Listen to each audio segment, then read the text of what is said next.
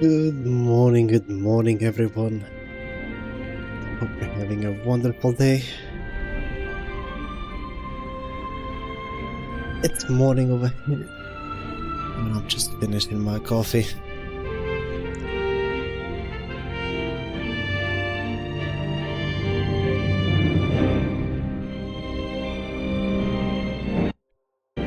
How's everybody doing?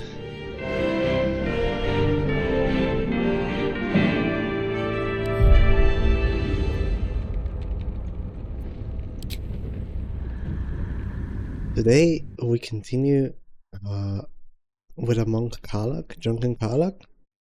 We restarted yesterday. Malestorm gave me a reality check and prompted me to read into legendary actions a bit more. Not to bother too much. We got a lot of done yesterday. We got to halfway through level 5. We got crit immunity. We got a bunch of stuff out of the way. Most importantly, we also adjusted our build a little bit. We have decided on going for Drunken Monk and playing this one out instead of sticking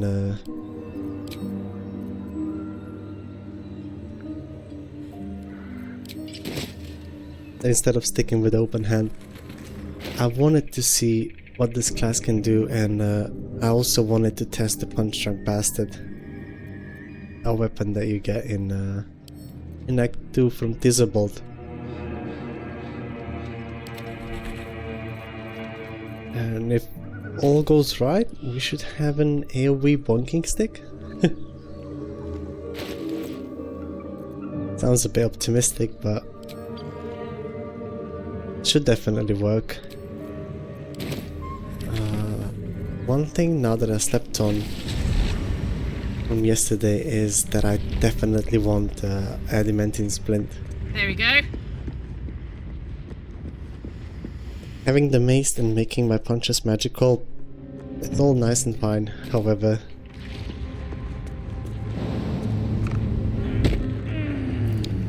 I would like to have my extra AC, so I'm not as confident when it comes to making sure that Raphael comes about. This will be our first time attempting it on Karlach Origin. I would just like to have another safety net.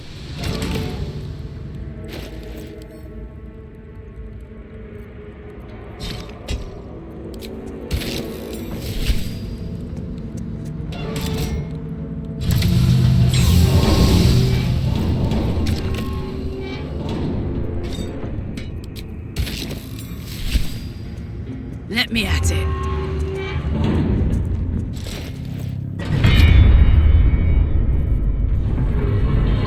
Yeah, pretty much the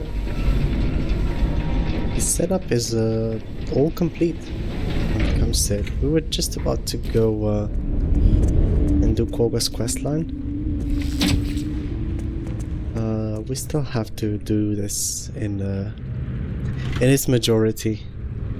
We barely read the letters, and the next stop is probably going to be fighting the methods as soon as we can get our hands on this armor piece.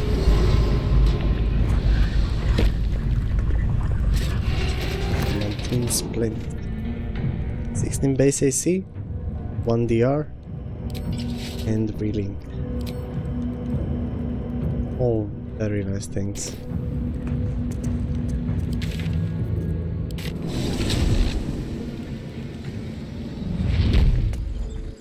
I also want to grab myself the Ring of Flinging from Aaron, and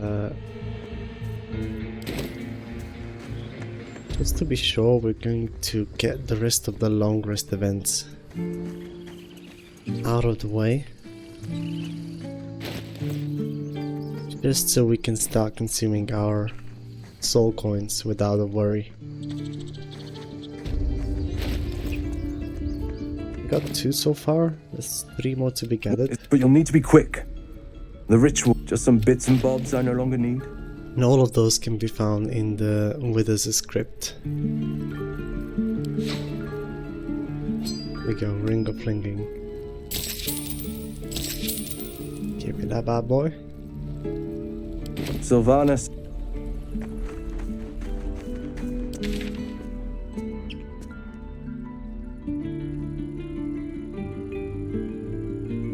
And so we're going together. The 3 soul coins, but not before we get the long rest events out of the way.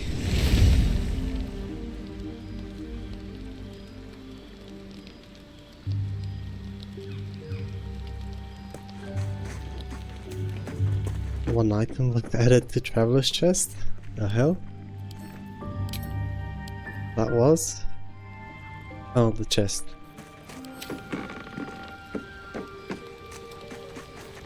That's nice and neat. You get a best spoil. Friend? Master? Friend? I stayed with him until I knew he was gone. I'll never forget him. But I'm glad to have met you.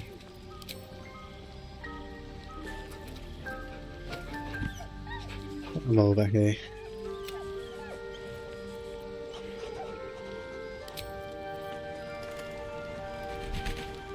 Sweet. I'm gonna do a full one. I don't plan to do much more in the future. I'd like to get all of my resources back.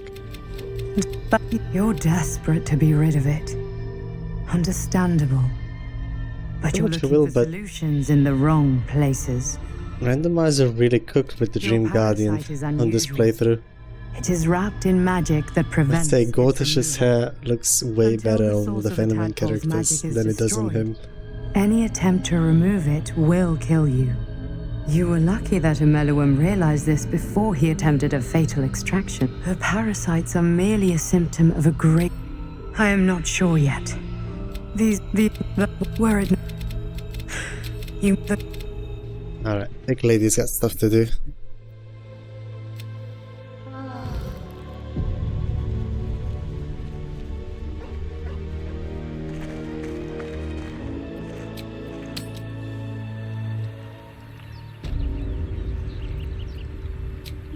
There won't be any Shadow Heart and Lae'zel squabble since we sacrificed Lae'zel to the fishes. Darian cutscene where he sneaks off to go hunt the ball is quite low in the priority list. And now that we got the second visit of the Dream Guardian out of the way, I think that is mostly it.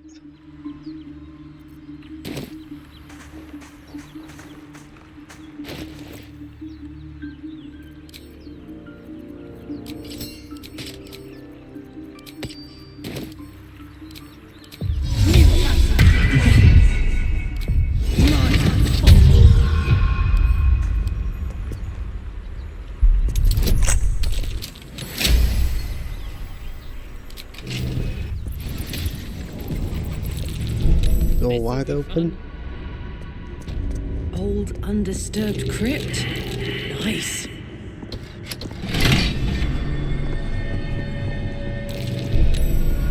Hot foot. Alright, nifty. And another soul coin is found in one of those. There we go. Just gonna leave the rest of this room. It is prone to exploding and Time to dance. I'd rather not take all of the damage. Sometimes you can get some nice scrolls of protection from evil and good from these chests. Usually there's at least a few to be found. There we go.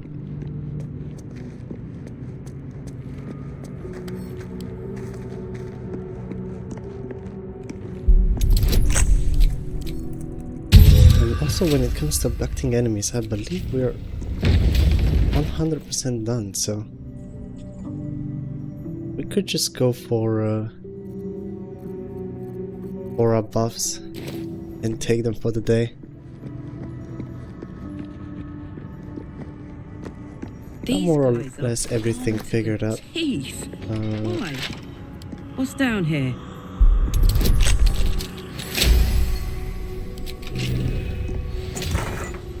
The only thing that's still put the strain on my mind is organizing Raphael to come to camp alongside with Mizora, because we went for the electrified water interruption of Raphael's conversation, and that will mean whenever Raphael does show up in our camp, whenever we leave Danger book. Let's read it. we attempt to leave the wilderness,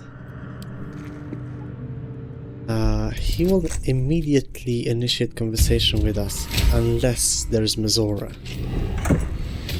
to come and say hello. So This book is far lighter than it should be with such a...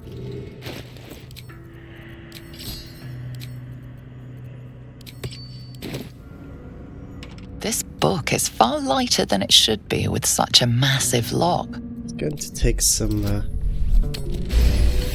thinking about, but A running thought was theory once that I script have is now an is obliterated that we- scrawl. You have a sense. just before we do the a list. grove raid, But we're of going to what? recruit Will, do a long rest Gods. where he comes to our camp, These are the names of gods. and then on the next once day lost, but now restored after we the second send Minty sundering. off to Entire raid the grove. pantheons have dwindled.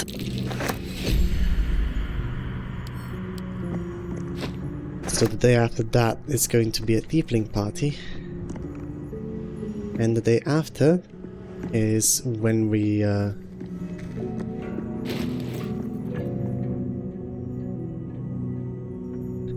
when Mizora should come to camp. So we'll have to make sure to long rest, to region travel at that point.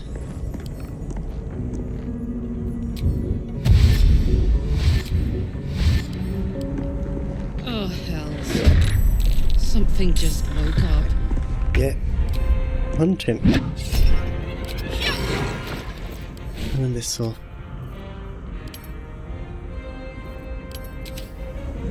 An opportunity attack to ask.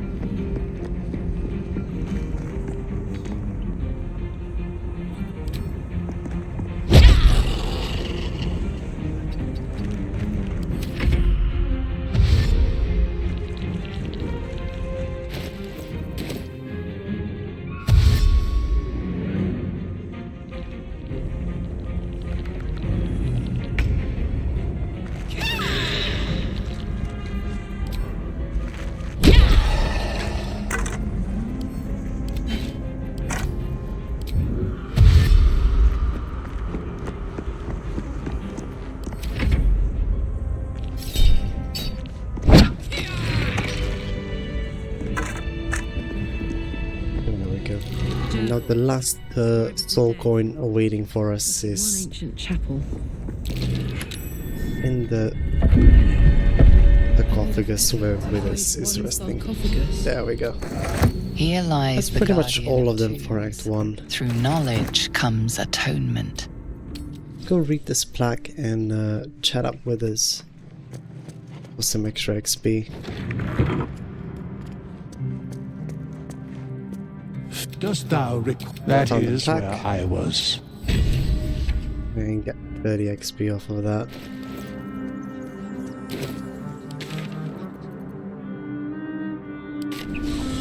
Alright, Koga time.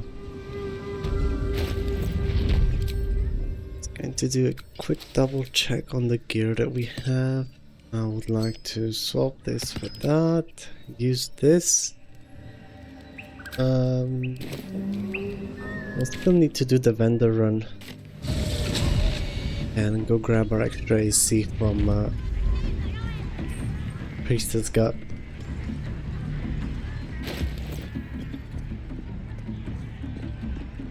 we're right now resting at a solid 20, which is not too bad.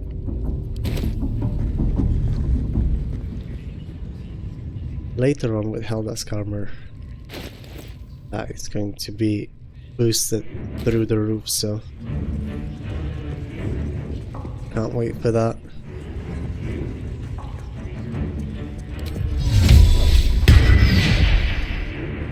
Need something? Me, what you've got? Theft in a way, minor elemental. Maybe a couple of these.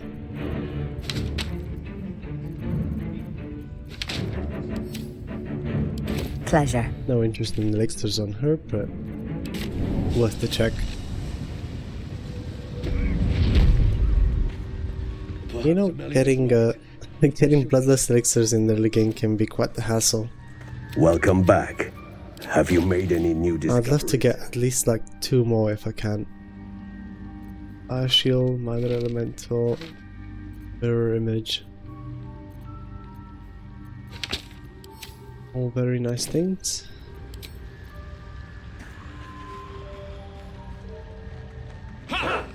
Maybe that has got another one for us.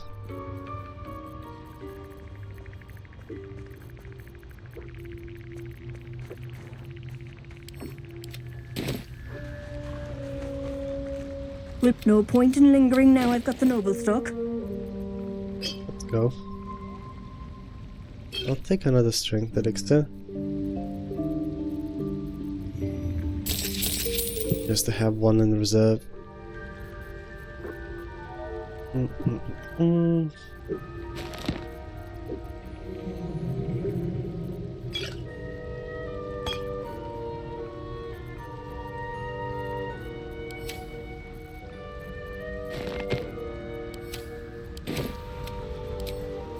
This'll do wonders for the shop. Stash the rest of these away. Eat. Human, is that you?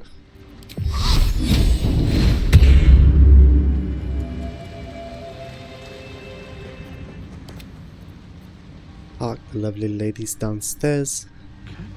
Eat. Come. To dismiss you.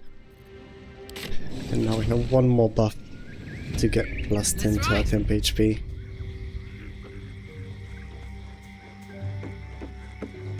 Now, test of the day. Does this well break the Fresh, temporary sweet-smelling HP gain water, the from warm- Bloodlust Elixir? Because we had this problem before, and it does seem to be the case because it did remove the temporary HP.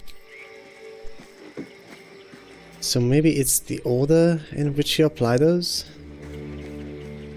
that matters? I don't know.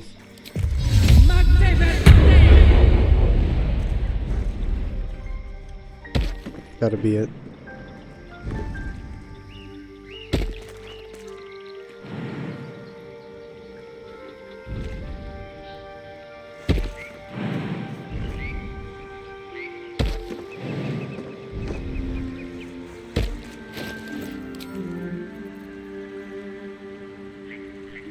The beef that I have with Coron's Grace is we gain +1 bonus to unarmed attack rolls and damage. However, the staff itself is not considered as such, so you're practically only buffing the bonus action attacks that you do.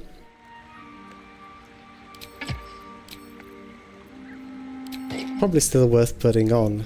It's just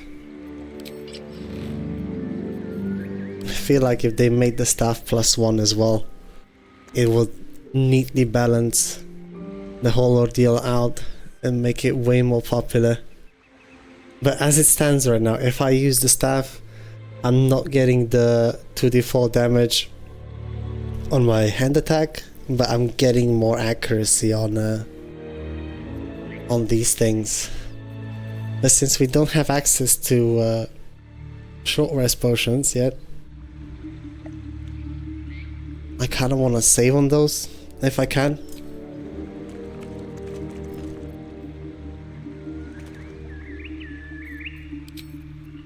But one thing that I did want to test was, do we keep the bless from Staff of Arcane Blessing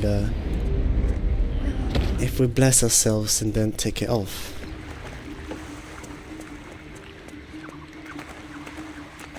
I'm gonna wait for the method to get closer to me.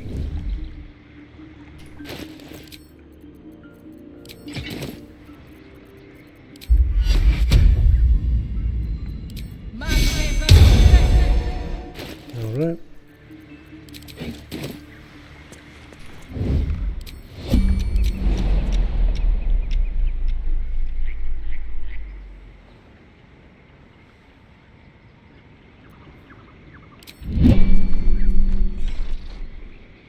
Gonna wait for it to turn around.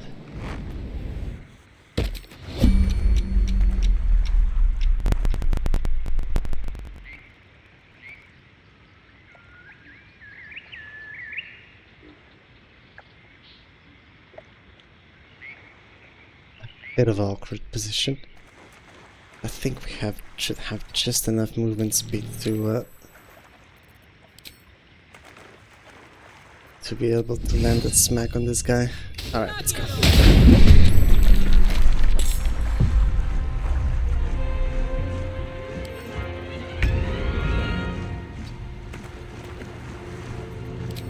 Place myself right over here. Going to grab this bugger and throw him into the other method. Let's go.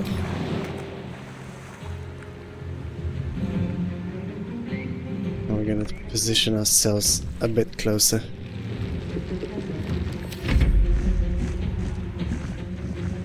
Got the surprise round with Thorn Whip, which is an action refresh.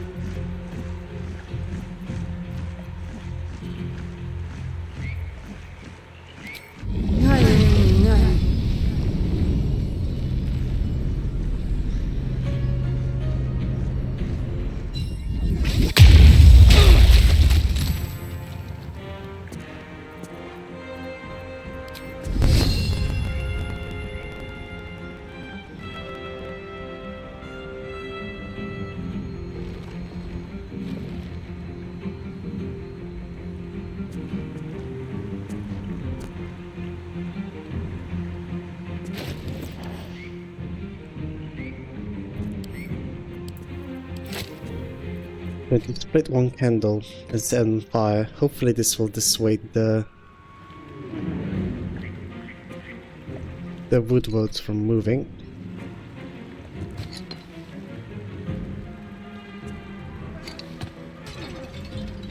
Yo, you get a fire surface, and you get a fire surface.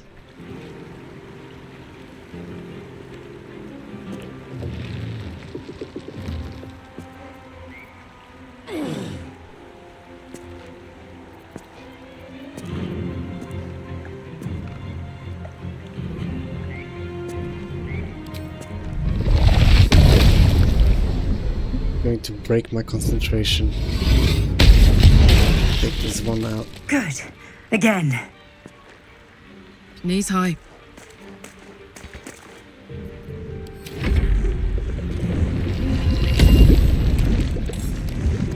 Eliminating the methods first, especially when you're trying to do melee, will prevent you from accidentally getting stuck into a chain explosion. Alright, these two guys are only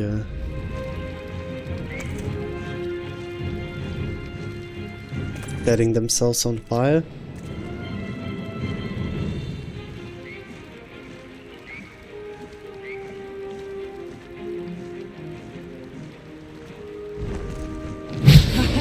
Yo, I didn't get the pump for that.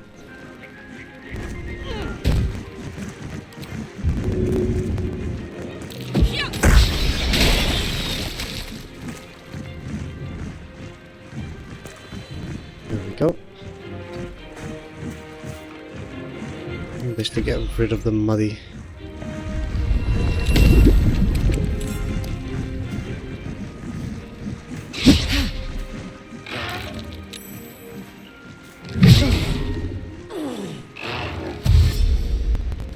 Well, it's one of the votes have to dash to get to me.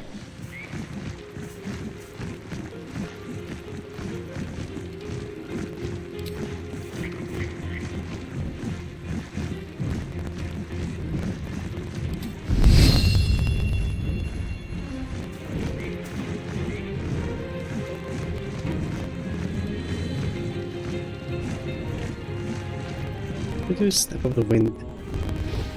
Engage. We're going to jump to this last method over here It's a tree. Maybe the one from Korga's letter. and toss it into one of the wood boats. Which is the one with the shield? It's this first one. So hopefully kill it, get a huge chain explosion going, make them both muddy. Nice. And create some difficult terrain. Oh damn.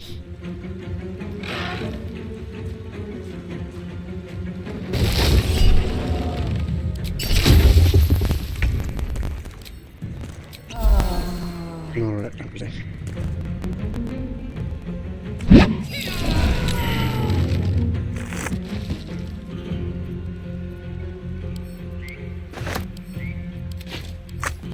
Get rid of you off the get-go, and I'd rather have the woodbolt dash instead of doing anything else. No, that works.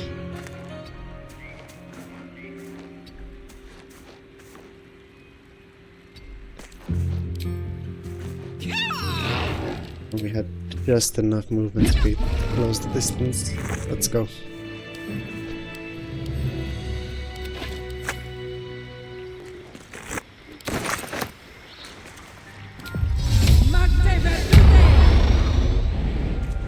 Half of Arcane Blessing as an early stat stick. Curious. Blessing yourself and then unequipping it is definitely quite poggy. Given that we initiate it with Thorn Whip, we get a plus 2d4 on this one.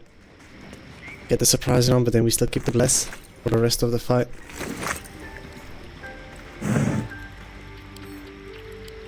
Real nice. Get this XP. We also get access to a wonderful pile of gloves, the Sparkle Hands. On a hit with an unarmed attack, they were against 2 lightning charges. Very useful for what we're trying to do. I think I'm going to swap these bad boys out right now.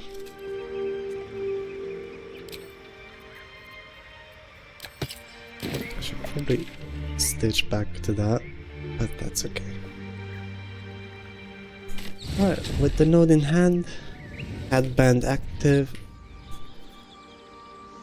and everything more or less taken care of, we are ready to go and face down Koga. We've already accidentally triggered the exploration XP on this point, so there's no more of that for us, but that's fine.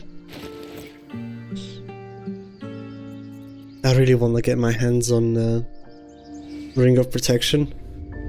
As a monk, and given that we're already level 5 and with the buffs we have 38 HP, I must say I'm not the biggest fan of that.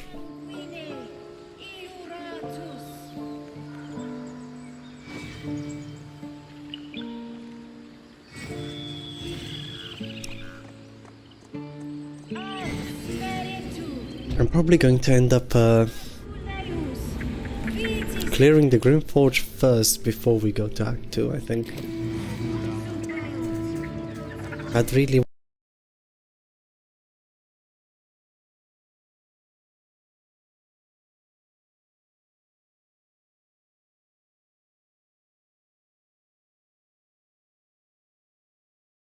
want as much XP as I can gather early on.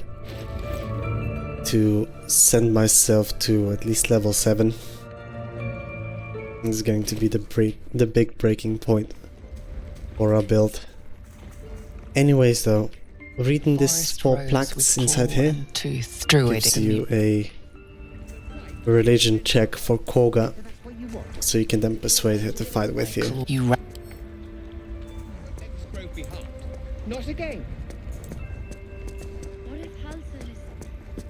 The tower history. Doesn't matter if you succeed them or not. Darkest harp. All you need to do is read them to get the check. Succeeding them, it's only a sage inspo, which we are not, so it's completely fine. Alright, before we continue, a couple of buffs. Guidance.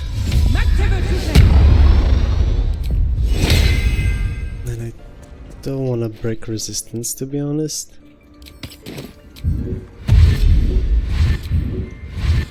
Let's pad up Koga, shall we? Well, there's time. Know the truth? You think yourself? Take this letter, rat. As you say, Olladin. And harmony is not weakness, it is balance, strength. Sylvanus calls you to preserve it.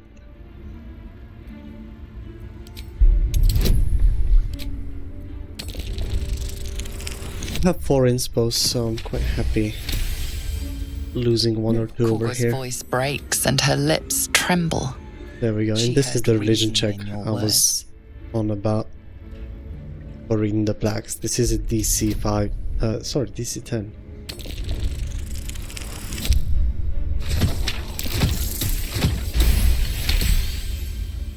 When the darkest hour fell, it was us that brought light.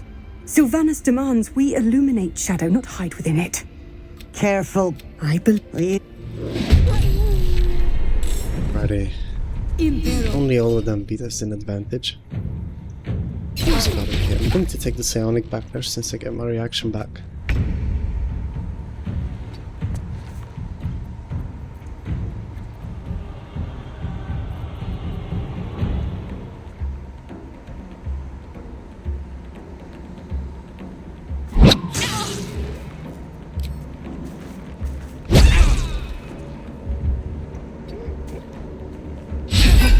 Taking the opportunity attack here because I'm terrified of Koga's moonbeam, so she won't cast it on me, but she should cast them on both of those.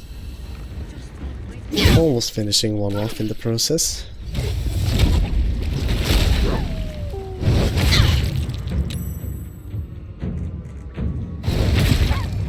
Now bringing a bloodlust elixir to this fight is super beneficial because killing druids in their wild shape gives you the extra action.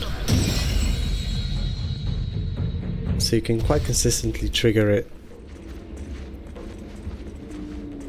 almost every turn, given that their wild shape, except for Wrens, do not have that much HP.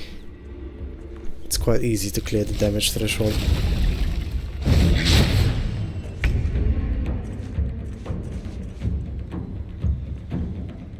Okay, so I'm gonna punch you first. Get my bloodlust.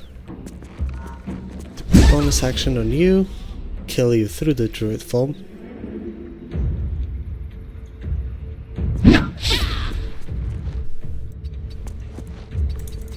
I'm going to back off a little bit.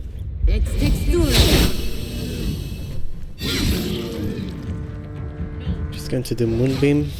That means Bren has got very little HP left in his normal form, so he's almost dead. There we go.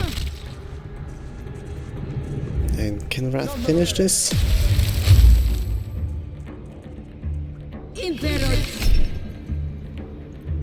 No. But we can. There we go. Get in the Kogas to side with you, and if you're a druid, you can get a very unique reward. When you speak, my fate lies. Meanwhile, well, I won't forget the wound. Called the Pale Oak. It's not the best staff in the world, however, it does sell for some very nice money, so My dog's a bug. that's real nice. And if you're wondering about Brudemar's Revenge, it's not that I'll need it much on this run, but we can always come back and kill Koga whenever we want. I will accept it in full.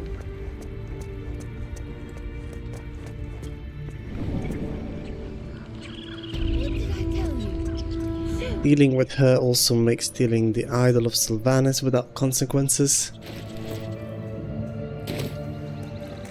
Do that right now. Gonna make sure that I'm not being observed. Invisible me. That travel to camp. As to not get spotted. While I'm at it.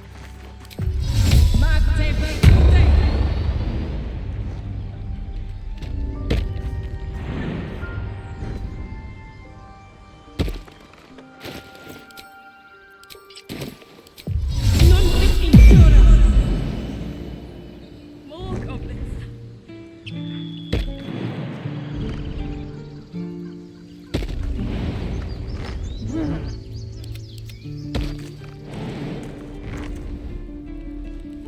On it. Hand over the idol to Mol. Complete the quest. Get a ring. Very beneficial ring for the early games, especially if you're lacking on AC. Can give you the very much needed +1. I had a feeling you'd be. Idol is all yours. How many pockets to pick?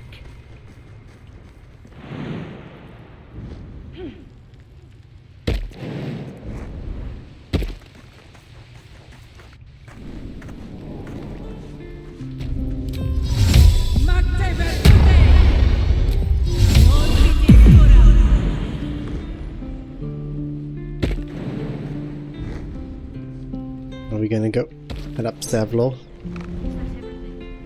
Speaking to him for dealing with Koga, it's another 45 XP we don't want to miss out on.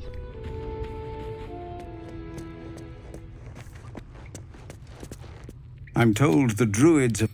It's sparse. It's no... Thank you.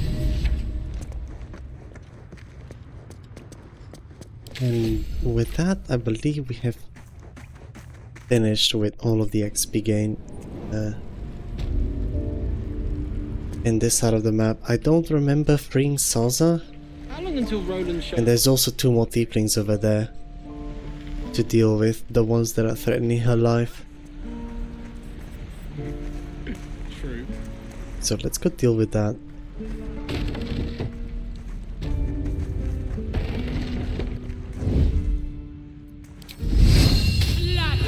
Sneaking.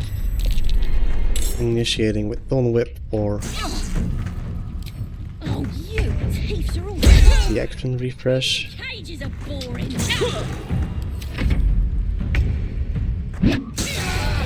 There we go.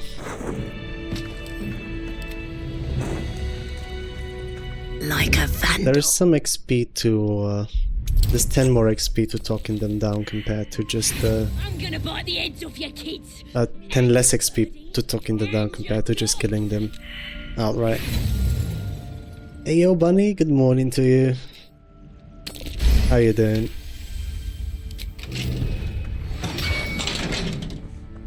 We're just continuing where we left off yesterday. They're gonna burn this pretty The absolute is gold from the sky. And then you can cut. Then hurry up and do it. Bloody thieves everywhere. Now, Thieves everywhere. saving her from the cage and then going away and coming back will make the game consider as if you have saved her. So if you don't want to escort her all the way to the goblin camp,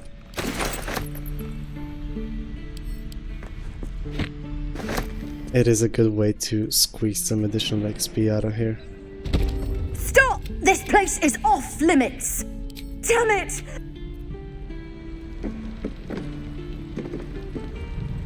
She's also one of the tieflings that don't make it. Guards! Yeah, I know guards, but shut your trap. Wex is already no longer present. I'm alright, made it to Act 2, let's go. Good job. Act 2 is where most of the very fun things in this game are. All the best items. And also, clearly, one or the more challenging bosses can be found over there. So yeah, congrats on that.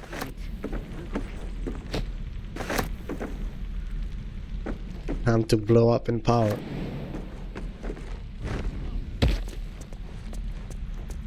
That's not to say that Act 1 does not have a lot of powerful things as well, it's just that Act 2 allows for more diversity when it comes to making builds. Alright, and that's the other 15 XP for not even helping out Saza outside of breaking her out of her cage. So I'm just not even gonna bother with the rest of her quest and just get rid of her straight away. And that was the last of the tieflings.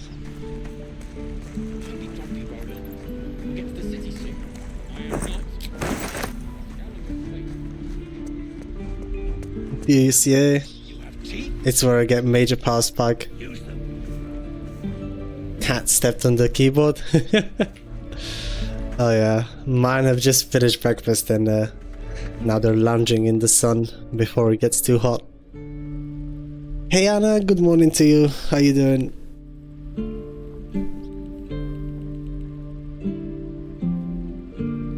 We're just clearing out the remainder of Act 2. Getting everything out of the way.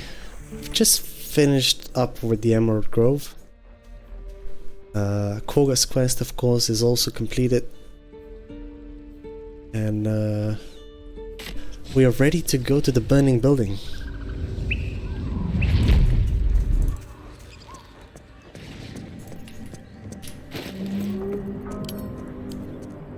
We are sitting at 2.6k away from level 2. I believe that with everything from Act 1 we should have more than enough to get ourselves to level 6 before the Grove raid.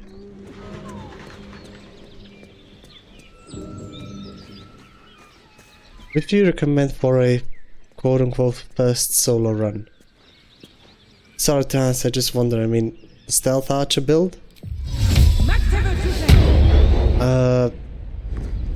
For the very first timers, if you want to have a lot of great defensive layers and also some incredible offense, I would definitely recommend the Eldritch Knight. Now, I haven't played a lot of new classes yet, and I've heard that Arcane Archer is super good. But I would stick with the Eldritch Knight simply because it's a fighter, so you get a fighting style, you can squeeze some more XP or accuracy or damage from that, or consistency of damage. You get good armor proficiencies, you are proficient with every weapon, so stat sticks, you can just choose which one you want. You can also get access to shield, enhanced leap, long strider, blade ward. You get more feats than other classes besides rogue, and you get them earlier, so you can have both alert and a feat of your choice at level 6. And if you've been watching my playthroughs, which I know you are, you can get all of those in Act 1, and later for Act 3 you also get Eldritch Inertia, which whenever you hit an enemy, they just gain disadvantage on whatever you do. Melee or archer? See, that's the best thing about Eldritch Knight. It doesn't matter. You can do both. The only thing you would adjust for is then choosing a different fighting style at the start of the game, but Eldritch Knight works with both of those. So yeah, and it gets two of my favorite saving, well, one of the better saving throw proficiencies being strength so you don't get shoved around. If you have high enough athletics, enemies won't even try to shove you in the early game. And also good con saving throws for stuff like bleeding or getting pushed off cliffs. Like Thunder Wave is a con saving throw. You also will be less likely to get poisoned, so your attacks will be more consistent. And yeah, you know, fighter, like at any point you can do whatever the hell you want. So if I had one recommendation, it would definitely be EK. And also you're able to bind the weapon, as Chaotic Bunny is saying, so you won't be getting disarmed anytime soon. And there's also some very good weapons. The Chargebound Warhammer that Damon sells in Act 2. And pretty much any other weapon with thrown property can work really well. Can EK defeat Answer? For sure. If you take EK Wood Elf and you put Crusher's Ring whenever you go and fight Answer, with Boots of Speed you should have enough movement to go from Answer, fly all the way back from where you entered whenever he does the Supernova attack, to hide behind the wall and get to safety. And then you can just always make your way back, and because you have improved extra attack, you're still attacking him 3 times per turn. So yeah, like the most beginner friendly, in my opinion, would probably be Eldritch Knight. Because most of those things that he gets are all passive buffs. You don't have to actively try to use the ability to make it good.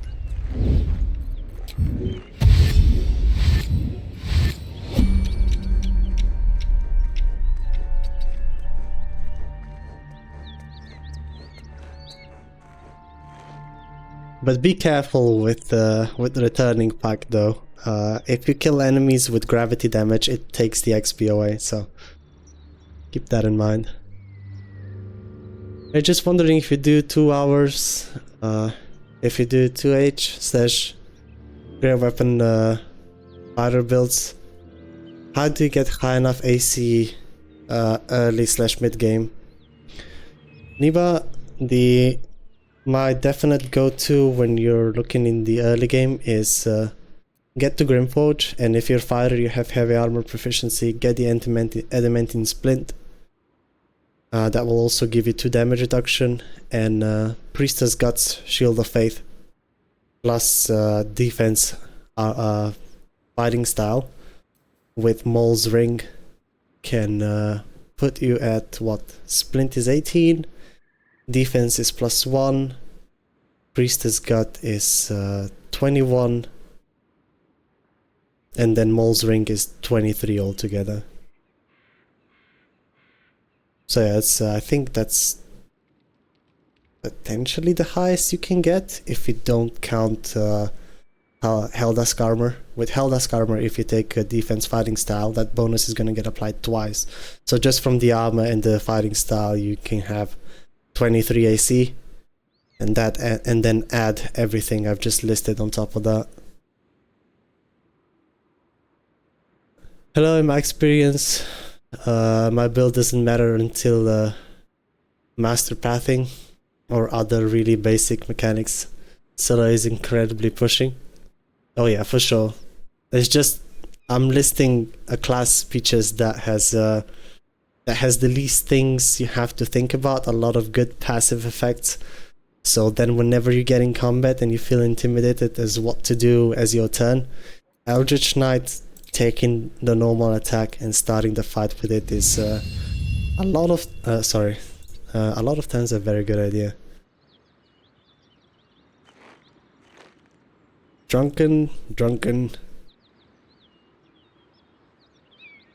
You don't need high FC if you kill stuff fast enough. True. Or if you have enough movement speed. That's why Boots of Speed are that good. Alright, so when I get here, I want to get Fang out of the way first. Nice crit. The fuck was that? Oh yeah, 2d6. And we roll 4d6 and we rolled a 20?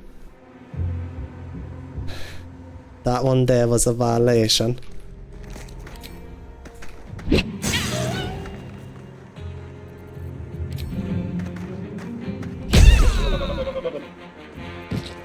Yo, I've discovered what makes Bloodlust Elixir bug up.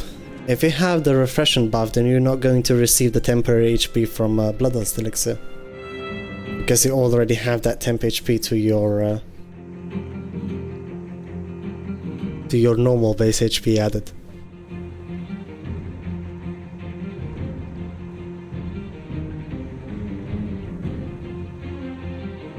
Getting your Hex Rogue off the ground today, I hope.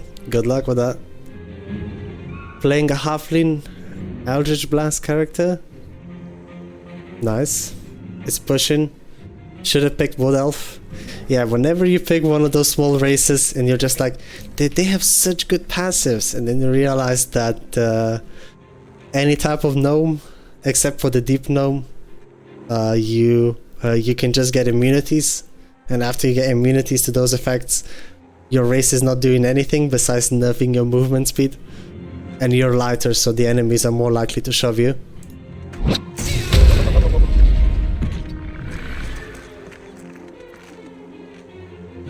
And then if you're looking into Halfling, which stays relevant throughout the game, let's say if you're rolling ones on your attacks and that gets re-rolled, let's just put that into like a practical situation. In case you, let's say if you make a build that plans to miss, and like if you're making a build like the order, you're probably making a bad build. But then again, let's say that you roll a 10% of the time, right? What is your passive, what is your racial feature doing the other 90%? You know? And so like just taking how many times that rerolling one comes in useful for weighing less and having less movement speed, compared to just having plus 1.5 movement speed from Wood Elf, or having Booming Blade for High Elf, or like gear proficiencies from Human, and the additional skill proficiencies. It's not a bad passive, it does not, if you're making, if you know what you're doing when it comes to builds, and you're taking care of your accuracy, that one is ensuring that you have good saving throws. Rerolling those ones will matter less and less the better you get, so yeah. Want to play a rogue so much though? LOL. Definitely, Anna. Like, rogue is a very very good build when it comes to solo. Like, if you understand how uncanny dodge works and how to you understand you need to save your reaction to make use of it, then rogue is possibly better when it comes to just pure sheer, hey, I don't take any damage, whatever you do I don't give a shit about.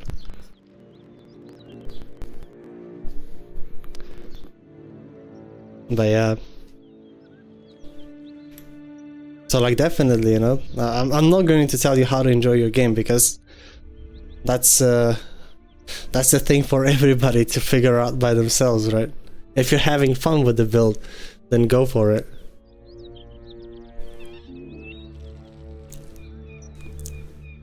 Arcane Trickster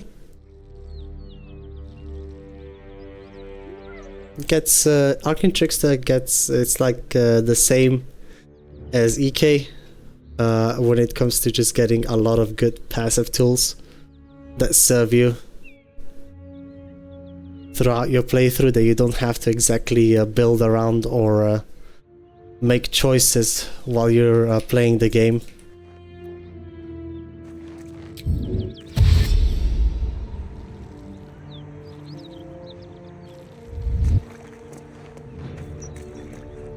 I'm now so annoyed with the movement speed of starting over. Heck, Awful. just made it tack to be fine. Thick with Oh blood. damn. Now, Oglove, yo, don't take me the wrong way here, Hear bro. what It's comes like, next before you see it. The sharp snap. enjoy your game however much you want. Yelp It's of just, pain as her body starts I'm to here twist to, and undulate. to talk about the game with you and hopefully not dissuade you from the choices you intend to make in your game, because like you're experiencing for yourself and you see what works for you, right? It's just we're comparing things to one another, so to put it. But if you find one thing more useful and one thing more suited to you, then you know, like, enjoy the game however you want. Don't let some opinions of a half-baked BG3 streamer Quickly, but not quickly. sway your decision making. Her belly splits like... Alright, letting these guys transform can give you another 20 XP, so Watch this! make sure that they get a good rest on the ground before starting to punch them.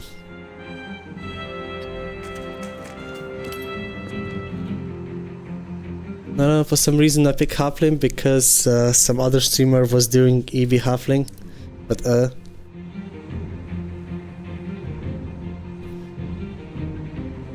it's Halfling is not a bad sub race if you're struggling to hit, right? And if you don't understand how to increase your hit chance and you want to rely on that as you're still learning the game, then it's completely alright to pick Halfling, you know. But I'm just saying that once you get better at the game and you know how to get these bonuses, this little number higher up, the less Halfling's passive, the less and less, proportionally, the less and less Halfling's passive becomes useful for you. And then it's just the downsides from Halfling that remain. That's why I said that the sub race is bad. But if you don't understand how to make yourself more accurate or how to increase your saving throws, then hell yeah, I mean, like, use Halfling, you know?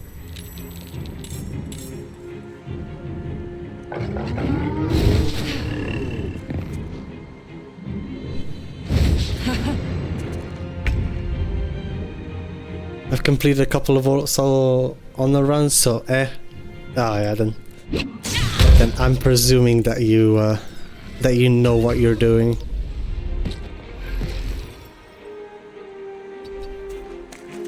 But there's also one very important reason why to play Halfling, and it's roleplay. Halfling is the only one that has to make Karlach bend down when she kisses you, so hey, that's a valid reason enough as it is, isn't it?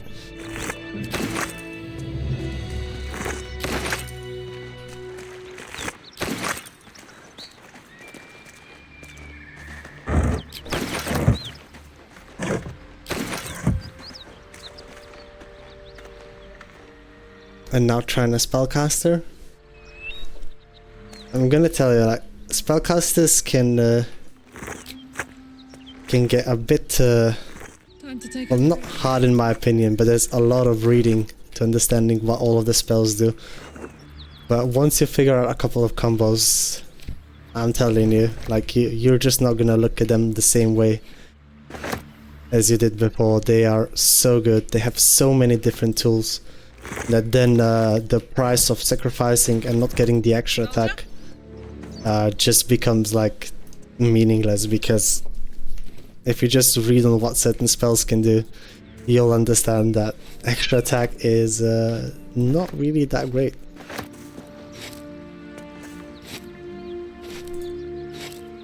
And casters are also the ones that get a bunch of good amulets in Act 1, which melee fighters don't necessarily get. Of course, that is all without context, and it depends on what you're doing, but it's just my 2 cents on the thing.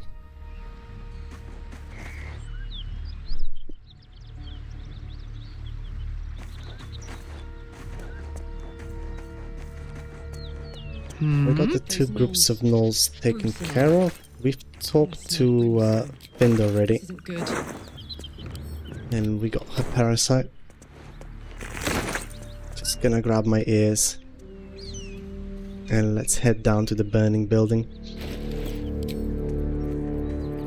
Hold on there.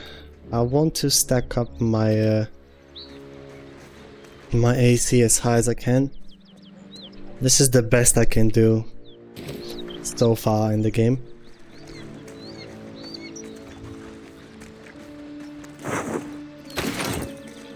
It's 23 and it's not even close enough not to get hit, so I'm probably gonna be using key points for this fight. Of course, I could just multi-bomb these guys out of the existence, but that's boring. Like, we all know what multi-bombs can do. But yeah, with a quick minor illusion and a multi-bomb down, you can clear all of the flaming fists over here. And I'll try not to do that.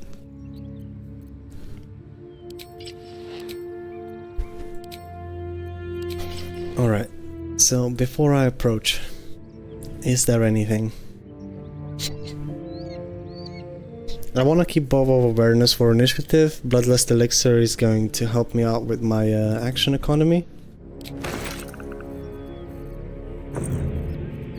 It's gonna ditch all of the extra carry weight. And we're going to check our situation on the speed pods. We only have 2. So I'm going to go and collect the extra 2 that I can get from the shore, now that I have Key of the Ancients. I do have that yet, right? No, we don't, so gotta go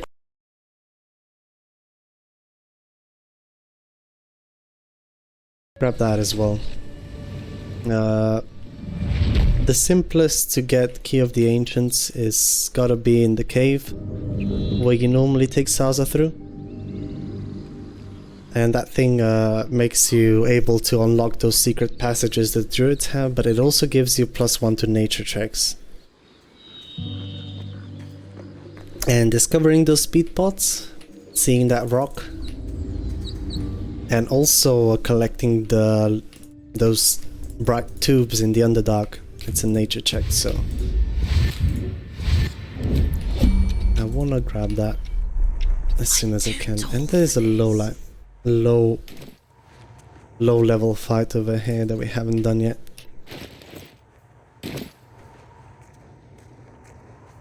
Do you think the fight up front? Turn this off. Fire in those eyes. I smell a trap. that way. I'm moving these boxes since patch 8 because the game could bug out because I'm traversing uneven terrain. Find another one. And I want to turn this thing off. There we go. Oh, this was more fun when he was screaming. We're gonna get some pre-prep going over here. To get this. Put on boots of speed. Light as air. And we're ready. One thing that I need to start implementing a bit more is precasting Featherfall and Jump, Enhanced Sleep. Because just having this insane amount of mobility can most of the time finish the game off the get-go. So let's start with a quick Thorn Whip.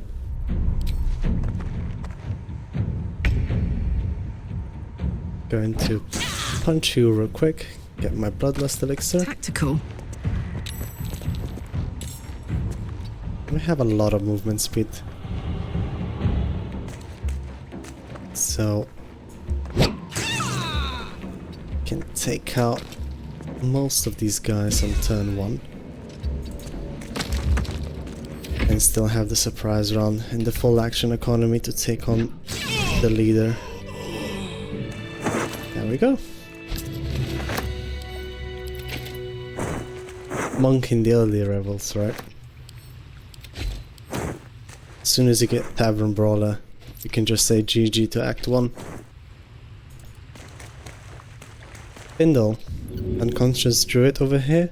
You can heal him up, talk to him, XP, and then take him out for some additional XP. Oh, thank you, thank you. And we're going to leave. Get the 10 XP for talking to him. And give him a good smack on top of the head. There we go. Get a key of the ancients. Where to? Disable all of these traps.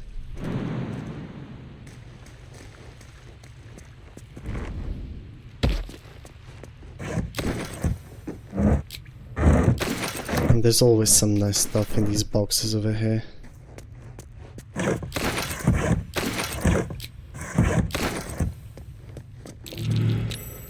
This'll be fun. Inside this is Nature Snare. But I'm not planning to use weapons quite just yet. I'm still more stronger, and Tavern Brawler is taking care of my accuracy.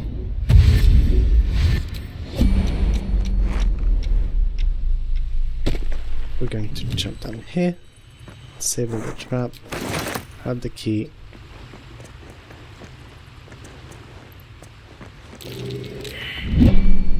And there's one more chest down here.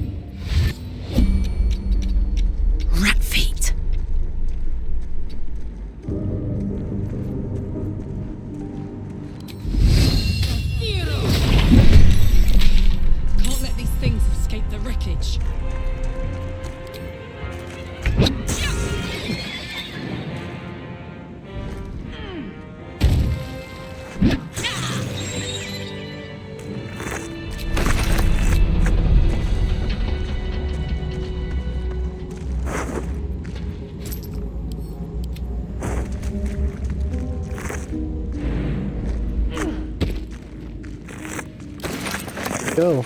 We lock into another speed pot from the Mind Flare. Let's go! And now Shapeshifter's Boon and Key of the Ancients and Explorer's Ring. Of course, some guidance as well. We have quite an easier time discovering the speedbot chest. We have +2 from this, +1d4 from guidance, and +1d4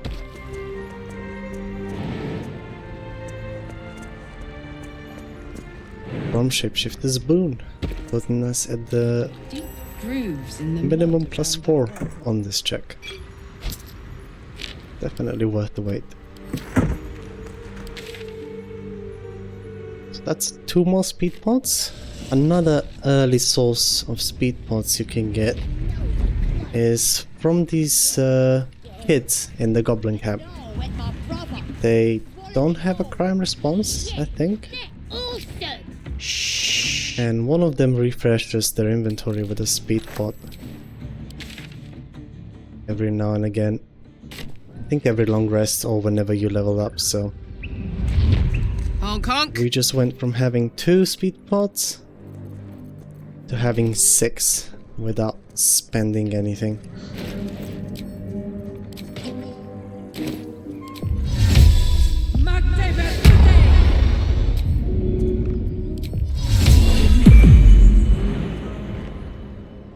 just for exploring. Enhanced leap. I could do this all day.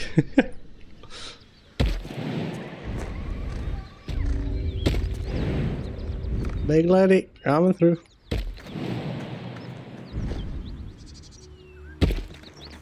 Alright. We are back. So whenever you approach this site, the burning building won't stop burning down until won't burn down until your character approaches the area and says the line about the smoke, and that is your cue then to not leave this area, otherwise the quest will resolve itself in the worst possible outcome. Something's burning. AKA Councillor Floric will burn down together with the Burning Man, and all of these guys will leave. Someone needs help. Now we waited this long for this is because we want to kill all of these flaming fists. And before we do that is we talk to the one in front of the doors to grab the extra XP from here. And the rings of choice that I want are also Moondrop Pendant, although maybe having Misty Step. Do we have a scroll of that? We have 2 scrolls of that, so I'm sticking with Moondrop Pendant.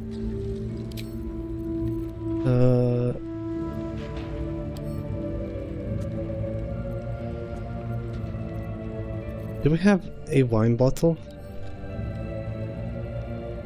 Or some alcohol? Not really. I could use that to get half of my key points back, but this one's gonna give me another 2. I'm gonna use that right now. The animation seems to be a bit broken, but there we go. And I'm not too keen on using leveled spells for this run, so we're going to go into this with probably resistance going before we can do this and this and this, and we're also gonna put on boots of speed. We're going to sneak really quickly.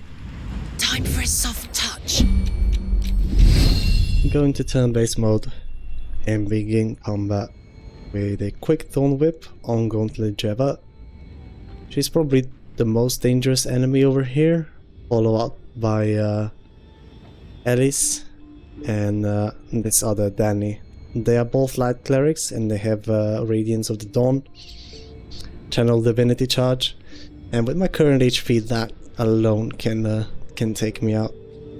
But she gets a sword and she's also a battle master. And that sword says you gain plus 1d4 to attack rolls against enemies that are not at full HP anymore. So I'm going to snatch her up. We did not get the surprise round. Okay. So I'm going to begin by attacking her with a quick double punch.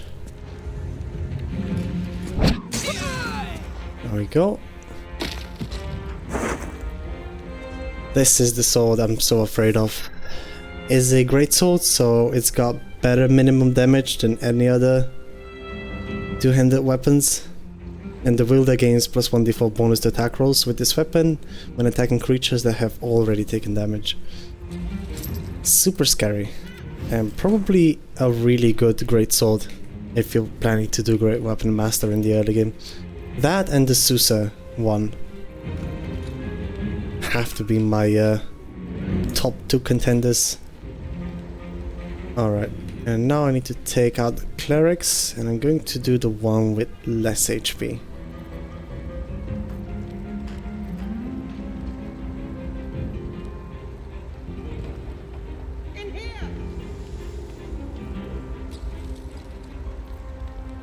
3d6 psychic.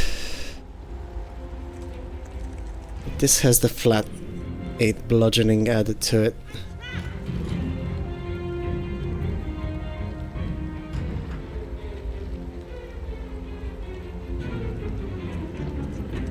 The thing that I'm considering right now is that I have messed up and I didn't take a speed pot before we began, so I'm going to apply one now.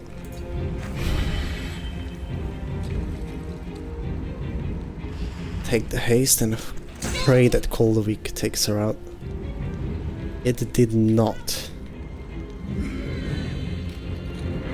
So that means we're in danger.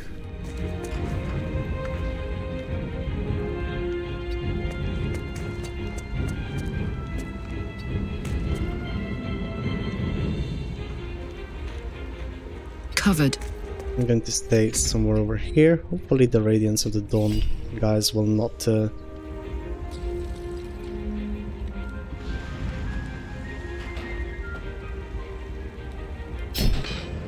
go for that class spell quite yet.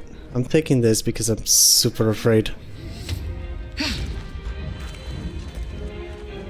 of that thing. Alright, she went for Sacred Flame. We're good. We can survive one cast of it, but two... probably asking for a bit too much.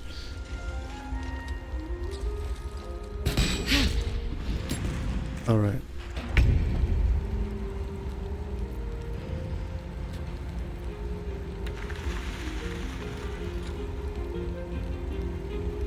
I'm going to take my patient defense, just so they make their attack rolls against me with disadvantage. And we're going to start by smacking you out.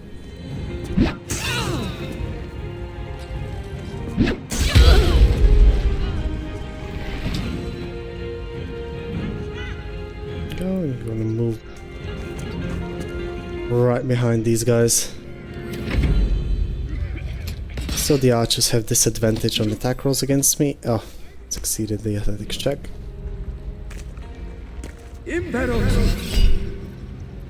No psionic backlash on you. I'm saving the psionic backlash for her in case she decides to cast a spell. Staying on cantrips. And she had to dash, so no attacks for her. The archers are quite accurate, but they do the least damage.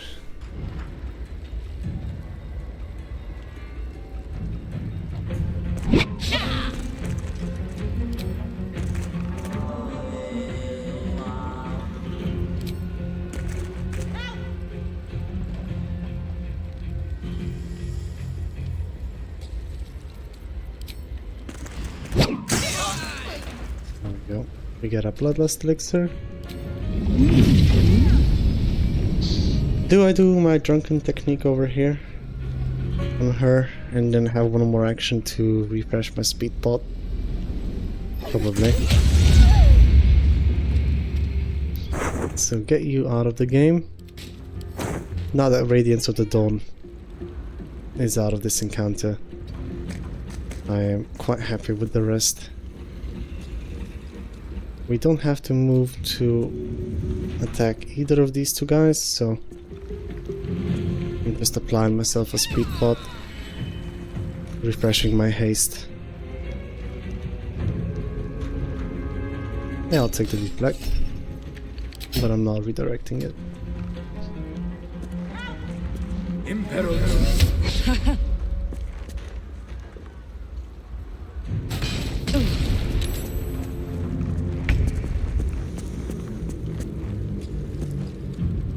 These guys without a crit can hit for maximum 14, so we're good with surviving at least 2 of their strikes.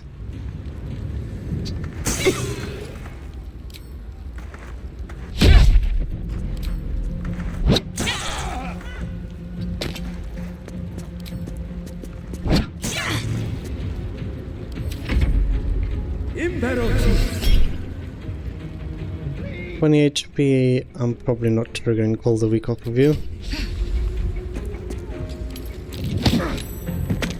How do you all succeed on that shit? Why is difficulty class 0? It's like... Chill, man.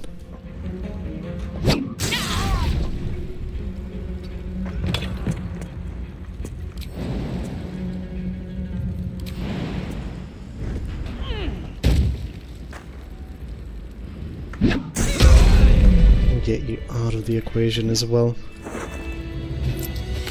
Beautiful. Killing all of these guys is 40, 80, 120, 160, 200, 290,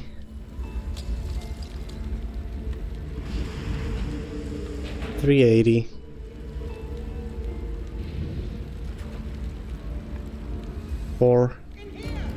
400 XP positive, so very worthwhile trying to kill these guys. But for such an early encounter, this is probably one of the more deadlier ones that you can do.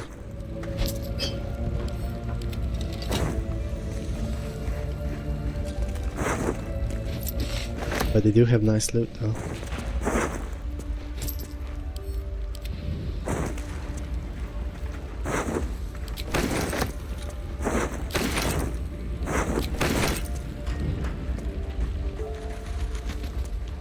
Is these guys dead? No.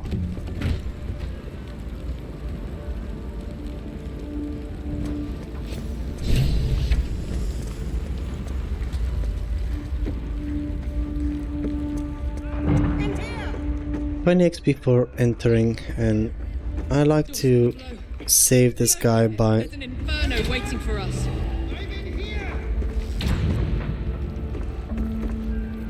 start blowing this door down, but I re-dash at the beginning. There we go.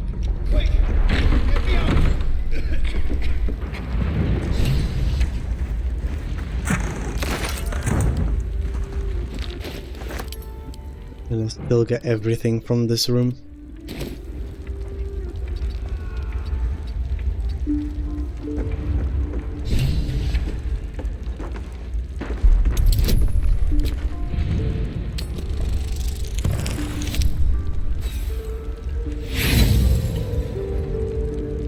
I'm re-rolling on this because I have a lot of inspos left on this map. And I still haven't used a single one, so it's not a waste. And if we save him this way, it's immediate 20 XP, so... That's real nice.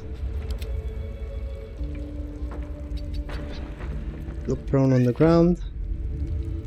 We're gonna pass his turn.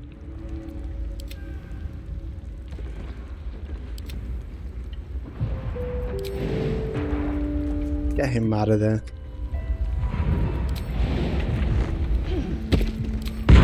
Oh no, we can exit turn-based mode.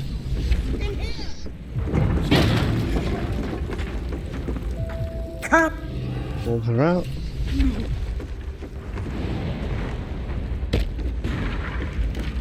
And when it comes to weapons, I probably want the trident if I'm ever going to use anything. Trying to keep this build primarily the throw or melee. Before we do that, turn on non-lethals.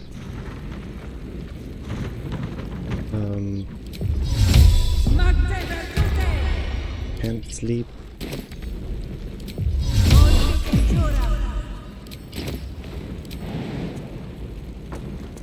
Get over there. May I trust you? I fear that Craven guard. inconvenient. I'll Thank rescue you. him. I will. Thank you. Give me the trident. We're gonna get over here. Let's sneak. Shadow lag. Walk up behind her. Knocking her out is an additional 150 XP you can get in the early game. And if you knock her out, this is not going to affect her quest at all. So once again, she's just going to ignore my Thorn Whip, I guess.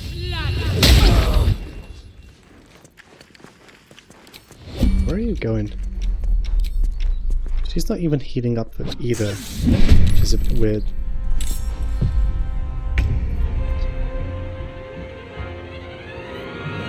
Yeah, I don't know what's up with that, but sometimes enemies will just... Especially the neutral ones will ignore my Thorn Whip and just walk away. Had this happen on my previous run as well, so... Thorn Whip only good for starting combat with enemies that are like programmed to get hostile. She's just programmed to like walk the hell away. And we didn't get the surprise round. Which is a bit of a shame. How many other things do we still have to do? Still the entirety of the Centrum hideout and 3 more fights in the Goblin camp. But outside of that, that's pretty much it. Done the Albaz, done this, yeah. I'm fine with spending a key point for this. There we go. 150. And we even get both of the health pots.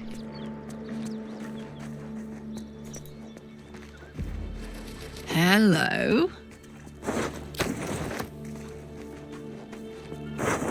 What next?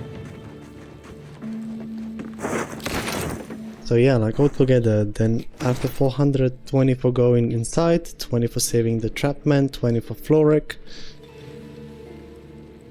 and then knocking her out. So we have 460 plus 250.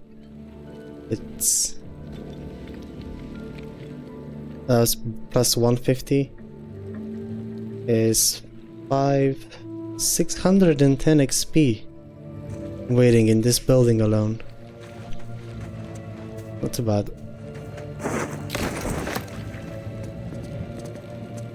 I'm just doing the math, so eventually I hope to memorize these numbers, but doing a piss poor job at it. Over here is the second place where you can find soap bars. You don't need mods to keep your characters clean. Just grab some soap and get the grime off. Does the job quite well.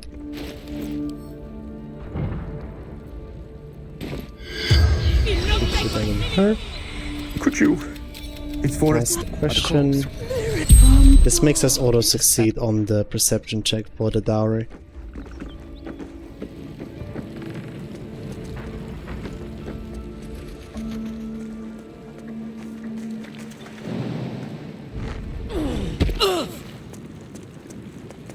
Landed on the 1 pixel of fire that there was there, right?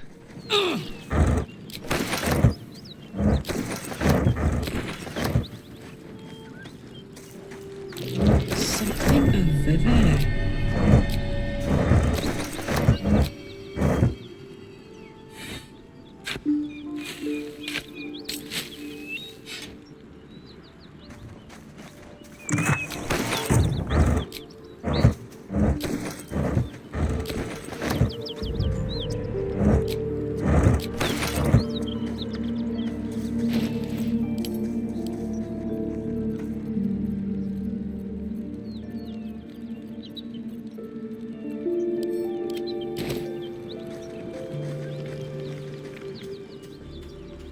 Dowry is in this haystack.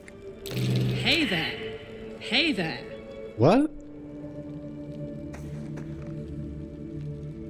Not talking to him was would make that not succeed. The hell? I guess I was wrong on that one. It's not an auto succeed at all. Hey there. Anyways.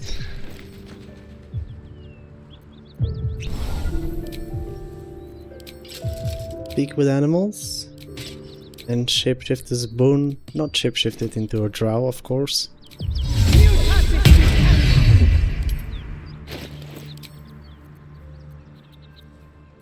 We can go and chat up the terrified ox in the background.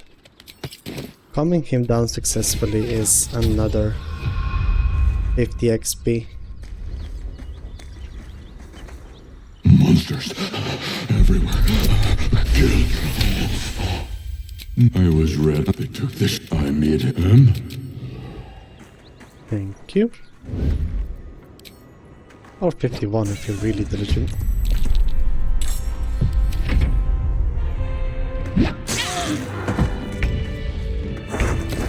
Saddle up. Go and grab a couple of our companions and succeed that perception check real quick. Hey. A vampire? Well, obviously. So... Need you in my party, would you?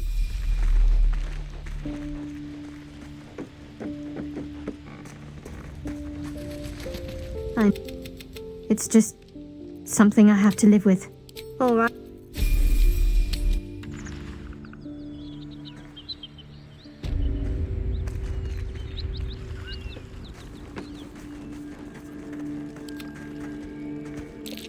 Very nice. And it gave me another gift, too. Did you actually want... Done. Perhaps we if you're sure. The dowry.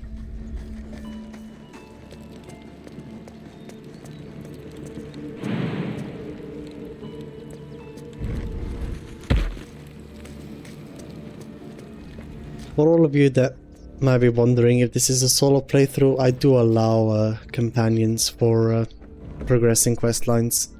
I just don't take them to combat or help me in combat in any way, shape or form. I won't. Alright, 25 XP for finishing your quest. 26 is a bit more gold positive. Marching. Go down to the Zentrim hideout. Now I'm fully expecting the game to crash once we get into the basement itself. This had happened before, and at this point I think patch 8 just messed up the basement. Someone's moving around. Which I wouldn't be surprised about, but still. Another one to be added to the list. What in Almata's broken bones are you doing here? I don't know, what are you doing here?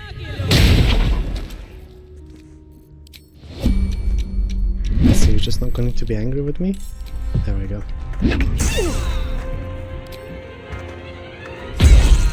That was a big weak damage, don't you think?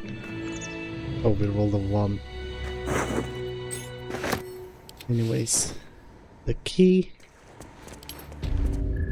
and 40 XP for finishing this guy off. So yeah, with the dowry together and the strange ox is 40 or 70 XP. Very nice. 300 to go. If we haven't gotten the key from the guy, you can find it in this wooden crate next to this table.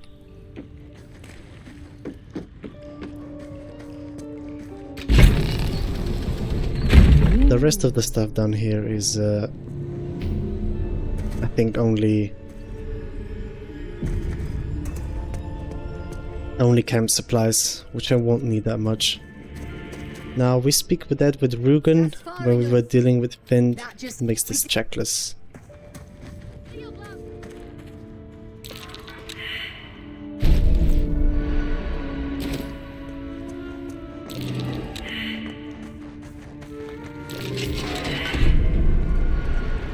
Hope you weren't followed, mate. Talking to the artist just once over here rewards you with additional 20 XP. Let's go hand over the chest.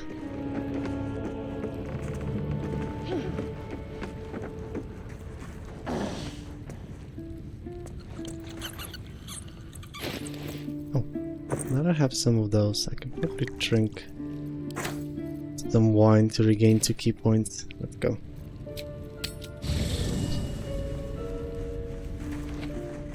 Lucky! I really like the regain on consuming the wine. It's very quality of life kind of feature. There's no need for this. Free me now, and I'll see the I decided the Starian Ranger with 7 levels of rogue. Interesting. Interesting. Tell me more. But I like where this is going. Tell. Our trader can show you some of our more exotic items now. But don't delay. This place is likely to be rubble soon.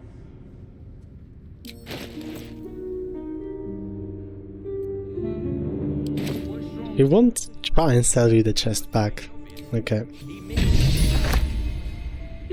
But yeah, giving her the chest, 60.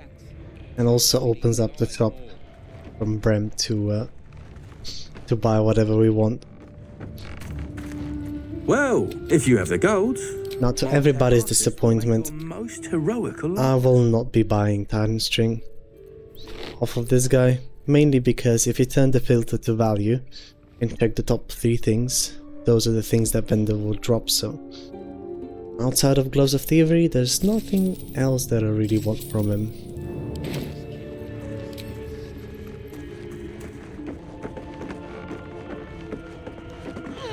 Alright, we got that out of the way. Going to put the Alchemist's Fire in my hotbar. And we're going to save real quick, just so the game does not decide to crash on me. It's done that a couple of times already. I must say I'm not a fan.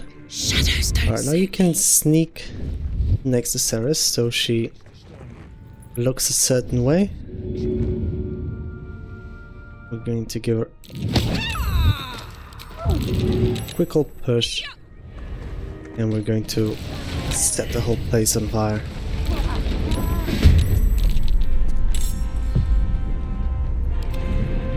There we go.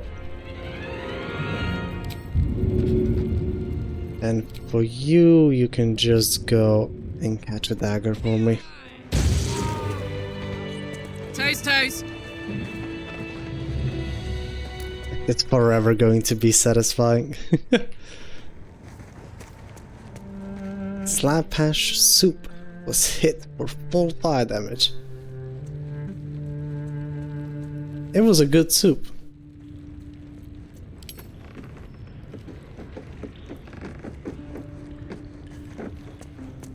Gimme!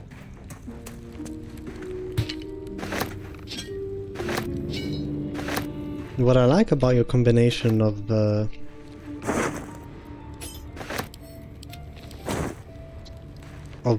levels you're doing there, Anna, is with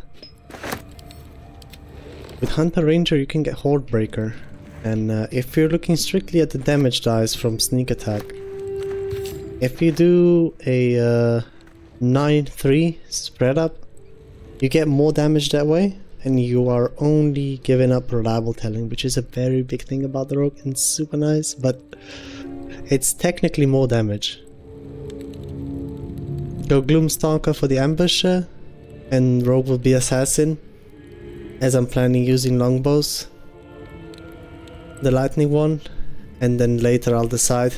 It's a very common build, but it's a safe option for solo. Oh yeah, for sure.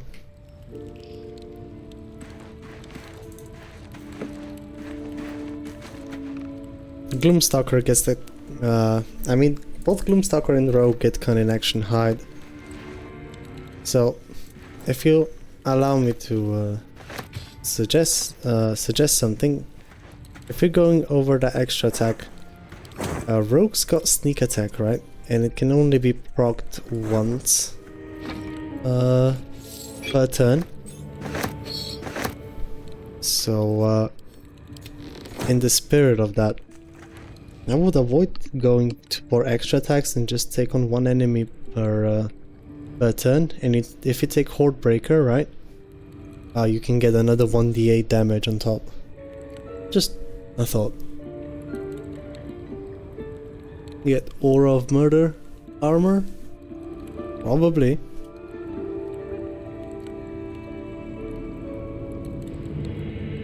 So Hunter Ranger level 3 and Assassin Rogue 9? That's what I would go for. Like you said, 7 levels of Rogue, and I reckon you're doing that for all of the safety feature that Rogue gets. Right? But then but the thing with a lot of abilities from Gloomstalker and Rogue already overlap. Yeah, that's the one I was talking about. But a lot of those features already overlap, so you know, getting Cunning Action High twice, and you get the extra attack from Gloomstalker that deals a little bit of extra damage. It's like, okay, if you're looking in a way to compensate for the lack of extra attack, maybe. But that's only once per combat. So if you're talking strictly damage-wise, Horde Breaker, not Horde Breaker, sorry, Giant Killer, or what's the other one? One moment, I actually have to look up the ability. The name escapes me. Yeah, Colossus Slayer, sorry. Evasion, of course. Yeah. Yeah, the Colossus Slayer from Hunter Ranger. If you go check out that ability, you can deal additional, where the heck? What happened to that dagger? You can deal additional... Okay, so this dagger is just down here. Oh well. You can deal additional 1d8 damage with that one, yeah? Against targets that have already taken damage. And I'm guessing you're gonna be using Cold a week, so like, as long as they have 1 HP missing, you can strike them for another 1d8. And by taking Hunter, you get 3 levels into Hunter Ranger. You get Fighting Style, 2 spells, probably Enhanced Sleep and Long Strider. You get Heavy Armor Proficiency. So later, whenever taking Rogue levels, you can just get Heavy Armor Master plus Alert. And you have all of that under the roof. And with Colossus Slayer, you're making up for the last sneak attack damage die that you get at the level 11 Rogue. And there's the crash. It is always in this exact moment. This is unbelievable. It's like... I predicted it. Horde Breaker also works with range attacks. Yeah.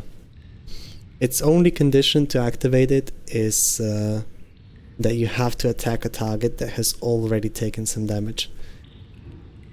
But the thing is, if you set your sneak attack to ask, you can activate Horde Breaker on that, I believe. So yeah, you can still benefit from the passive that way. But yeah, there we go. Every time on my playthrough, when I get to the Zentarim hideout, I blow them up and I get through this specific passage. The game just up and crashes on me.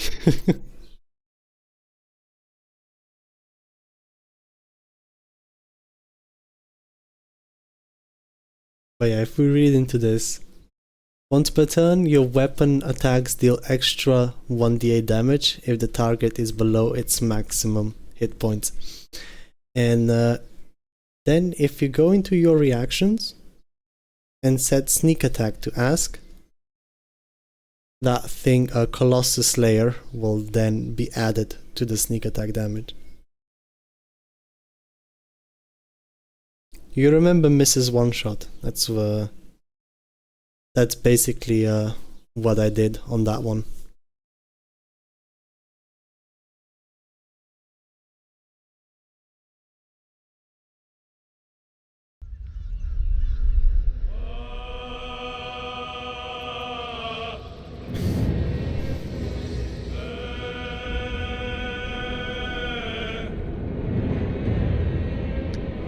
Colossus Slayer does not collide with sneak attack, right? Well, Colossus Slayer will activate as long as the target is missing HP, right? Does not matter if the enemy is how you deliver that damage. I believe I did some testing, and if you set that sneak attack on reaction, you can still profit from the Colossus Slayer. So that's both, yeah, because by the time you're inflicting the sneak attack, the enemy has already taken damage from your weapon attack, right?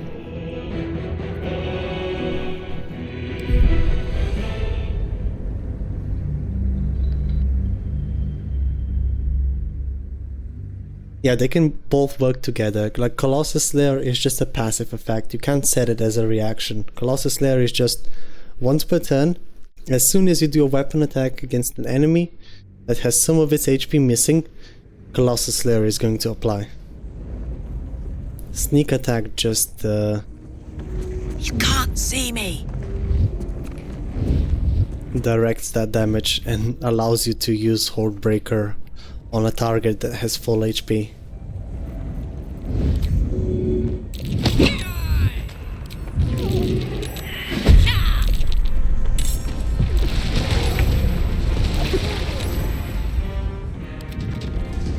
How did you take no damage? That's crazy.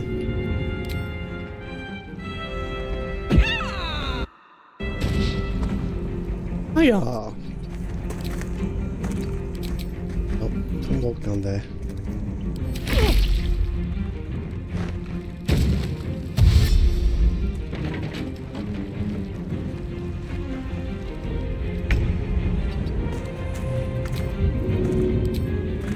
Handy.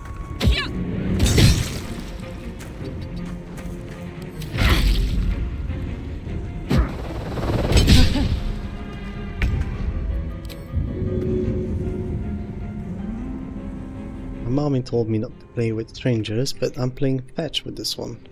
I know you're usually supposed to do that with a dog, but beggars can be choosers, right?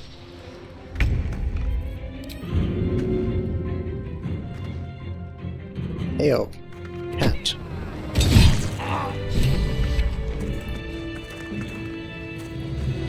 Oh yeah. I'm going to save the game now.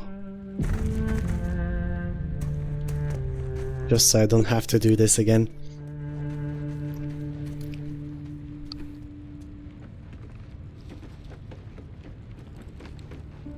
But yeah, weird phenomena. And the Susadaiga got trapped up here again. And they must have messed with the hitboxes of this place, because this is... Hello. This is weird, man. Like, the fuck?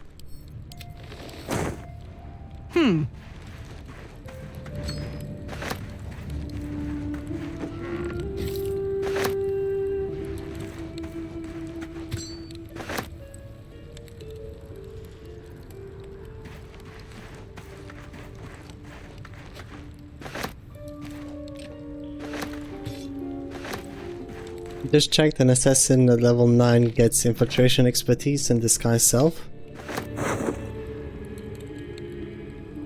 Infiltration is not a skill check. I'm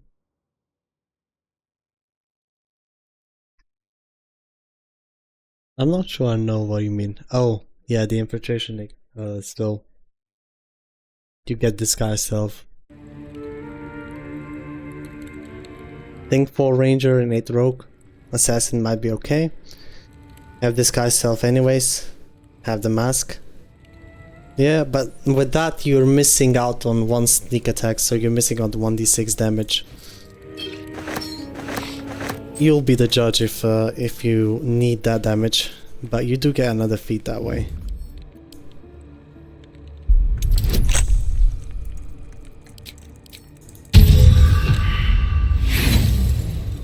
Get it?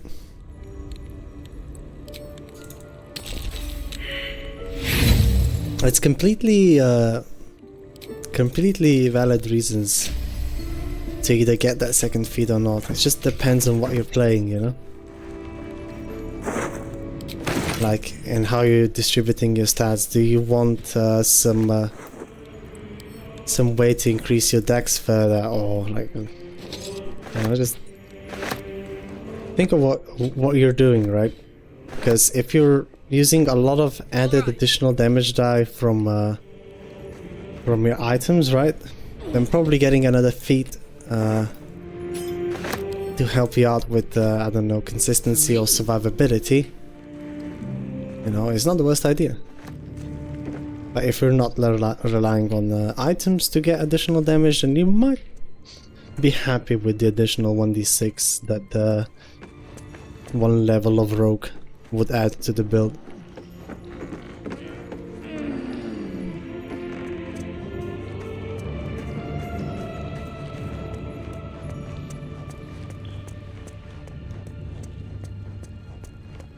So I'm assuming you're trying to do like an archery build, right?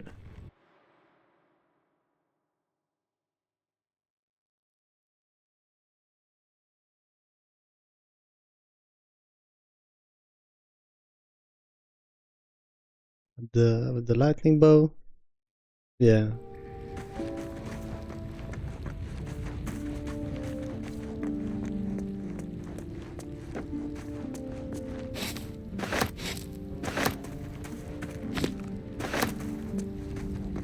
If you're taking sharpshooter,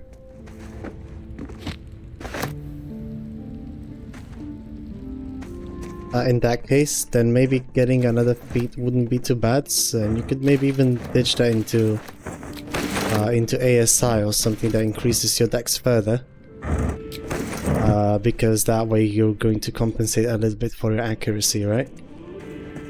So the 1d6 in that case does not do as much if your hit chance is going to be from taken down from, I don't know, 90 to 75% or something like that, you know?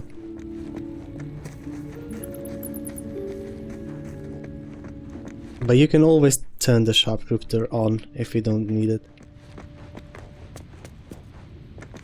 It's a toggleable passive, just like Hold Weak and knock out enemies.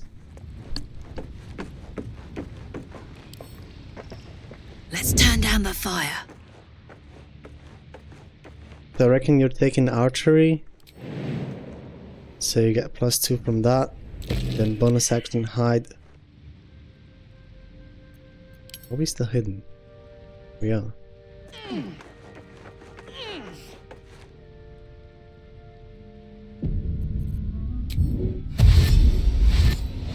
just need to check my inventory real quick, and what the hell do I even have equipped?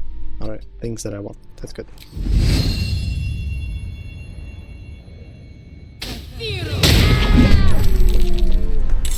So yeah, right, if you're then taking going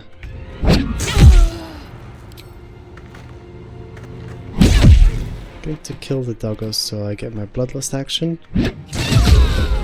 Hunt her out of the existence. So yeah, maybe at that point just getting an ASI into dexterity, so with Mirror of Loss you can... so then with Anti-Zethal Hair, Mirror of Loss, I reckon you're using dexterity, I don't know. So I'm just assuming, but with Mirror Loss you can get your dex to up to 22, so then you'll have +6 on your attack rolls, and the bow is +7, lightning charge is +8. And with the archery is +10 to your attack rolls. Should have pretty good chance.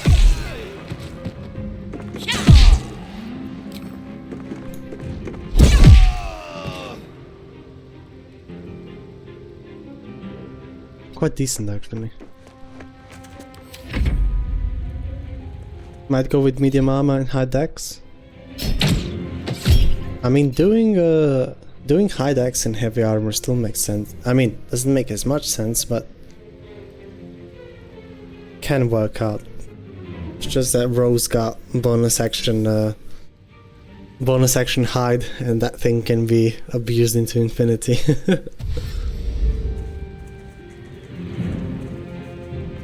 Like bonus action hide plus decent movement speed, right? You're already set.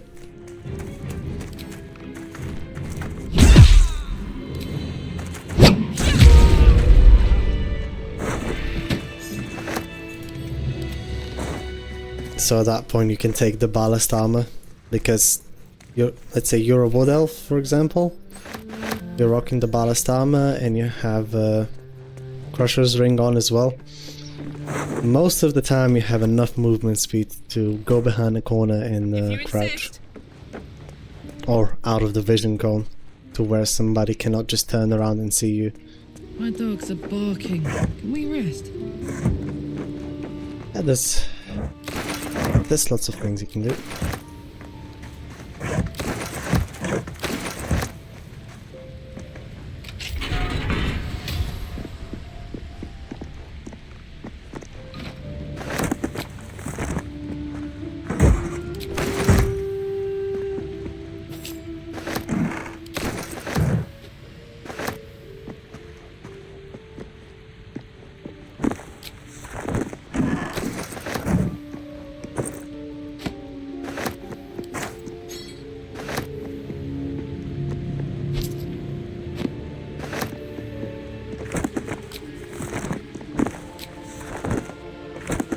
Oh yeah, Astarion can be real nice. Getting that +1 to accuracy helps justify the sharpshooter. Although I myself personally, I'll never be fan of those things. Because when you're talking just raw damage, like imagine all of these things we just talked about for compensating for loss of the accuracy, right? Imagine all of that, but you're not compensating for anything. You know? And you just have very good accuracy. What that allows you then is, after you get into the crush and you get the Amulet of Branding, like the one that enforces vulnerability on a single hit, a bonus action. You can do that, so you enforce vulnerability on piercing damage, and then you do a special arrow for that type of enemy, slaying arrows, right? And you're already doing way more damage, because you're first doubling from vulnerability and then double damage because you use the special arrow. Something over there. And then you could also add Titan String on top of that to add your strength modifier with high strength. And you're already out damaging any sharpshooter build while making sure that you actually hit more than 90% of arrows that you shoot. What's behind it? But that is quite an expensive option. Let's just put it that way. Alright. That's the Zent hideout.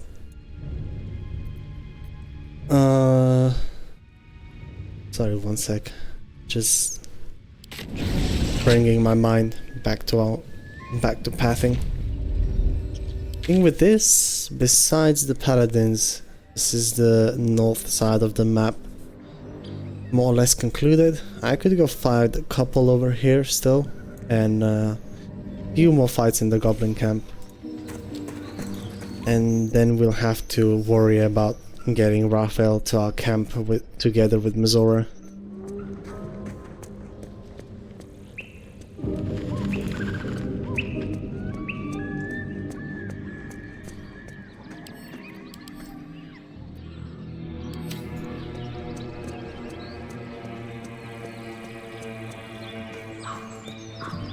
As you approach, a guttural scream and a succession of quick bangs rattle the door.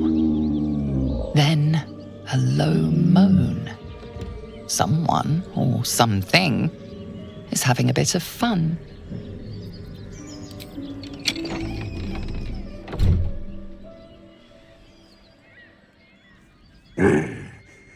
What the hell are you doing?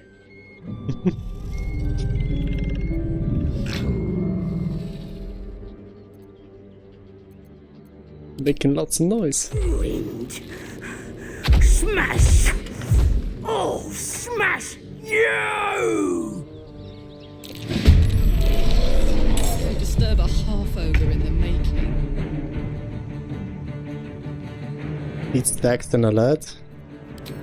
I like the sound of that, yeah.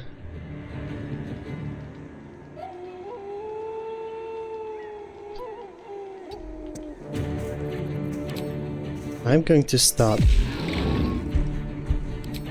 with the wife first. God knows that she can do a lot of damage. Don't want to start any of their passives.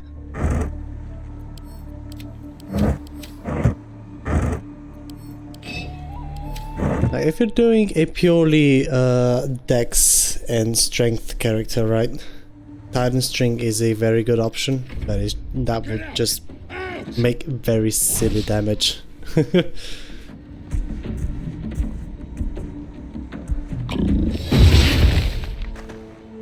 And get the total to 22 dex like that. Yeah, it's a good option. Or if you just take your dex to 20 from the mirror, and you take Ethel's hair to do that, and then you also have 16 strength to begin with. You get 18 with Astarion's potion, and use Titan String with special arrows. Now that is a consideration.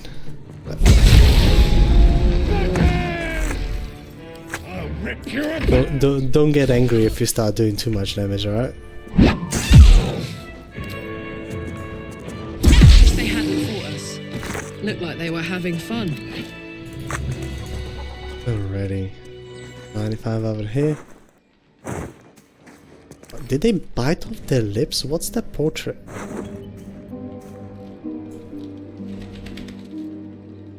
What the hell did?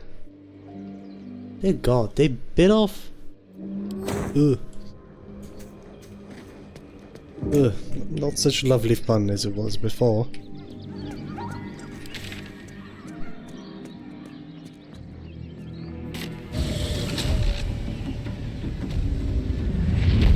When she tells you, she bites, so you just get a corpse under her, right? Problem solved, I guess.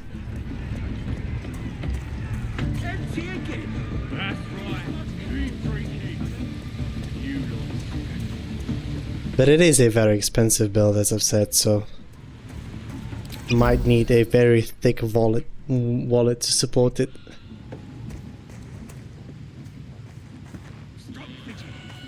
I want to take care of these three guys real quick. Steady. Picks up. No surprise round again. That's okay. I want to get Warlock out of here and finish her off, since she can make a walk.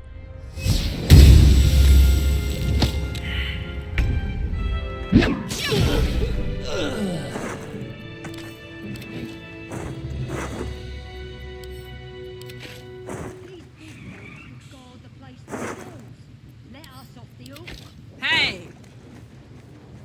There is a speed bot we should be getting from here. There it is. Where to?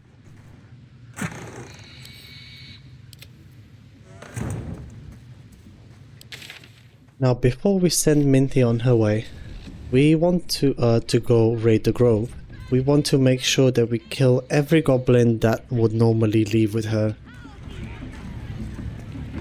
Have done chicken chasing, got the ring, Reckon it can fly? got the poetry, Tis that. and that's it from the outside. They fly. There's no need for wisdom. I was thinking 10 or 8. Nah, I mean, especially early on, if you know which encounters pose a threat of hold person or restraint, you can just leave those in Act 1. There's only one of them that is like necessary, and that one is Minthara herself. You can save the paladins for later. You can save Auntie Ethel for later. This hold person over there. Gifts, if you break the cutscene with a mage hand and a bomb, you can save that for later as well. That will make Voss stay over there, so even if you go to Act 2 and come back, he'll still be there.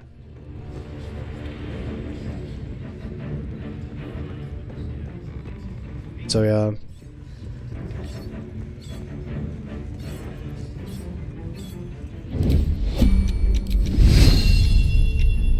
Doing it like this, bouncing you closer. Being arrested. Maybe, just maybe we get the surprise round this time. No?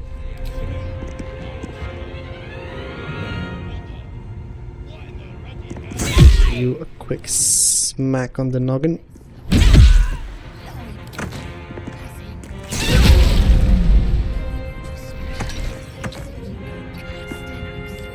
And this guy should just come closer to me. These are also the 3 goblins that leave with Minty for the Grove Raid. So I'm taking them out now, so they don't follow her in there.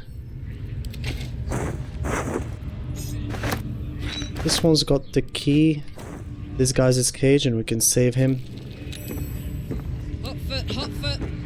He'll thank us and we can eliminate him after. Awesome double dip of XP.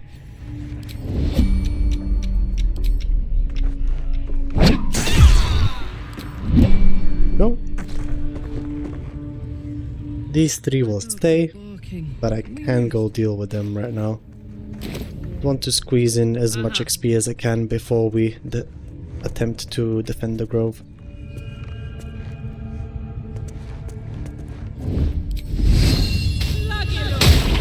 You're being arrested for... Yeah. Assault, exactly.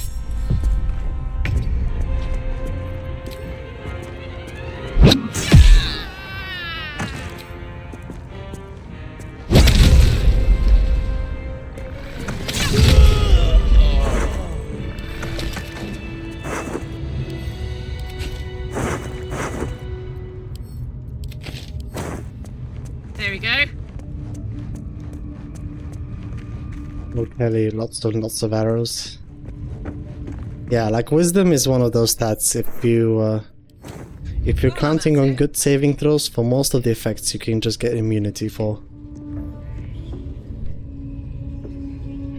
So yeah, after you get the immunity, which is obtained from Araja in Act 3, and also scrolls of protection from evil and good, those are for fear immunities, and then not being able to be moved. And that's for a lot of the encounters, that's all you need. Alright, so the other 2 that leave with Minty are an archer and a buyag that we already taken care of. The Zerga wandering goblin, the one that patrols the sanctum.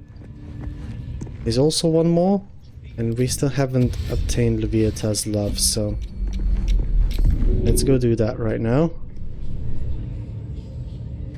But this is one of the archers that also leaves with Minty.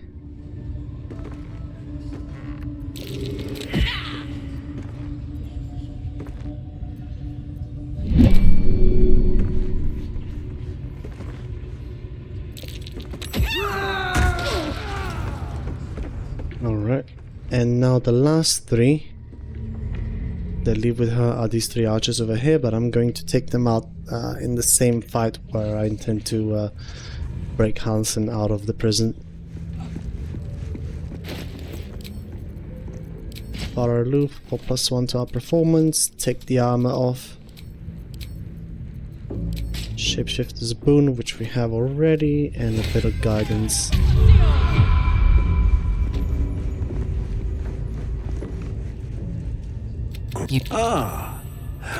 Hey, forgive. Please, my work.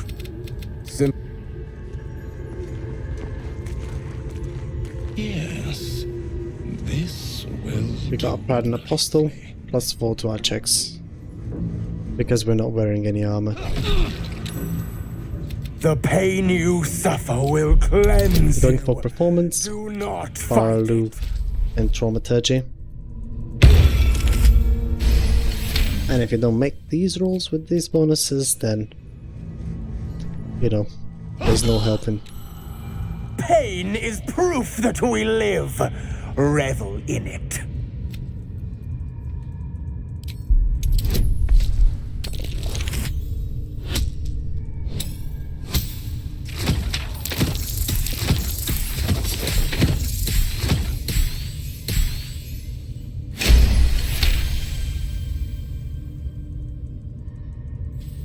That's it, dear one! Let Leviathan heed! Oh, that's bad enough. You are doing so well! Do not give in now!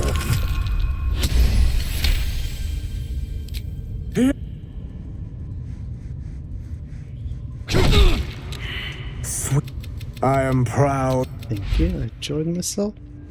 Takes 15 XP for that. You can do better than that! Grush, I need to see that again. Unlocked Liam out of his cage. Volo is saved. And that's it for the Goblin Camp, really. We have more or less everything taken care of.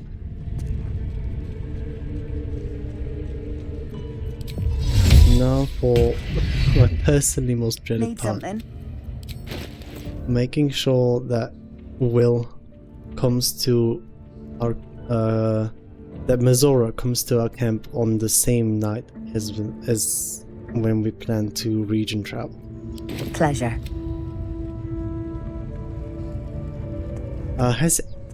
Quick question now, I have so many people over here. Has any of you ever had Mazora come to your camp during the Tiefling party? Is that possible?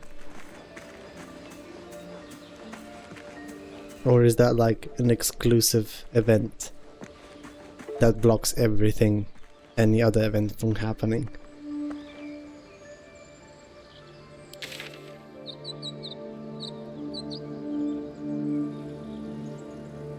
Be some good piece of info to have.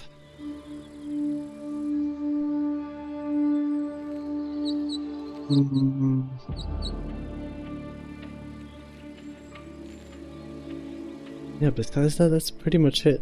So I think I'm gonna go and wake up Will, and 400 XP off of level 6.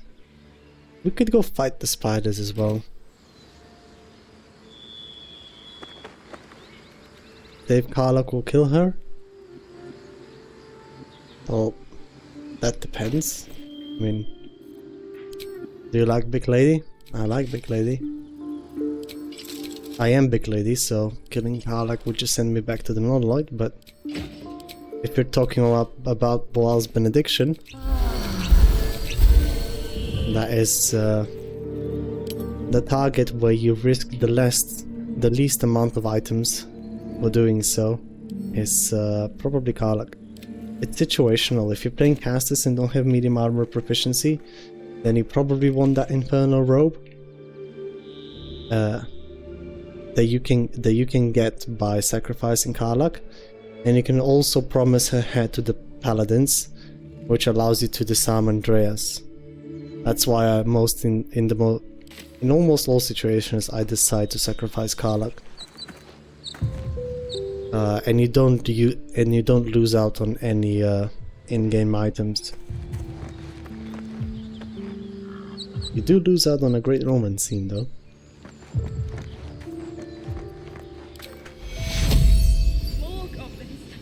Alright, so now I'll think about this a bit further. Let's go and buy the hunting shortbow so we can get advantage on attack rolls against spiders and other monstrosities. And I'm going to go kill the first batch in the well region.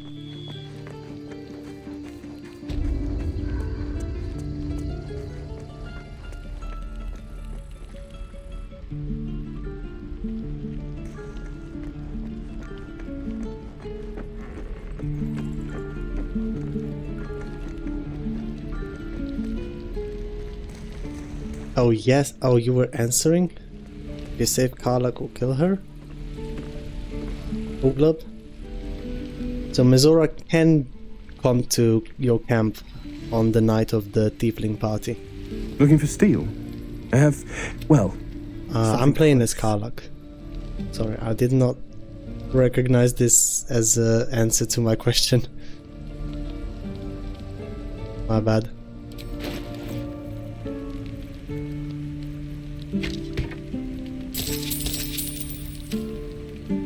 But yeah, Karlach is alive. We are Karlach, so she cannot die. What I wouldn't do for best tools. So you're saying she can come to camp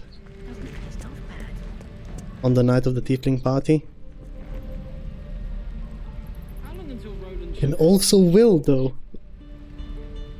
Depends. How many people are dumb enough to ask? Because I'm kind of depending on Mizora and Raphael showing up at the same time.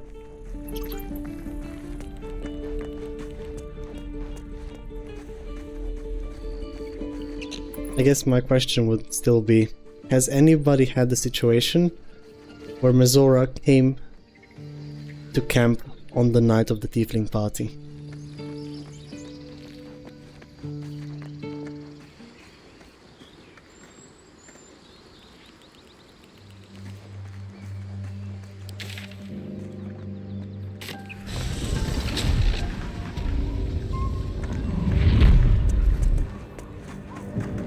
Apart from an overgrowth of moss, the coin disappears into the web. Keep clear of the webs. Otherwise I think we're just gonna have to do a bit of testing. Alright, I'm keeping these items, also getting the Hale's Helm, and we're swapping to Hunting Shortbow to get advantage on attack rolls against these guys. A very good stat stick. It also works against Space Spider Matriarch and Hook Horus in the Underdark. Never had that? Okay.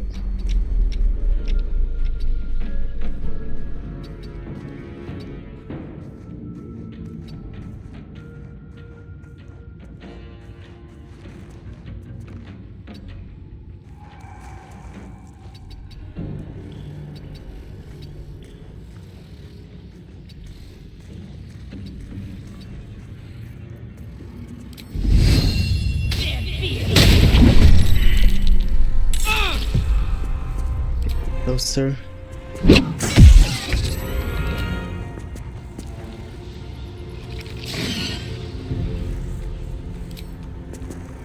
He saved on getting infested? But these guys can get infested as well. Okay. And we still have 66 movement speed. I've got it.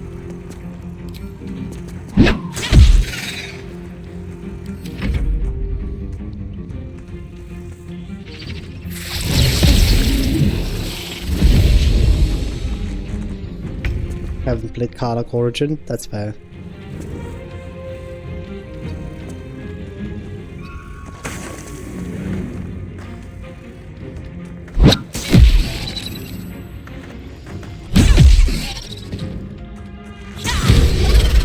Nice crit. I'm going to try to position myself in a way where the spider has to teleport somewhat closer to me. There we go.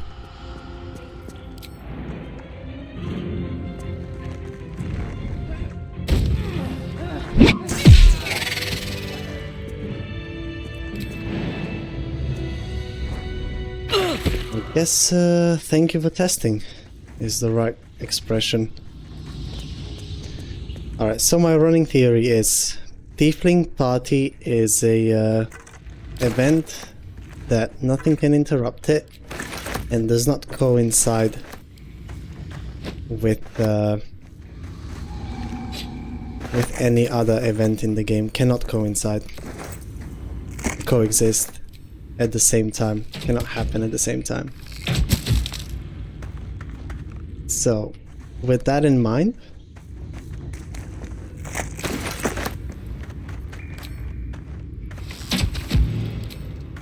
we will need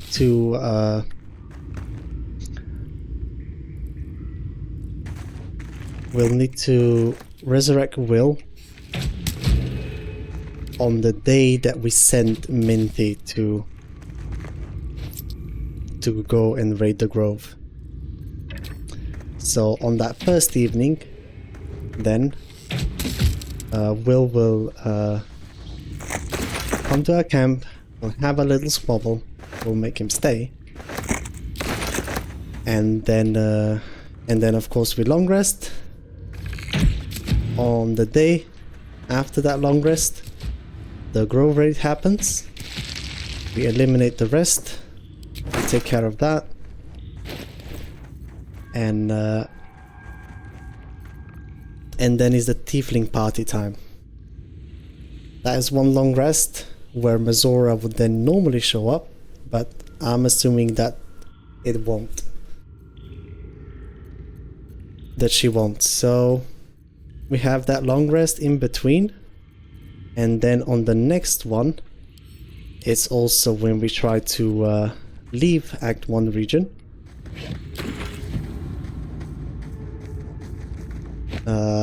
And that's when Mazora will show up. Also, and because we're going to be leaving, Raphael will show up as well. And because we interrupted the first conversation with Raphael via the electrified water, that will bug out his AI, making him able to be hit and not initiate conversation.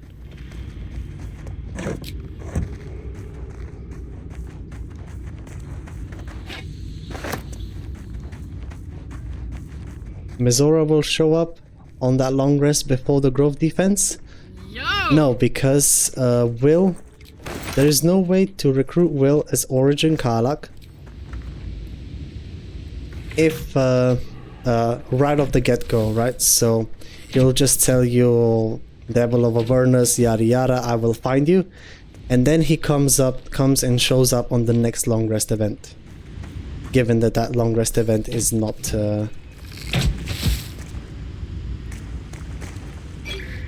taken up by the Emperor talking to you. And we got that one out of the way already. So on that long rest event, Will and I will have a little squabble, and we're gonna convince him to spare us and join our party. Anna, so I'm not worried about that part.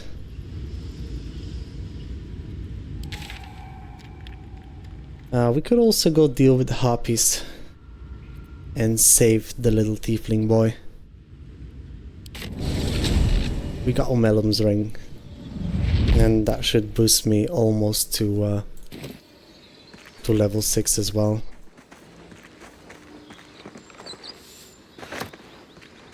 However, from the previous attempt, though, we've learned that you can't recruit Will from directly from the Emerald Grove. You need to wait for a long rest.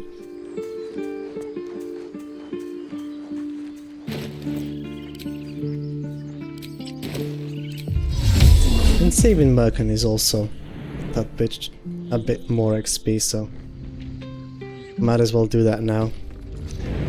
Now, just to everybody, we do not have good wisdom.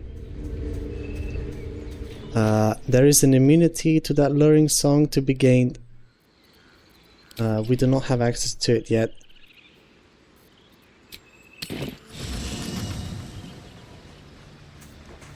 But we're going to use Omelum's ring which gives us advantage against being charmed. Quite the cozy setup you have. I was just settling in and reviewing my And we're also going to be using Whispering Promise to give us another 1d4 on that saving throw. So we're going to be doing it with advantage and having another 1d4 to our saving throws altogether. But my experience does not reciprocate on a Karlach origin. There might be variables. Yeah, on Karlach origin, as I mentioned, you can't just pick up will. There needs to be a long rest. Alright, so the two rings that I want to have are Ring of Mind Shielding, which gives me advantage against being charmed, and the Whispering Promise, and we're also rocking crit immunity and damage reduction in case we fail that. As a druid, we also have proficiency in wisdom saving throws, otherwise I'll be using the Helmet of Autonomy to give myself another +3 on that. But as it stands, I don't need it. And also 15 XP for finishing up Volvo's quest.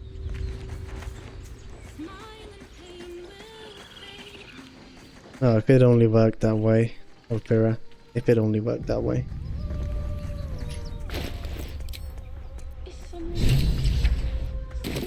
Alright, so and sleep plus Featherfall. Swap back to Boots of Speed. And we're going to crouch down here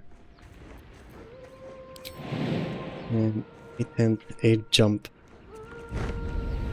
straight next to the harvest. Shh! Listen! Don't you hear it? It's so peaceful. I don't hear anything. No. Yes, everything. So we failed the saving throw, even though we rolled with advantage.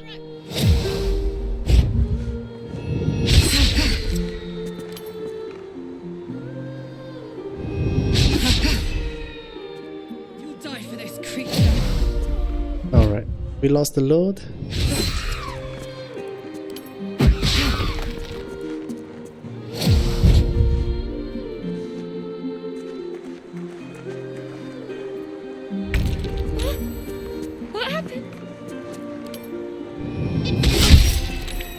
Failed another saving throw.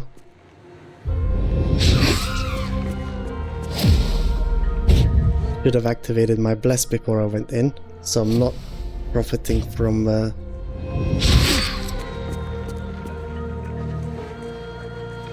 Whispering Promise. Don't tell me we're dead yet, come on. Jesus Christ, yeah, no. This was a mistake. This was a huge mistake. You'll die for this creature. Yikes. Me up, quick!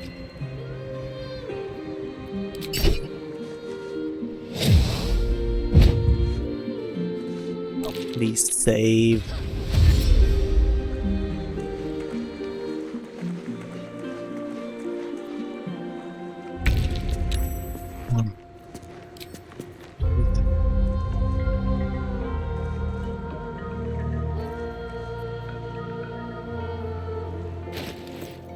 But yeah, you see, even with all of these defenses, Lovieta's love, advantage, proficiency,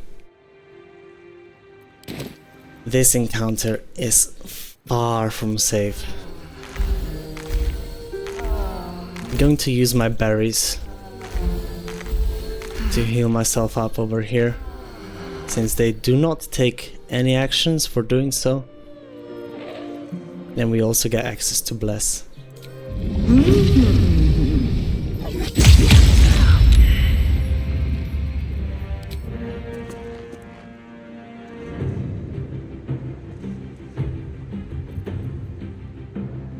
Are these things using charisma to lure us? And indeed they are, so Intoxicating Strike actually has use for it. making the harpies drunk. Gives them disadvantage on dexterity and charisma checks. But the thing is just DC, so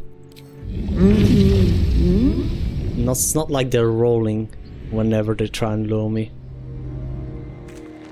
Yeah, no, they don't, so I'm just going for the hit. Incoming. Gotta place ourselves right next to this one because it's the closest to Mirkon. There's the lure again.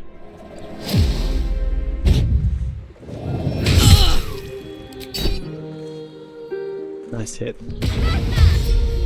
Rolled an 18.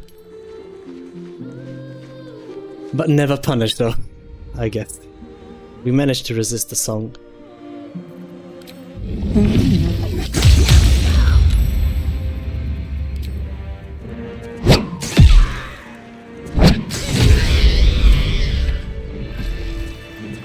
Survive all of this.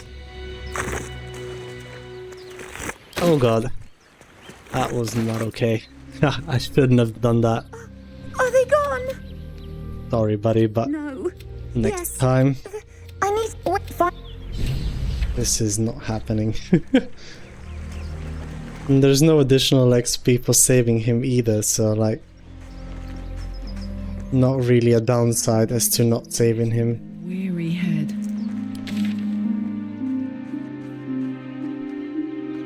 We dealt with Maul already. Rather, we got the ring from her. So yeah, now we're going to...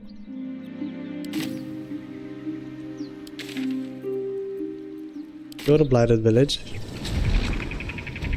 And we could also go kill the few goblins down here. That's some more XP that we can have. Also, were my attack rolls made with advantage? No, so they're not... harpies are not monstrosities. Good to know. Got it.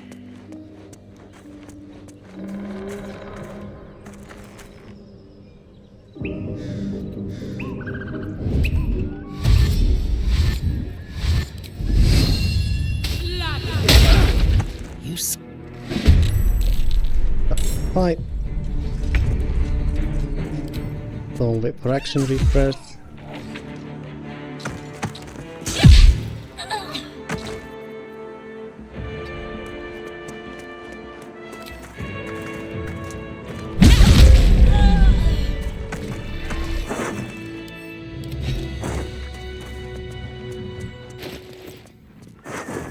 We are 160 to go.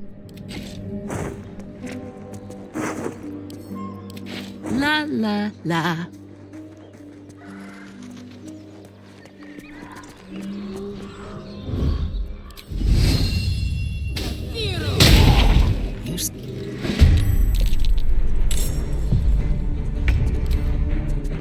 This dude can summon a warg, so that's why he's my primary target. And an easy crit. Me? Takes care of that.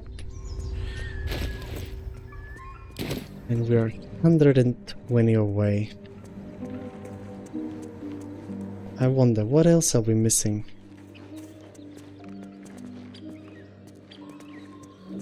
We've done all the goblins. We've done all of that. We've sacrificed someone to Boal. We've thrown the Dwega into the water in the Underdark. I could just go back to Grimforge.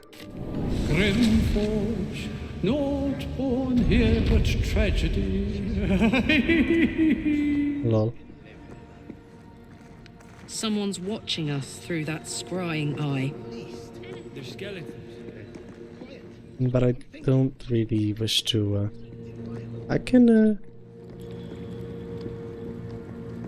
I can't pick these guys up, right? Yeah, too heavy. Yeah, no.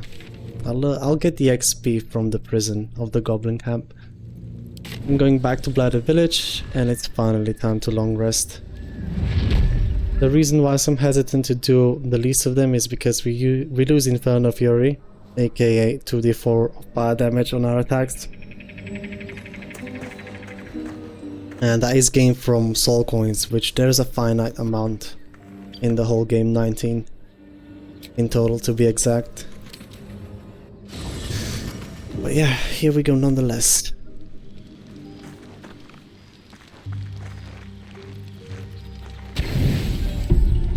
Do we full rest for this? There shouldn't be an event happening.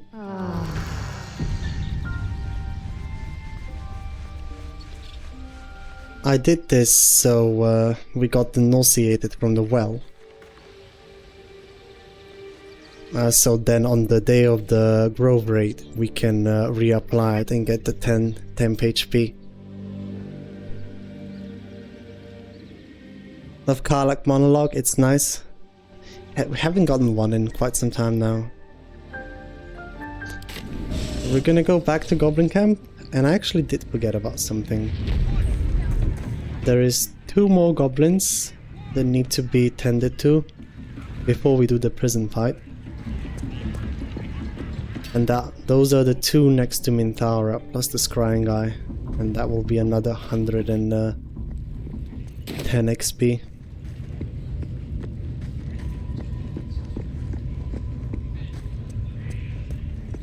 Let's go check with Rova one more time before we send her on her way.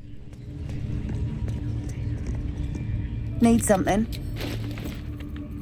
Because after the raid happens, she is gone.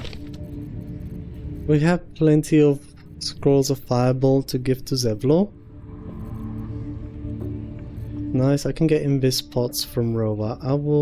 Do we have mirror image? Any mirror image? No, so I will want one of those. Glyph of warding. Also not. So I'll buy one of those. And that's pretty much it. Could get the hunter's daggers for some throwing action whenever we want it. And I think that's all I want from her. Pleasure. Beautiful.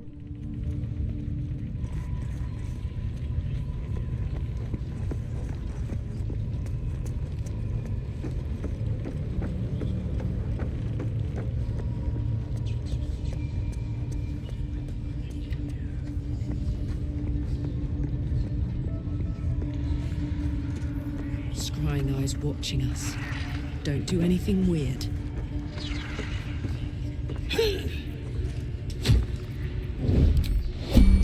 Alright. Place this into turn-based so the scrying eye does not have view of us. And this is one of the goblins that needs to go. We got the more annoying part out of the way. Scrying eye comes over. And we can toss this one inside as well.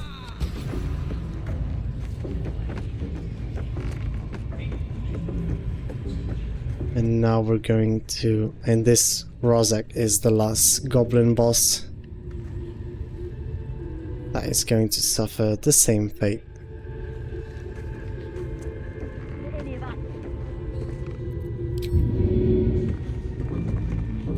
Make sure that we're at least a little bit backed off and toss it into this corner so Minty does not see what the hell's going on. There we go. And just because we're only 8 XP missing, I'm going to toss one of these guys as well. Just to get myself to level 6 real quick.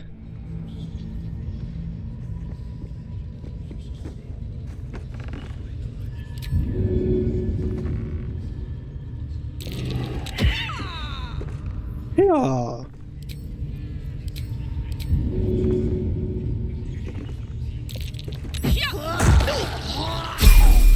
And there's our level up. Before we level up, just going to make a quick visit to my colony, check the vendors. and then level up because their inventories are going to refresh after that. Welcome back. Have you made any new discoveries? From you, I will stash away the stone skin scroll and the dimension door.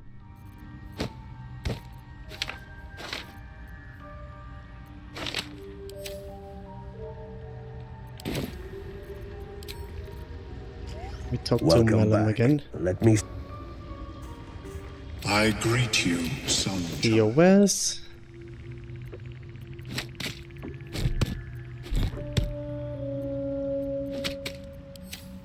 May your away for you. How is your And the only one remaining is Dareth. And then we level up. We get our extra attack from Monk.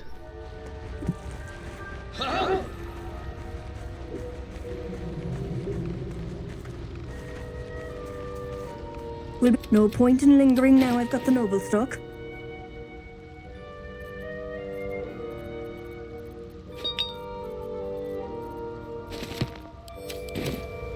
There we go. Level 5, we get our extra attack, also another key point, and we get Stunning Strike. Any of you that have any experience with Monk can probably tell that this thing is probably one of the stronger things that it can do. Will be no point in lingering now I've got the noble stock. And now her inventory has refreshed. She, at level 6, vendors also start selling better alchemy ingredients such as haste spore grenades, hyena ears, goat eye stalks, orc slime jellies, all of the goodies, better poisons, better coatings. All of these things start appearing in their inventories once you reach level 6.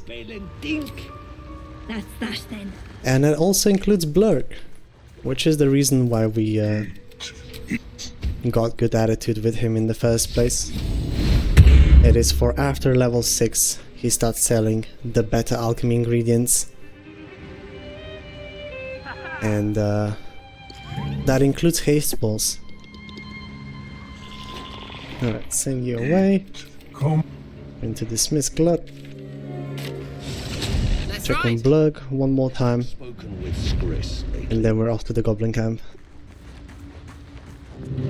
Welcome back. Have you made any new discoveries? Ace balls, walk bangs, hook horde tusks, imp, clown giant fingers, meh, all of the good stuff. How many times did you play this game, LOL? Too many times. How you doing, Africa? Glad to see you here. If for nothing else, at least I hope people are learning something new from when I play the game. Now, in preparation, we want one summon elemental scroll, which I thought I bought. Turns out I didn't. So I'm going to get this off of you. I greet you, son child. Check on how we're doing bulb wise. 6 on caustic and 5 on sparked. I'm going to get 2 more spark bulbs from you. And stash the rest away into a backpack so they do not rotate out on a vendor inventory refresh. Also, Africa, if you want to know, at level 6, if you have resisted looting the Myconid bodies around the colony, it's also a level when these bodies can generate, not generate, but drop. I feel like a rothe in a tea shop. See. Well, am I seen or am I not seen? Make a decision game here. When they have a chance to drop haste balls. So I intentionally leave them alone until I get to that level. So I can hopefully scratch out 1 or 2 extra. Shh. Did you drop me 1? No. Unlucky. And there's 3 more in total.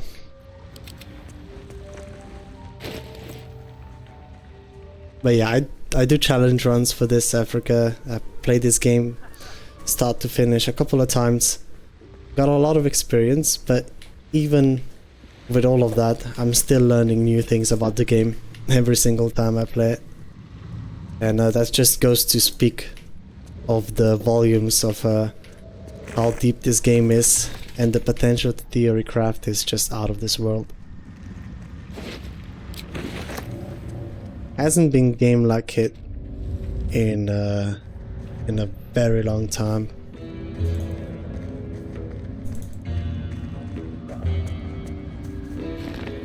There's 2 more such bodies over here.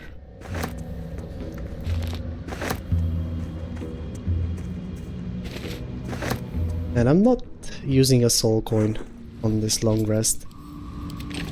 It's going to save it. Save them for later. There's only one fight we're doing. And that is the prison fight. Not an easy fight by any means. But we got extra attack, and that boosted our damage quite enough as it is already. No additional haste spells. F in the chat. But we can check Rova's inventory once more, and then we do the... and then we break Halsin out of the prison.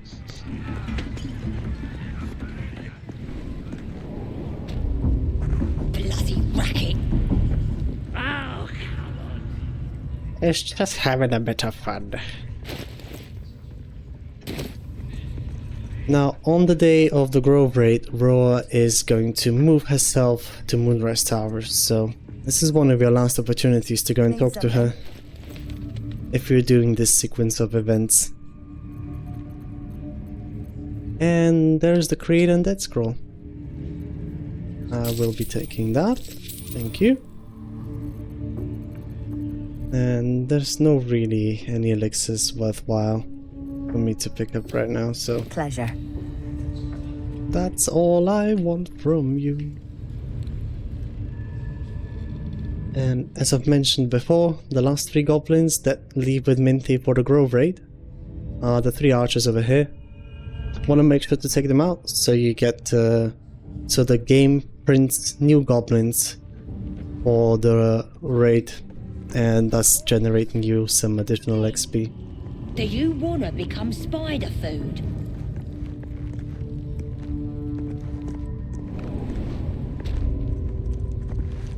Alrighty. Now, you don't need to do the dialogue with Halsin breaking down the cage. You can just start the fight on the goblins, and Halsin is always going inside with you. And the reason why we're doing it in this way and not the other... Not used to lying low. These boys. It's because whenever Halsin breaks down the door, he cutscene kills Brawler Burka. And we want her XP. So, we secure that. Halsin will not be stealing any shit away from us. We didn't secure a surprise round, which is a shame. But it is what it is.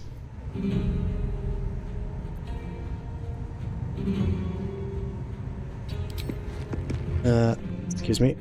So with that in mind, since I also didn't get my extra attack, I'm going to pop 1 speed pot. Gonna give this guy a nice little smack on the cheeks.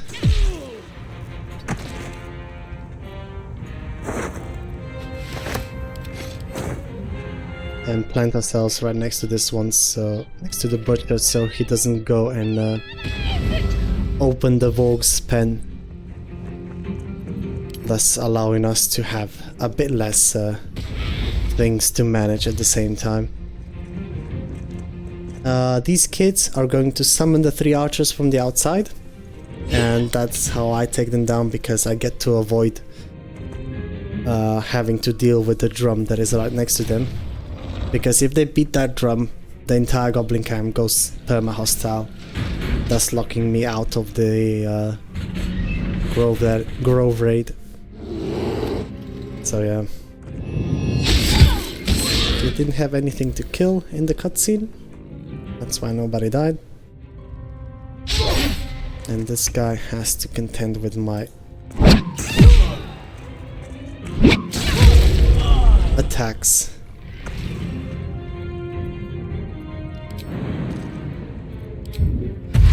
Close ranks. So, I'm just gonna go over here. Check that I don't have opportunity attack set to automatic. Beautiful. And I'm going to wait for the 3 archers. Halsin is dealing with Plig.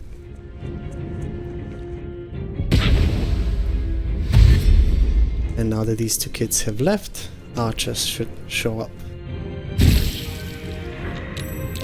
There they are. The cell gate is still standing firm. I don't know why only one of these wargs is trying to attack it. It's a bit weird to me, but I'll take it. So get rid of you, get rid of you, and get rid of you as well. All of these archers can summon wargs, which don't drop anything, they're just a nuisance.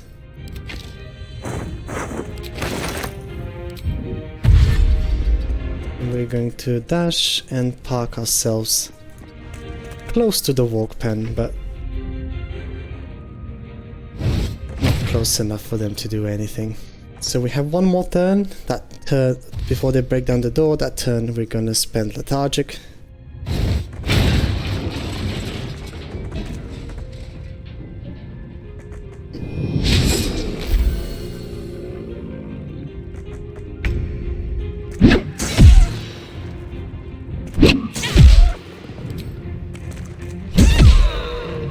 Beat up these guys.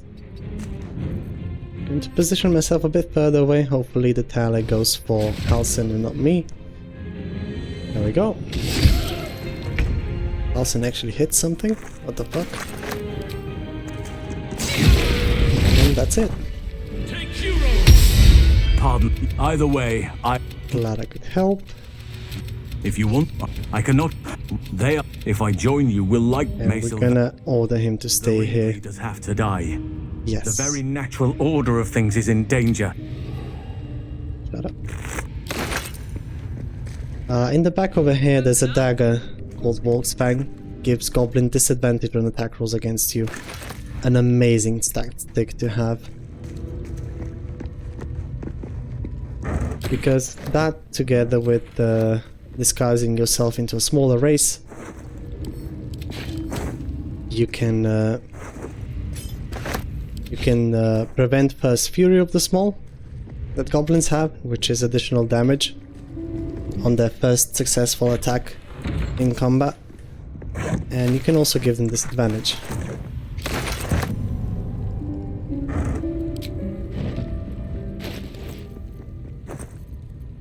Send this stuff back to camp.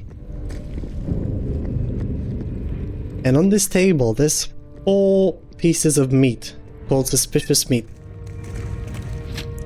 These 4 legs can be consumed in combat at no cost to your action economy. So they work basically the same as the raspberries, except they have better healing on them. I think it's like 3d6 or so. So I'm stashing this away in my inventory. If an emergency arises and I need some quick healing without using any actions, this is going to be it. Alright, take that, take the prison key. Because there's 2 more bombs inside here that I want to pick up.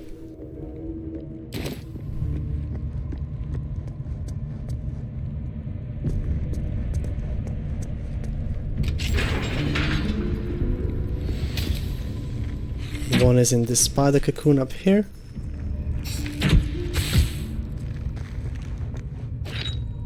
And 1 more on the shelf. We've used up 1 bomb on this playthrough so far. So I still have 4 to do whatever I want with. I have a rule, 5 bombs per region. And I must say, I almost did not use any. Which is very nice. I will use 1 more in the grove defense itself. And that will leave me then with 4.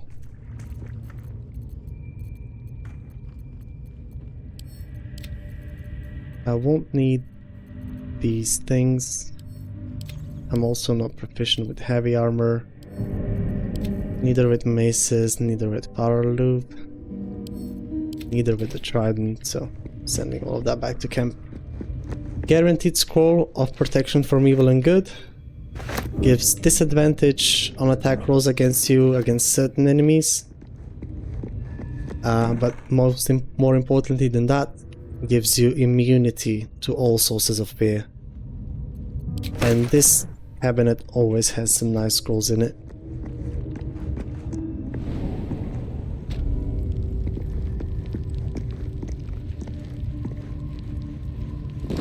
Also a skeleton inside here with some nice goodies.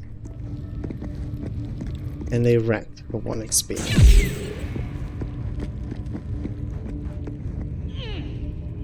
Alright, so with Halsin breaking out, XP from prison guaranteed. If we didn't break him out, he would just kill every goblin by himself. And we would only lose out on the XP, but we want to get as much of that as we can.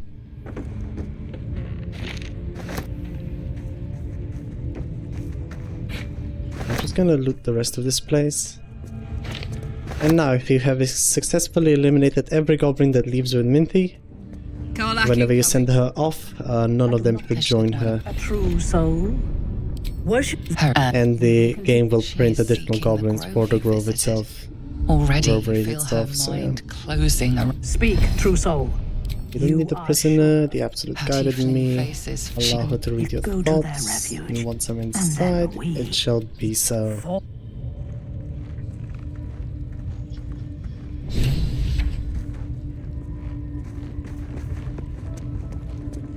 That's the quest, Raid the Emerald Grove.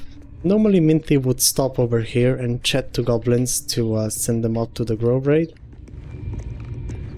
But not this time, because there's nobody left.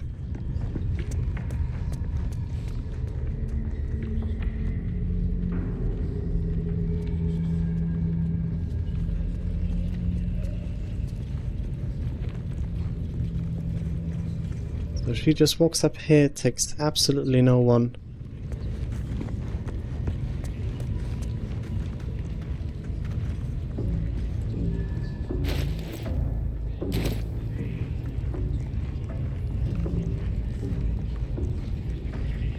And starts speaking with herself, which is quite hilarious. Yo, thanks for the follow, Grobs. How you doing, man? Glad to see you here. Send Minty off.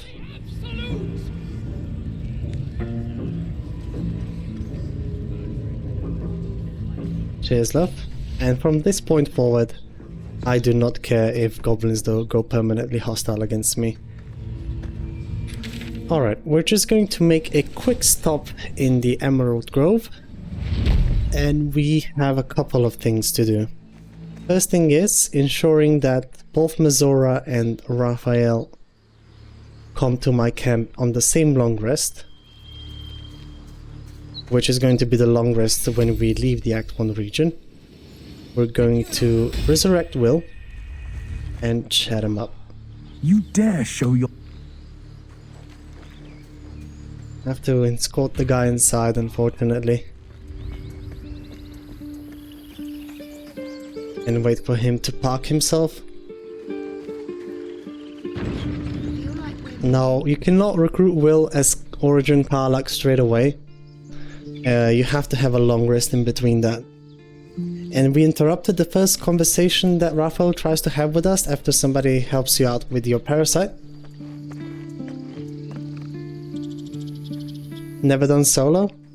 Yo, I'm glad my info is of help to you. So we interrupted the first conversation with Raphael after somebody helped us out with our parasite, aka either Nettie or Mellum or Priestess Gut. And what we did is we made an electrified water on the location where he spawns, and so he took 1 shock damage and disappeared. That sets him up to pay you a visit after whenever you attempt to his thoughts become yours. You are the blade of frontiers. Whenever you try and leave Act 1 region, and when you have him in camp, you can then knock him out over there, get his XP and get his armor in Act 1, which is a lot of XP, 1,400. Now the reason why we made the electrified water is because whenever you enter that, you take the 1d4 lightning damage instantly, and then another one after 6 seconds. That second instance of damage is queued up for whenever Raphael next spawns in on the map, and that is going to be in our camp. And because Mazora will be in a camp chatting to us on that same long rest, that will break Raphael's AI, so the little exclamation mark above his head will disappear, and that will allow us to hit him without him trying to talk to us. And that's how we will knock him out without using any help from other companions casting silence over Raphael. That's another way to do it. However, coming back to Will and the steps I am the blade, is you and cannot the coast is in danger. ever recruit Will from the get-go. I will find you, Karlach. And you... And that only will happen after a long rest. After your long rest. So, to ensure that he comes to my camp, this is going to be the first long rest. The second one is going to be the Tiefling party after the Grove Defense, and the third one is going to be whenever Mazora will show up. And that will also then break Raphael. Alright, so with that done, with the nauseated from the well is going to also get removed, we are ready to take a long rest. By the way, this is your last opportunity to go speak with Roa Moonglobe before she moves on to Act 2. We're going to take a long rest. Will show up. We're gonna have a little squabble. Karlach, the stink of Avernus. It's about time. Should have put a kettle on. Devil's way, isn't it? So casually cruel. A great fire roars through you. The fire of the hells you've escaped. You are the blade of frontiers, race... Infernal soldier. Zariel's lickspittle. I will not Shit's sake, you really don't know how Zariel recruits her soldiers, don't you? I've heard enough. He sees through your eye. The man shudders. By Baldrin's helm, Alright, you saw the truth. I'm not a danger to the coast. You really are no devil, are you? In the gods, I thought. You were truth. About to take my head. How about teammates? Excellent. And we recruit him. Beautiful. Will is in a camp now, and because Minty left for the Grove raid. Hells. Yes. I know I haven't said that he could. All the more reason to find him. Alright. Just want to... The goblins still infest. Are you sure? Send you to camp. And... yeah, remain here.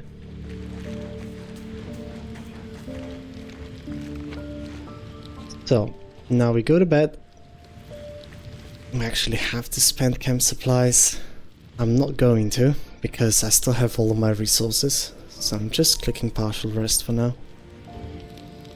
We also haven't used up our luck of the firearms on this long rest, so we literally don't need anything. So clicking this, on this day is when the Grove raid happens.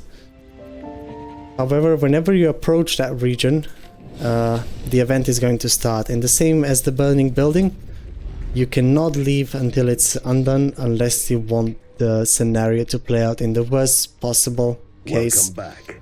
Have you made which is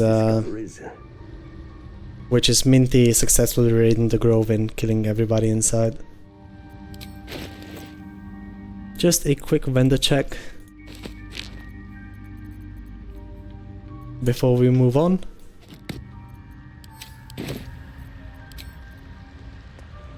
I do have everything that I want already.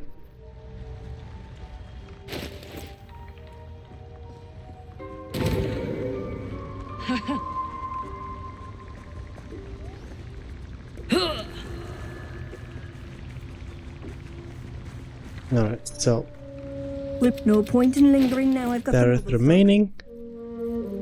We finally get a vigilance elixir. I'm going to buy that straight away and stash everything else away for later. Divine Bone Shard. I also want this. Frost Tongues I'm going to save because they're extremely rare, and that's pretty much it. Do you have multiple sets of any ingredients I would be interested in? Does not look like it, so that's it from me for now. Till the hubbub's died down. And let's set up our summons. For the Grove Defense, my rule set allows only 2 summons per combat, so the 2 summons I choose to take are the Fire Aesir from Minor Elemental,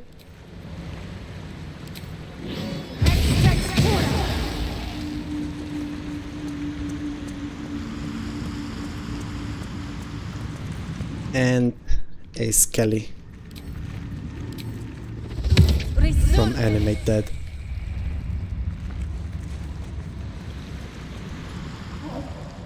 With all of my summons set, let's start our buffing routine. We can give everybody +2 to our AC through Sovereign Glut. If you brought Priestess Guts corpse to him, she can cast Shield of Faith, that is not a concentration spell, on multiple sets of targets, giving everybody +2 AC.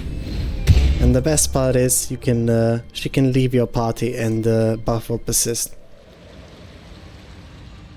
Just make sure that she's far away enough before I dismiss Glut. So now everybody's got +2 to their AC. See the bottom one, Shield of Faith. I'm also going to cast one of the 3 8 scrolls in the entire game to get everybody a bit more HP. And we're going to move down to the Riverside Tea House. And I'm going to drink from the well to give myself, instead of +5, a +10 HP buff. Fresh, sweet-smelling water, a warm rush. And it does stack, so now we have 15 more HP. Very nice.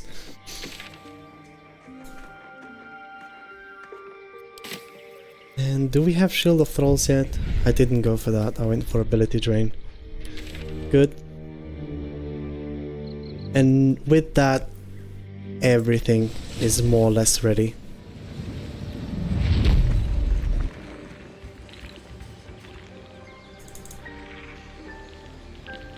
And you see how the map is red over here? That means the event is underway.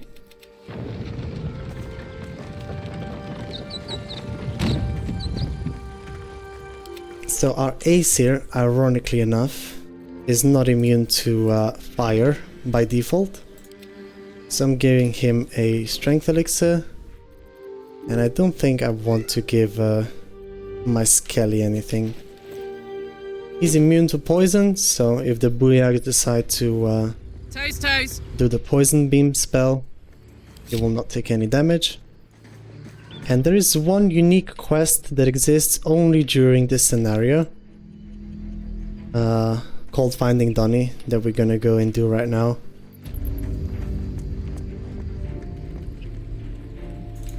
And can be started by talking to Richter.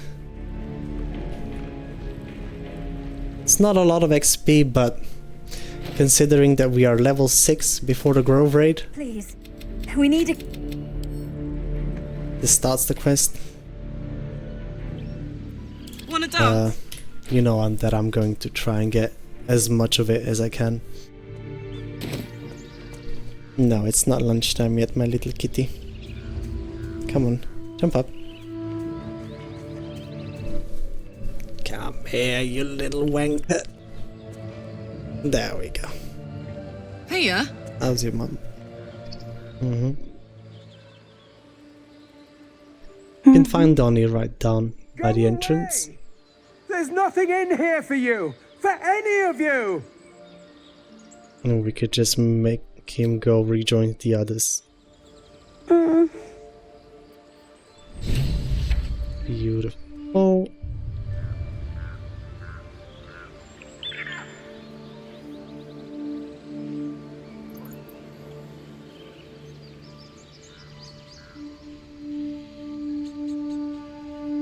And when we talk to Richter again, that's going to be quest complete.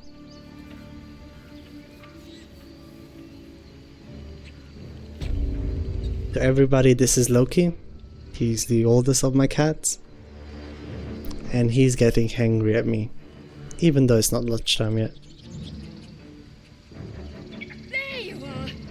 Thank the gods. As soon as she talks to him, Thanks. that's quest completed. And 35 XP just like that.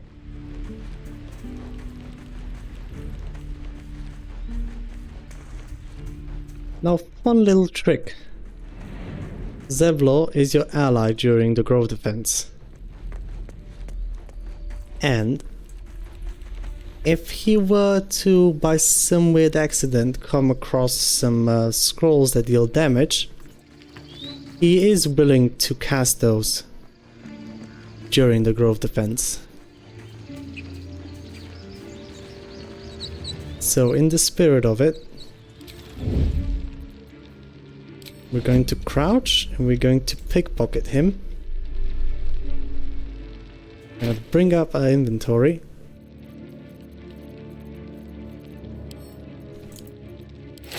Split this up. And give him 2 fireballs. Just like that. You can also sell it to him if you remember to talk to him earlier.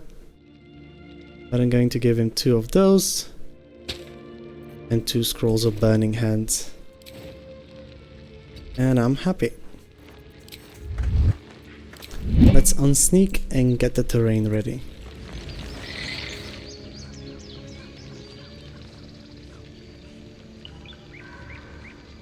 I want the skeleton to be over here. What does that mean? Not a notion. And our Aesir is going to go to the right of it, to the left of it. Ready to take on the spider if need be.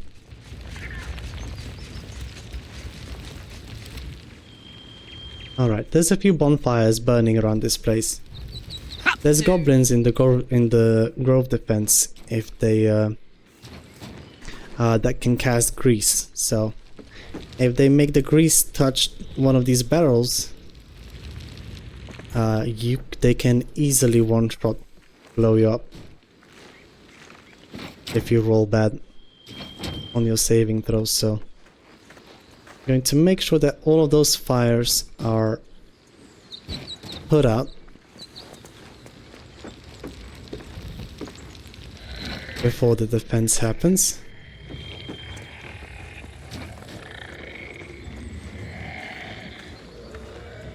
And I'm going to take the 3 barrels that are close in the area and put them right over here.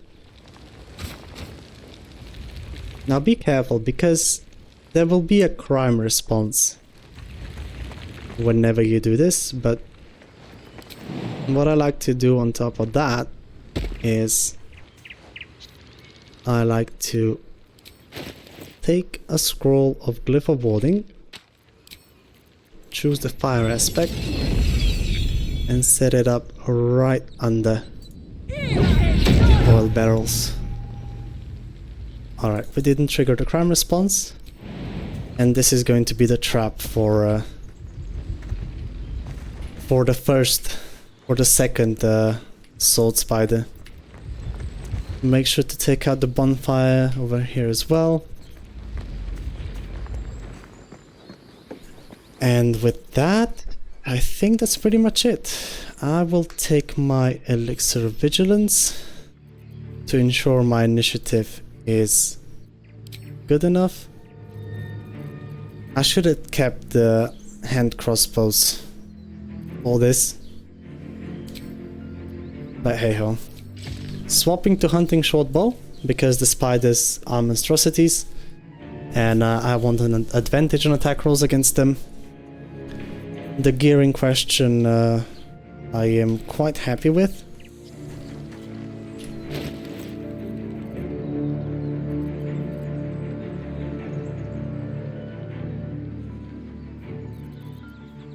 So on my first merry-go-round, and we also still have a few bombs that we can use in this region.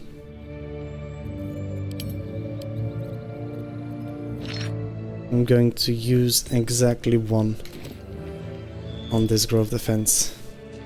Time for a natter. And yeah, that's pretty much it. Let's chat up Zevlo. Met the goblins that led by the drow. Don't oust yourself. We'll blow the horn. She'll take the bait.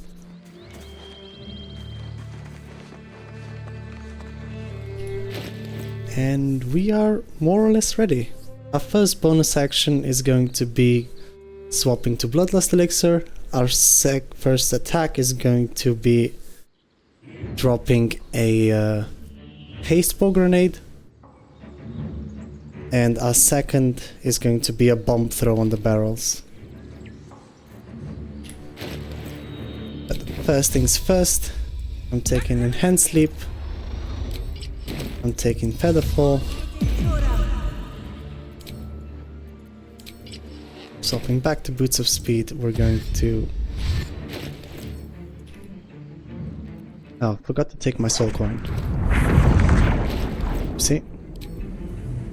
Take the soul coin. Let's redo the buffs. We're gonna do Resistance. We're going to do Enhanced Sleep.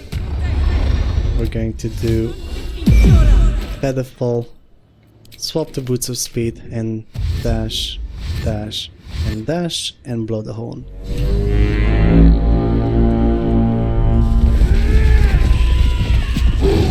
And with that, everything should be set up.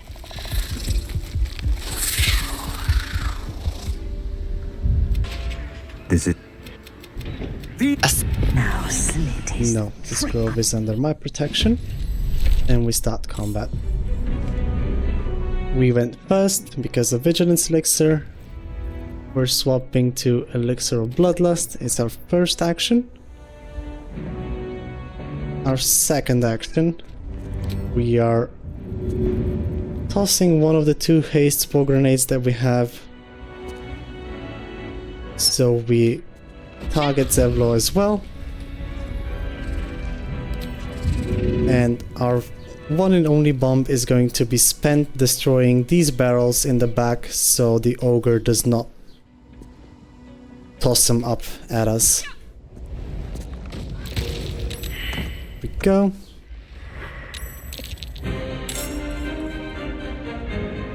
That gives us our Bloodlust back. So now we're just going to order rest, set up Sleet Storm,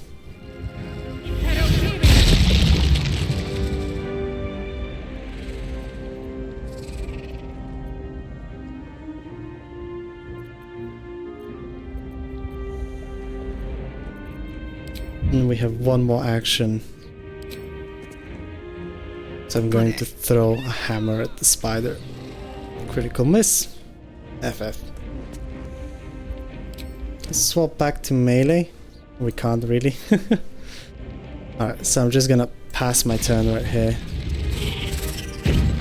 Spider jumps up. Misses the attack on Zevlo. Takes my haste for grenades, which is not ideal. But this one activates the trap. And gets taken out instantly. Zevlo is using his fireballs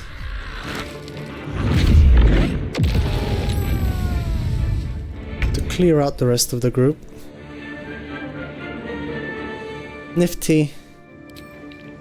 Our goblin is going to face this Buyag Benta in the back. She has a scroll of Misty Step and Hold Person.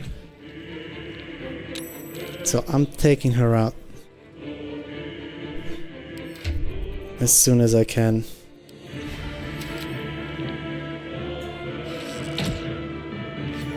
There we go. So now we cannot get Hold Person from anybody else but Minthara.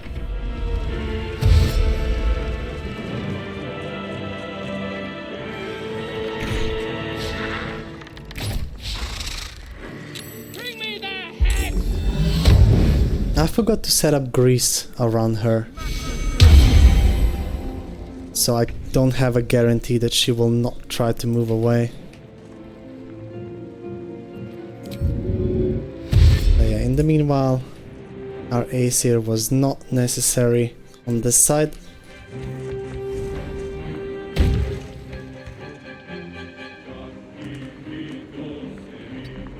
I'm gonna start moving him closer to help me deal with the other spider.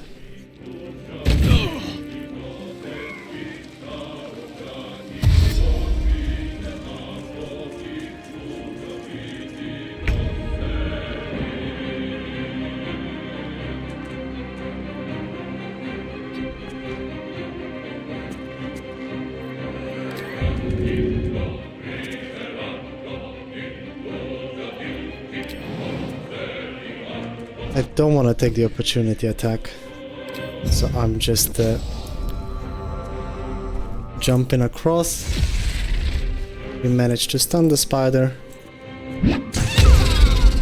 which allows us to take it out quite easily.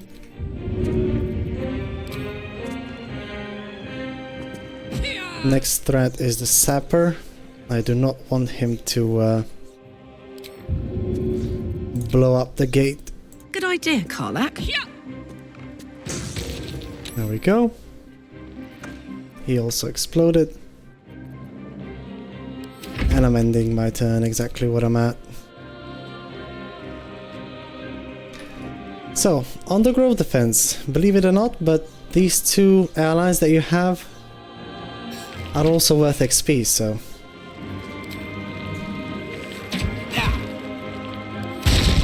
It is time to collect.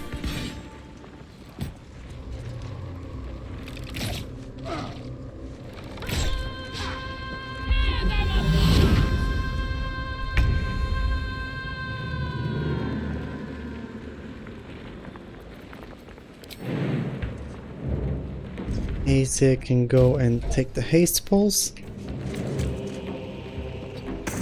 and start wailing on Elegis.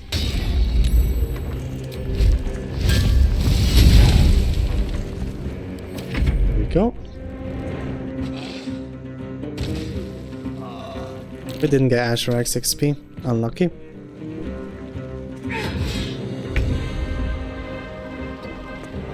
And just to prevent him from destroying the door prematurely, you can have a dagger to the face. Thank you.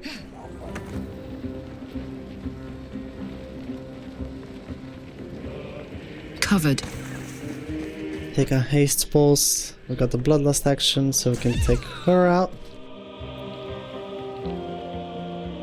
Going to try and keep Zevlor alive if I can. I'm gonna toss this on you.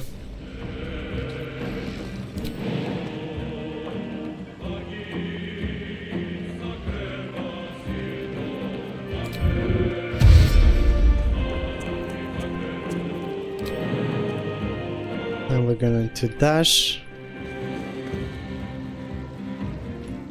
And just take a look at what gear we have. I'm taking this off. We're also putting on non-lethals, because we want to knock out Minty. And for that I need Featherfall and Hand Sleep to get to down there.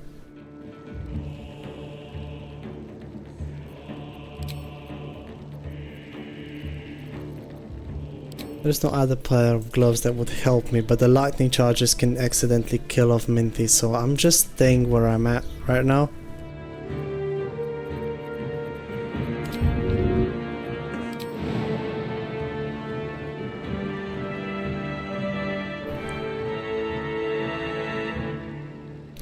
And the Skelly can move towards Mintara.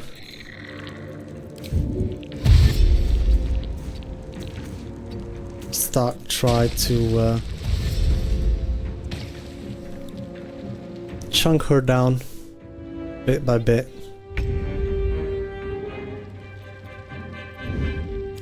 Your job is finished.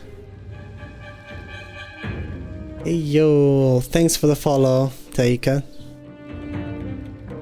So first thing that I'm doing is we're going to crouch.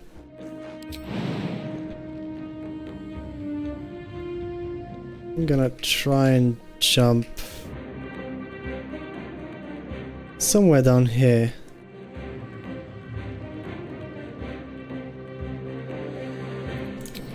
Oh well, just crouching for now.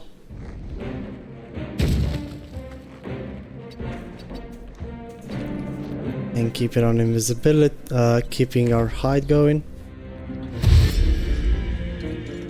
Just gonna let Zevlo do whatever he wants. Minty is not going anywhere, which is amazing. Skelly, are you able? Good job. Let's cook with fire, baby. Oh yeah. Cooking with fire. That's what we're here for. Now, quick check on our attack damage. We can do the minimum of 11 damage. If we force that to be a crit, we're talking 22. So we need to get Minty to 22 HP or lower.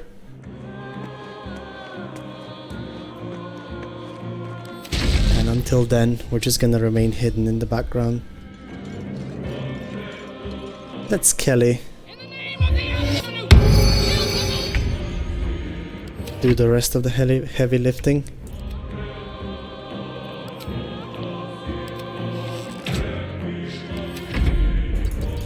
It might take a couple of turns, but it's worth the wait. In position.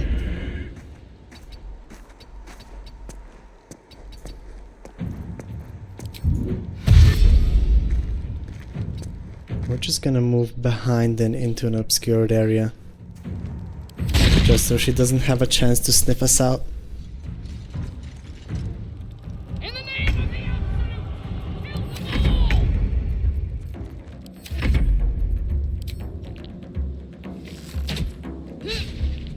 Can you take an oil of accuracy for me? Thank you. And the highest that our skeleton friend can roll is how much? 1d6 plus 3, so 9, and a 10, and that doubled is 19 times 2, Jesus Christ, 40, 38. So when she's lower than 38, it's not particularly safe to try and hit her anymore.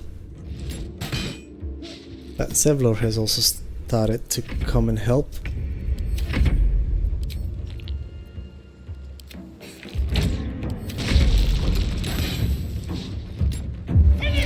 She has a couple of lay on hands charges.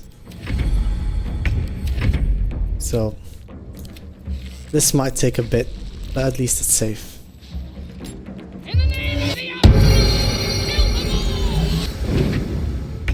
Shadowlark just hiding in the background. Nothing like waiting for the right moment. No.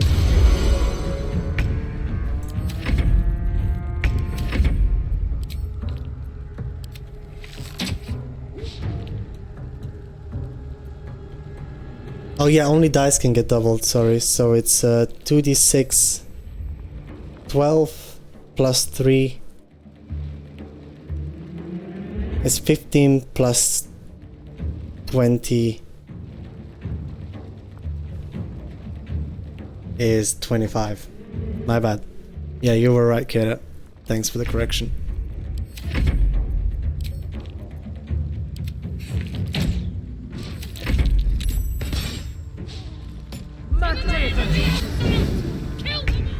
We're gonna stop attacking once we get Minty down to 22 HP.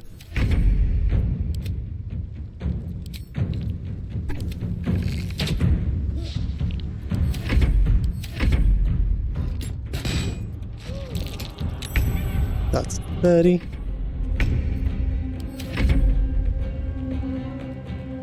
No, he's literally at the edge over here. I mean, he can try and move to Zevla, but I think a tree could be in the way. But no, he won't lose this advantage. There we go. Minthara is on 14 HP. We have our reaction. We have our Luck of the Far Realms.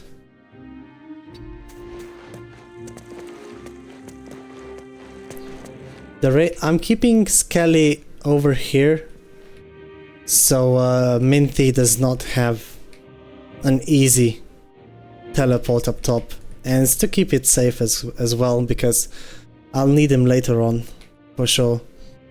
So 99% chance to hit, 14, and all we need is for Luck of the Far Realms to come through and allow us a crit.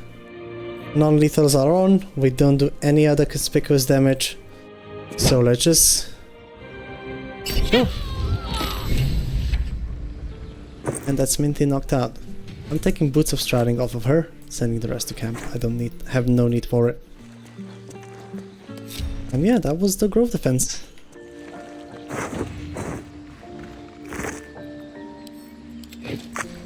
This is why Buyag Benta is one of the scarier enemies in this fight. If you were to keep the fires on, she would also cast grease on the fires and you. Like these 3 scrolls, that's a deadly combination. Yeah. Right, Sappers, don't drop anything.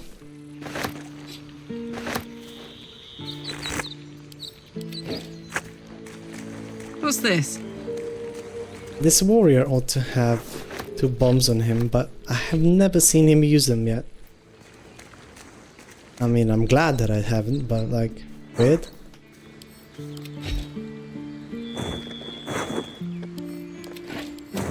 Could have probably like one-shot someone with it.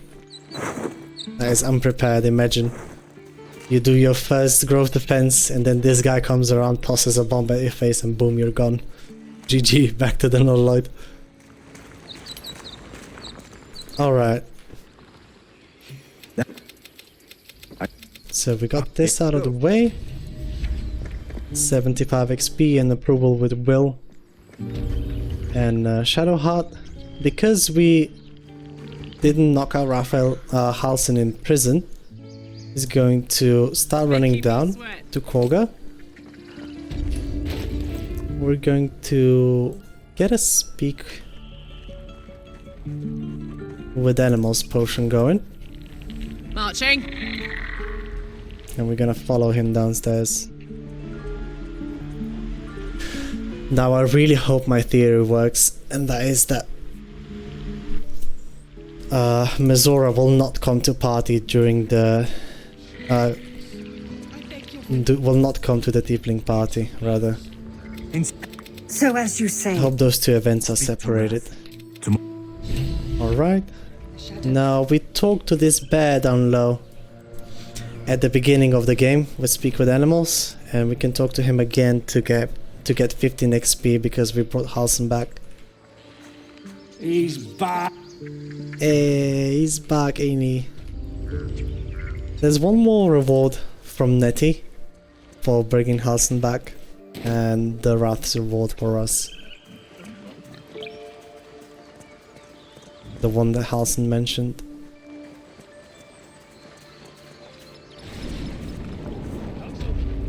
Stay close. I cannot imagine taking on a cat. Of course. I'm just here for the reward, champ.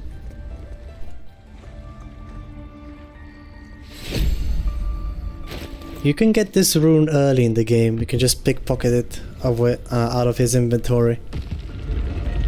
If you want Sorrowful Lash in the early game.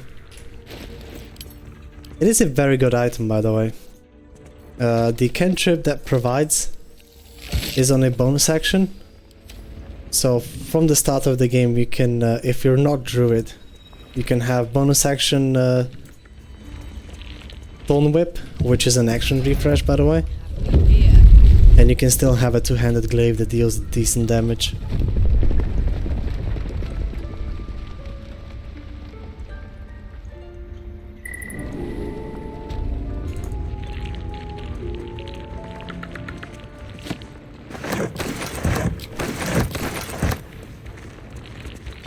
Something about this blade. It feels sad. And this is the blade in question.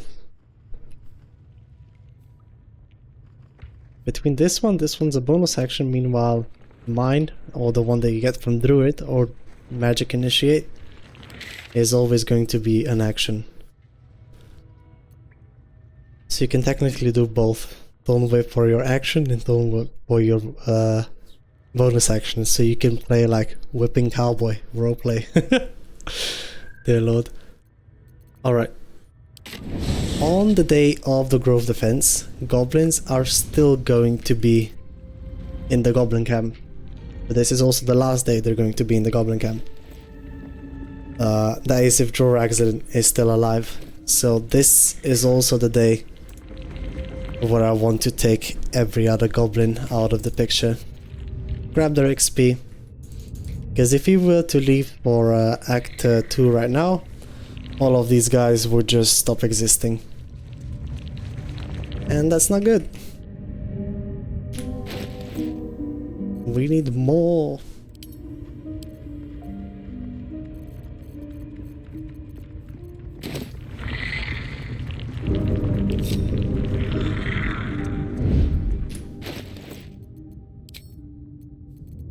Alright, swapping back to these gloves.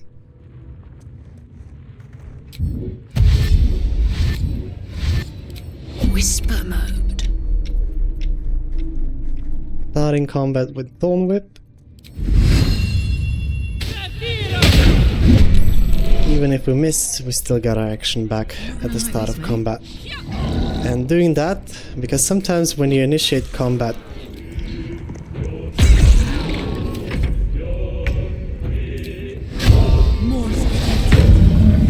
with your weapon attack, or in my case fist attack, the game will for some reason take your extra attack away, and that can be quite detrimental. Heyo Parkus, how you doing? Hope you're enjoying the stream. And we can send the rest of the summons in one by one. Drunk Monk any good? Haven't played it yet, but so far it's a monk, you know? It can still do everything that every other monk can do.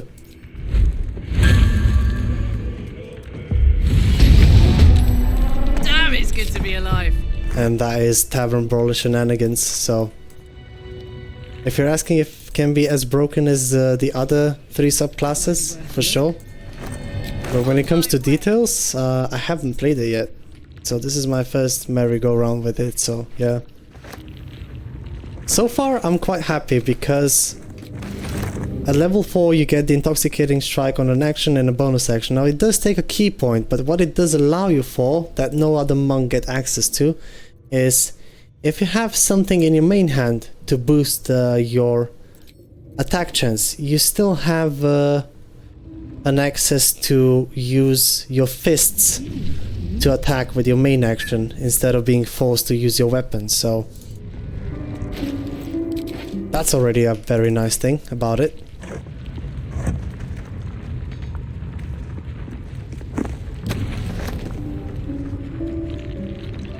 So you could still use like Knife of the Undermountain King and Covert Cow, get the reduced critical chance, but still exclusively use your fists to hit and profit from Tavern Brawler.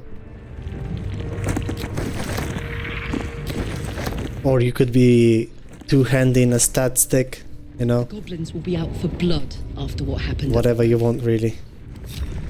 Best to stay I'm not clear. doing that right now because I would like to conserve my key points for Joraxlin. So,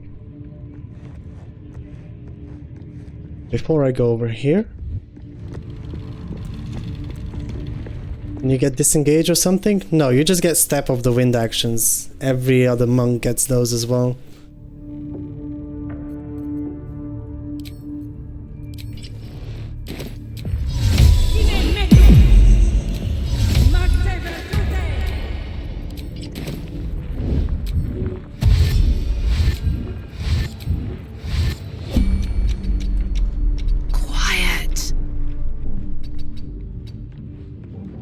Oh yeah, you also get Drunken Technique. Now I don't know what's the default double punch for Monk, but this one also gives you 3 meters of movement speed and the benefits of disengage, so a useful defensive tool. I don't know if this one is the same as Fury of Blows though. You'd have to ask someone that plays Monk a bit more.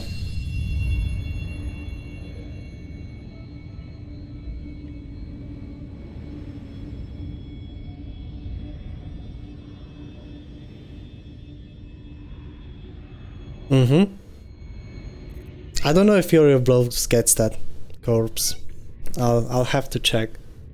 Wait, let's check right now actually. Fury of Blows, Monk level 1.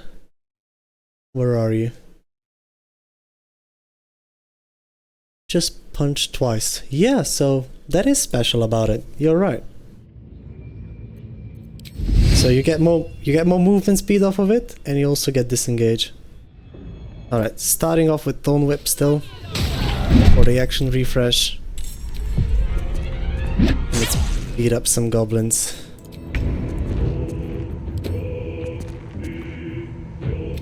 Going to turn off my Call the Weak, just so I can guarantee the proc on the Bloodlust Elixir. You jump down here, turn our Call the Weak back on.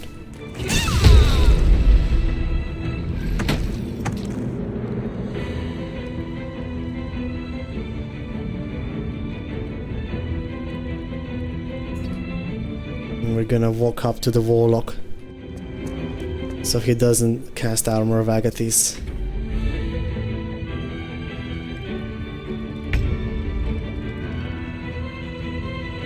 Oh yeah, and you also get Life of the Party whenever you get somebody drunk with this, so that raises your AC by 1. So, question mark. Is this the first AC tanking monk out there?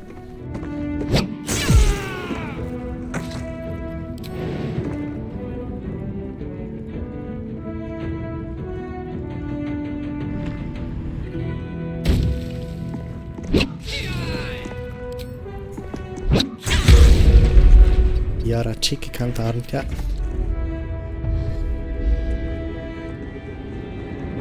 So yeah, it gets a lot going for itself in the early levels. Not sure if I'm as excited about later levels, but the stat stick thing is already super nice.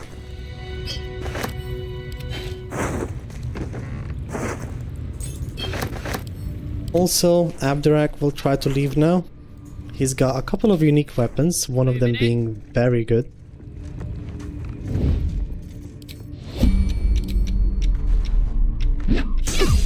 Your aggression.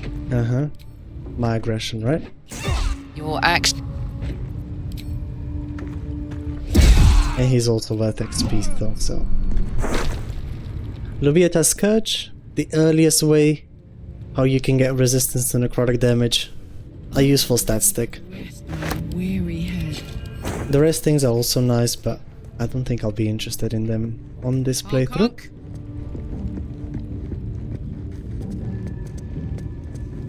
Does that mean later levels will be better to multiclass? It depends, because Open Hand Monk gets that level 6 feature that gives him another bonus action and heals him and restores his key points. It's still kinda hard to compete with that. But if we're talking less than 6 levels of Monk, like 4 or 5, then yeah, probably Drunken has a good matchup against Open Hand Monk, in my opinion. And 4 elements as well, yeah. I'm nothing.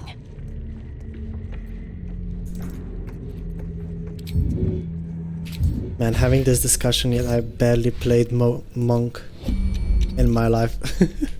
This is my second attempt at this, and also my second time that I'm playing Monk, so yeah. Take all of the info that I give regarding this class with a grain of salt. I'm still learning as I go. Now, before you deal with Joraxlin, this guy's got a scroll of hold person that he is willing to use. So, make sure to deal with him before you go and take one. Joraxlin.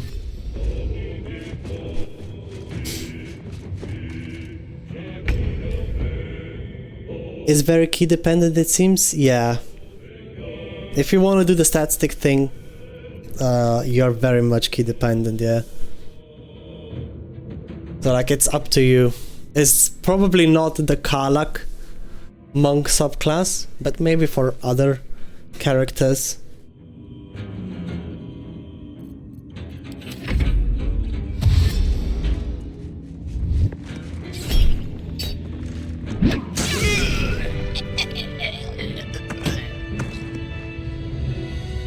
Yeah, Open Hand gets that at level 9. This one gets it at level 4. So like, I'm thinking for this monk, like early levels of it. Up to level, heck, maybe not even 5.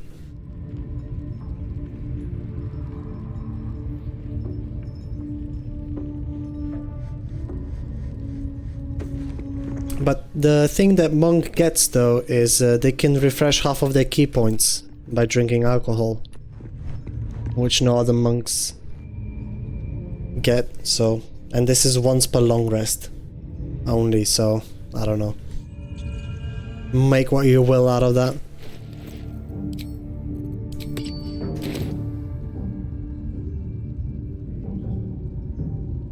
Shadowheart is basically a drunk, perfect monk class for her, definitely. Alright, so we're concentrating on Hunter's Mark. I'm going to be ditching that for Bow of Awareness. I want better initiative. And for Joraxlin, I want to start with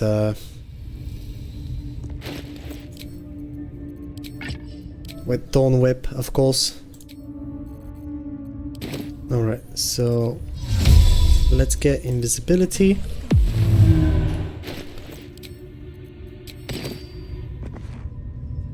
Get a ring back on. And let's get closer.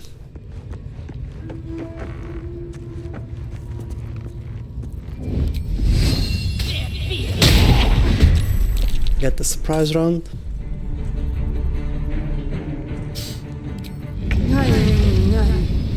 And here is where I wanna do this. He saves on the drunk effect, but we get life of the party, raising my AC by additional 1.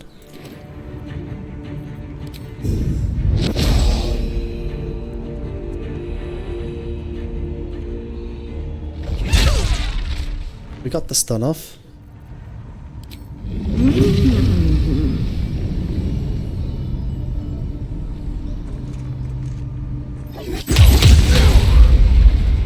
And that's Joraxlin, turn 1, I guess. Damn. Damn, monk. Jesus Christ. Taking this off now. And we're killing the warlock first.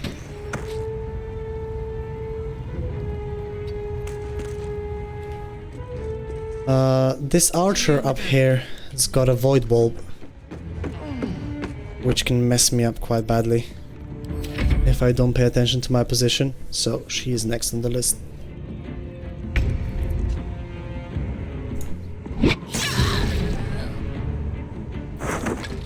But yeah, when it comes to stat stick punching, like, you can always just take it off if you don't have key points to spare. But like, there's a way you can still manage it, I guess.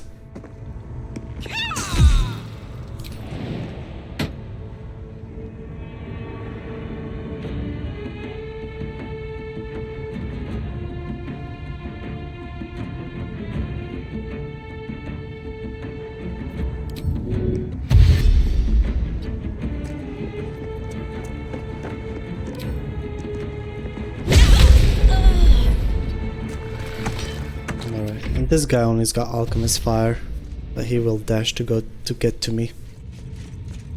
Good.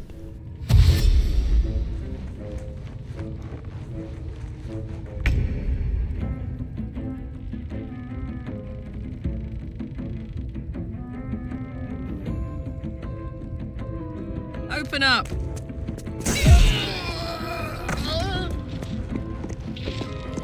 I mean, it's definitely not. Probably not the strongest monk subclass still. But it's got a few things going for it.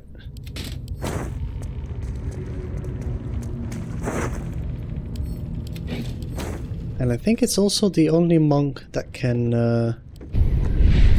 that's got a source of psychic damage on their fists. Sobering realization is not that tempting. I am ready to still, rest. And I think you have to set it up. Not sure.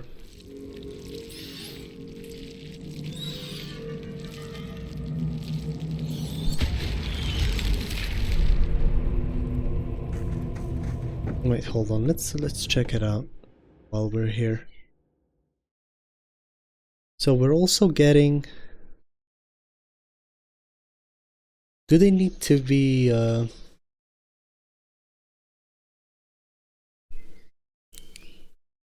hit a drunk target and sober them up by dealing bonus psychic damage? On a successful hit, the monk also loses life of the party. This is after you've already spent key point. That is the only way to get open hand get psychic? Yeah, true. He gets that at 6 and it's without a cost. Damn. Yeah, Shadow Monk gets the Shadow Strike at like 11, I think, or 10.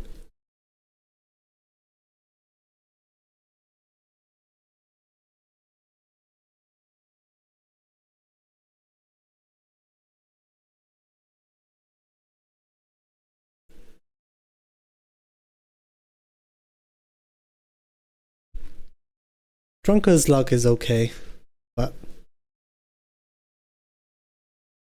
it's only ever useful if you're playing badly and you're getting disadvantage on certain roles that you're making. But this is so expensive though. How many key points do you have by that time? 12? No, not enough.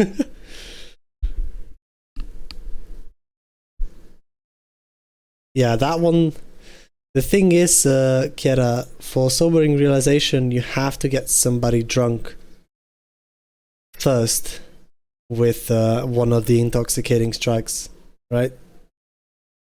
So this is one key point, plus this one is another one.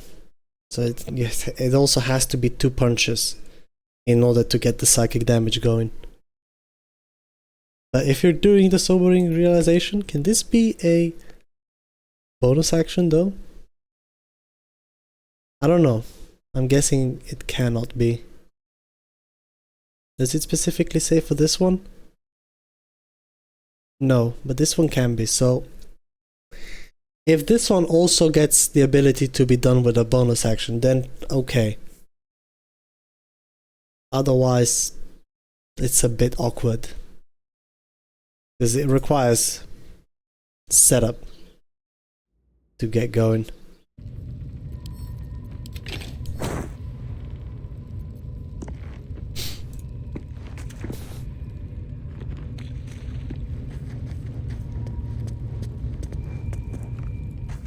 However, though, at level 5 we get, oh, sorry, 6. We get the reaction to riposte upon an enemy that you can also otherwise only get from Vest of Rejuvenation or the other cloth you can get from Grimforge.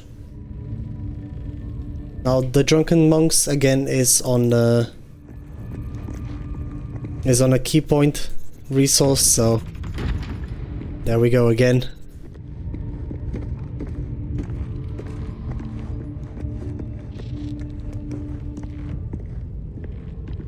Monk's bonus action is valuable. What I'm referring to is you get the same ability on either on bonus action and action, so like if you can choose, pick and choose which one you do whenever you decide to do that is the attraction I'm talking about, but it does not look like that's the case. Lucky! Or rather, I don't know yet. We're going to find out about that later.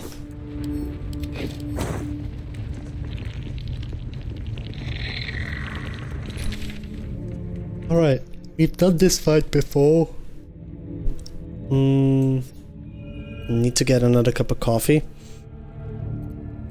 So it's just the fight on the courtyard remaining.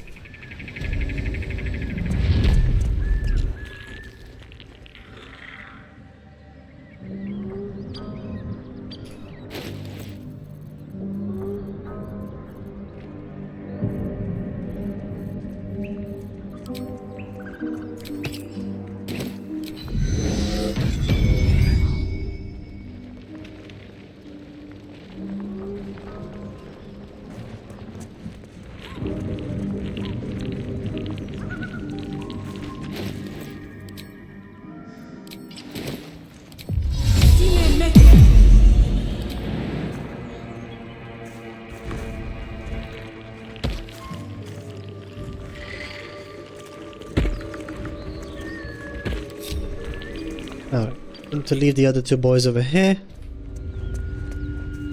Recruiting the owlbear cub is also an inspo point.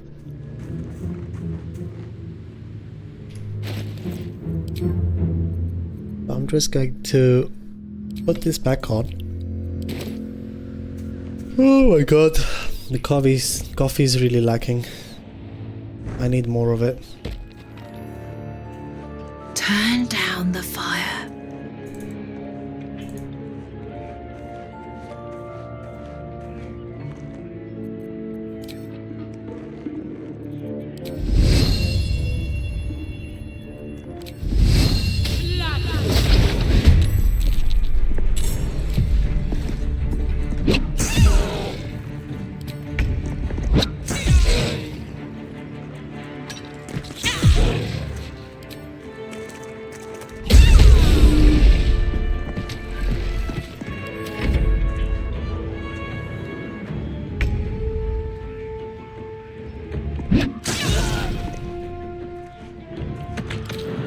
Hello. Hi. How you doing?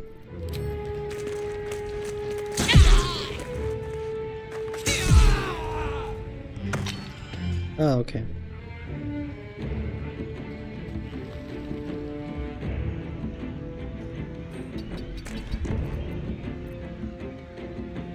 Try and move this away from us. Wrecked. A good punch would probably finish it.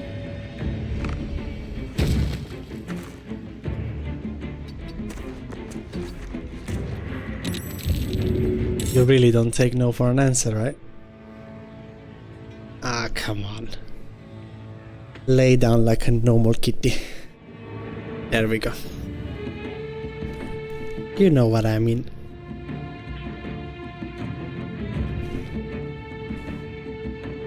I think I'm just gonna let these guys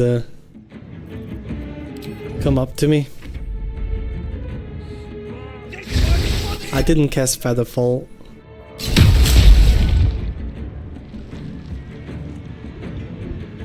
So it's not like I can just jump down.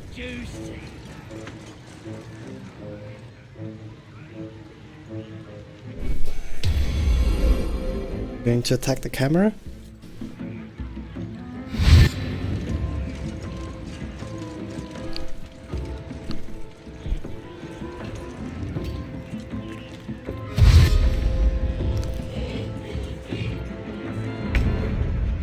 Interesting, so Psionic Backlash does not deal damage to Armor of Agathis, or it got applied before. I think it got applied after that.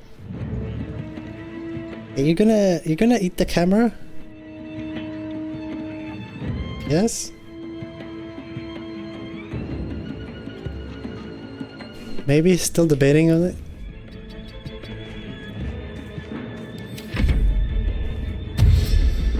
Thank you.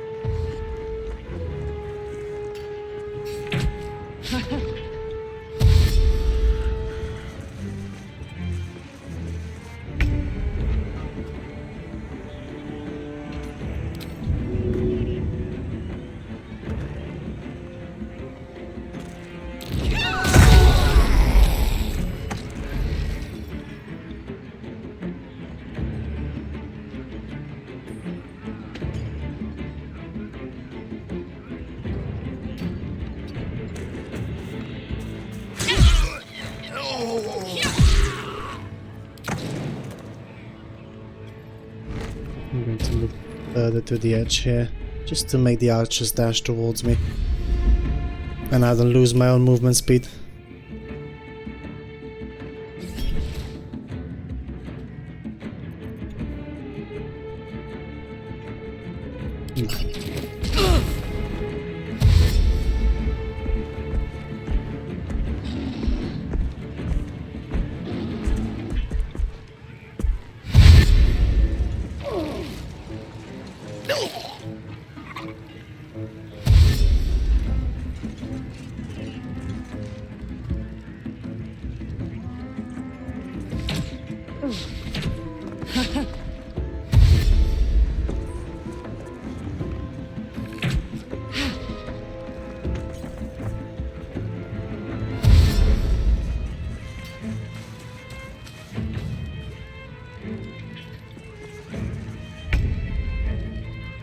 There we go.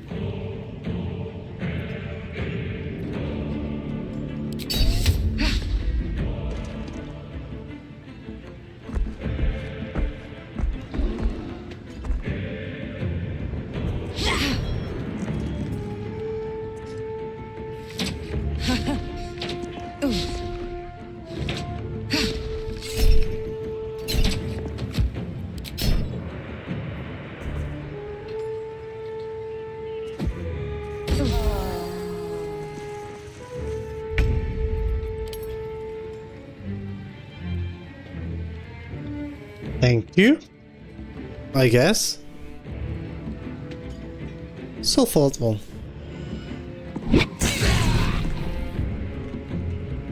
Who would have thought they had it in them?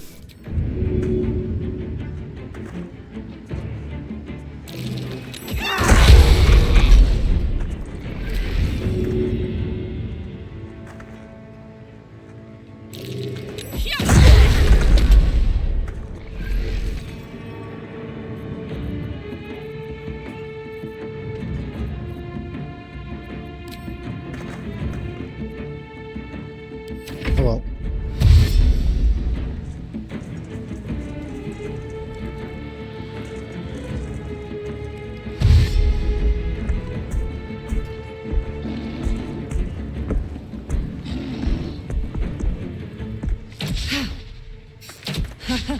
By having this fight up here turns the whole shebang into a complete joke, like as long as the ogre doesn't have the movement to get to you, you're absolutely fine. Alright. 2 birds with 1 stone. We got the option to jump back. Got it.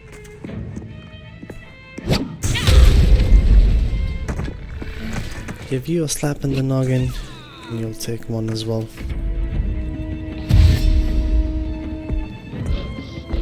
I wonder, is the Mistress Grace spell, will it take my spell slot?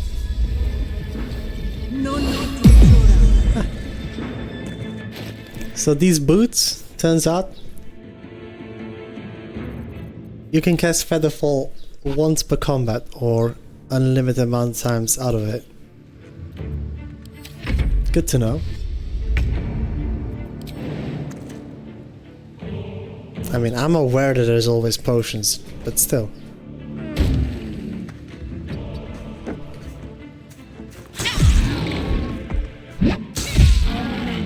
Even money eventually is finite in this game. Damn, nice punch, bro.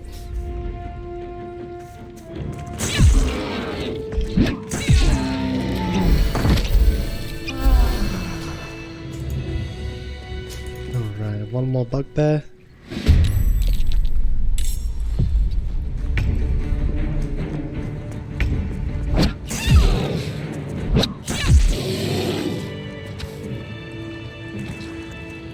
Recruiting the owlbear cub Mother gone. is one of mine, suppose.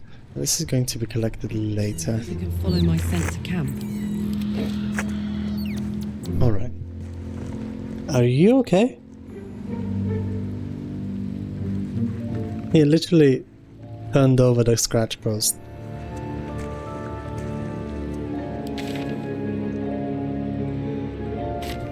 Alright.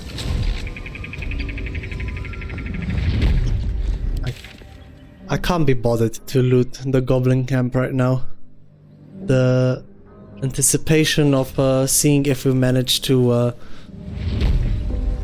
set up Will's and Mizora's long rest events accurately enough on Karlach run, so we don't have to use silence on Raphael is just too much, so I wanna see. We're ready to head to your camp. Excellent. Let's go. Lead the way. Now, please, Mizora, no chatting. I am. Ah, let's go. Look, an owlbear. Go on now. Don't So, waste the night like this. what we just figured out We'll discuss is your plan tomorrow. Go on and what we just discovered is Mizora will never come to a tiefling party. Because the next long rest event I had queued up was the squabble with Will. After the squabble with Will, playing as Karlach. Usually Mizora shows up at that time. But since this was our next long rest, she did not. So yeah, super excited for that one. You know, I never pictured myself as a hero. Never thought I'd be the one they'd toast for saving so many lives. And now that I'm here, I hate it. This is awful. It's not so bad. Think of all the goblins you killed. Was fun. Still, I would have liked more for my trouble than a pat on the head and vinegar for wine.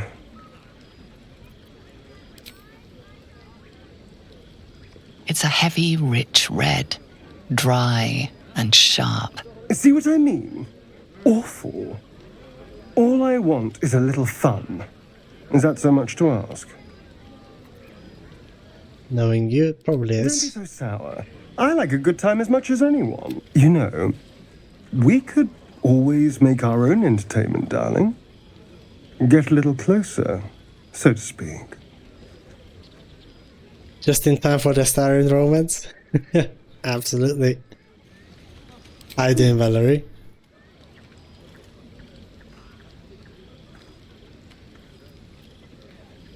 Cheeky. I'll see you then.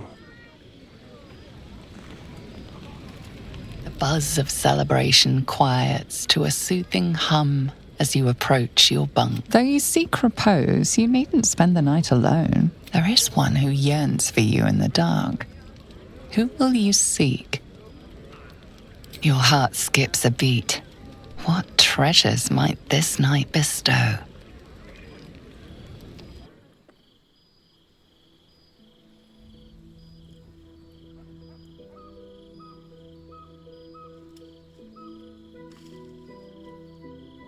Doing wonderful. We are I've been attempting waiting. to bug out Raphael to knock him Waiting out since the moment I set eyes on you. without silence. Waiting. And we've finally figured out, I think we finally figured out the sequence of long rest events to do it as a Karlach origin. Tasting you could be a risky proposition.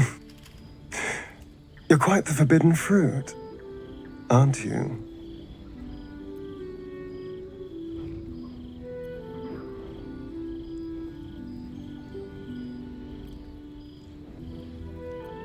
Having to learn how to slow down, it isn't easy. Trust me, it's a challenge for both of us.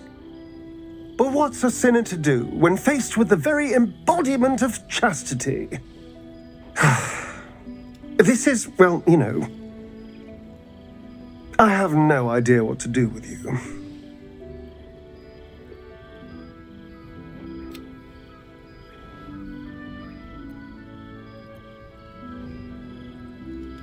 With the life you've led, I'm not surprised. God damn. My eternal evil is popping through, so I'm gonna let chat take the wheel.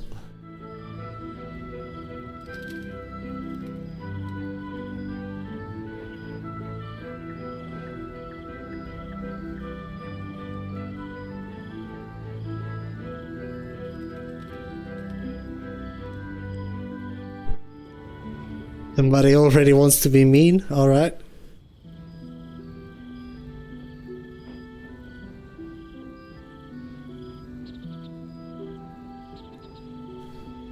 One, is your extension not working, Anna?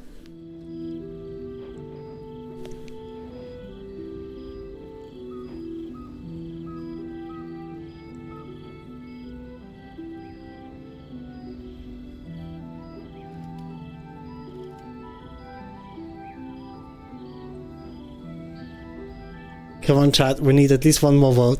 Don't leave me at 50-50. Do the evil? Burp, I had a feeling it was you. But I see 2 ones over here, so... It's not counting your vote? Ah, okay. Yo didn't work either? Of course. Just be what, exactly? Frustrated? Bored? What do we do? If not... that? You're on iPad, so you can't vote? So oh, okay. I'd have already betted you twice if you were normal.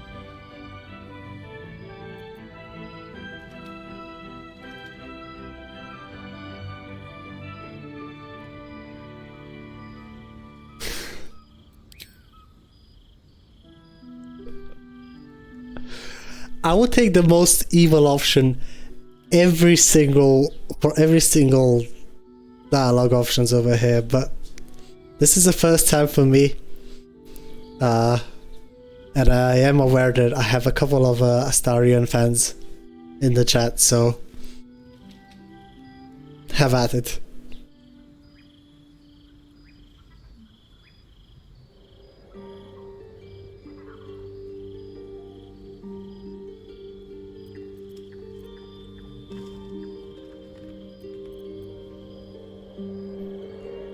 So the last vote was on 3?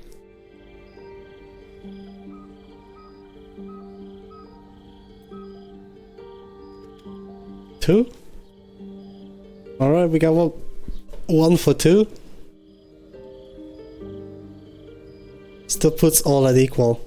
Oh, you're taking back to 1? Alright.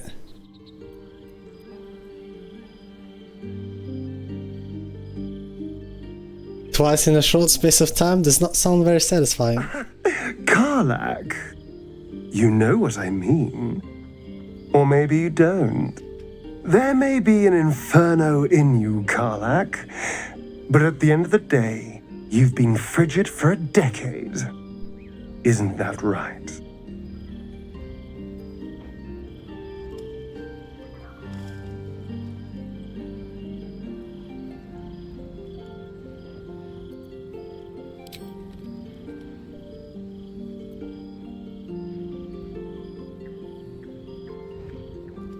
I shouldn't be trusted with these dialogue options, by the way.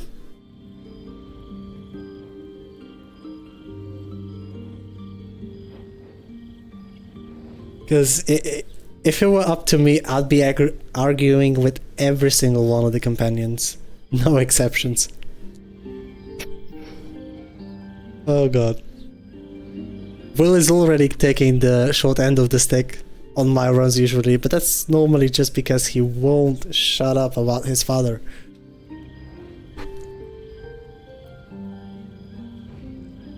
I think we got quite a decisive one over here.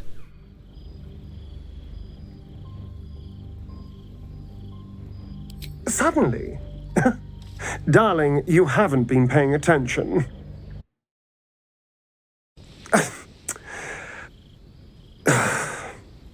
I'm sorry. My problem is the voting option after you already choose.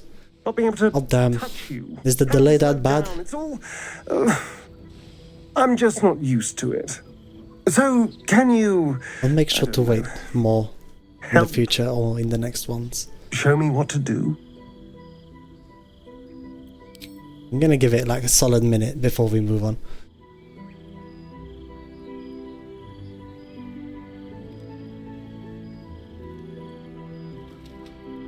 I had my suspicions that there's been horrible delay between my stream and when the thing actually appears live, so let's try and remedy that where it matters. Fortunately, there's not much I can do regarding my internet provider. I've already had the best package possible, but yeah. He apologized, never said pay attention. Sorry.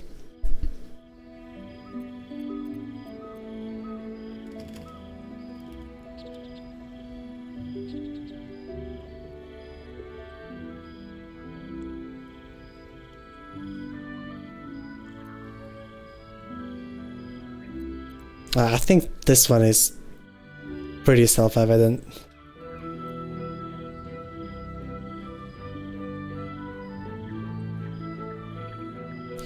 As it is for you, I guess. Yeah, I'm somewhere between 1 and 2 as well. We can get 1 vote in.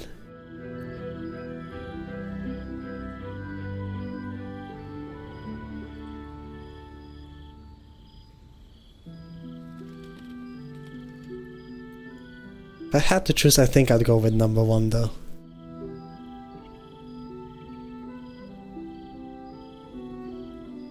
We can just talk as long as we want, then we can sleep near, but not too near. No, I'm not getting the option, so I'll say 2. 2 is alright? Okay. Well, to quote you, fuck.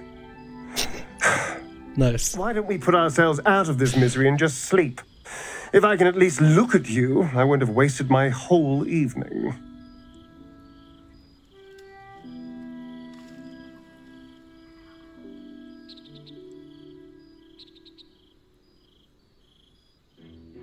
Playing the big lady clearly comes with loads of sacrifices.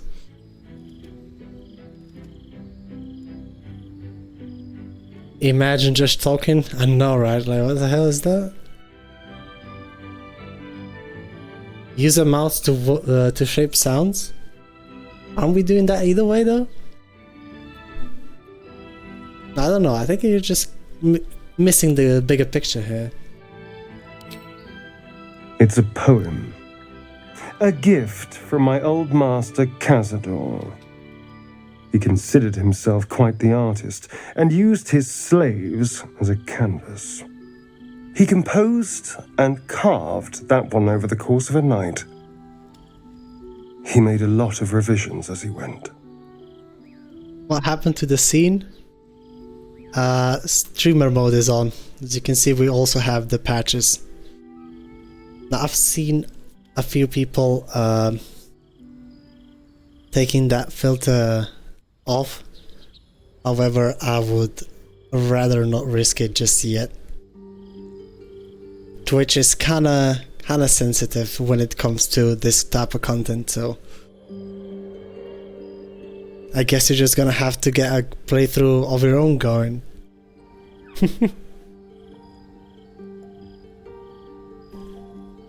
What kind of a sacrilege is this? What do you mean? White boys getting toasted on each side? I don't see nothing wrong with it. Infernal? Who knows? The bastard was insane. Tiefling gets this infernal recognition for free, though. Tieflings drag us into another mess. That's nice. I trust you enjoyed your evening. After all your efforts, it was well. The journey specific. Alright, bear man. If you've all. I'm fine with not having to listen to you. Alright, since patch 8, there's been 4 more goblins added to the roster that appear only after the day of the raid, or after the day when you've defended the grove successfully, and they can be found right down by the circle.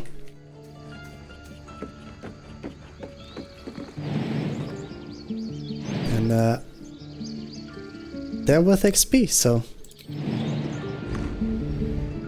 might as well go get that.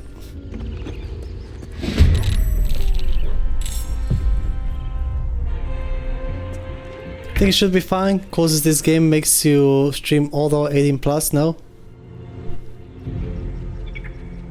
That's fair. I have to look into the rules regarding that. But it would still be like, even the 18+ content cannot have too explicit scenes, and to be honest, I haven't seen them for myself yet, so I can't be the judge of that.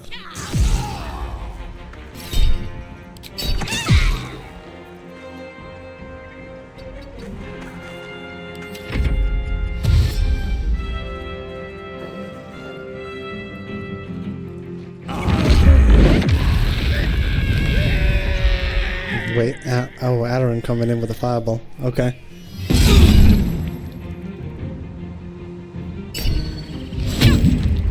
fellow streamer gets me.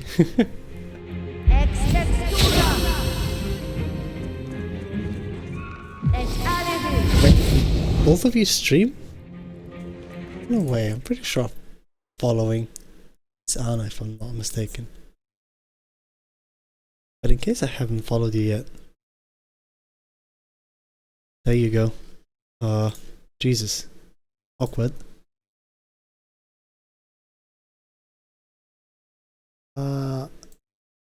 Alrighty. This ought to fix things up a little bit. Thank God Karlach hasn't accidentally killed us with the moonbeam. That'd be a bit awkward. But yeah, like, I haven't even read the rulebook regarding that, but if others are doing it, I guess. Tempers are right.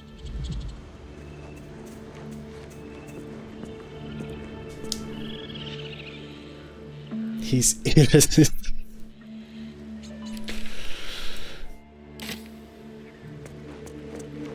Alright, back to the topic at hand. Mizora is waiting to come to our camp. If we done our setup correctly, she should show up on the next long rest. And so will Raphael if we attempt to leave Act 1 region. So let's go do that right now, shall we? Hey, stick shit! It's stick shit. You piss pot. Shit. Toplands are closed. Well, damn. Yeah, whatever.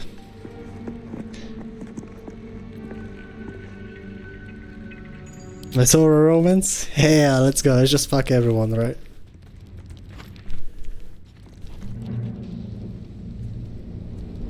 Hellfire. She's coming. And since we have disrupted the first conversation with Raphael through using electrified water, this should bug out his AI to where it will allow us to punch him without... You know, where's the necklace though? Mizora, one of Zariel's servants and a powerful devil. So in yeah, her let's own see regard. if we did things right. Well, aren't you a luscious thing? Since when has flattery been in your bag of tricks? Besides, I've already got a pet. But he's been unruly, and his leash needs a yank. We had a deal, Will. But Karlach's still breathing.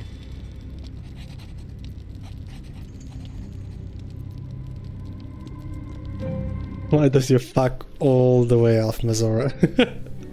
The point? Oh yes. Thanks for the reminder.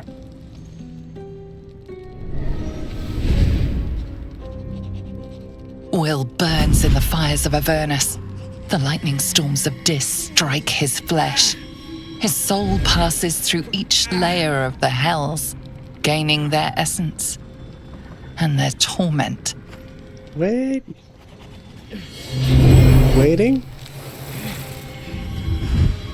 That's the thing, Valerie. We only recruited Will on the day that we send Minthy off to Raider Grove. So then we long rested. He joined the camp because we're playing Drunken Karlach. We had a little squabble and we recruited him. Get used to the new form, And pet. then the next long rest that was supposed to happen was this, but we took the tiefling party, so she couldn't show up. And now that we're trying to leave the region, Raphael is also somewhere in this camp now, and he took 1d4 lightning damage from electrified water, which we used to interrupt the conversation when we first met him. So if everything works out correct, we should be able to knock him out without using any party members.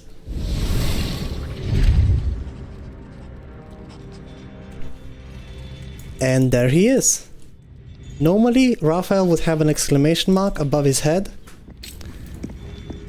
However, since we used the electrified water, which deals 1d4 of shock at the start whenever you touch the surface, and then gives the shock condition, which makes them take another 1d4 of lightning damage on the next turn. But because Raphael stops existing after that, this, when he joined this camp, was his next turn, so this was right now. And before, we didn't have Mizora's cutscene, so he immediately initiated conversation with us when we tried to leave the region. But now, since Mizora disrupted that conversation, it's the game considers as if he's already attempted that and not succeeded, and that just kind of breaks his AI, allowing us to do this.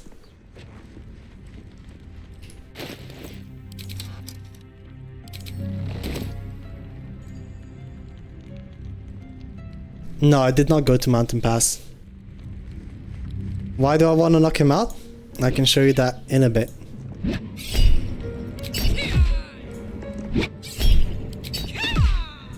Unfortunately, we don't have a way to do ability drain dexterity on him, so that sucks, but at least we can drain his strength away. Just going to turn this off.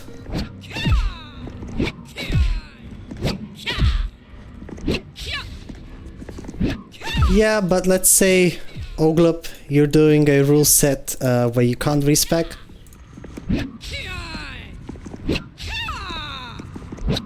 Alright, and you don't have any companions in your camp. I guess you would still need at least Will and Karlach in that scenario.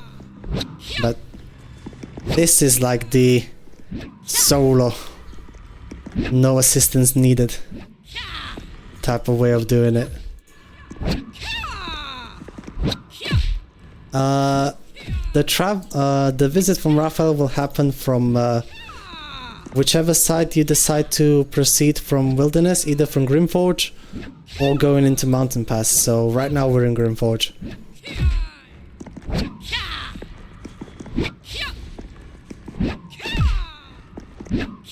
And yeah, they are.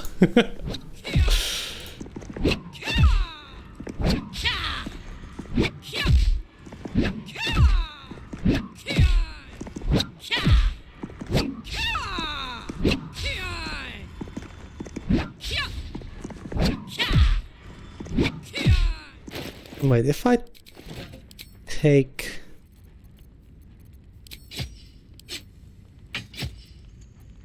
two of these, right, and start stabbing him, will we be able to do dexterity as well? What do I lose the druid levels for? It is for shield and medium armor proficiency.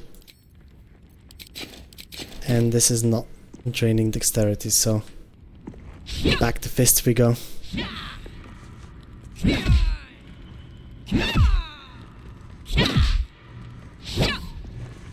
We could also drain his wisdom, but I don't see the reason for that.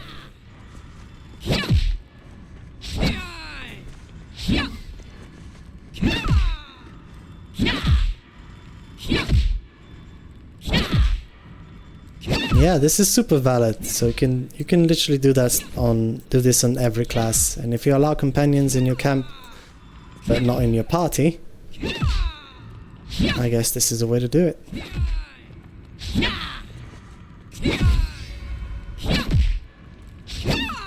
I don't know, I just think it's very neat.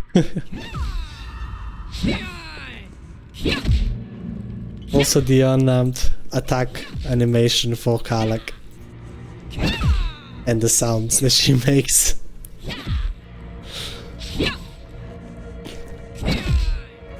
I mean, at least it's better than you're unable to speak.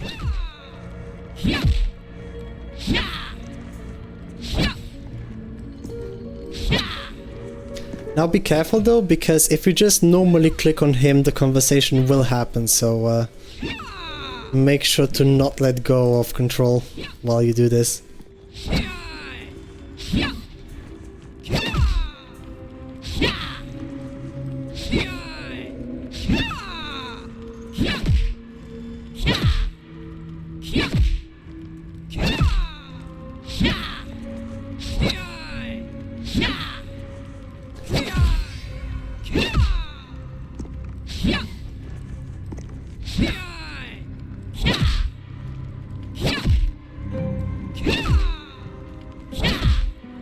Last time you made it to Act 3? Yeah, good luck. And make sure to bring your paralyzed immunity, unlike me. Forgot it and I paid for it on my previous attempt. I was playing with fire when I did that fight, to be honest. I was way underprepared.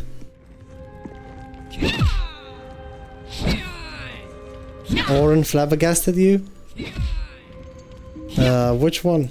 The Slayer Orin or... I'm guessing it was Slayer one, right? Since you were playing Karlach.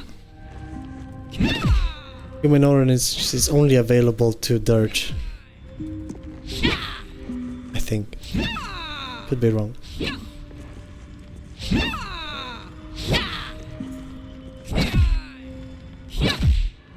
Alright. Just a bit more.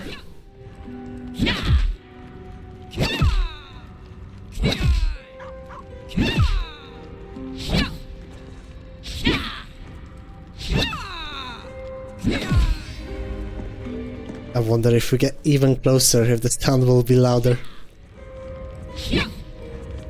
Yeah, that Orin can be quite scary.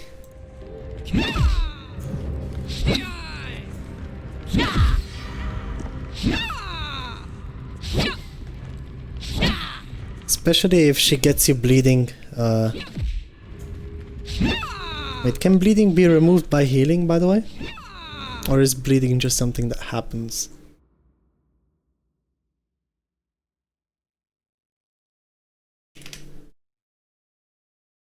Yeah. So when it comes to that Orin... Hold on.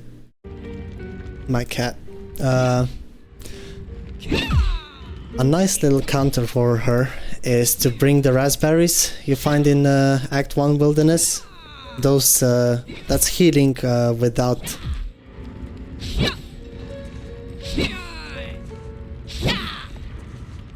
without consuming any actions. And you can get rid of the bleed, and I think it's the bleed that adds the strength modifier to the multi-attack, right? Or is the one that guarantees crits? I'm not sure. One or the other.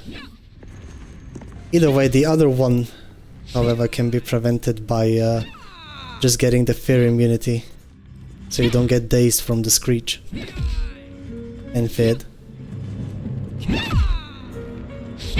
So she can be shut off quite efficiently. Only needs a Severox helmet or like protection from evil and good, and some raspberries, and that is most of her combo disabled, or at least the higher part of the damage of it mitigated. This is Loki, yeah? And he is reminding me that we haven't eaten yet.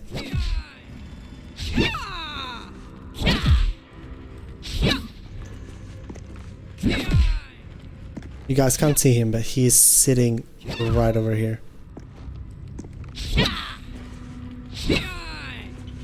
And this in the back is Lola.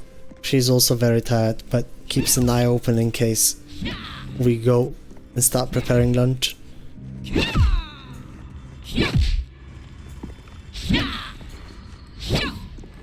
Alright, let's...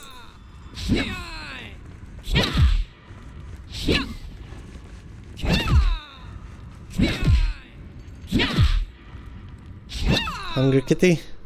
So am I.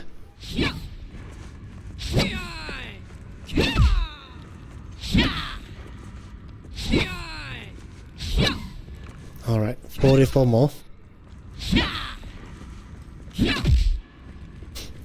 I get way more of those looks than I deserve, though. Just wanted to point that out. He is, his name might as well not be Loki, but Your Highness at this point. And I'm late on my rent, clearly. There we go.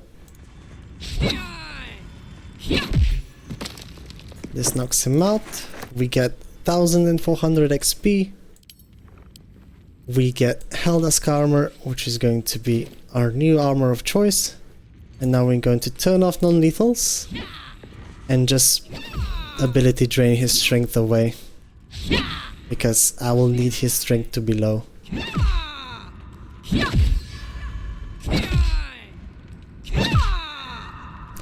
Why not use the mod? I don't use the mod. I don't use mods that make my game easier. Not in water. I like the challenge of it. This is also the reason why I'm playing in solo. And Helldusk armor is completely obtainable by well, everybody but Karlach at Act 1, so at level 1, sorry. So it's not really necessary to install that mod. Like, if I wasn't Karlach, I could have gotten Helldusk armor as soon as we got out of the Nautilite and got the Grove.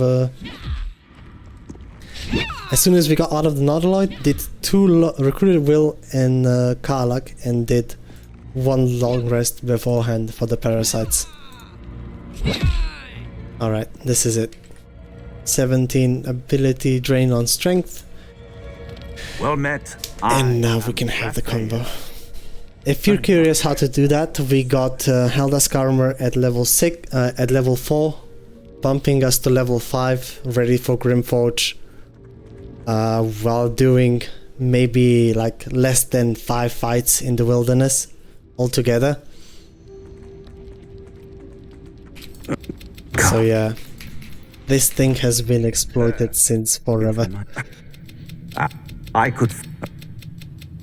Same, Anna, same. Alright, and this was Raphael. We got our armor piece. And we are ready to go. Low-key proud of myself that I finally managed to pull this off. But yeah, this is how to get Helldusk armor as solo Karlach without use of silence from other companions or having your own souls.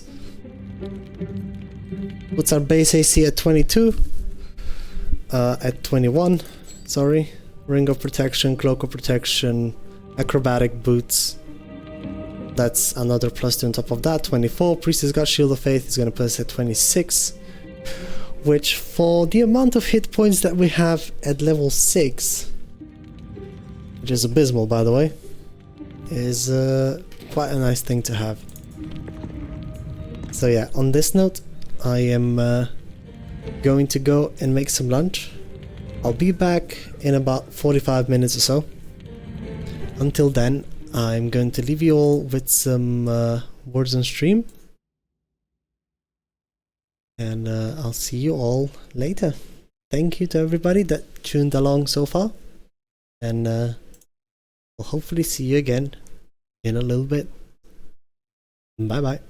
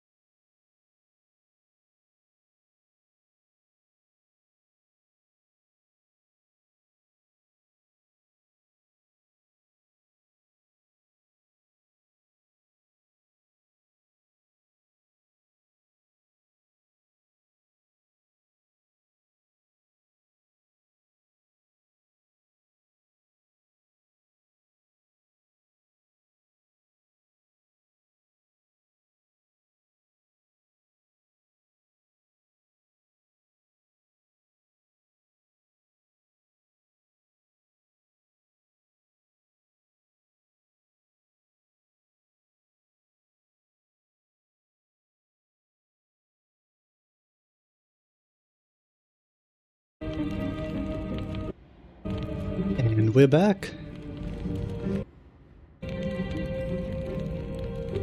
Oh damn.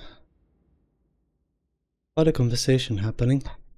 Hey yo, thanks for the follow, Special Side. Hope you're enjoying the stream. Oh.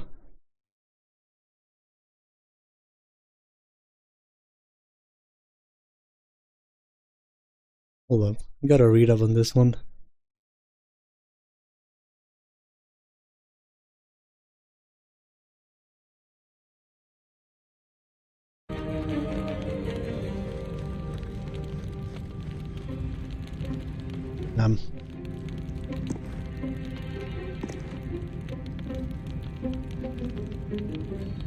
I'm a little bit late to the encounter.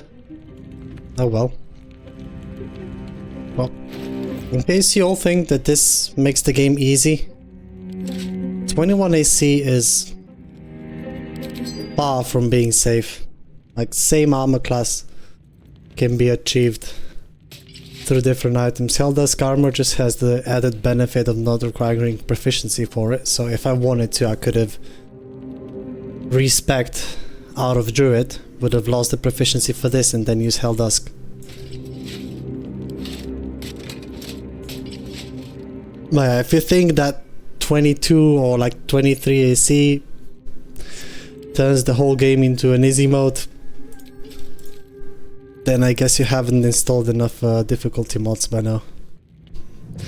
But that is also a little pickle that I have. There's a lot of quote-unquote difficulty mods that are presented in the game. Meanwhile, they just add another action to enemy, increase the HP, and give them another bonus action, just make everybody hasted.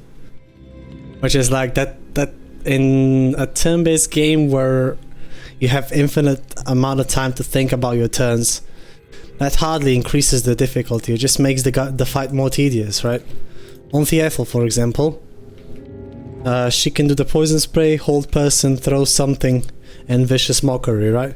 If she's got 2 actions, then all you have to make sure, and you don't have ring of reaction, because let's say you're fighting her on region lock, right? Then all you have to make sure is that you've gathered enough money to place down an arrow of darkness so she can't hold person you.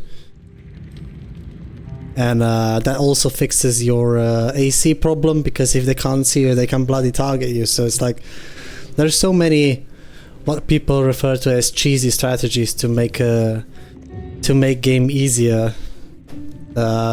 Also then on the other hand, when you see the mod with the difficulty that makes the enemies do more of what they already are doing and have more HP, then that just makes the fight take longer. So there's only 2 mods I've met so far that increase the difficulty to a point, increase the difficulty in a way where it actually presents a new challenge, so to put it. And again, just stacking immunities onto enemies that don't usually have them, it's also a very annoying way to design an enemy. That's why there's a reason why the Steel Watch is not the most well received enemy type in this game. But yeah, Helldusk isn't gonna solve all of your problems. There's only 3 AC difference. In 24, the undead in Act 2, they need to roll what, 16 to hit instead of, sorry, 18 to hit instead of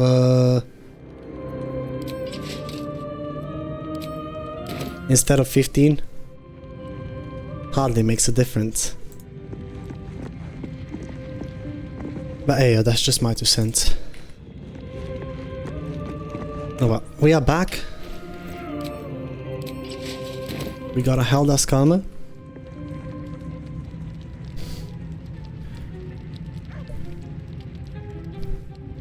And we are ready to proceed. And also the reason, in case anybody is wondering why I go through the entire Act 1 setting up things and doing things in specific order, it's plainly put it, I enjoyed setting this whole machine, setting it just right, and then getting it into motion. I derive some sort of satisfaction from it, and that's just how I enjoy my game. If you got a problem with that, then just go find a different channel, man. Somebody that challenges themselves, I don't know, playing with 10 AC and standing next to an enemy all the time.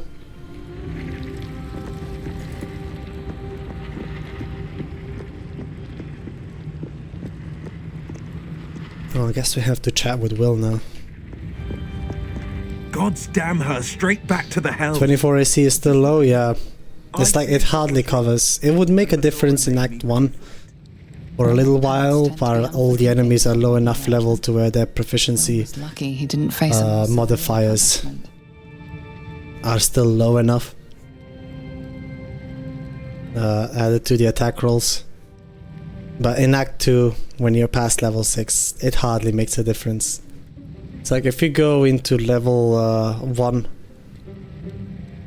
if you take a look at the challenge runners that play this game at level 1 and ask them about AC stacking, they'll tell you that you need at least beyond 32 or more AC to make that 100% efficient, to get to a point where enemies will not even try to attack you anymore. And this is hardly what I'm trying to do with my gameplay. With my gameplay, I'm trying to try new classes, try items that I haven't played yet before, and see if I can get a unique interaction going. Meanwhile, setting up the things to play out in a way where I benefit the most out of the situation. Because, put simply, I just like to have advantage.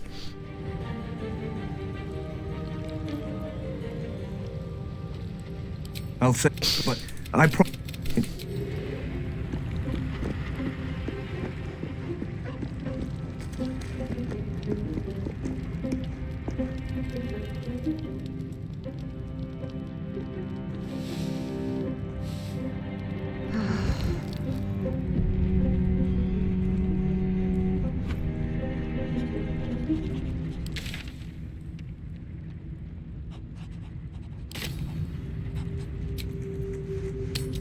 Alright, time to go to Act 2.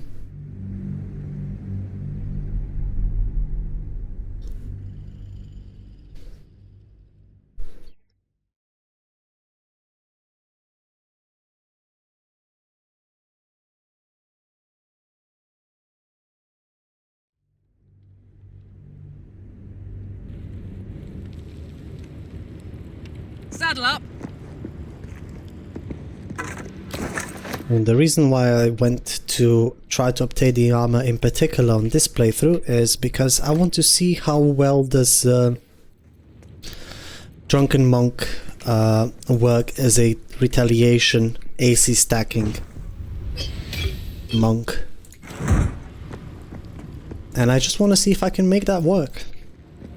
I don't have plenty of plans behind it yet, but getting the highest, earliest available armor to help enemies miss against me is definitely going to help out a bit.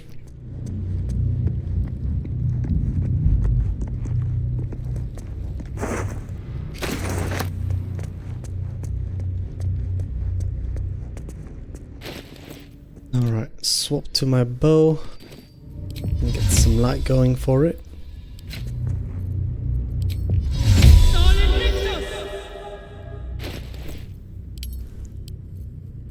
Shadows all resist fire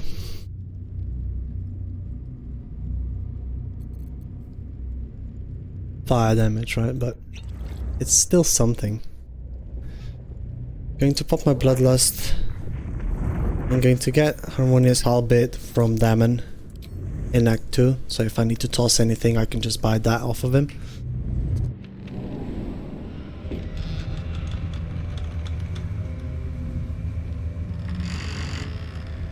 We are ready to go. I don't know what I expected, but damn, this place is cursed. Kind of beautiful, but Also feels like you could choke on your own breath here. Only way to Moonrise, unfortunately.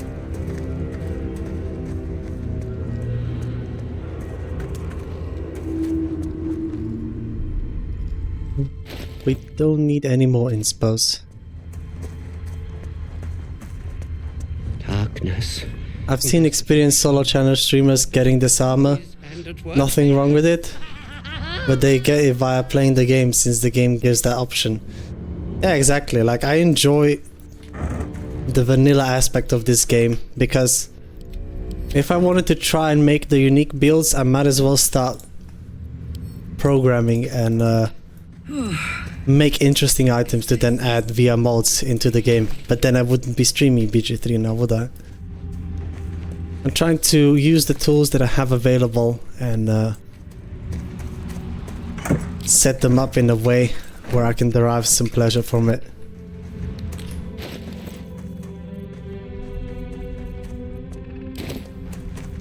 That as well, yeah.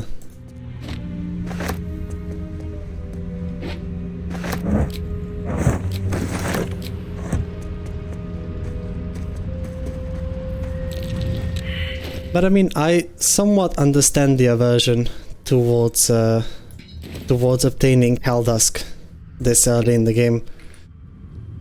However, like, if there was an option for me to choose between the AC and the XP that I can get, I'd definitely just take the XP.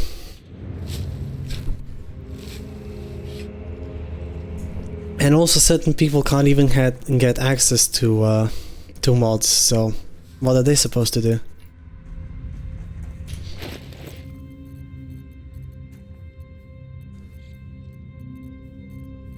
I need to send some of this back to camp.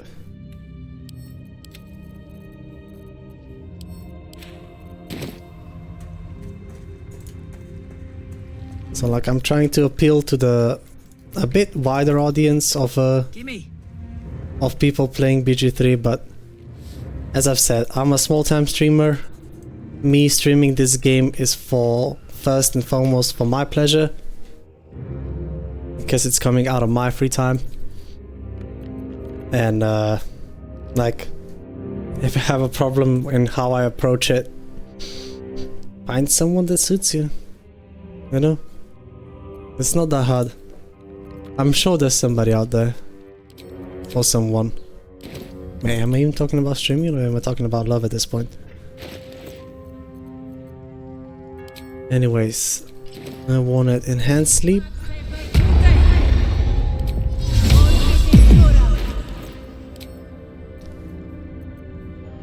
And we're going to take Boots of Speed.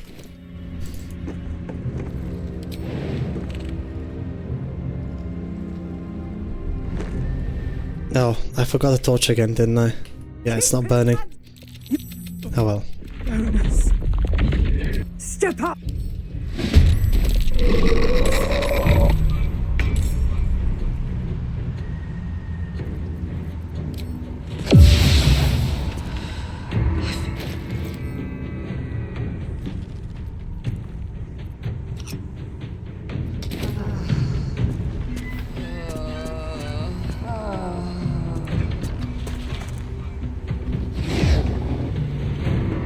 Staying on the side of damage when it comes to this encounter.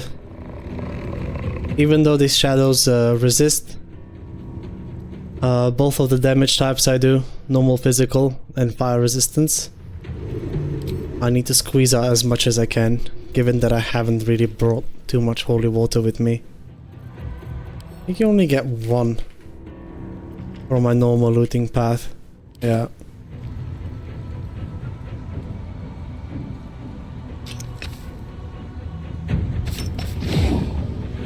There you are.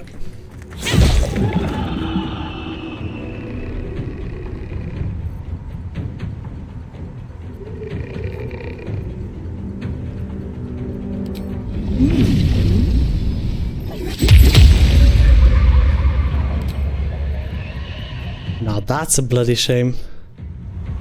Double miss. Double crit miss. Guess I'm gonna have to use a few more key points for this fight than I intended. Alright, I'm gonna swap back to bow for the light.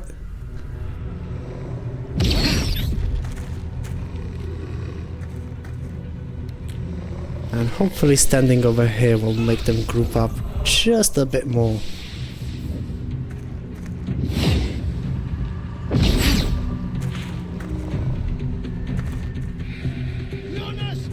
Please don't eat Jonas off of the cliff.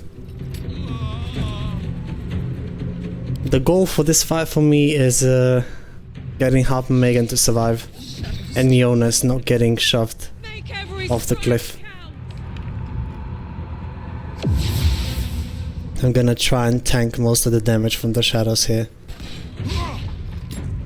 You have an option to get resistance from Leviata's Scourge, the maze that you get from Abjurak.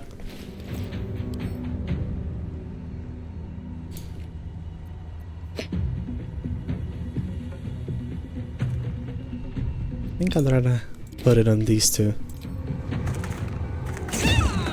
But that would take my Tavern Brawler damage away. I'm gonna get you out. I'm going to punch the water. But okay damage.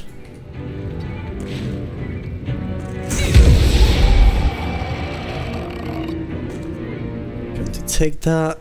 We got temporary HP. And if all of these dudes... I know that at least one shadow is... Oh wait, they can teleport. Probably just want to stay safe. And keep tanking for these guys.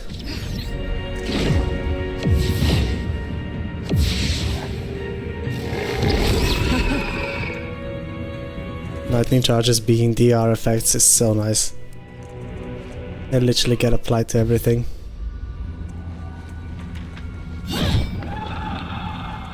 Don't make it... Alright, not a crit.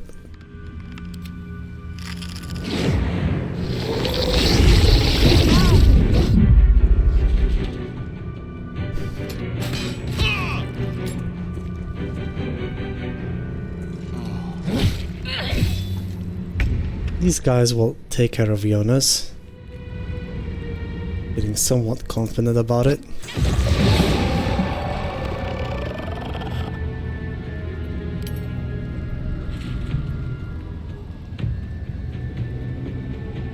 Shadow's mind collapsed, but we got Bloodlust Elixir. Sometimes this thing will not proc off of it, but I guess the game considers us lucky, so I'll take it.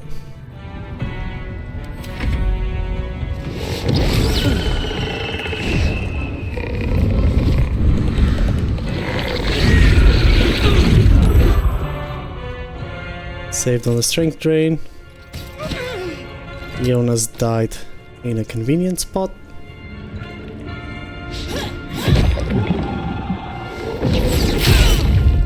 Now it's just this shadow versus Harp and Megan. 32. No, yeah, she can definitely die from one hit from that.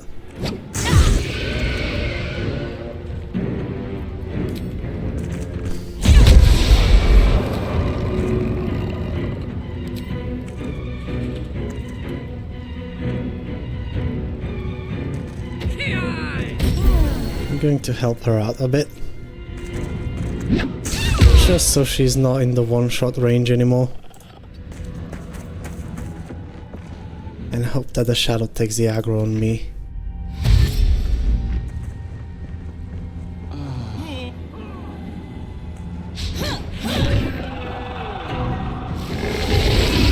Strength drain, let's go.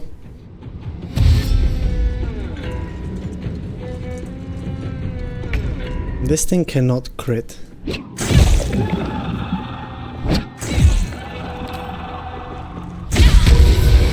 Well done. There we are. Now we've got to move.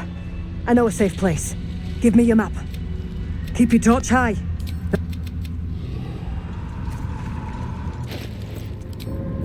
Alright, quickly invisibility. Take our bow back out and let's run down for the well. There is a exploration XP spot that's been discovered, but I think Trade Secret 34 not too long ago. Things been consumed by the And shadows. it is a static one. It's in the last light in. All you have to do is be faster to the well than Jaheira herself.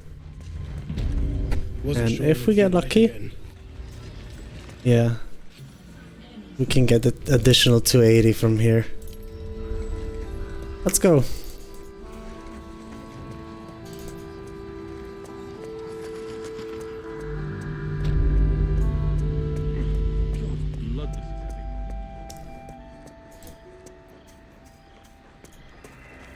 Just gonna do the ravens because I have them bug out and not work after a certain point, and I don't know when that point is.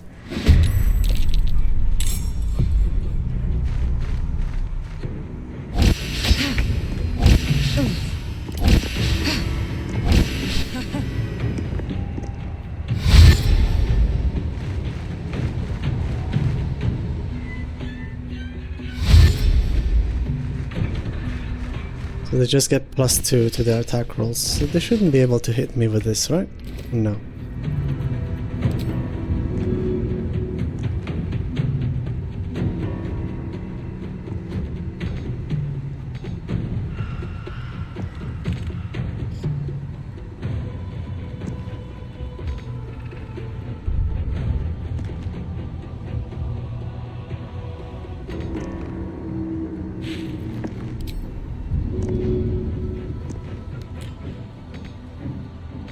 What do you mean cannot reach the destination?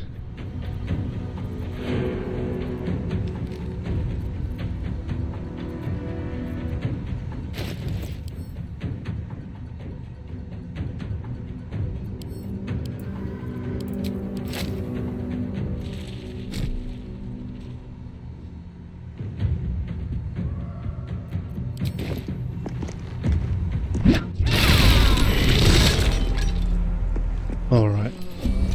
Void Ball coming in clutch. Them easy 480. And to get an Outlander inspo, which is surviving 2 turns in the Shadow Curse. I can get that later. We already got 3 and still have the owlbear queued up. You there! Hey, come. But yeah, we're already way past the...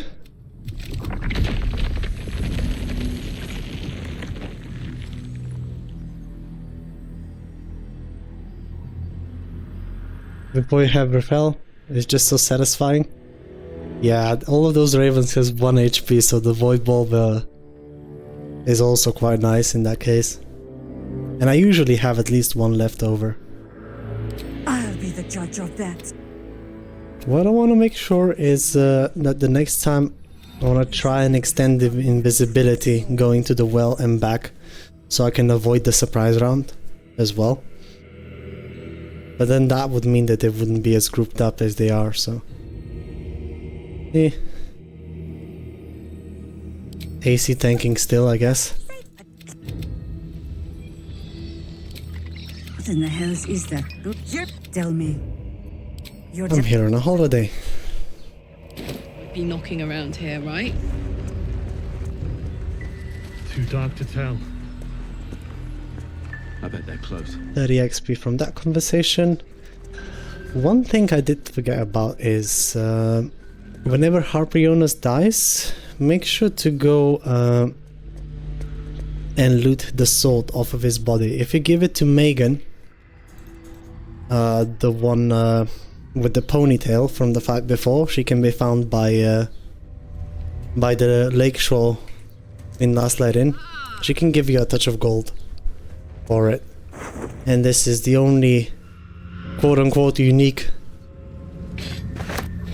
short sword in the game that doesn't do anything special, and it's specifically for this purpose. I think she gives you like around 400 goldish. So that can be quite nice.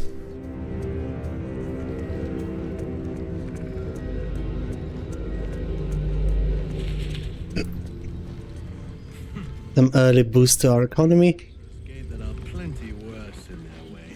Now, whenever you first arrive at Last Let In, Councillor Floric will be there with a few of her flaming fists, and after you leave, I don't know if you enter the town or what's the threshold for them disappearing, but they can go away and she takes them with them and they stop existing outside of that, so want to make sure to grab their XP while we still can as well. Jonas, I mean. And give her time to speak. He was always joking. He was a good harper. On this sword on his body, would you like it? Yes. I should thank you. I think I need some time. And 400 gold. Let's go.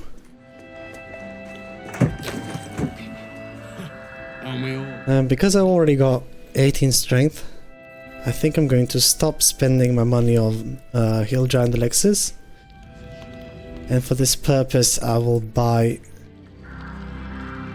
a halberd out of diamond that can give me 20 strength, plus 2 to my strength, so I'm able to waypoint kidnap people. I'm glad to see you. Well, two things. Good news and bad news. I only need the good one ones. more piece of infernal iron to craft an insulating chamber that could make it possible for you to, well, touch people. But the iron are here, let's make it happen. Same as last time. You'll need to install it yourself. This should do the trick.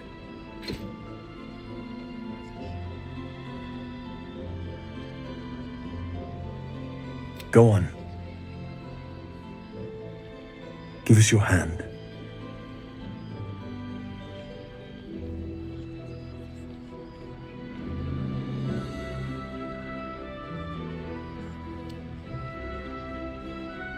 Damn. I'm good. And you? You're very touchable. My pleasure. Before you go, there's something I need to tell you. That engine of yours, it's contained for the moment, but it's just too hot to exist here in the material plane. I know you know that. I wasn't making any headway with the mechanics, none at all. The environment here is just... You have to return to Avernus. For good. Alright. Or this thing, me either. I won't stop trying to figure out a cure, but... At this point... Ain't true, anything can be beaten. So... The gearhead can't fix this thing. Next, back to Avernus. The memories are too fresh. I can't go back to Avernus. I can't let her get her claws in me again. Even if it means I have to...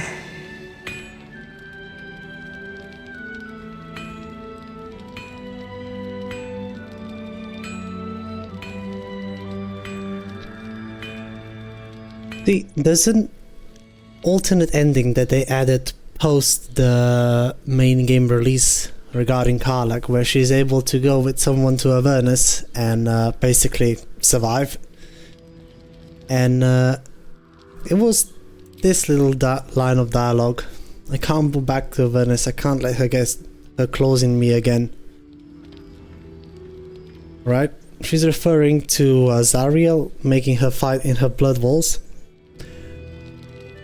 And what I'm reading from this line is she definitely has a problem being there and being told what to do, practically being a slave. Meanwhile, having very little things where she can call very little people, fiends, that she can call friends, right? So I wouldn't say that her like main thing about her character development throughout the story is lack of agency in her own life, but is that whenever she gives up agency, her experience lead her to usually get disappointed, right? So a lot of people claim that Karlach ending up with somebody else in Avernus is not like the canon ending. But when you think of it this angle, that she's finally ending up in the same place as she did before, but this time on her own terms and with somebody she actually enjoys spend time with, right? I'd say that this kinda still fulfills her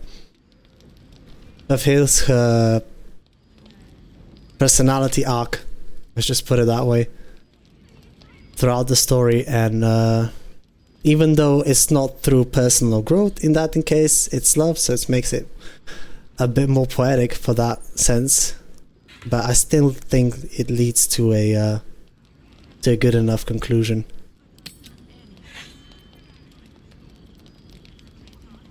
Sometimes, only sometimes, it almost sounds tempting. This thing's practically wheezing. The old bucket's got a bit of life in it yet. Enough to get home. That'll do me. My gods, that'd be enough. That said, this thing might be a liability, but I'm allowed to touch people again.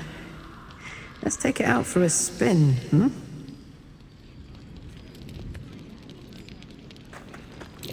That ox has a terrible aura. And also another point to support that claim. What are the odds? The way she ends up in hell is because Gortash sold her off, right? A makeshift harper's. And if you find any interesting materials in Second need of demon. working, I'm happy to help. So another point to support that is Gortash sells her down to Archdevil Zariel, right? But she's always been known to like she's a kind of a free spirit character, just goes with the flow. That's what I think makes her popular with the fans. And like I wouldn't say that, you know, she was always into getting control over her life. It was more that she got disappointed into where giving up agency led her, and it's also currently the source of her problems. So like in my opinion, solving her story dilemma by taking a step back as to where her problems began and resolving that is also a very satisfying ending.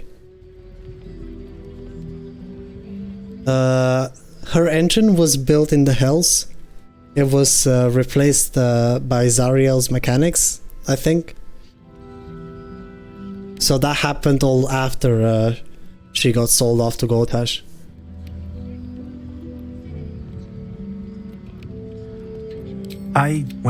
If you find... Let's get interesting materials out of the way. Need anything?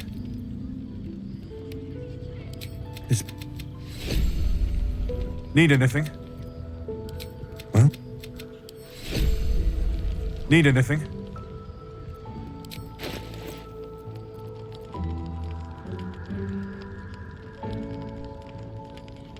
And yeah, like in my opinion, resolving the issues before things only at the point when things are already turning out bad is not a satisfactory ending, because then it's just like every story of revenge, right? Best served cold but never fills you up.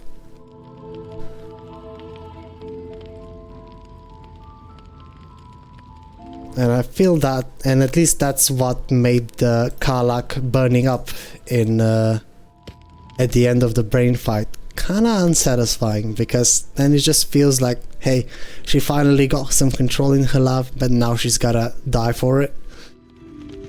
I was like, okay, she couldn't do anything about it, but there was nobody that was considered to go with her, right? There was no everybody else that tried to help her failed, you know, and the problem was then immediately just reduced down to that only being the engine. And I find it really poetic that Will, at the end, if his romance decides to return to Hells with her and help her fight the demons.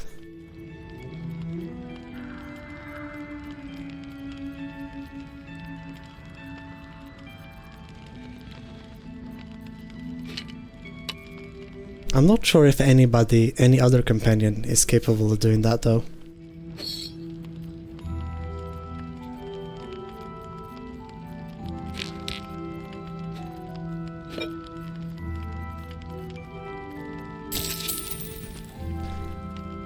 And this is the whole bit that I wanted. It gives me +2 to strength, putting us up to 20, allowing us to improvise melee people around the place.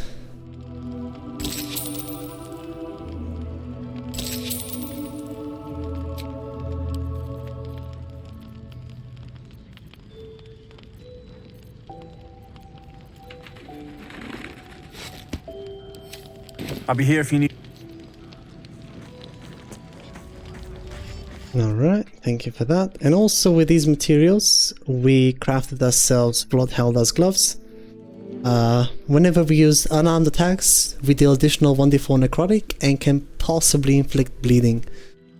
Now, the bleeding part is what I'm all about when it comes to these gloves, because together with Wild's Benediction, it's an easy source of advantage, and our strength modifier already being added to our attack rolls and damage rolls twice. The Tavern Brawler makes us accurate, but the bleeding part only makes us miss on one then. Of course, only counting towards people that can be bled, but still. Stock up while you can. I only hope I brought enough to see us through.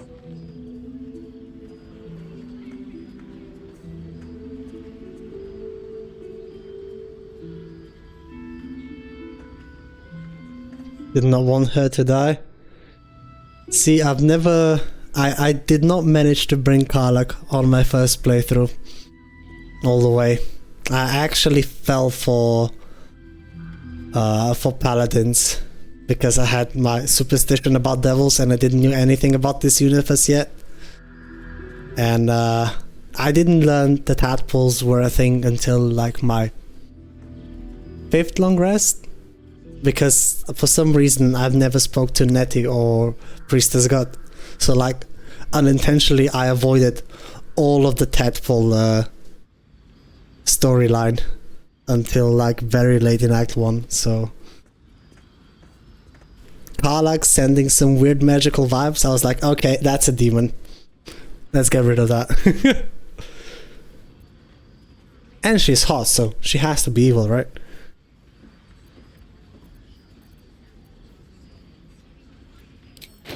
Gamer logic much? Oh, the Lord. Cringing myself when I'm saying that out loud. Alright, 1,400. Give me good attitude. Take a backpack and a pouch.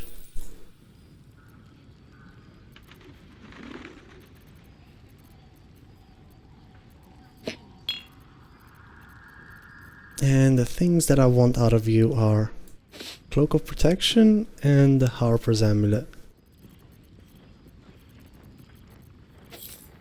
A very nice way to get advantage on wisdom saving throws, but more than that, shield.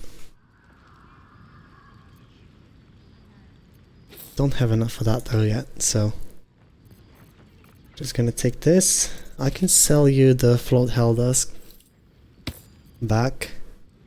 And buying the Mighty Cloth when it only goes up to 20 will instantly become useless whenever we make our way to Moonrise, so I'm just sticking with what we got for now. And I don't want to stash... oh, dagger +2. Anything away besides this. Shield of Devotion... nah. Yeah, I'm fine. I'm fine with what we got. Take care now.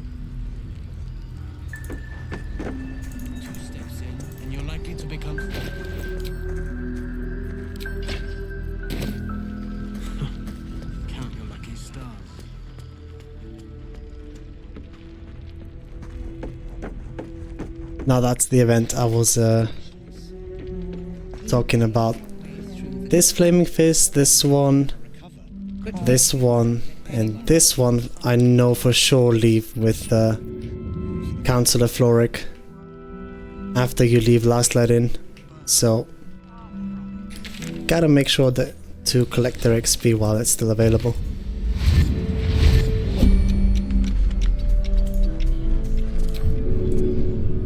Nothing like it, like some forced Need to learn the hard way? forced swimming lessons. Heading out without Isabel's blessing? No, dude. Or I'm a dead man walking. Alright, thank God, like, I just barely managed to cancel the waypoint abduct before that guy talked to me. He didn't on the first time on the first time we exited this time around. Maybe one of the exits already got taken up the time we went to collect the XP. Know about supplies. Will we make it home? Last night's best bargains, right? To save the city. But she doesn't care if the Grand Duke lives or dies. I wouldn't go that far. But her focus is on stopping the cult, and I suspect she'd sacrifice anyone to achieve that. Taylor's doing shows no signs of withdrawal. That's why we're still standing around.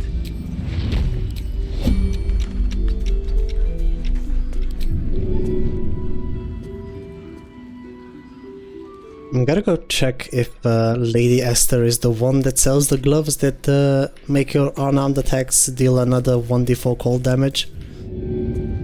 I maybe want to use that for Gauntlet of Shah. Those guys cannot be bled inside there. I could always go for just additional +2 to my bludgeoning damage from the gloves raw cells. I think ice surfaces would make this whole thing a bit more fun. I've been intentionally delaying on it, but I want to make another ice build sometime soon.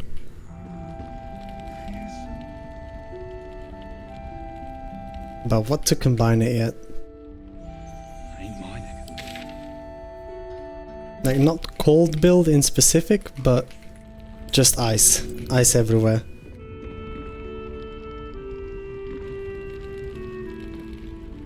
And to avoid going for Cleric again, I think this time around I will take 2 levels into Conjuration Wizard. And we can spellcast through our int, which then with Circlet we'll be able to prepare 4 spells. So that leaves us with 10 other levels to weave whatever in. Fighter gets improve extra attack at level 11 though, so possibly kicking that one out of the equation quite quickly.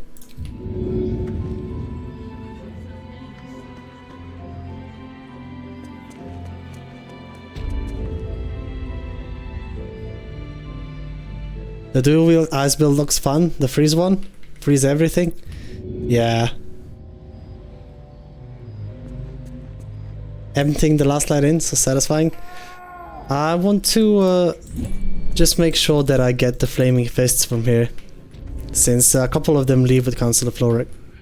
It ain't pretty, but it can take a beating. And she is standing in the way, so I'm just getting rid of her now.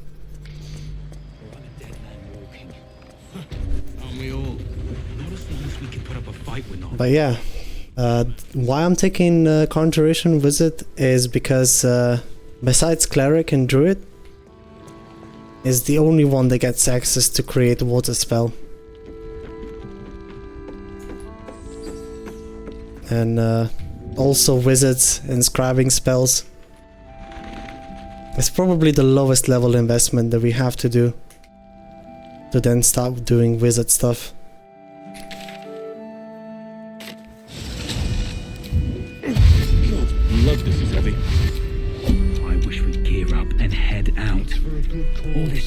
Rogue gets reliable talent at 10, right? Our asses. Trust Jaheira to come up with one. I can just get immunity to prone. Like using reliable talent not to slip on it seems kind of redundant.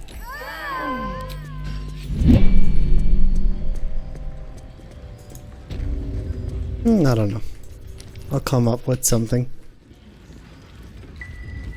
We've already done Valeria Senja, which was Hunter Ranger, 3 level for Horde Breakers, and then we took the rest into Cleric, Divine Strike Cold, and we went to town. That build was mega fun. We also had Fallout Master, Snowburst Ring, and dual wielding enchanted weapons with elemental weapon for ice with Snowburst Ring. That was real nice. Worse in their way. Yeah? 11? Ah, okay, then Rogue is also out of the equation. You're likely to become some dagger's new sheath.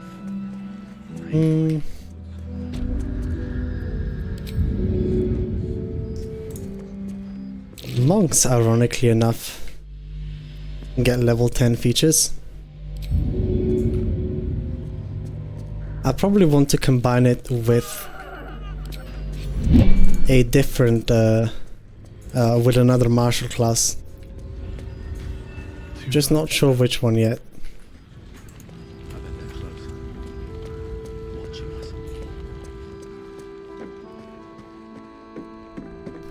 Hold on.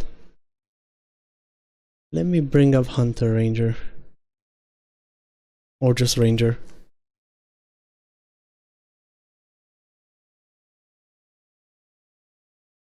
Yeah, now Volley is also in level 11. Bards get magical secrets at that point, so we could have some nice versatility with that. Do some extra attacks. We do Bard Druid, Soul's Bard. We get Volley, which is a budget option for extra, for improved extra attack. Or rather, more expensive one, since you can't do that infinitely.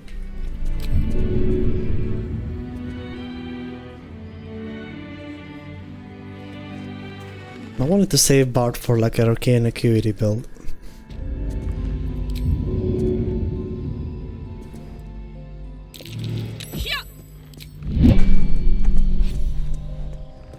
And that's it for the Flaming Fist.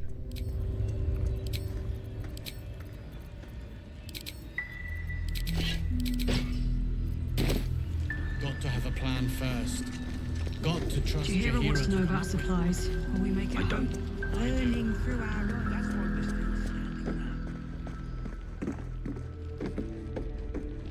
Don't wander far. Hey, Raphael. You look a little bit beat up. If you'll excuse me, I must see to urgent matters. But don't you fret. I shall always find time for my most treasured acquaintance.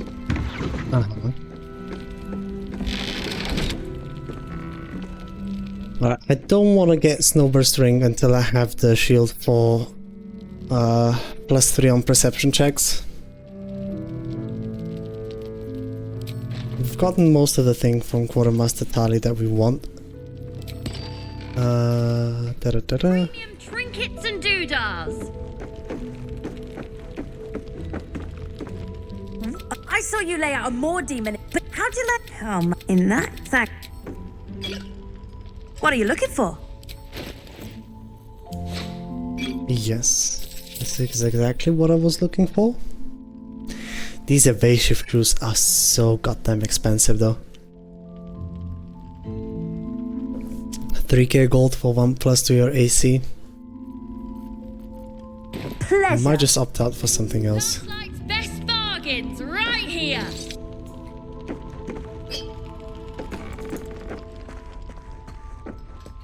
Your Graven Guard's still alive, you reckon? Alright, now talking to Roland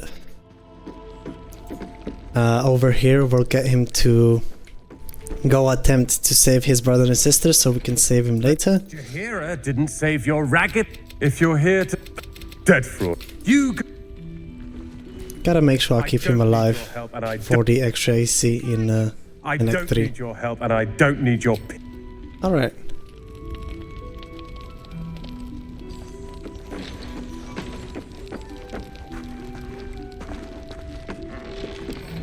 And talking to Jaheira to set up the ambush. Answer me true and do. If we track you, you are the fine ones get whatever man. You're not up. She's up. Premium trinkets and doodads. Also want to start the quest from Alfira's side of things. Oh, you're all right. Thank goodness. I was worried. Wait. Your shadows could beat me. How do you... If they're not... Just...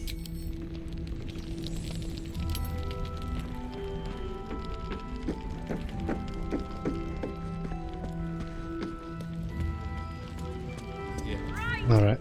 There's more where that came from.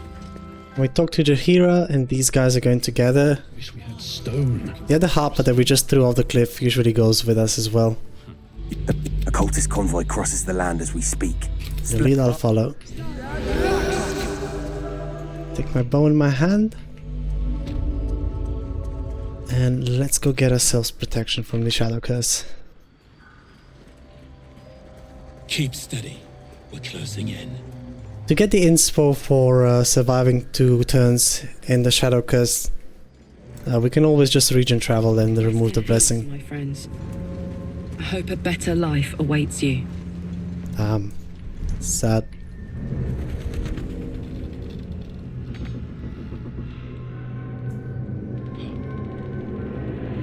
Get into position.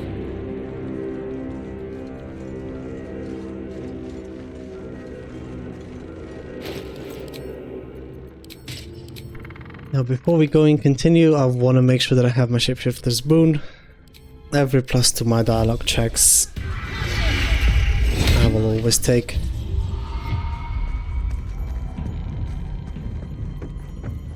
And I can also do Thaumaturgy. Talk to him to start the dialogue. Yeah. Web up. Clear your throat, make yourself known. The Absolute protected me. My queen? Where is the lantern? What do you mean? This is not Her Majesty's will. Patrick decided which one I'm doing. Okay. Luckily we just roll good. Now let's... Just leave that lantern. Alright, now all of these harpers are nice and spread out from everybody else. And they're also worth XP, so... Fortunately, I will be taking their XP with me. Let's just get our gear at the ready.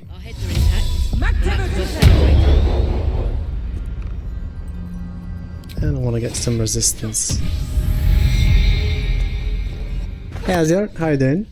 The lantern gives off a chilly glow, protecting all in its vicinity from the surrounding shadows. Incredible magic. I can feel the light lifting the shadows, even those within me. Be safe. All is well. Yeah, we're almost caught up to where we were. This lantern only lights the way when I... We got to Act 2. We successfully Neat. Never met one. defended the grove from Minthara and knocked her out. And we're just getting things started in Act 2. Now, this is another one of those instances where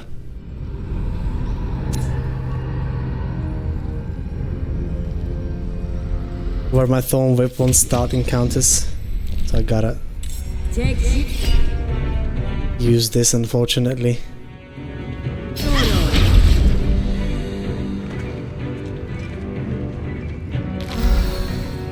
The mage over here's got Magic Missile, No god. which is the most guaranteed damage that they can put on me, so I'm gonna be taking him out first.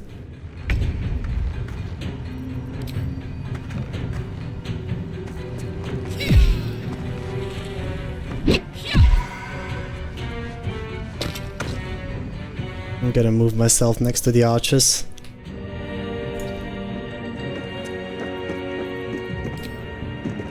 And just stop punching real hard.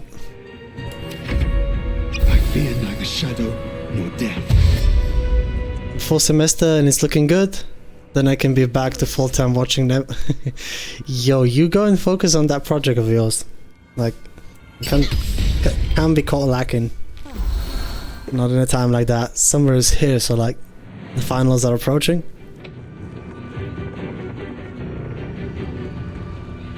So yeah, make sure to get that out of the way. Don't worry, with the confidence I'm playing, I'm bound to restart this run.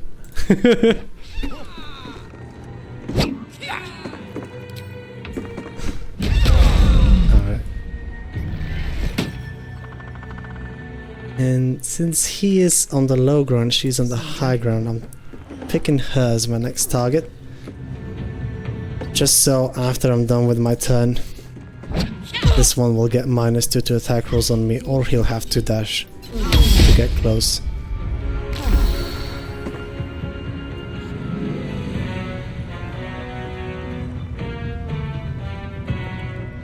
Yep. Took the -2.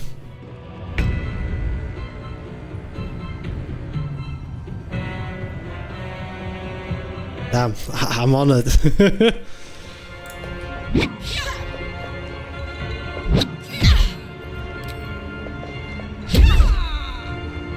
Now this is just rigged. When, that moment when you take Tavern Brawler not to miss with unarmed attacks and you just end up rolling crit misses. Oh no, we rolled a 2. Damn. Wait, where the hell are you standing? I can't even go there. Watch this!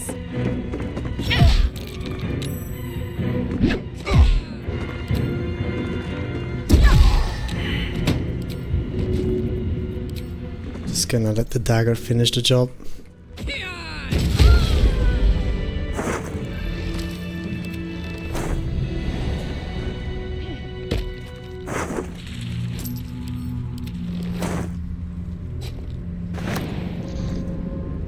On the roof there can be found a key for the chest next to the skeleton.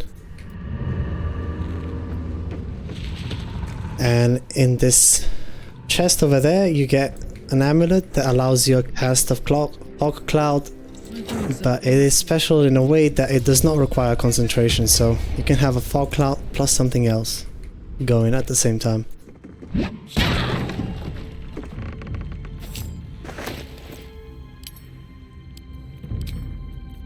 And this is the amulet in question.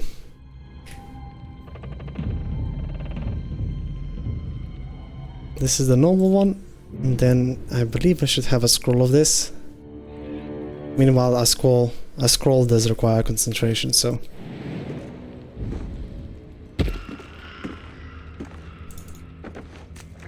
good on a rogue, I guess, because you have bonus action hide. Because that way you could be concentrating on, let's say, an upcasted magic weapon. Get more damage, more accuracy that way. And still have a place, an obscure place to hide behind. Where enemies cannot just turn around and look at you. I'm going to get my key points back by consuming some alcohol, thank you. And that's pretty much it. Let's go save Roland.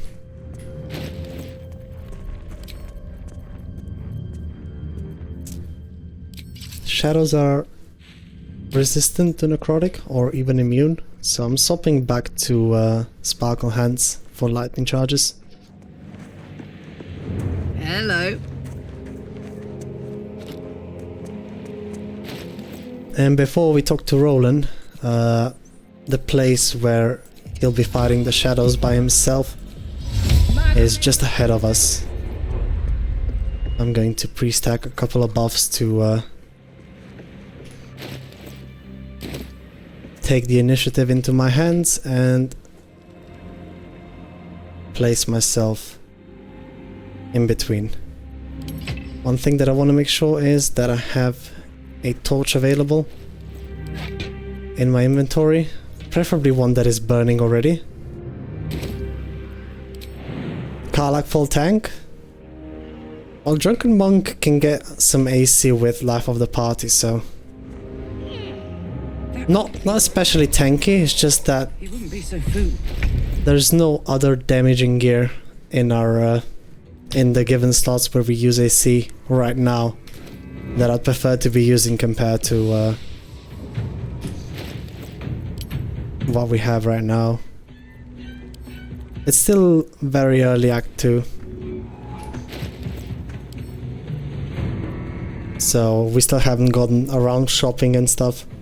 But yeah, if you have a lit torch in your inventory, you can just drop the thing to reveal the shadows. And does not cost an action to do so, or to move it around either.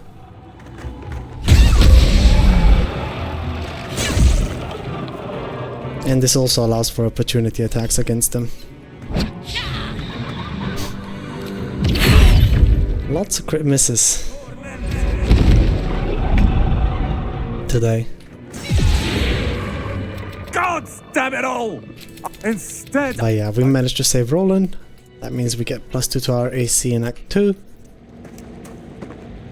XP for discovering the Wraithwood Town is a static one, so you can collect it whatever you want. No need to delay going here. And since we say knocked out Minty, the exploration XP for Moonrise Towers will be collected by her, so we can go there straight away. Do you speak Portuguese? No, unfortunately I don't.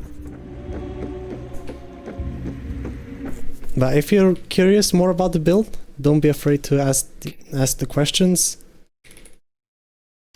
This is what we're running, and these are the rules.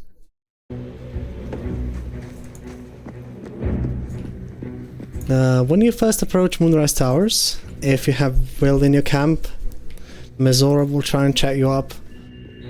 And that will happen either on the bridge or down by the docks.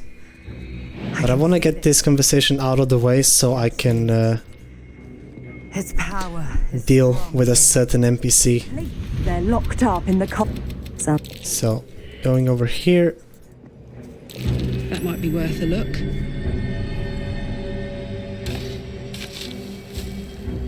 There is one more tiny chest.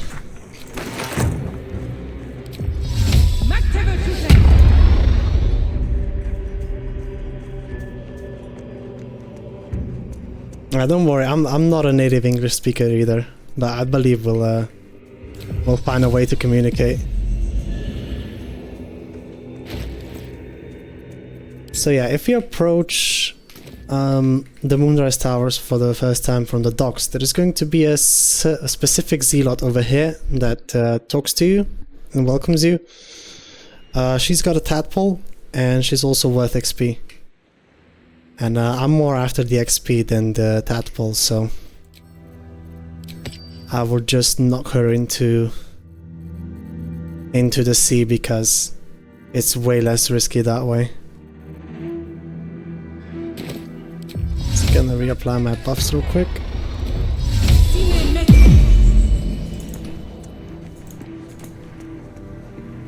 And we're going to chug one of those so the dialogue does not happen. And wait for this other zealot to path away real quick.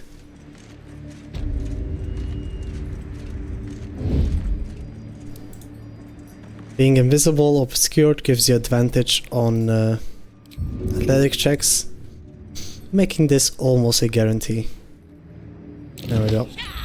Eat. You can find her later down in the Oubliette Dead if you want to get the tadpole. But there's plenty throughout the game in the first 2 acts to get all of the tadpole powers and still have some left over. So I'll just take the XP.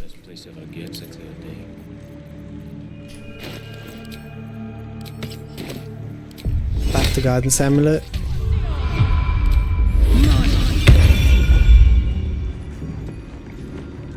I'm afraid you missed Let's the get ship. more yummy gummies. There'll be another along soon enough. We're already stacking the cargo. Cargo. As the symbol glows, power. I'm going to do intimidation because I have advantage with thaumaturgy. And something else that I don't know what grants me that. But now we're allowed to pick up this crate without anybody complaining about it. I'm going to get repulsor and I'm going to pick up stage fright. And while I'm here, might as well finish the job. Oopsie. I'll need a bit more strength than that though. Hey yo Devi, how you doing? While I'm at it. Can I throw you from here? No.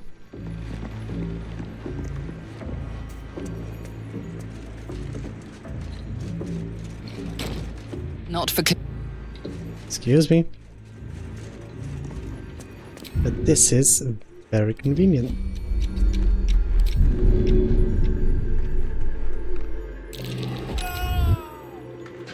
There we go. I'm clearing out the docks so I'm able to throw people from the second floor down here without arousing aggro from anyone.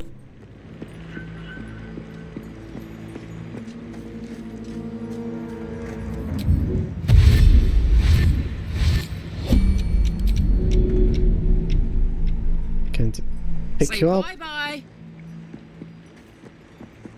He's got such good voice lines. I need to play Karlach more often.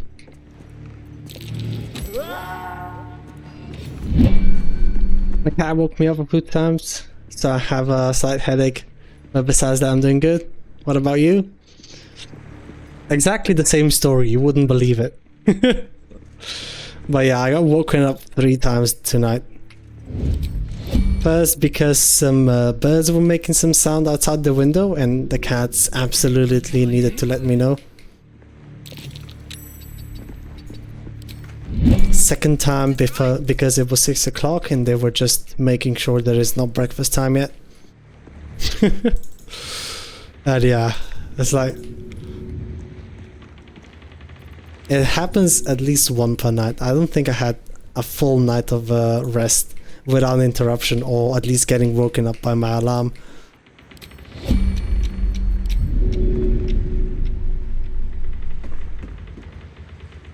Very close to heaven, 100% Elden Ring Night Rain. Damn! I heard the grind was, I mean, it was not non-completable, but it wasn't also one of the shortest one. Good job on that one. Yeah, now, see, the thing is though, one is sleeping on the chair right now and one is sleeping in the kitchen. And if I decide to be a jerk and go wake them up, they will actually take offense. And then I get less cuddles, so I lose. So you can't even be jerk back to them. Right? There can be no doubt. This is the place. This is where we'll discover the secret of the Absolute. And I got the angry look.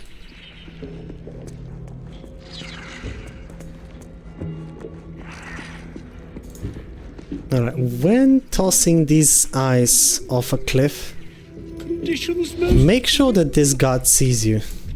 Otherwise,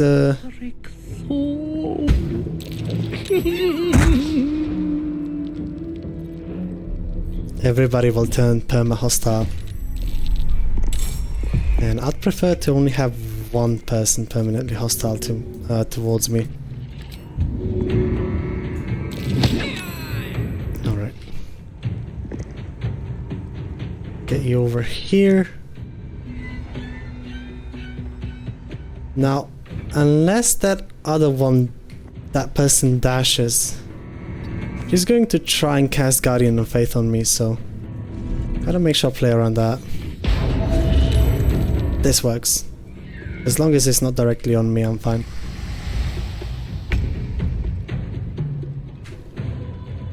for a few days. I wonder if it's payback for giving her medication. Oh, definitely.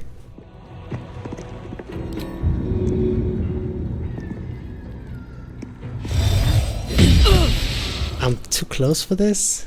You're joking, right? Oh well.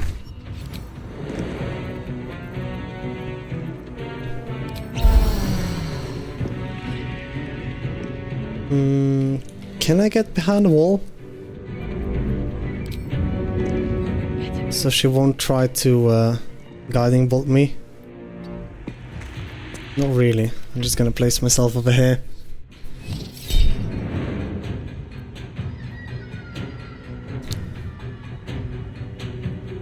Ah, this is scary. Not able to... Yeah, it is able to kill me outright. Never mind. But she missed.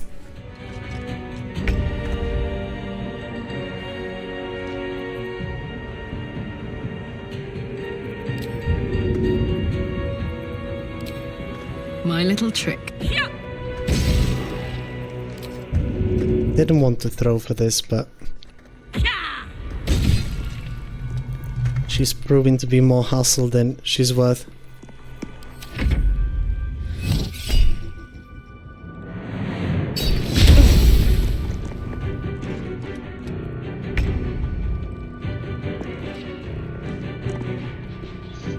There is no mustard pixel on that side, I don't think. So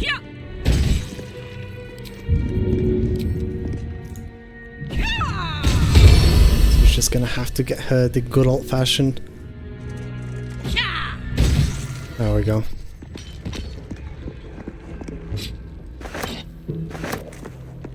But I had one experience so far when I had to take Loki to a vet when he ate a piece of a bath sponge and he was vomiting all over the place.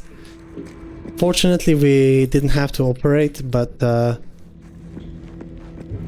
little bugger sure as hell gave me a big scare.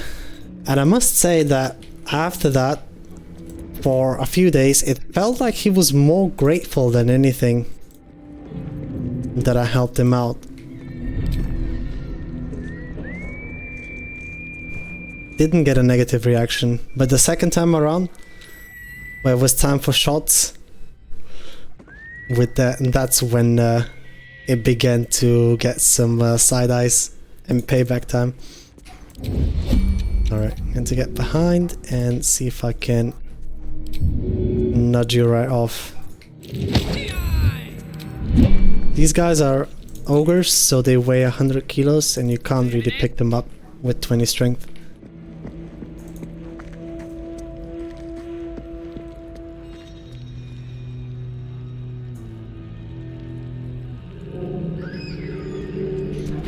How close are we to level 7 though? 600? Might as well finish the job over here. Yeah, can't be bothered. Let's go get items. The first 4 days out of 2 weeks. Good luck. The last time we were with Loki, he got pimples under the chin. I didn't know cats could get those. Like, the fuck? Cats get pimples? Thought it was just people. Anyways, what we got was some anti-inflammatory cream, and I had to spread that over his chin, and that stuff had a certain type of smell. Our relationship has been going just downward since then, and we're still kind of not done curing. Now it's just like whenever I see that they start happening again, but it's like every time I take that cream out, it's like, we're doing this, and the chase begins. Well, neighbors probably think I slaughter cats for my pastime activities, so... Karlach, isn't it? Memories flood back of a Cambion. Not much can be done about that. I tried treats. He cannot be bought.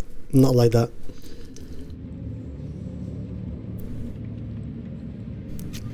Upper respiratory infection, so she often gets sick. Damn. That's too bad. So you have to do pumps? Like the Ventolin and so on? Didn't think to quiz her about her business. She came dressed as a novice, gave me 3 soul coins, said I could sell them if I wanted. But if I kept them for you, she'd consider it a favor owed. Let's have the soul coins. But she did have a condition. For every coin you take, you've got to hear the story of the soul trapped inside. At first I kept crying because I felt like a monster to force her to take her medication. Yeah, but the alternative, you know, everybody knows what that is. So it's like, sorry, gotta do it. The way I found, a way to fix the relationship after that, and that was usually to immediately after we did the thing, I had treats ready in my pocket. So like instantly, from spreading the cream on his face to feeding him the treats, and that kind of makes them forget about what the hell just happened. So first coin's got the soul of a woman named Maverick. But it doesn't do enough. It's just to a cruel mother. Okay, we might do this again if there's treats. 3 evil brothers, all named Balder. She never knew a day of love in all her life. When she was a girl of 15, she sold her soul to Tiamat in exchange for someone who would love her unconditionally. She got what she asked for. A fellow named Clint, destined to be her soulmate. Struck by a cart. I just vacuumed yesterday. After clapping eyes on our Maverick. But I need to show you how much fur. The scud of her soul is yours now. My cat releases. This shit can be found in the corners daily. It's not that I'm not cleaning, it's just that it's constantly out there. It's just never runs out. But of course, that does come with an upside. He's got the fluffiest fur I've ever seen. It's like, it's a freaking pillow. Then of course, naturally, he's not the cat to cuddle, because he's gotta take care of his looks. This one has got the soul of a man named Frakes. Lived in a village near Neverwinter. Hit hard by the worst hunger in 1,000 years. Frakes called out for help. Prayed for his children to have meat to eat. Zariel answered. Made old Frakes grow flesh upon flesh after flesh. His wee ones had all the meat they could stomach. You have to brush her outside. Every time they play, there's tufts the size of my thumb falling off of him. Even if I brush him 10 minutes before that, that bears no relevance. It's just... I'm wondering where the hell does he find the time to produce all that fur with the rate it's falling off, but it doesn't look like he'll run out of it anytime soon. Next coin's got the soul of a little boy named Ongir. 8 years old. He liked playing in the sun with his friends. That's all I know.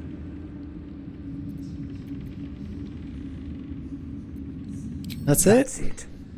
Oh, and this slip of scratch. And now we're done. That Cambion friend of yours went through a lot of trouble to get you them coins. We gotta save the game.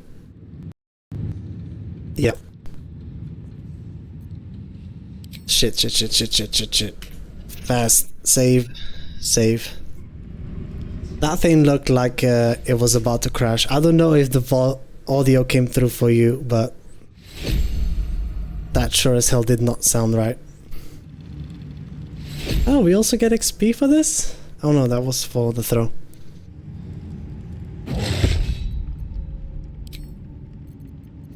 But yeah, I got the buzz of death right now, so I think 6 hours. The game deserves a restart at this point.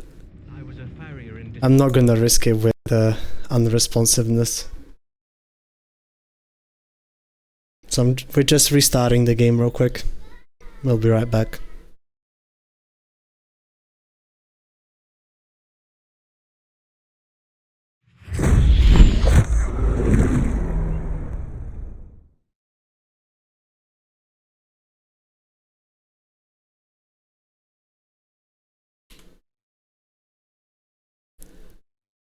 Alrighty, so we got the soul coins, so we need to get good attitude with Lantav and get the paralyzed immunity.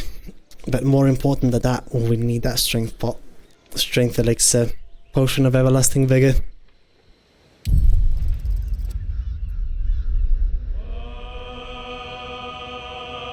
It's kind of sad seeing how the game stability is slowly declining. Even though each hotfix they attempt to fix more and more of it, it's just not getting there. And the thing is, I don't even have that many mods. None of them interfere with the auto-interfere with any of the gameplay. Mechanics, they're supposed to be purely cosmetical, but even then.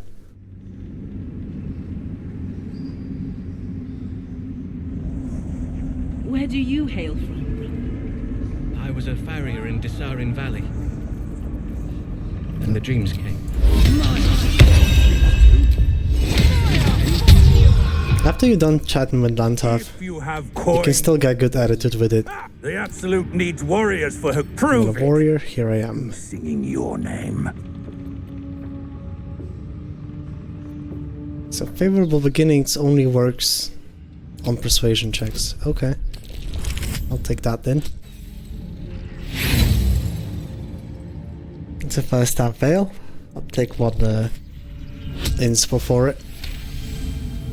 I'll give you that. Songs lie. Flesh can't. And you look plenty battle-worn. Want anything from my stash? You pay less than the rest. Alright.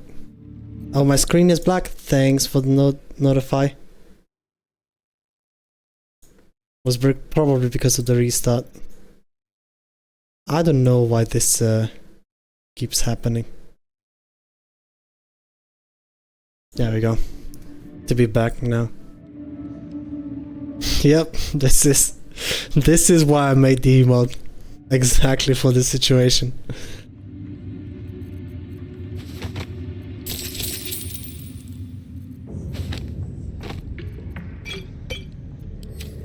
And the things I want to stow away are the short rest potions. They're my one-way ticket to replenishing my key points without having to long rest or short rest for it.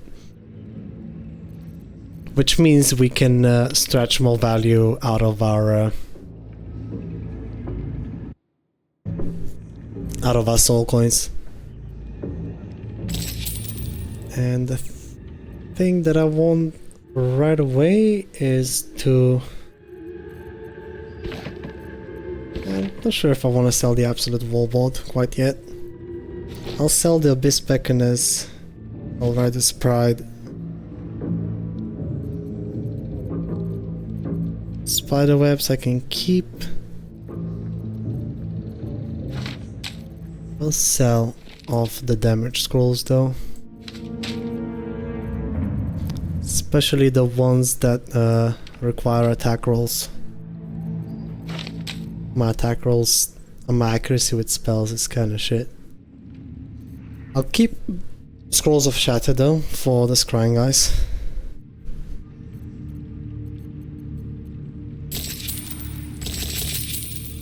Alrighty. Thank you very much. Slaughter. Marching. And we gotta go to camp and grab some Are you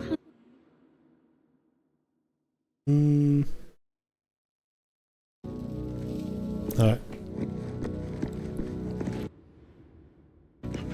Need to refresh the Twitch manager.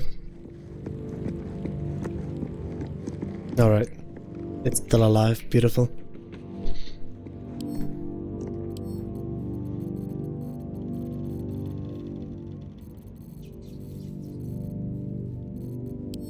There's a couple of things I want the first time when I arrive to Moonrise. Brothers, sister, pray with me while we wait. And there's quite a few. The shield from Lantarv is almost always a take. How can I be of service, true soul?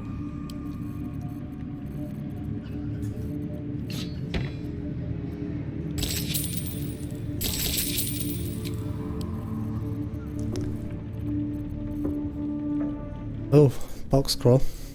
Those are rare. Then I want these gloves of crushing at some point. So we'll attach this to the price. Thank you.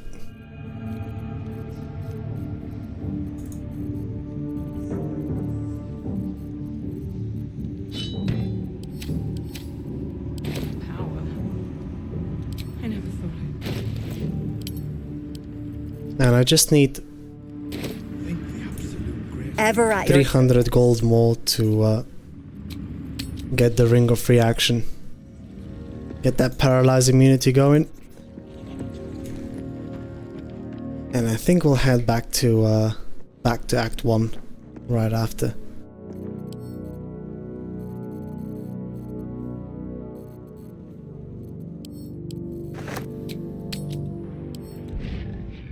Where do you hail from? I was a farrier in Desire. Ever at your service.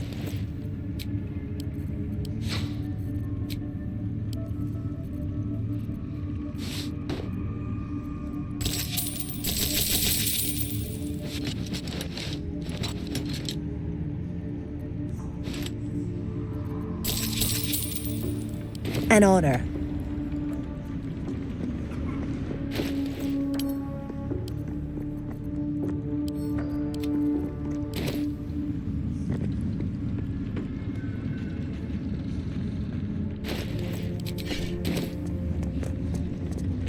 All I want from Roa for now. Let's go speak to Raja and pick up Astarion just before. I suppose you want to hear about... No, not really. Then what do you want? I do need you in my party though.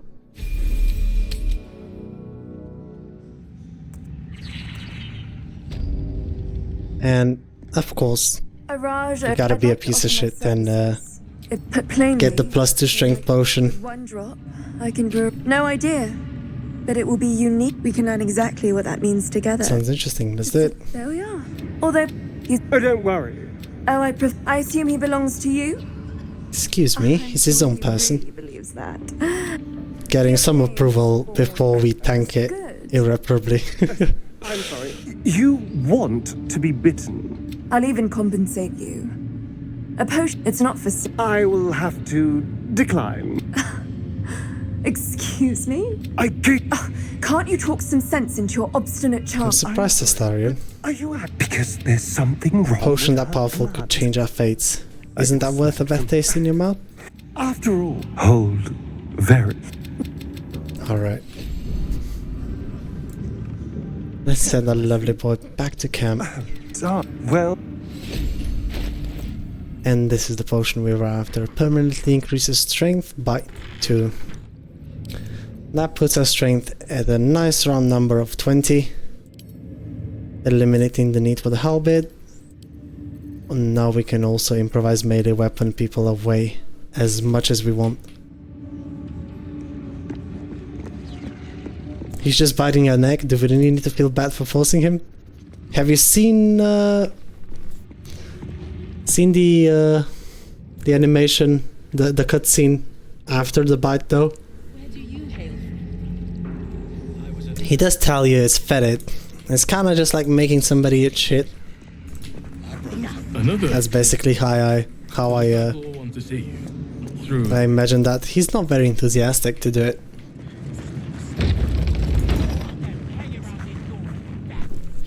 And I reckon she wants that because she's clearly developing some vampire repelling formula. Something like that. Oh. Forgot about the ring though.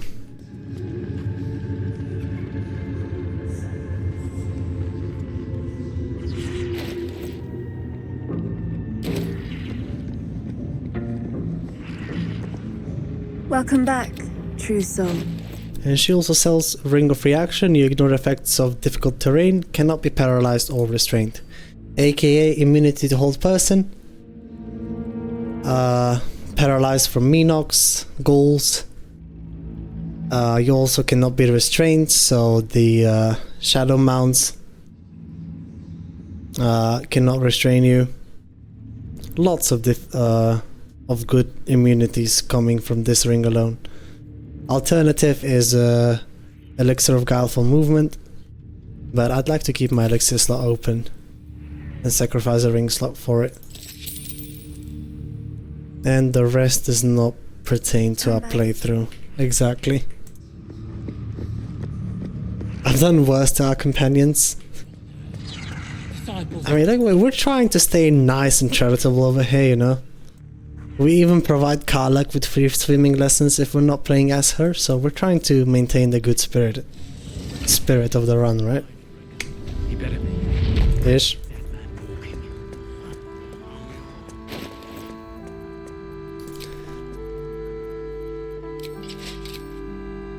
Alright, now the first fight of here that I have in mind is with the Shadow Mastiffs.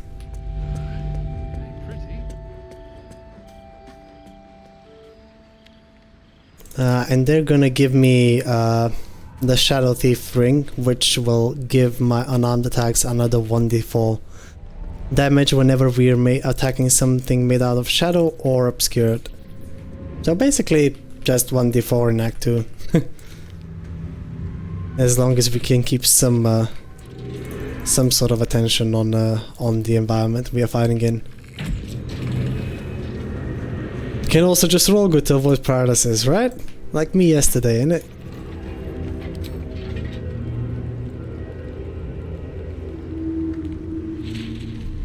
To be honest, we did save on that paralyze. It was Malice that then crit us through the thing. Also, fun thing with this encounter, you can destroy the torch and crouch right after to avoid the surprise round.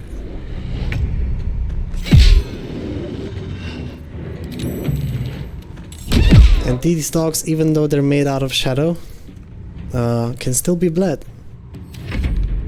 Which I find hilarious. Because they literally like start existing in as soon as you break that torch.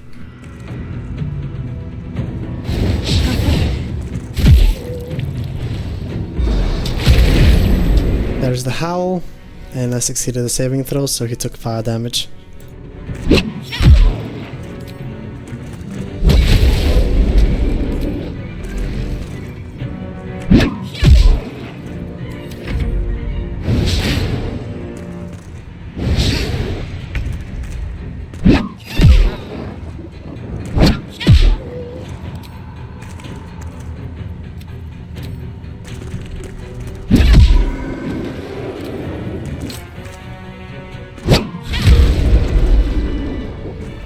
And on the alpha over here is where the ring is located.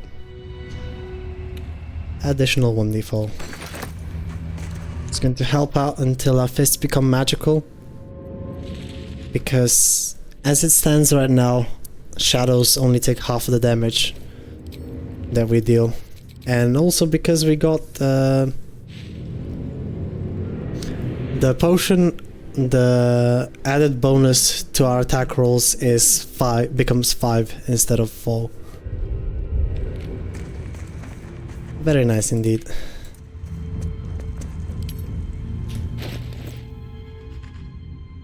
Okay. So I'm going to swap you out.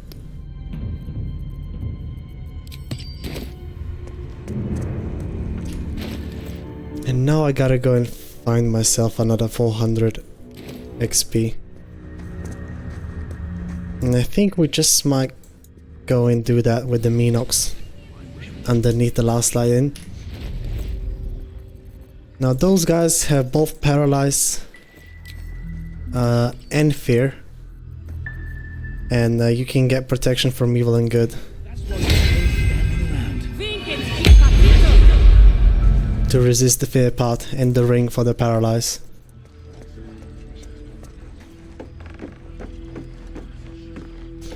Really nice to know Karlach is getting better at fisting.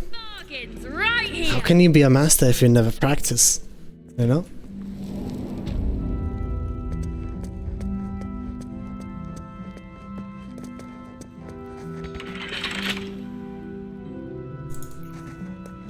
What's this?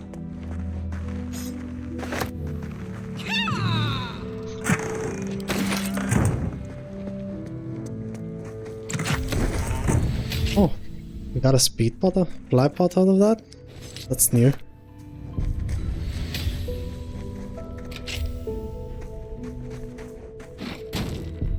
Ready for this?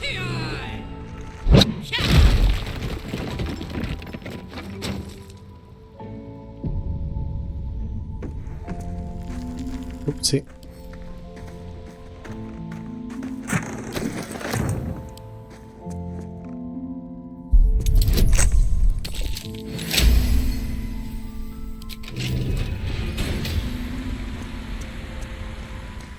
Alright, so against these guys, fear immunity, paralyze immunity, and everything else is optional.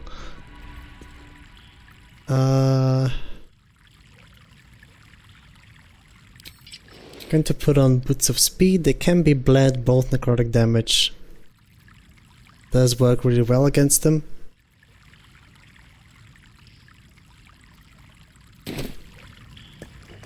So, with all of that, we still haven't gotten the +2 to our AC from Priestess God, but if I region travel now, I'm condemning myself to losing the scroll I just cast. So I think I will swap from Shadow Thief back to Ring of Protection, and we're gonna go fight these guys at a little patch of light over there, because they have disadvantage on attack rolls if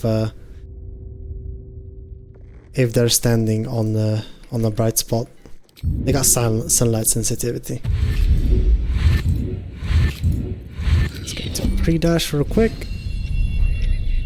and start the surprise round. Careful. Those are mean logs. Fire or light should put them off. Just how mean are they?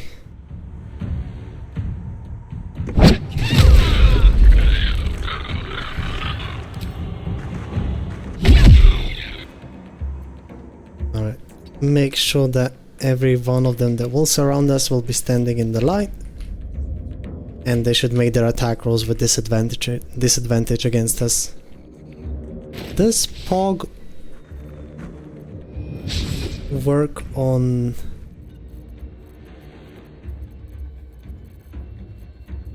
Hold on. Fae, Fiends, Undead, and Elementals, Celestials, and Aberrations. Oh, so these guys are Fae. Thought they were monstrosities. Turns out Protection from Evil and Good already does that part for us. Oh well. Karate luck. Hiya.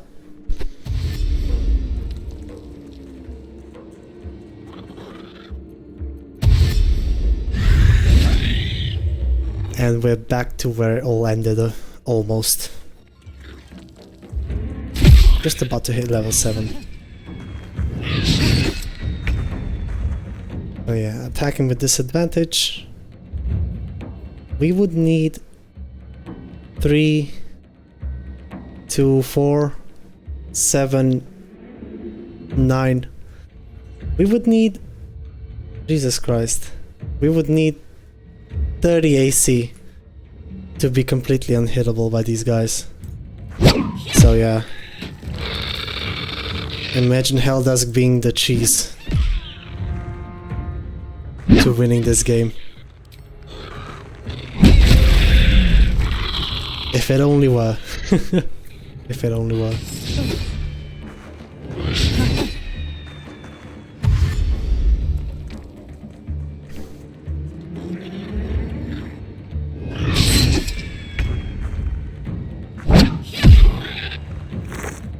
Oh, Got the covered cowl already.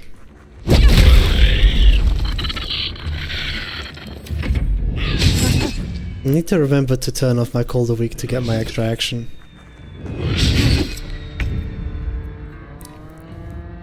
Whenever we intend to kill something.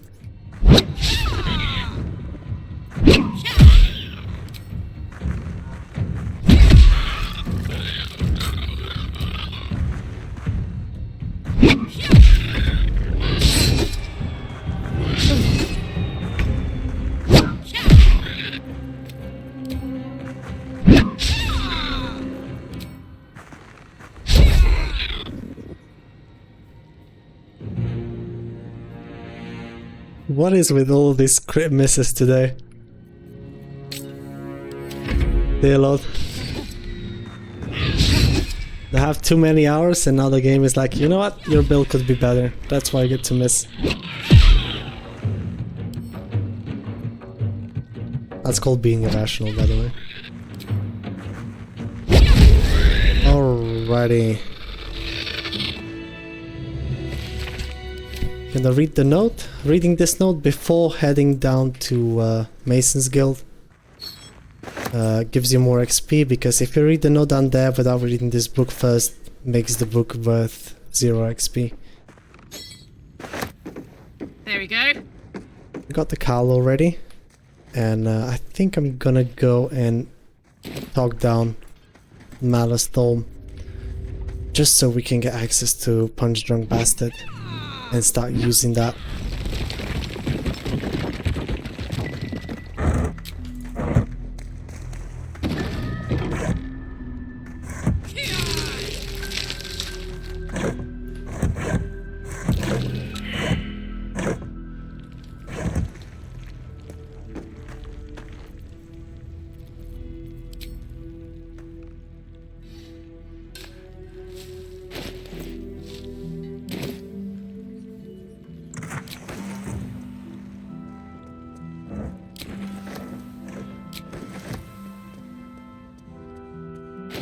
Now I would want to have full inspo. Don't be shy. Have a gander at Before we go and do that, so... yeah, I'll say goodbye to my protection from evil and good scroll for now. And you're likely to become... We're going to toss our protection from Shadow Curse by going to Myconic Colony. And we're gonna go up to the nest, get an inspo, and then we're also going to go talk to a cat in the Moonrise Towers, get another inspo over there, and we can go talk down Thizabal. Got it. Perhaps Ammelium is right. I should get a mask. And I can also pick up my AC finally. Back. Have you made any new discoveries? Nice goodies from Blurg. I'm going to stash these two away, but I'm taking the haste pulse ASAP. Let me see. And this is also the point where I want to buy Sunchild. The amulet from Omelum, because I'm gonna start to use shield. And I'll need those spell slots back.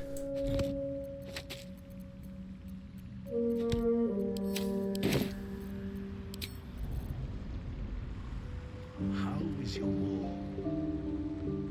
It's progressing.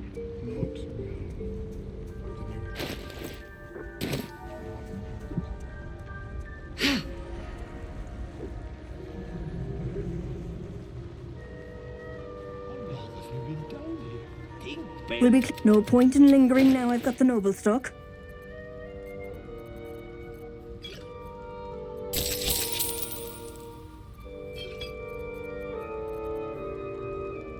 By the speed pot off of her. Does she have any haste pulls in reserves? None. Thank you. That's that then. That is that. Eat.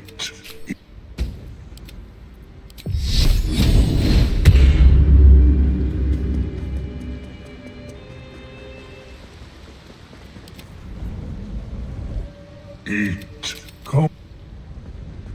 Hey!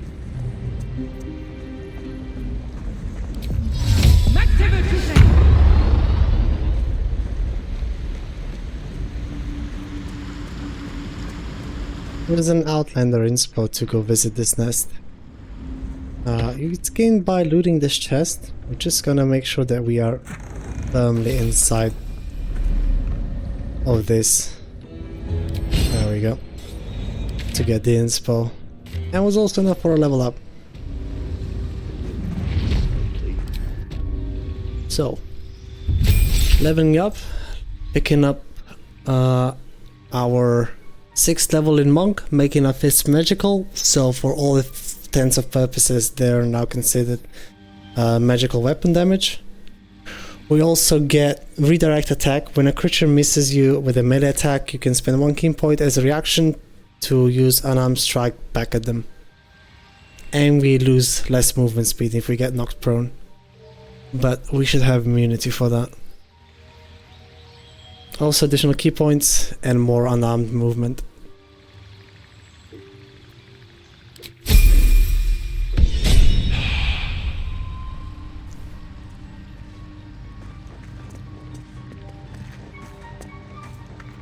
Welcome back. Have you made any new discoveries?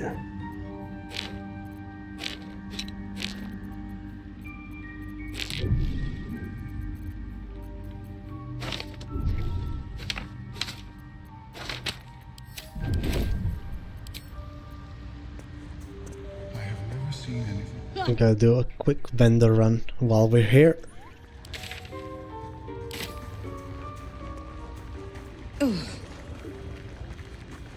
Now, until we don't get another level into Spore Druid, No point in lingering I now, will still want to use Anti-Ethel's Well to regain that. And the difference from the previous run, I think we're going to be going for +1 to Wisdom. Since later in the game, we can obtain certain pair of boots that will add a Wisdom modifier to our damage. And with Amulet of Greater Health, we can dunk our Constitution all the way down to 8. Put the Charisma points and Con points into Wisdom at that point, since we'll also get Lethal Expertise. So I can do 3 more damage on top of that, and also Sobering Realization uses our Wisdom modifier, so on the Sobering Realization we could be adding our Wisdom modifier at that point 2 times, and if we're carrying Resonant Stone, we're talking 1 time with which is doubled, so like effectively 3 times, 9 more damage. Not too shabby. Alright.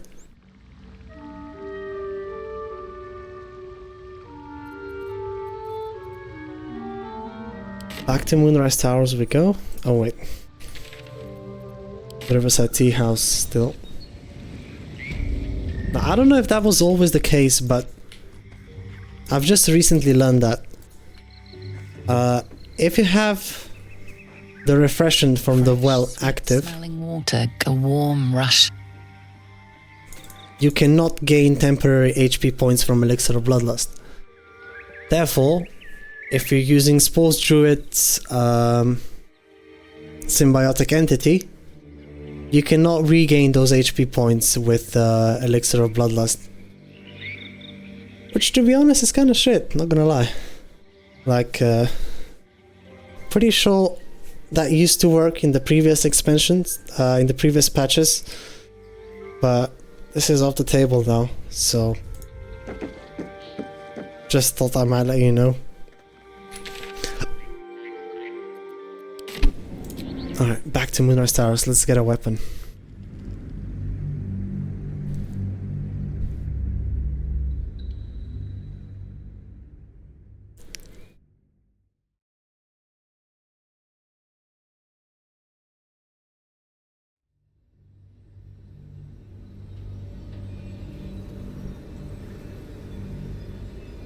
Dark.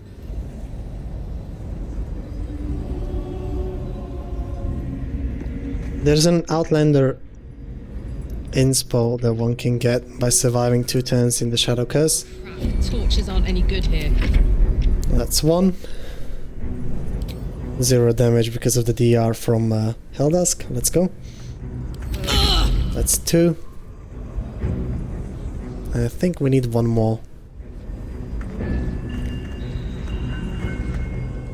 Yeah. And there we are. Putting us back at 4. And now I can reactivate the bell.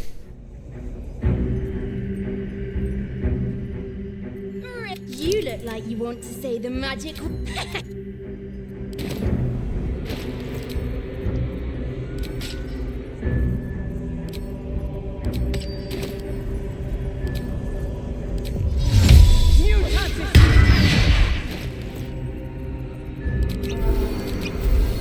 We're gonna get Shapeshifter's Boon. As Monk, we get advantage on con saving throws.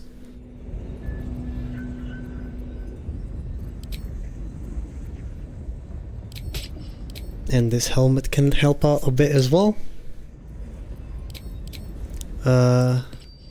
Ring of Protection, Cloak of Protection.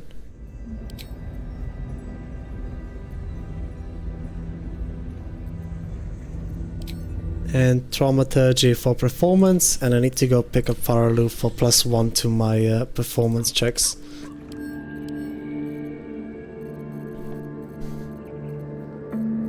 And as a Drunken Monk, we are proficient in those. So that's nice. Alrighty. And of course, can't forget about guidance. Where to? We need to drink one of his things, one of his brews successfully once to get the inspo.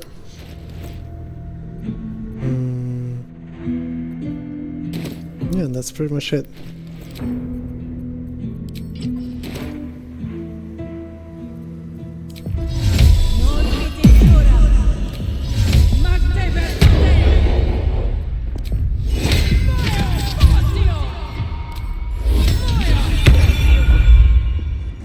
Must be a distillery. Distillery. Let's go grab a drink then, shall we? I could have also put on Bless from Whispering Promise for another 1d4.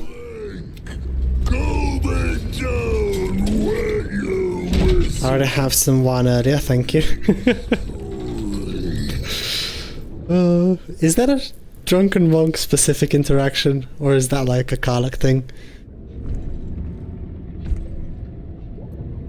I've never seen this line. Only the best. Oblivion and beyond. Go on. Cheers. Bottoms up. Leaning in, you can see how the... Go on. Drink. There's a monk we get. Make it drunk. Be drunk. Advantage on the saving throw. And we also get resistance.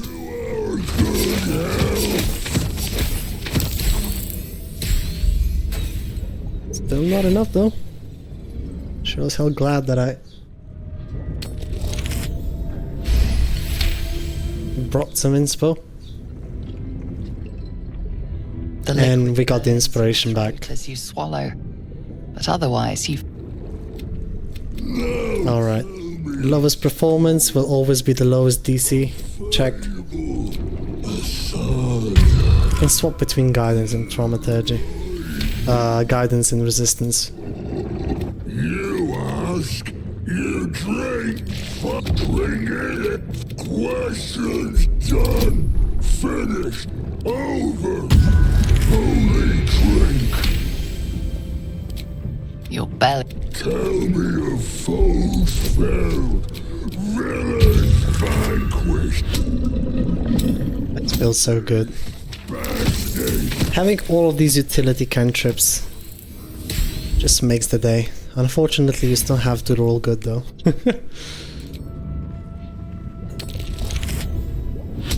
There we are. Ask more. Now more. The customer is always right, but also wrong.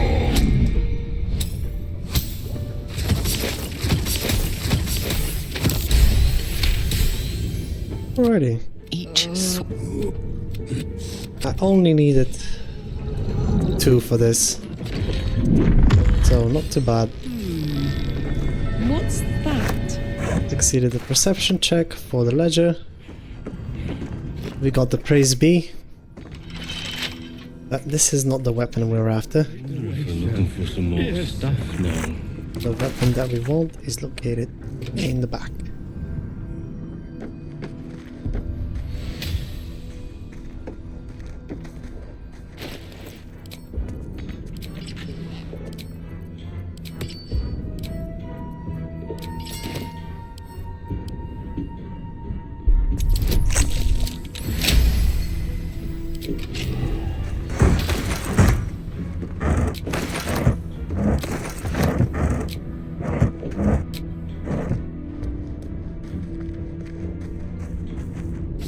Three purple worm gullets can be found over here.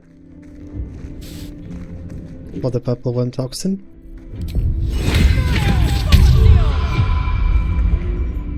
There's unfortunately a deep purple stain A quick darkens investigation the final check page, to get obscuring Gizabald's the belly parcel's brew. decimal mind with the corp. This is the only damaging coating that can be applied in an AoE. AKA Rat Bat plus Breaker or Tiger's Barb. Time to dance. Cleave attack. But this is the weapon that we're after. Punch Drunk Bastard. While you're drunk, you have advantage on attack rolls. You also create a blast with each attack, dealing 1d4 thunder damage for 3 meters. Not too shabby. Weapon enchantment +1, and it's also got tenacity.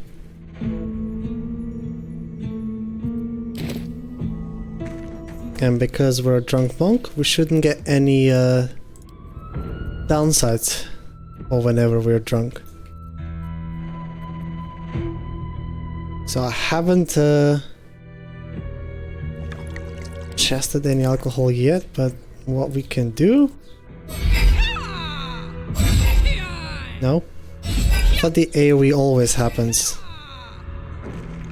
Okay. Oh. But it is like a passive.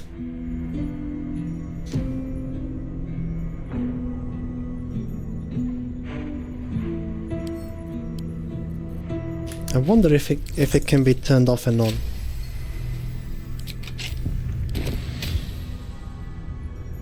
It'd be a bit weird though, if it could. Because it's only a timed passive. We should have a shit ton of alcohol. I guess it would be under common. Have another drink. No? So it's not toggleable for the duration of drinking. That's good to know. And alcohol does require a bonus action to consume. But yeah, there's the AoE. And the Absolute's Wrath can raise this damage by 1d4 as well. Yeah, good stuff. We could also Drake Thorglaive it for an additional 1d4 thunder, so... I wonder if it would receive the bonus from Absolute's Wrath. But this weapon in Act 3, once we have access to bonus action Black Hole, should be quite amazing, at least on paper. That might be worth a look.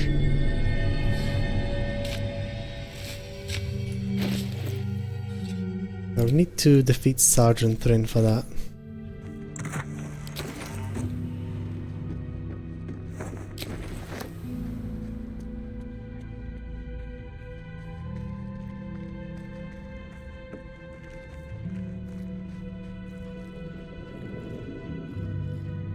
Potion of Angelic Reprieve, one of the 3 that can be found before Act 3, can be found right in this chest. Next one is next to Roger. You have to steal that one to get it. Ooh.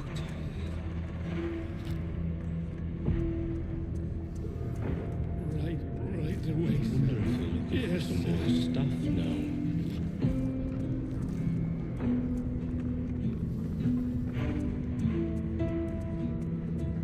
I wonder though, if we are drunk,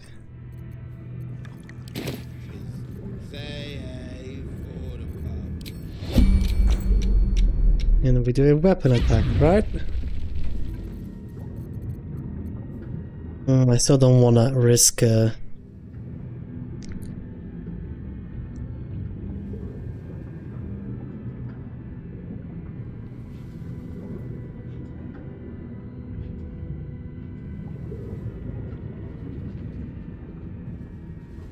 Does this Tippler's advantage or Tippler's rage apply to our unarmed attacks? So this could be then wielded like a stat stick. We'd need a testing dummy for it though. This damage is already quite nice.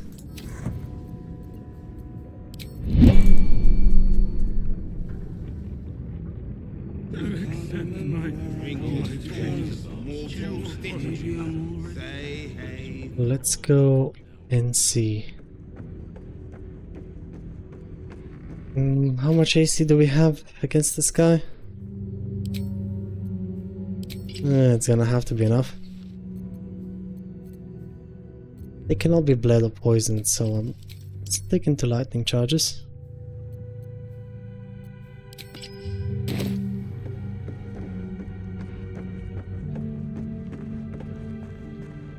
Shadows don't suit me. Right out.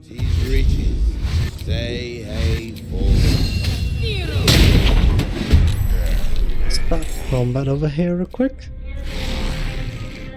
Nope, nope. Wait, I will need to get myself drunk first.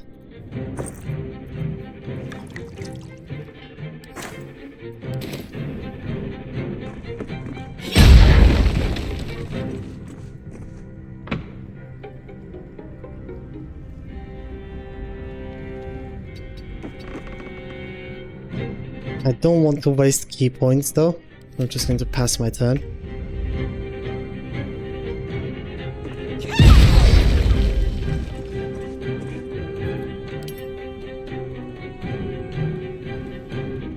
I'm sorry, where's my unarmed attack? Yo, typical Moxie, thanks you for the follow. Glad to see you around.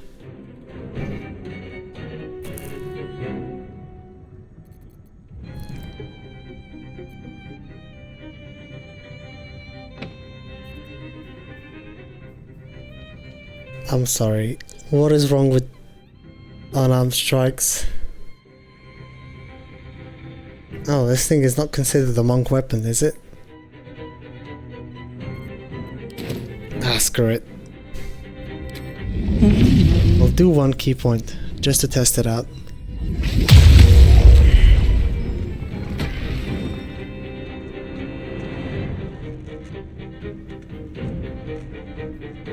So that plus fire, but no thunder damage, so I can't get these two to work in tandem with one another. Find a route. That's a bit of a shame.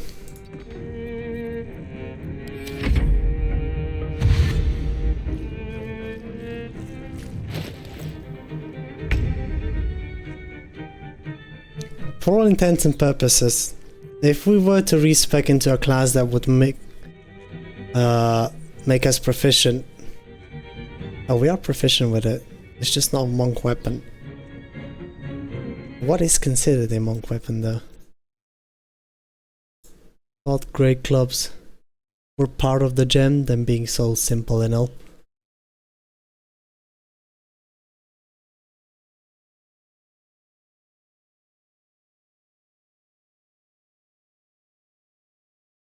So you can only get your death strikes bonus unarmed damage after making attack with monk weapon. So either simple weapons or short swords.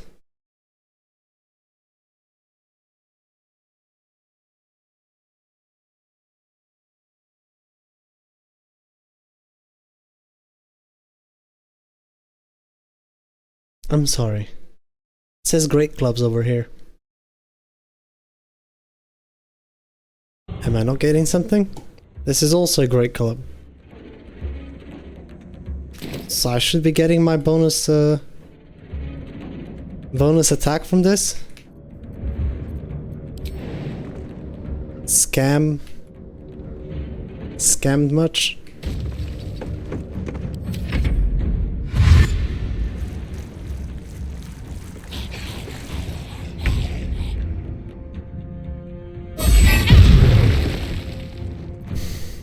Yeah, we're just getting scammed.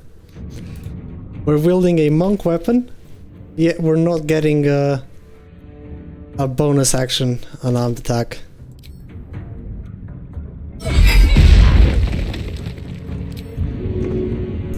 At least the AoE is nice.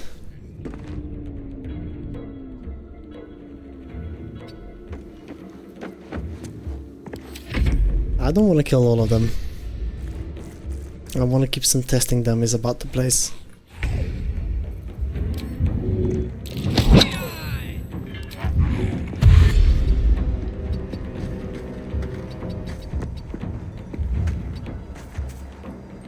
We're gonna back out real quick.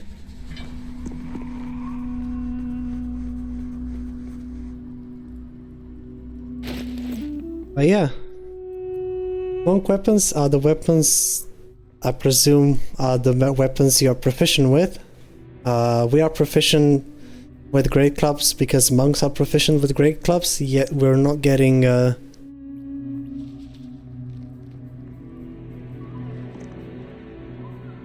martial arts bonus unarmed strike.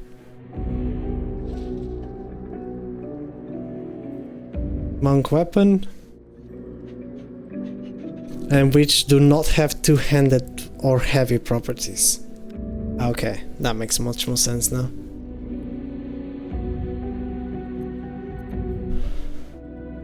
I'm gonna lie, but I don't think this is going to work.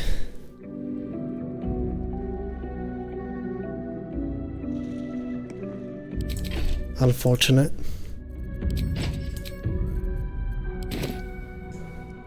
Just kind of looking forward to do like a black hole,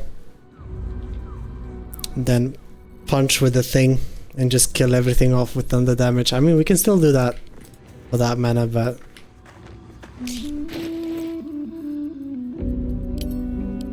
yeah, we're not really a drunk monk, are we? We're just a drunk bastard. Oh well. 3 inspos, level 7.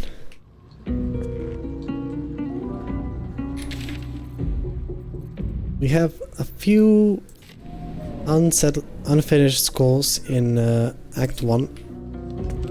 But we still have a bloodlust elixir, so whatever we can kill that is a small enough group will probably be next. Our next stop will probably be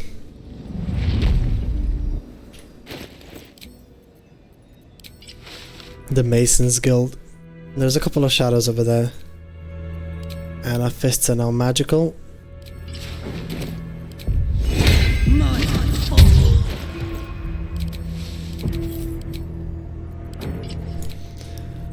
so we can do some extra nice damage with it. One would expect a bit more synergy with the Punch Drunk Bastard. Yeah, exactly, right? But it seems like the thing is kind of working against us. Like, it's not completely over yet when it comes to Intoxicating Strike, right? Because we can still use our fists. It's just going to be very key point intensive.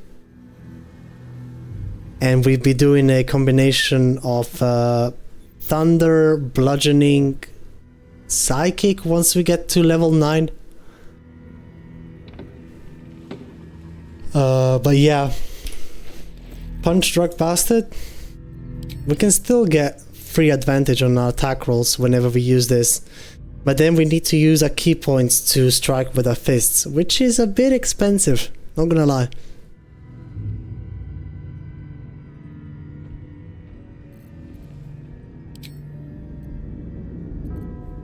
But with this and then Helldusk,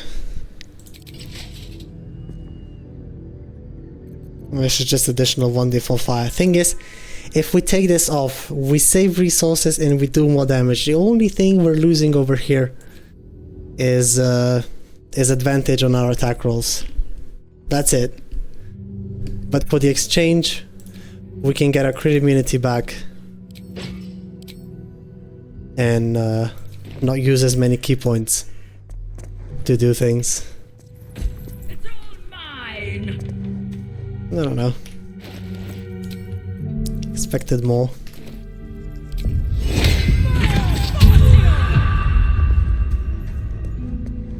There isn't exactly a combo that strikes me right now.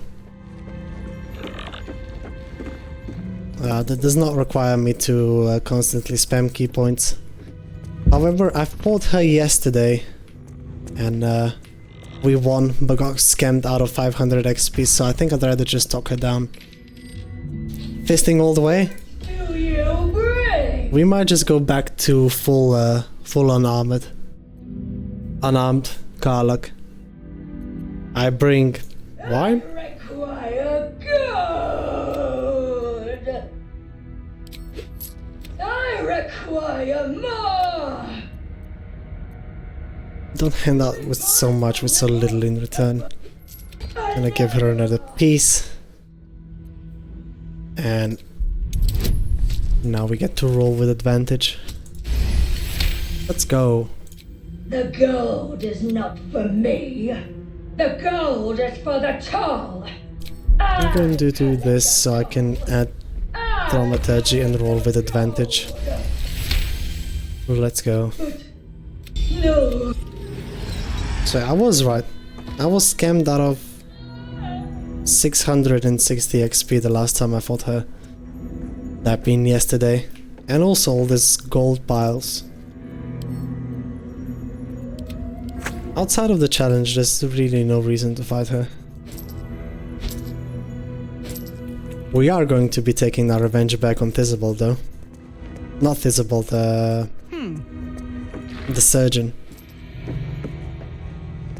I'm not quite done with him yet.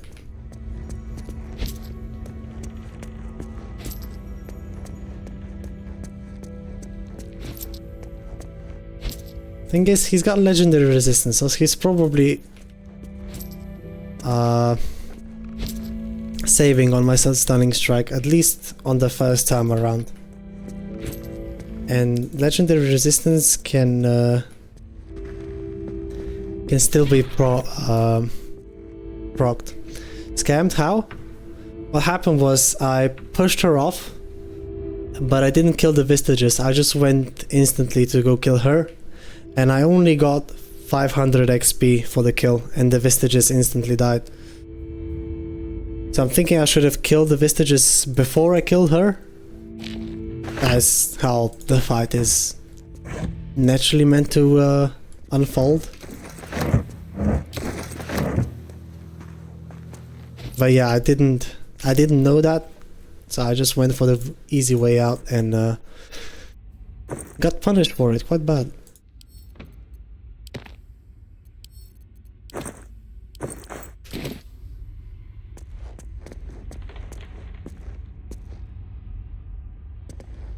I don't know if killing the Vestiges mid-fight rewards you with any XP, because if it does not, then it's definitely not worth fighting her.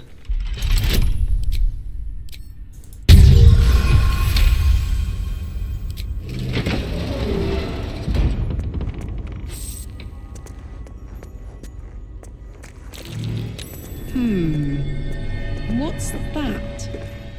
Right. Now it's time for us to go to the basement. There is one more soul coin that can be found over there.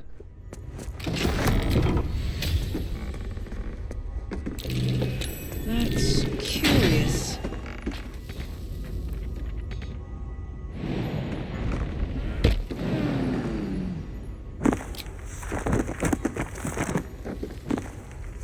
Any scrolls about this place? No, but I do like this painting though.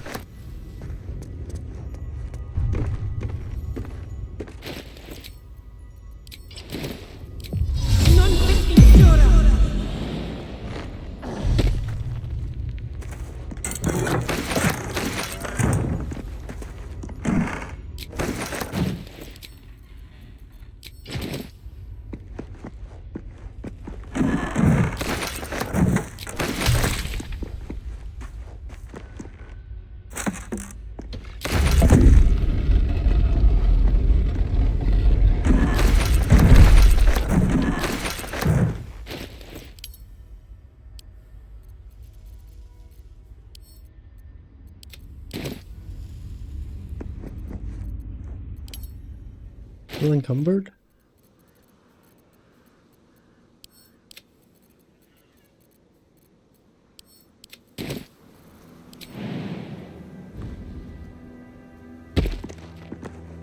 And for the soul coin, we need to succeed a perception check.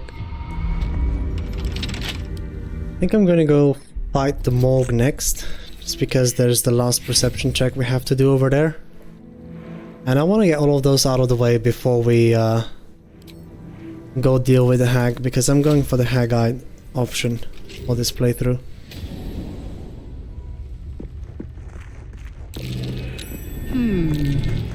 What's that? There we go.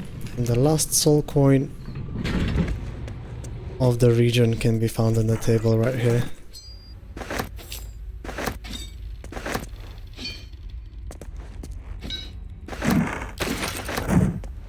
Lots of paintings in here that can be sold for quite some nice money.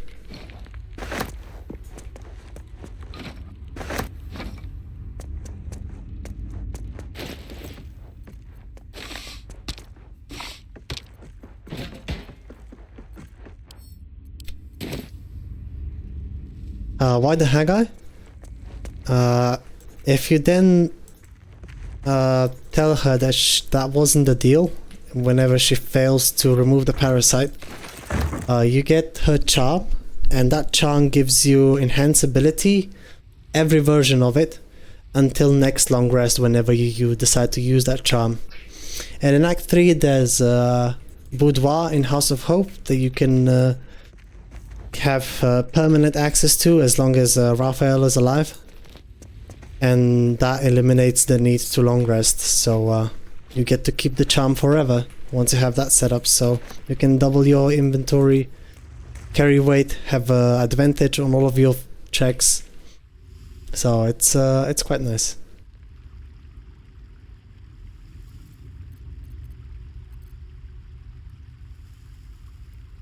There's a few buffs like that in Act 3.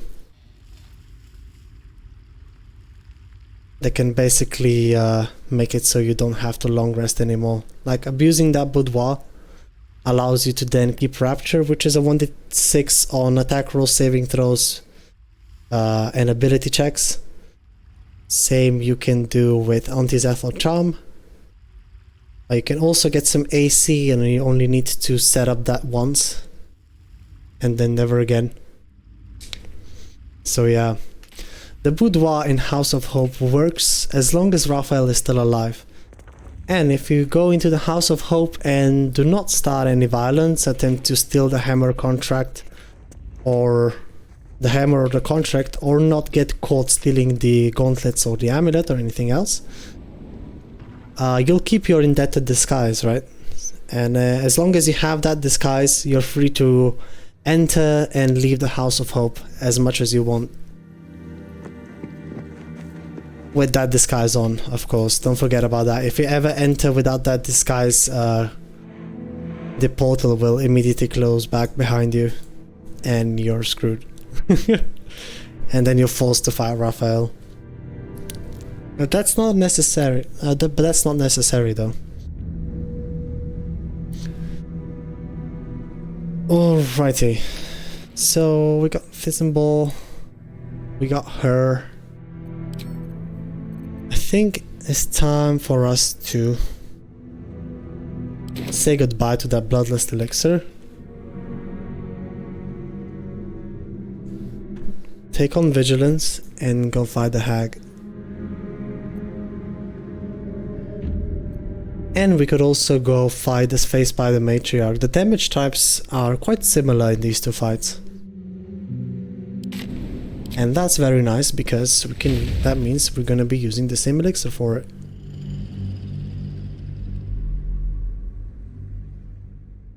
AKA poison resistance.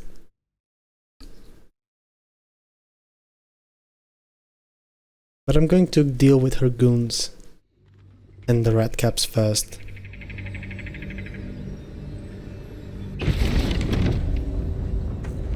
Honk honk. Also, one really good thing about Raphael's armor is even if you bleed, you don't take damage from it. Because it's 3 damage reduction.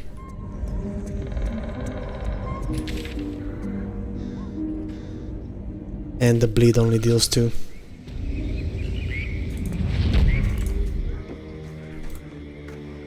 I'm gonna save the scary guy for later. I'm still not crit immune against him. Keep the float Helldusk for the +2 to saving throws. Get my crit immunity back. And we have the float. Bow awareness. These guys are illuminated and hold person is a threat over here. However, instead of AC, I think I'm going to get the ring back. Also, another thing worth to mention, if you're doing any sort of lightning or cold build, Auntie Ethel is the only vendor in the first 2 acts that can sell you bottled water, and she refreshes her stack of 5 every time she want me to take care of every time you long rest or level up. Just gonna check if she's got anything that I'm particularly interested in. Already got Cora's Grace, so that's alright. Oh, shit. We forgot about 2 more perception checks that we have to make. Yeah, let's go do that before I forget. And I can make use of Bloodlust. Still, in those 2 encounters.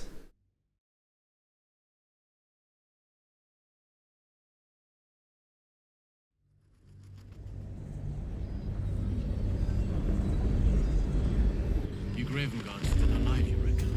He better be, or I'm a dead man walking.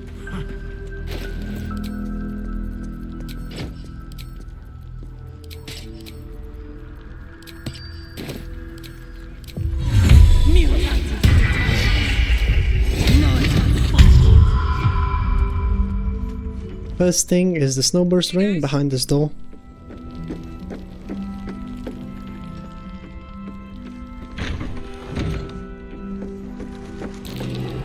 That's curious. Whenever you deal cold damage, you also create to a target. You also create 4.5 circle of ice around the target. I missed that. Very nice. Awesome. Hey, you're welcome. And the next one is near the House of Healing. How are we supposed to see? Inside the morgue, actually.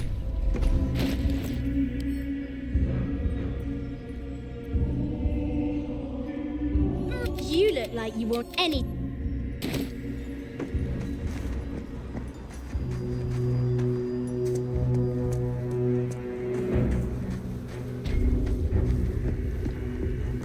These guys were only temporary hostile. That's amazing.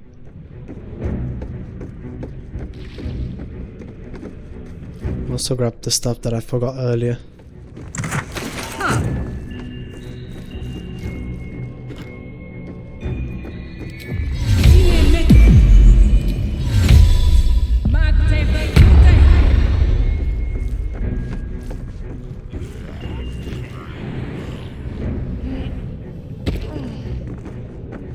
Did you know smaller races cannot reach this shattered sack?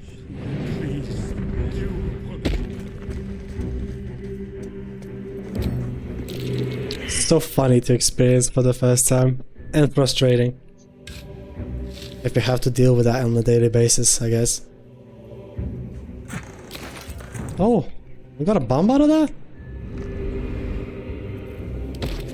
Fog?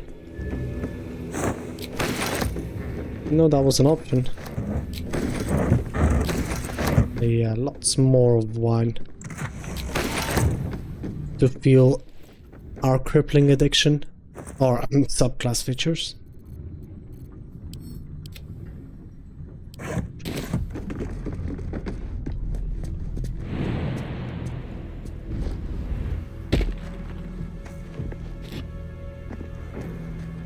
And we haven't been to the prism yet, so these guys are not here. I can go grab the waypoint. That way, if I want to avoid the fight in the future, I have the option to do so without having to expend invisibility or running for my life.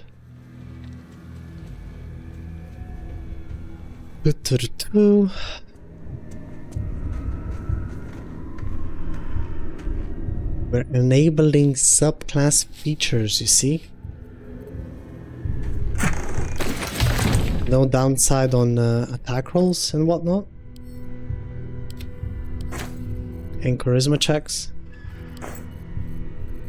I do still weigh quite a bit too much, so I am getting rid of a couple of things over here. I won't need that. Not gonna be striking with any weapon anytime soon. Oh, the shipping crate.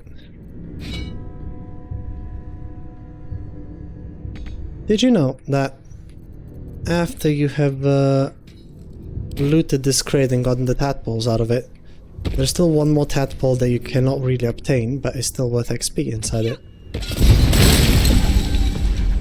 So if you destroy this thing with an alchemist fire, it's an easy 110 XP. Halfling essence. Quite nice.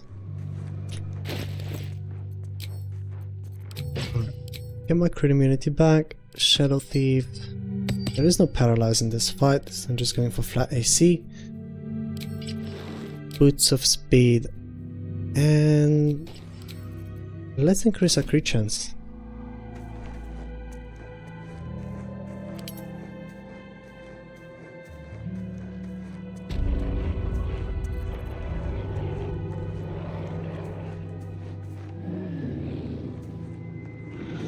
Hold on, one more thing.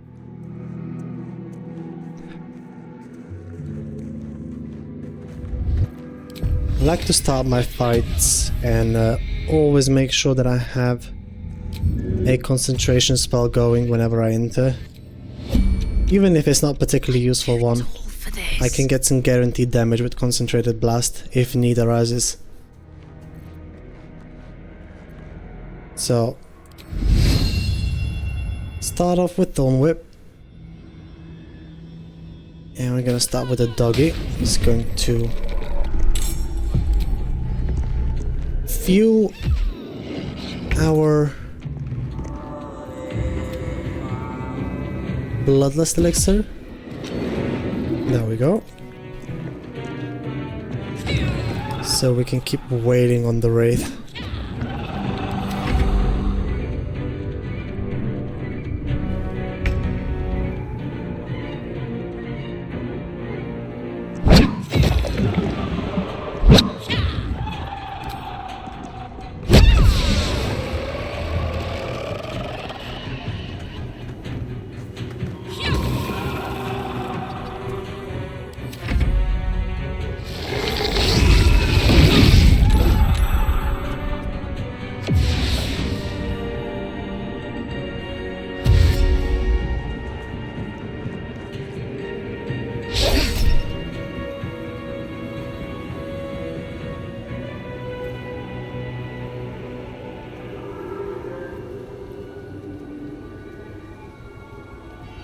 So, if we do not have good initiative, right, and we're not going first in the turn, we can use redirect attack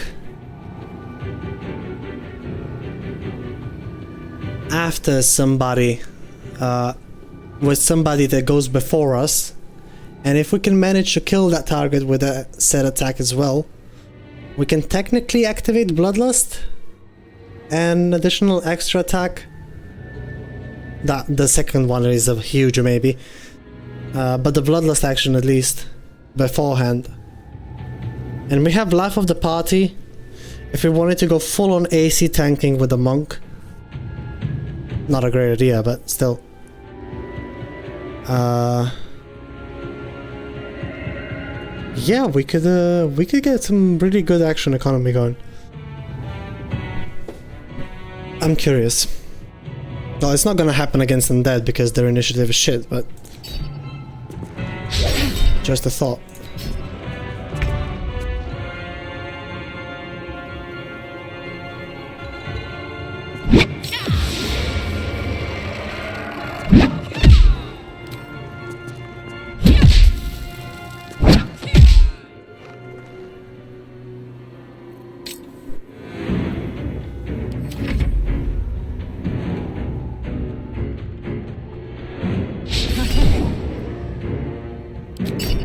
You know, I wonder how this works.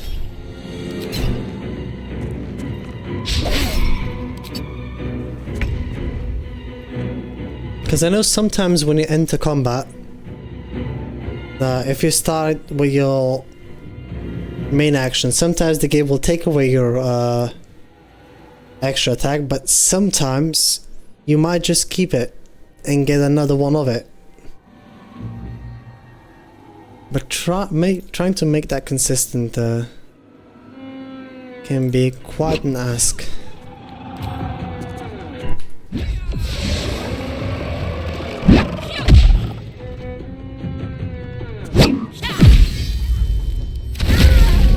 Nice crit.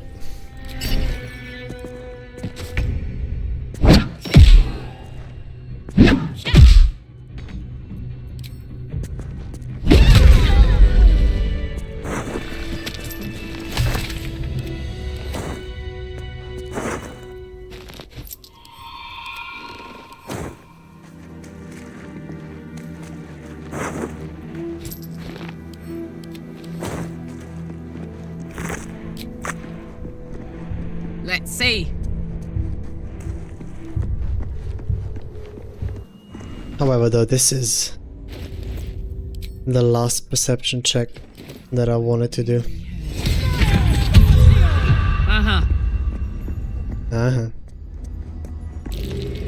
Something over there. And it is for a ring we can find on this chart corpse. Ring of Trading, +1 to our deception checks. Also, Strange Tendril Amulet. You get Edward's Black Tentacles.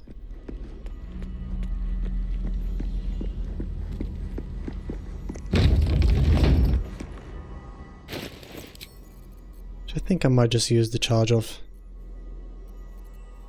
Why the hell not?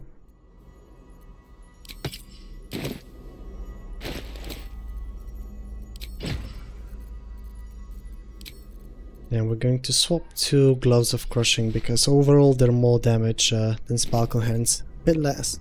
Same accuracy actually.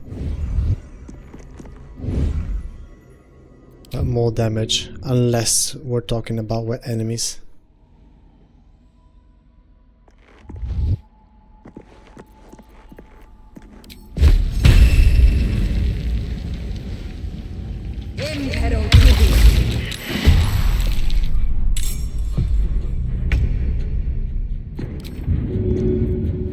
And Black Tentacles, by the way, is also an action refresh. This'll help.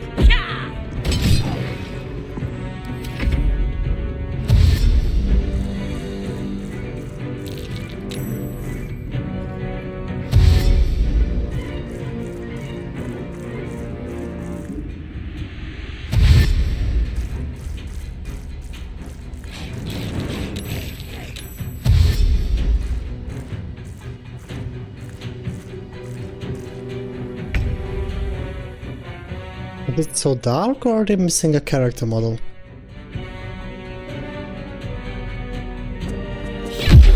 What's one or the other?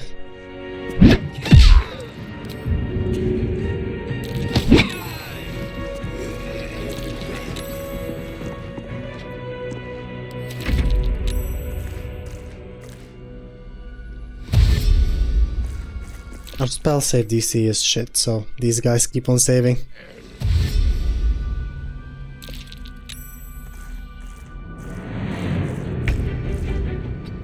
It does slow them down, so...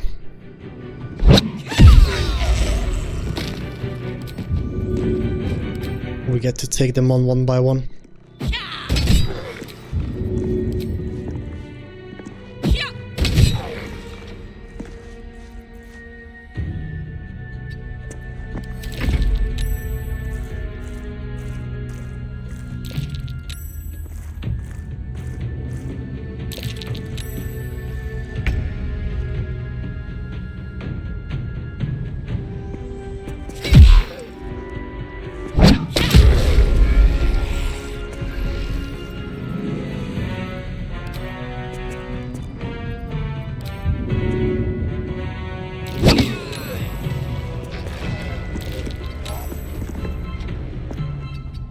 I need to stop stepping into that.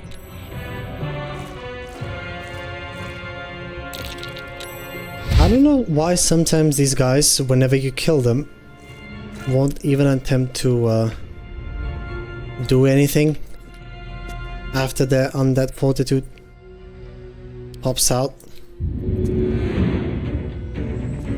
That's quite weird, but hey ho.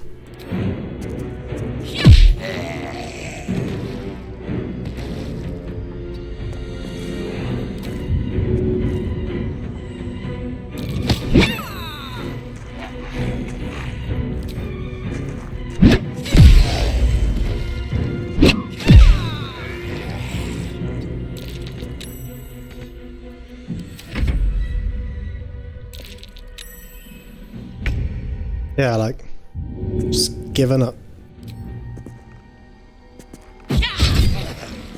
Even though this one saved successfully.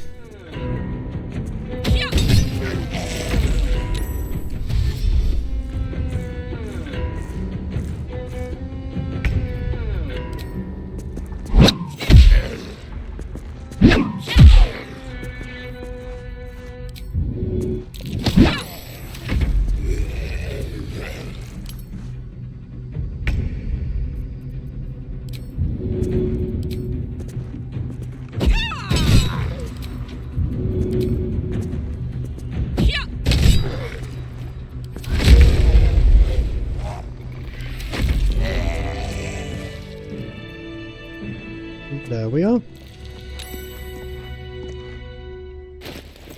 Now I'm happy to swap to poison resistance elixir and we can run through this smoke without a worry. It also makes you immune to cloud kill, by the way. Less dust on the left there. Someone's been through here. We'll run through all of this.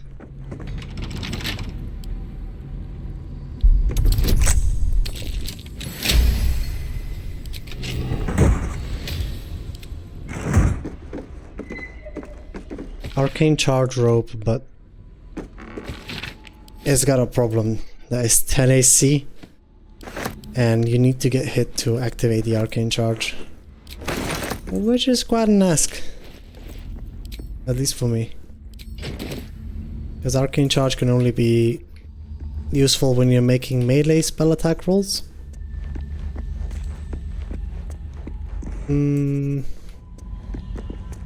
Does Booming Blade work with a arcane charge?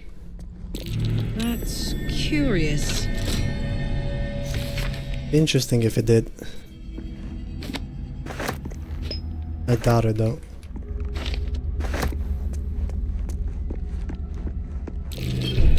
I imagine adding additional 2 damage on top of that. So you would take Abjuration Wizard. and put on that robe. That will generate damage for you. You can use Booming Blade that deals 2 more damage.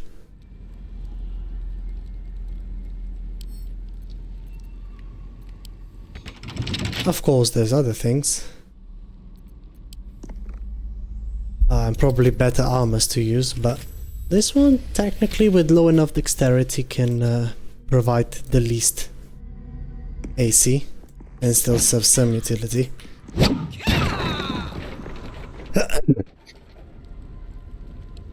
Sorry about that.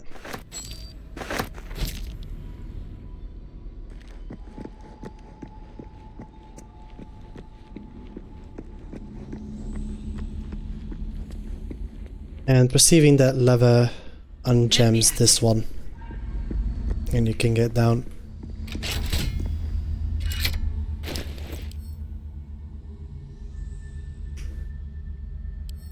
How many bombs do we have? 6? Nice.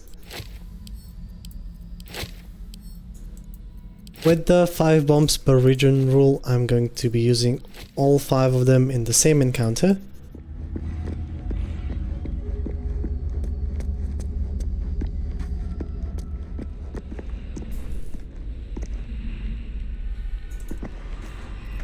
And that encounter will be in the acid pits over here.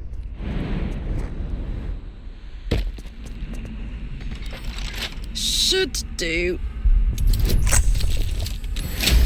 And what you can do down here is you can print yourself some extra XP. With the help of multi-bombing.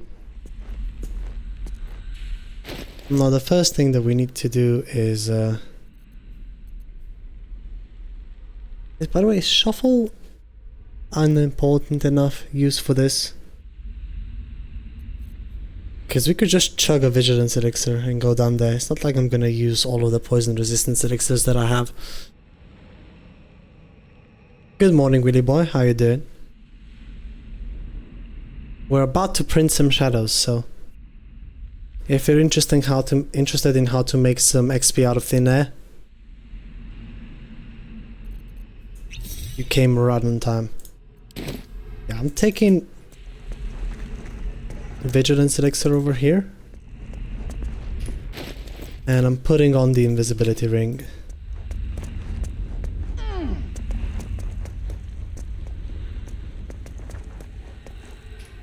We're keeping high initiative because we need to first start a combat to then break it.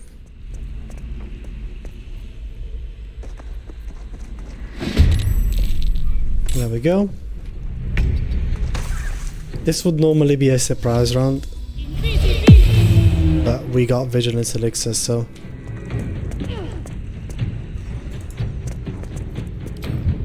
it can't really do anything. I'm gonna go invisible and break combat real quick, because with this animated armor, you can kill it several times in the same instance. You can kill it over and over and over again, and you can generate, so far the record is I think 7 shadows, because normally if you just kill it once, right, you would get 1 shadow after the animated armor dies. But if you're willing to use some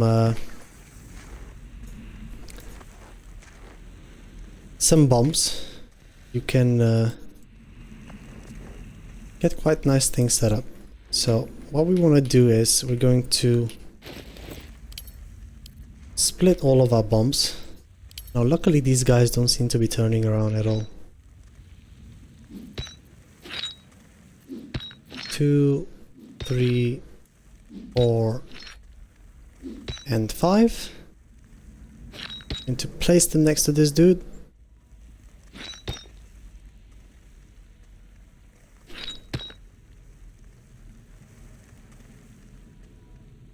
Fortunately, I'm realizing I never enjoy his build as much as Tiger Barb. Yeah, but That one was really nice. All in all, the AoE is super nice because like, it goes through Sanctuary and it's basically an ignore bullshit build. And I love it for it. But yeah, now once we have 5 bombs close enough to the animated armor, we want to start combat, but make sure that we have a source of lightning charges ready. Mine is going to be Sparkle Hands, and we're going to throw a dagger to do so.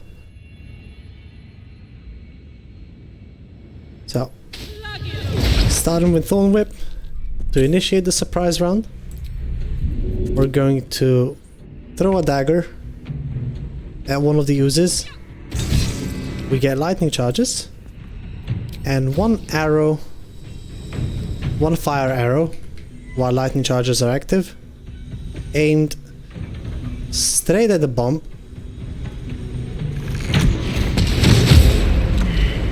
Generated us how much? 1, 2, 3, 4, 5, 6 shadows. Without killing any, right? We killed one ooze, I think. But yeah, we got 6 shadows when normally we would just get 1.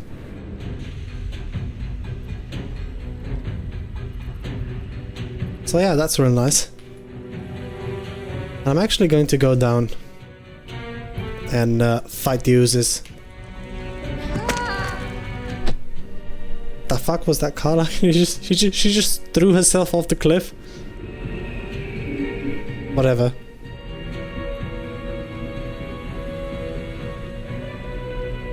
If you refresh stacks with aid. Which stacks?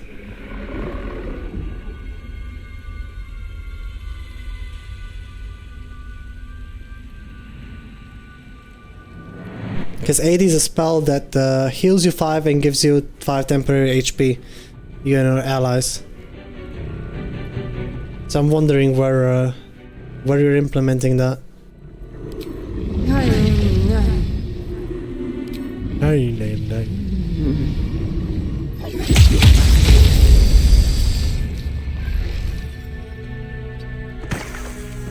I'm gonna get rid of you while I have the option to do so.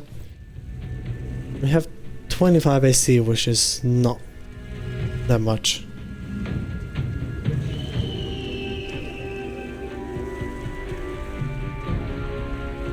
If you're referring to healing that temporary HP back up, then the answer is yes, you can heal it back up.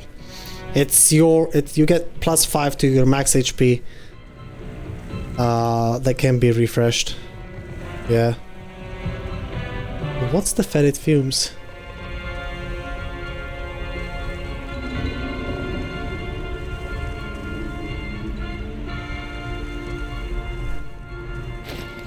Does it reduce my oh yeah, that's the acid. No? Oh, okay.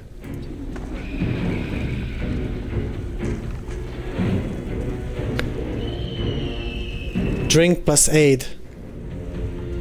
Yeah, you can do the aid from the scroll. I'm not sure about the aid of from the amulet, but I know the one from the scroll does work.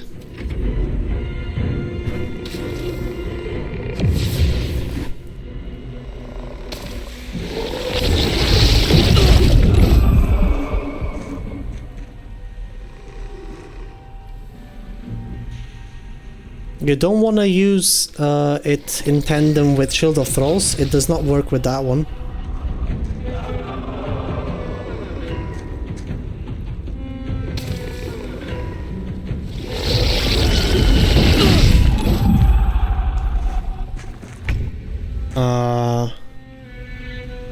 But it should work with the rest. Alrighty.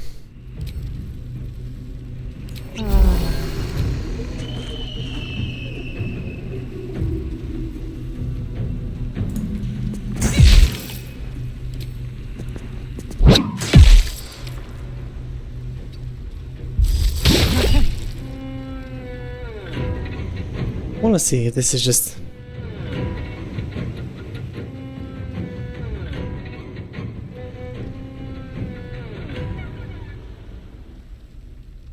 Yeah, no, I don't wanna... Do I? No.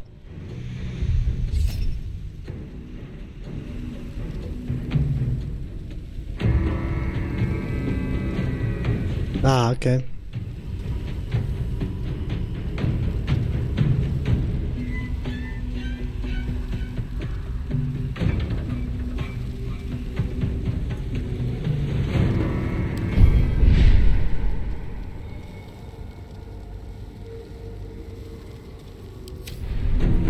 How are we getting you below 11 HP with one unarmed?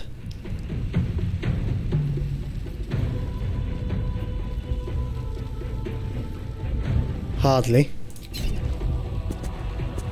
So I'm not taking it.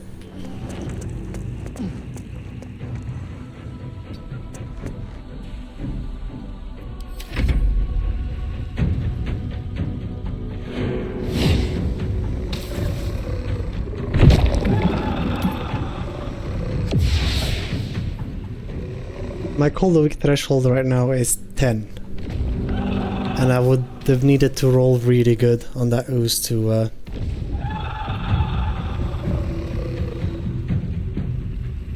meet that threshold.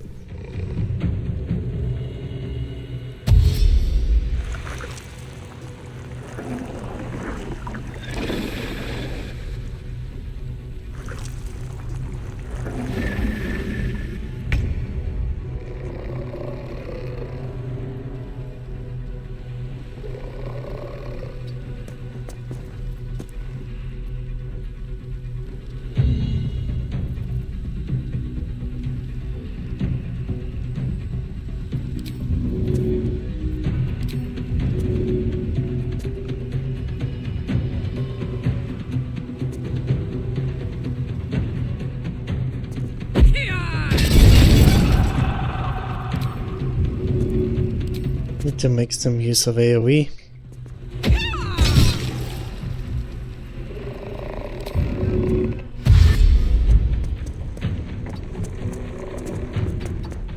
We're going to back away further. I don't want to go too far away because I've had these shadows sometimes disappear if I went too far away.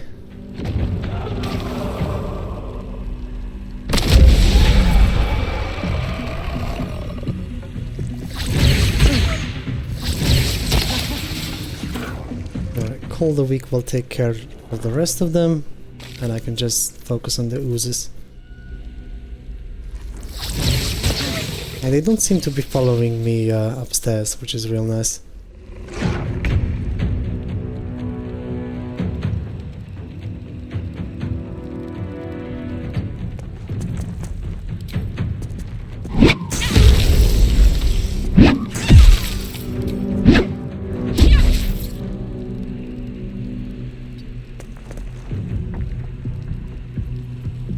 I'll take the fetid fumes.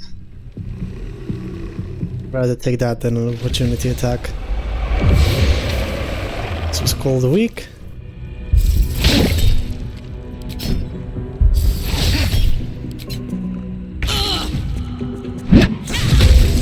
Roll the max roll on the fetid fumes.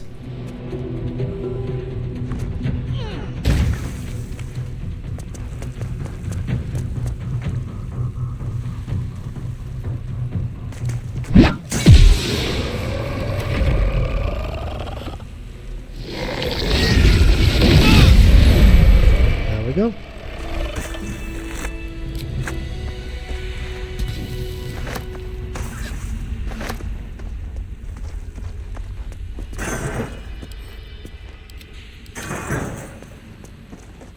Instead of getting only 75 XP out of one shadow, we got an additional 5 times 7, 330-ish.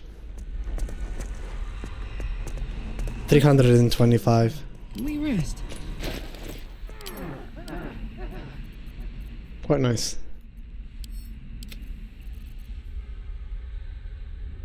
Okay.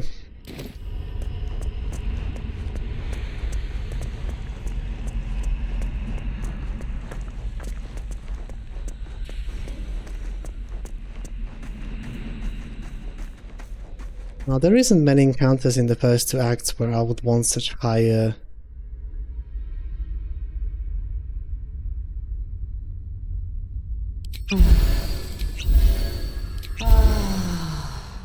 initiative, except for Jorgir. I think other than that, and of course the Halson's portal defense, and defending Isabel.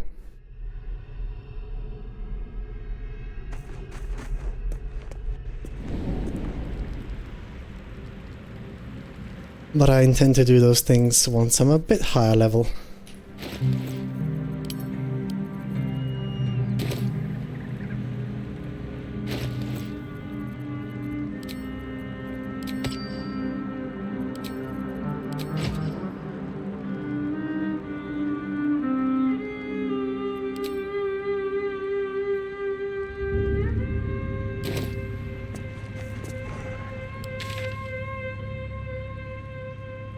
I'm in no rush to do the hag, since I'm not going to be profiting from the +1 to wisdom until Act 3.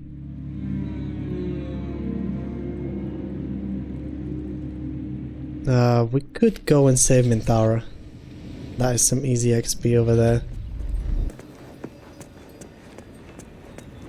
And not too much of fighting. It would mean we'd have to clear out the prisons first, and I'm just debating if I want. I probably want vigilance for that. I'd like to go ahead of those guys. I will return to camp and take 2 offhand crossbows instead of bow awareness, so I get a bit more utility out of my bonus action.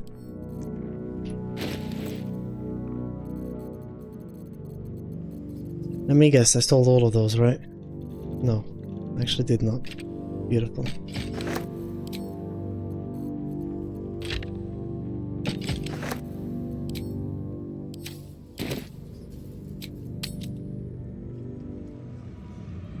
Brothers, sister, pray with me while we wait. I'm not worthy. I never learned the words. And against humanoids, I pretty much always want to be using Plot Helldusk.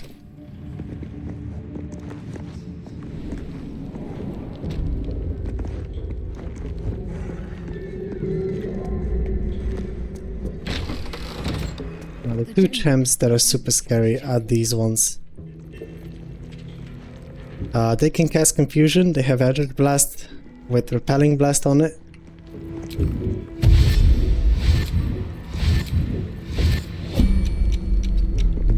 I want no part in that. I'm just going to deal with these 2 the old-fashioned way. Look what we have here.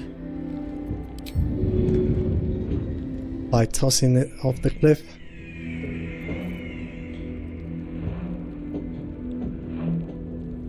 My wisdom saving throws are kinda shit. And I could get advantage on that. But I don't think there's outright immunity that we could attain. At least not with the classes we are provided.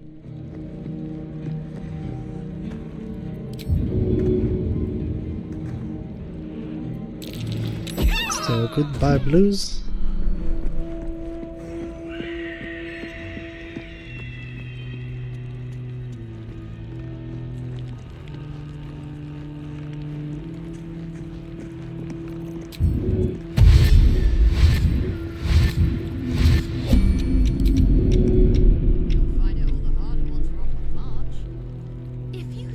Be careful when carrying them down the stairs. Sometimes the game will glitch out and make you throw them. And we wouldn't want that.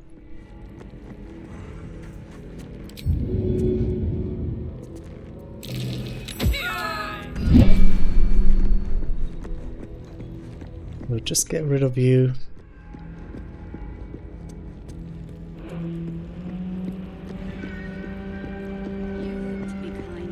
And I believe I can isolate the fight with this guy by whiplashing him away, or more towards me rather.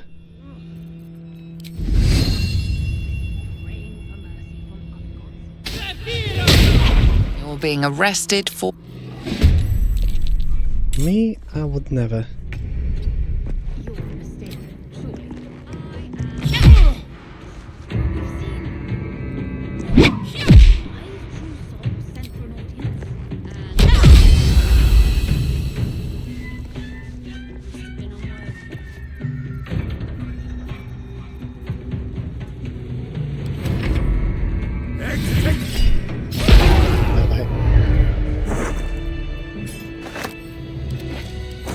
Moving it. Gonna get the key.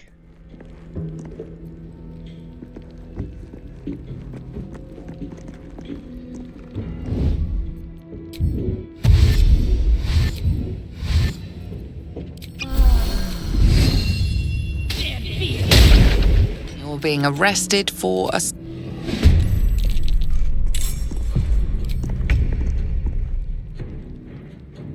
Weird again.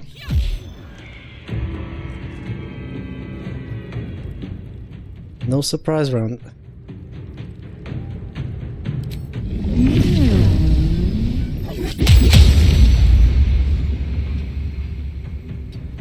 And you decided to have your bow equipped, so...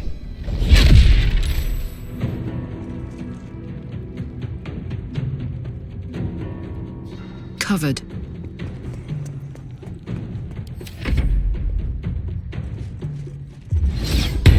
You can see me from there?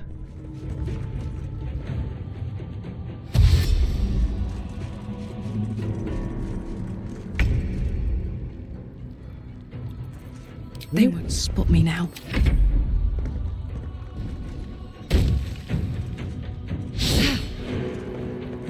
You can hit me from here? Thought there was... oh, there is technically a little gap.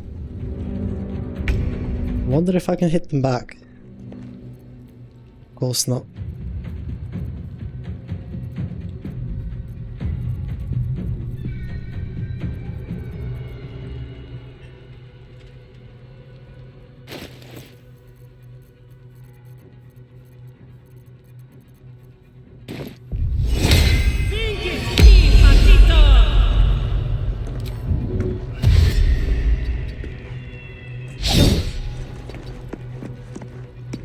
Quick heals to give them disadvantage, protection from evil and good to get rid of the fear.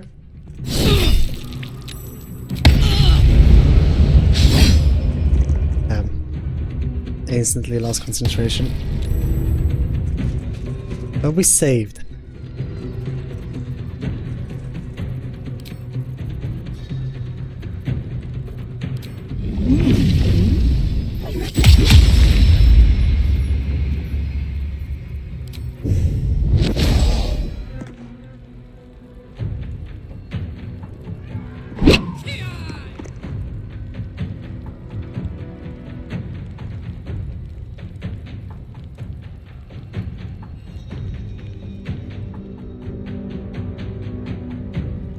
If I go here, they can just jump towards me. You're bleeding already, but that's not going to be enough damage to deny her fully.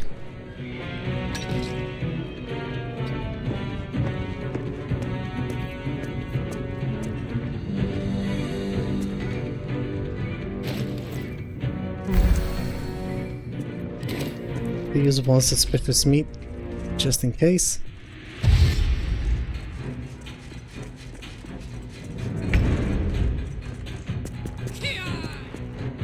There we go.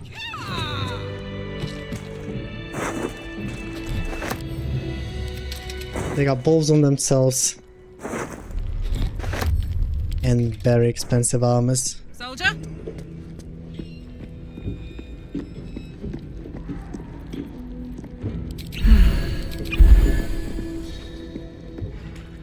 slept at all.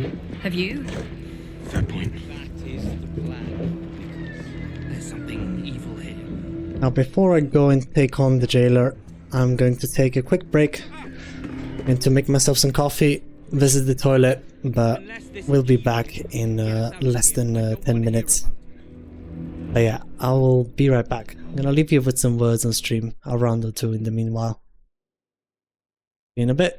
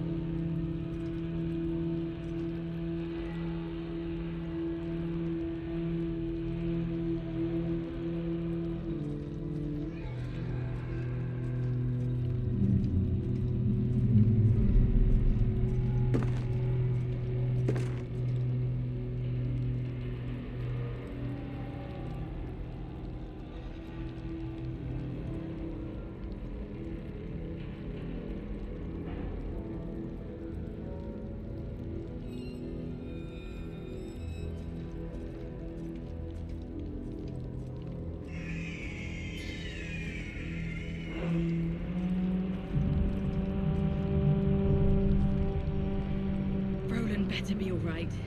It's Roland. He's probably holed up somewhere, planning to burst in, spells ablaze, and rescue us. I bloody hope not. If he saves us, I'll never hear the end of it.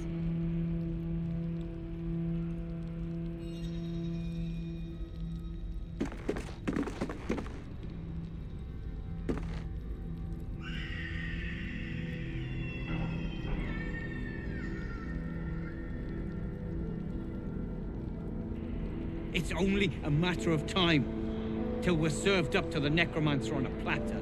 We'll get you to Baldur's Gate, sir. I swear it. Damn straight. Without me, everything will be for naught. The Iron Hand gnomes must succeed.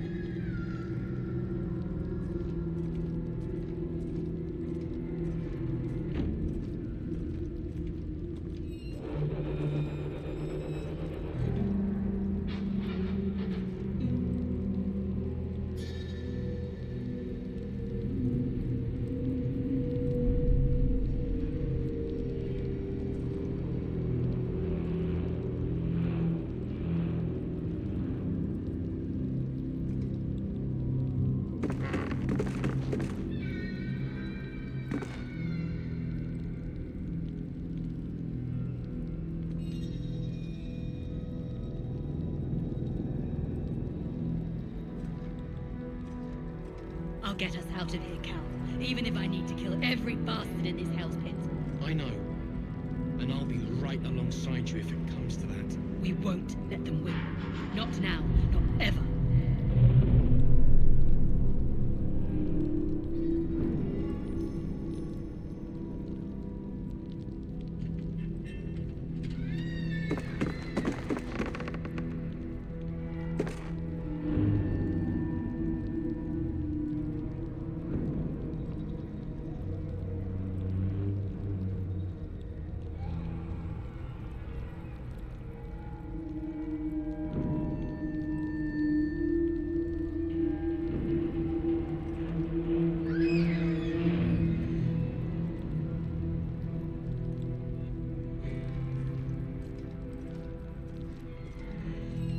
Stone. I feel it.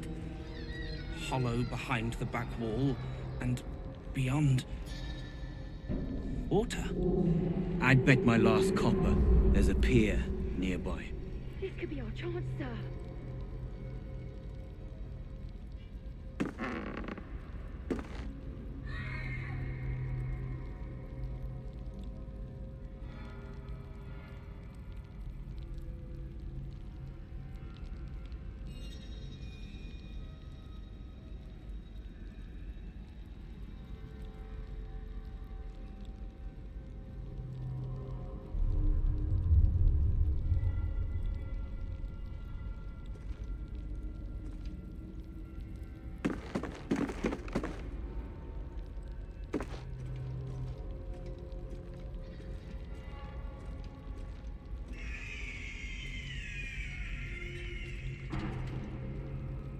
Have you slept at all?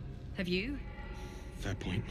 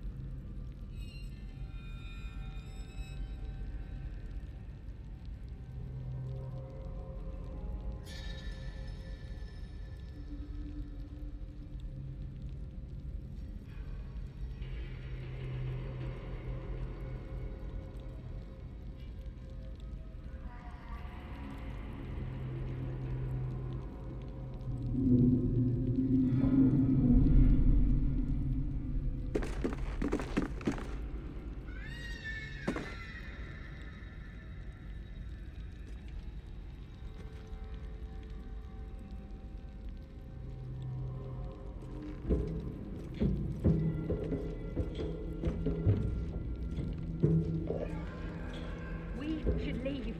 And soon. That is the plan, Nichols. There's something evil here. Below. Down. Ah! I've got you. Unless this evil can get us out of here, I don't want to hear about it.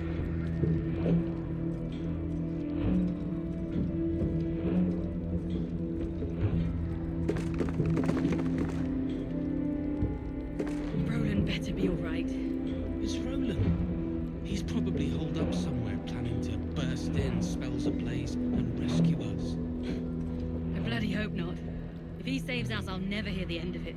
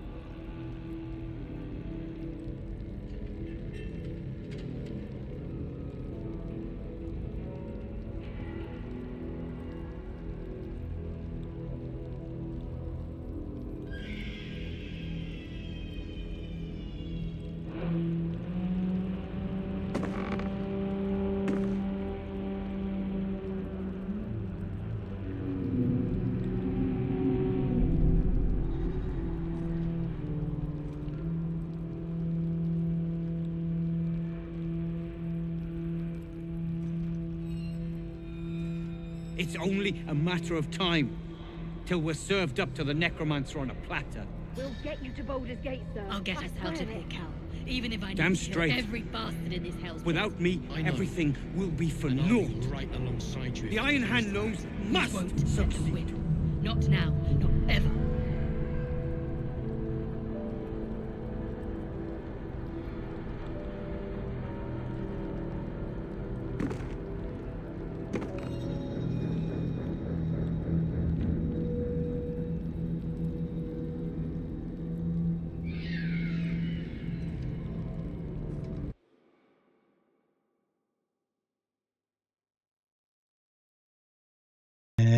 we're back.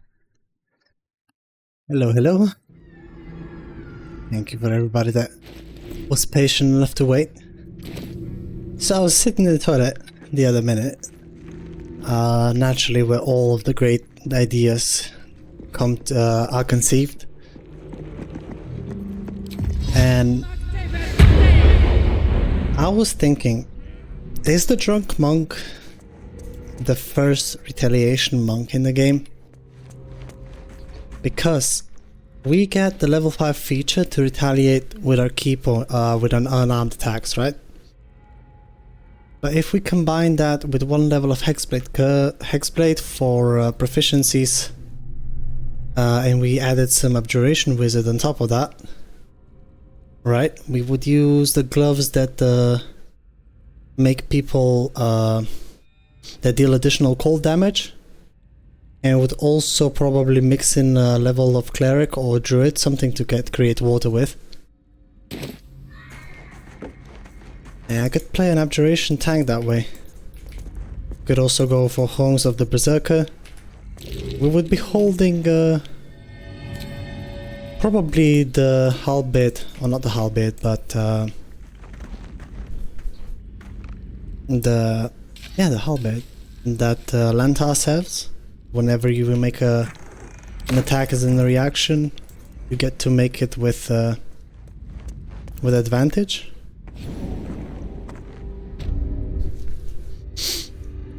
And then later in Act 3 it would be Duel's Prerogative.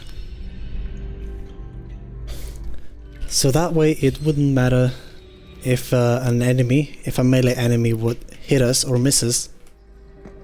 Oops, we would just always be able to retaliate. Like on every attack. It would be very key points intensive, I am aware. But given if we have enough good AC, and with one level of Cleric we could also get Sanctuary, so whenever we need it we just Sanctuary ourselves and go to sleep. It would make for a funny build idea, not gonna lie. Like, we're already talking one Hexblade, one Cleric for Sanctuary and create water, Hexblade for Armor of Agathis, Abjuration Wizard. Want to get at least 4 levels of that if we can. And that puts us at 6, and then we have another 6 levels for Monk to make our fists magical. Then we'd be jumping around with Enhanced Sleep, chasing we could also add Iron Vine Shield on top of it to get retaliation against archers. So all we'd have to do at that point is just chase down the Maguses of the fight, for whom we could have Psionic Backlash. Plus, who knows, I might just make this in Act 3, not gonna lie. Might divert fully from Monk and see how the idea works out. I know Soulblack did a Retaliation Monk build at one point.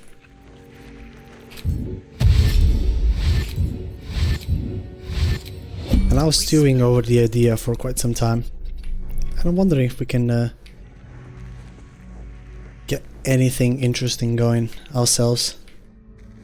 And this would probably be my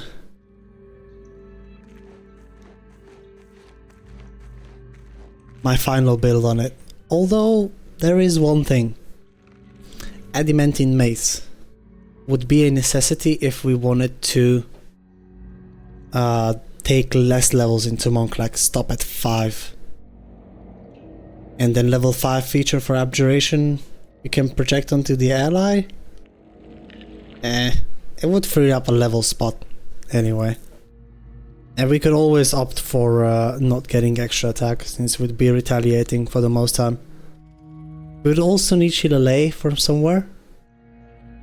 Because if we have the Iron Vine Shield, I learned that from Mixed channel the other day, but If we have a staff or something that can be shielded late, and the Iron Vine shield in the other, you can retaliate against arrows as well. We cook in the toilet. I'm telling you, that's the place where the greatest ideas get conceived.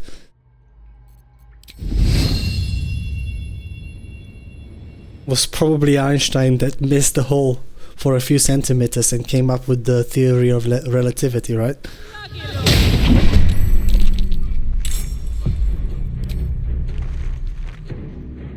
Oh yeah, this is just the concept for now. Probably like an Act 3 thing, if I'm being completely honest, because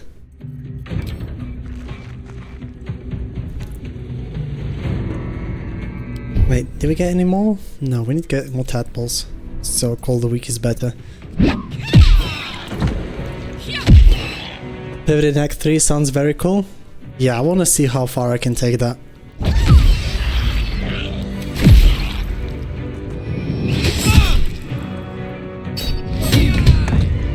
Nice prone. So yeah, once we get to Act 3 and we have all of the available levels and items for it.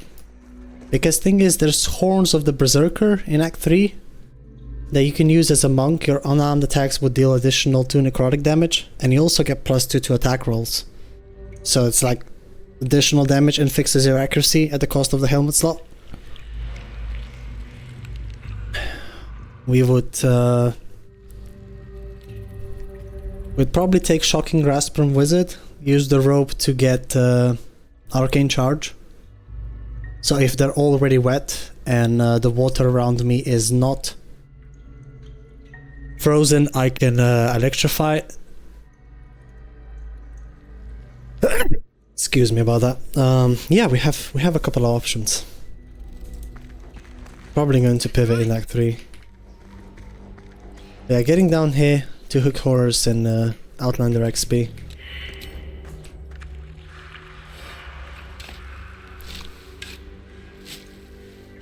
If I feel like Adamantine Mace will be a must, I might just cheat it in. But that will only be in case I don't find use for more monk levels. What a night. And if I want to go into something else. There's something beyond here. An illithid oubliette. Right beneath the towers. A colony must be close. That must be where the tadpoles are coming from. There's 2 Visceros over here that can have some fun stuff on them.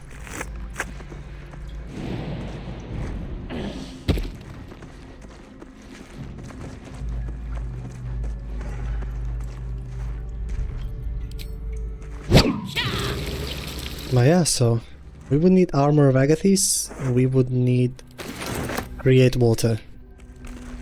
Sources for those. And we would probably want 5 levels of monk. Drunken monk, that is. So we're already looking at a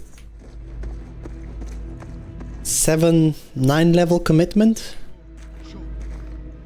When it comes to levels, that leaves us with 3. And we're taking Abjuration Wizard,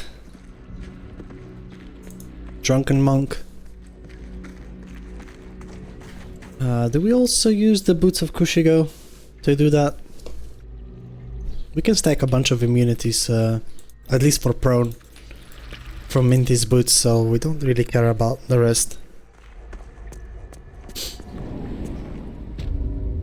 An Arcane Charge can only ever get 2 stacks, right? That horror show behind.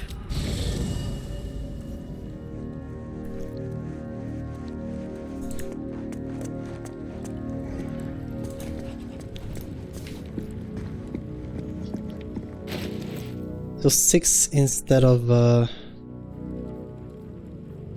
No, we need 6 in Monk, because only at 6 we get Redirect Attack. So that leaves us with 2 levels to play with, and we'd probably want better arcane ward through Abjuration Wizard.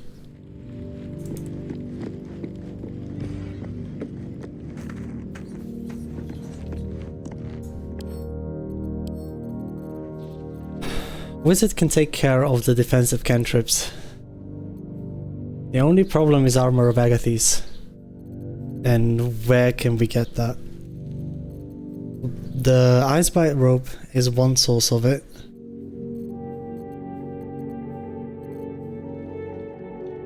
But we'd probably want it in a level. And if we're doing full spellcaster, nah. If we're doing it like that, we only ever at level 6 you get your second level 3 spell slot. But we can scribe spells or any better ones that we want to cast.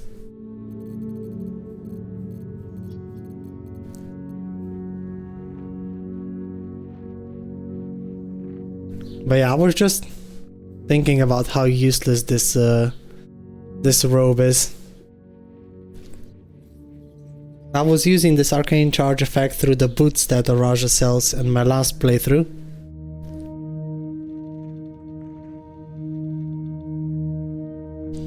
And even with this, I don't think this is the go-to robe.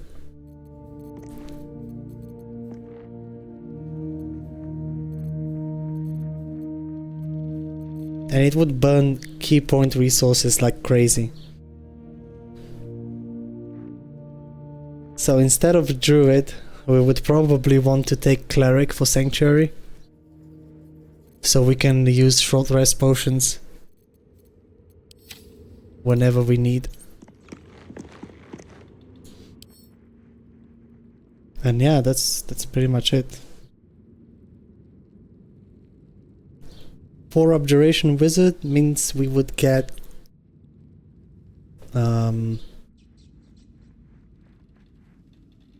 maximum of 2, 3, 4 stacks on our ward. Hey Valerie, I just stretched a couple of moments ago when I went to make myself some more coffee. Hold on, let me check this out real quick. Never done a dedicated Abjuration Wizard playthrough yet, so... Redistributes magic, spells form a ward around you that protect you from harm. Each time you cast an Abjuration spell except shield, the intensity of the ward increases by the amount of spells levels to a maximum +2 and decreases it by 1.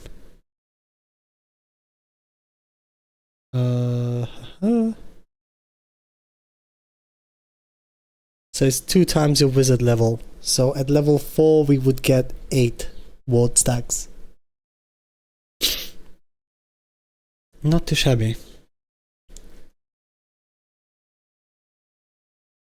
I'll lurk around to avoid spoilers. Alrighty, enjoy your lurk. By the way, I did add a command for that, but never tried it. Oops. Wrong one.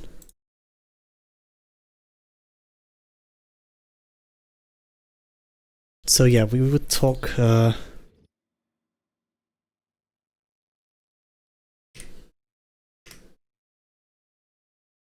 you go. It does work.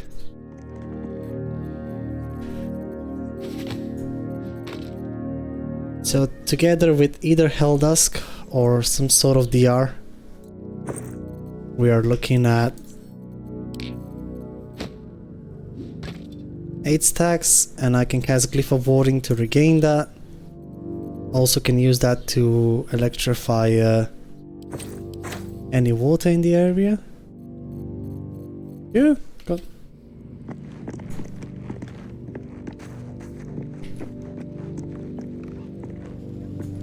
got some nice things. Alright, let's get that out of my mind now. We were just clearing out the prison, and the only one that is remaining is the warden. So let's go deal with her, and then we'll send Minty to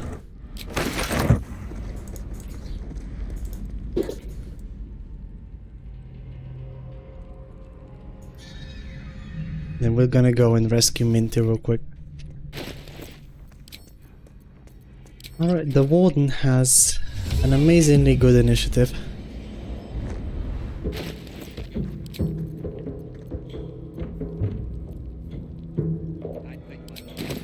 Also, the area around her is quite well illuminated, so Spell Thief.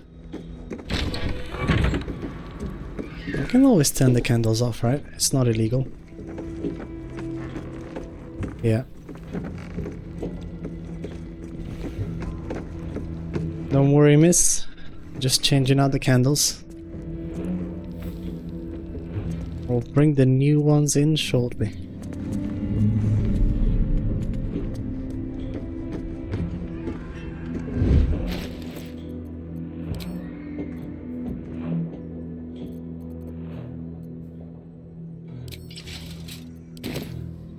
We need to find better boots. Don't really get. You were witnessed assault. Alright, so no surprise round. Give you a quick pat on the back so we can beat the living shit out of you.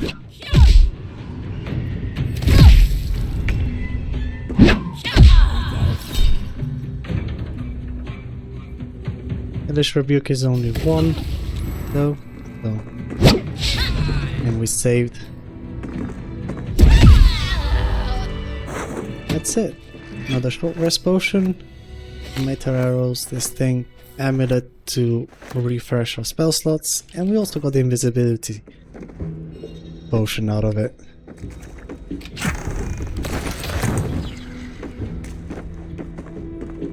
It's only one more scrying guy up top that we have to deal with.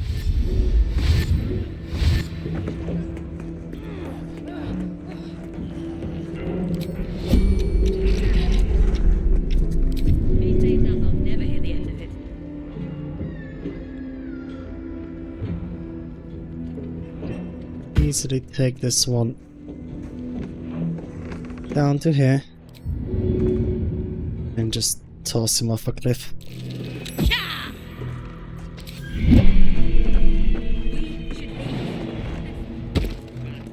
There we go. I'm gonna leave saving the Tieflings and Wolbren for now. I wanna deal with the Grimforge before that.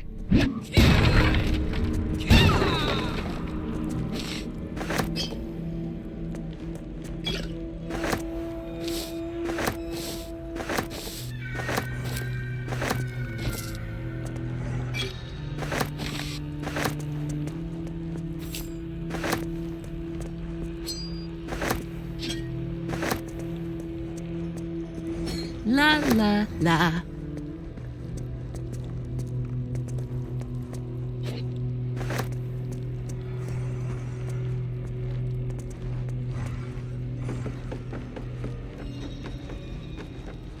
What's the story? Thing is though, with that retaliation monk, is that in Act 3 we already get a vest that does the same thing but doesn't spend our key point for it. And that would be way more efficient resource wise. So we can swap those depending on who we're facing.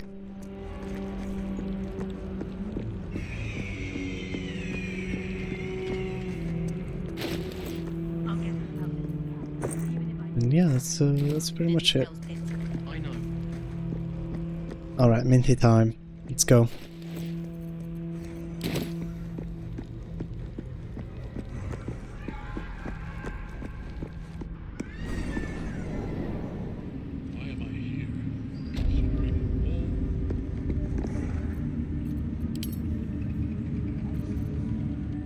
Mark of the Shifter, I'm going to take some guidance as well, don't mind me.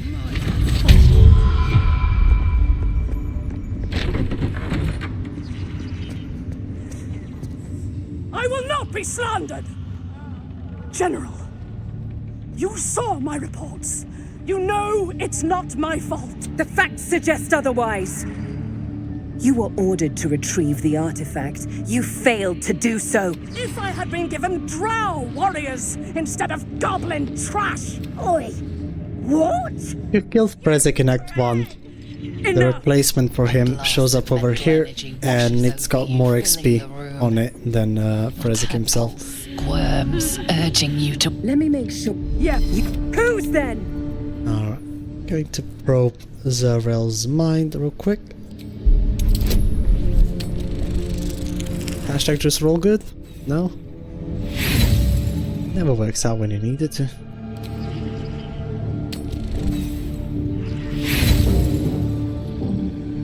Second fail, okay. Third fail, dear lord.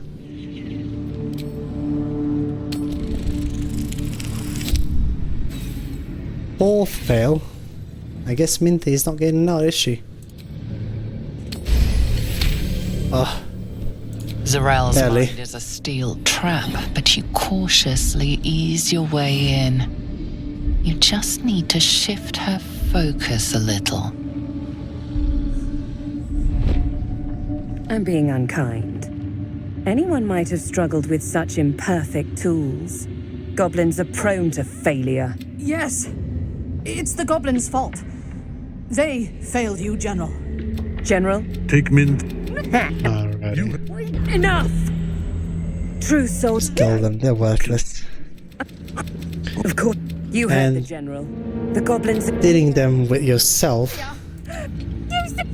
is the more XP positive option. Power. Occupied by a general that cannot be killed. But his followers are flesh and blood. We must learn more about his power. Goodness. Guess I'll let you have a shot at me. Boom.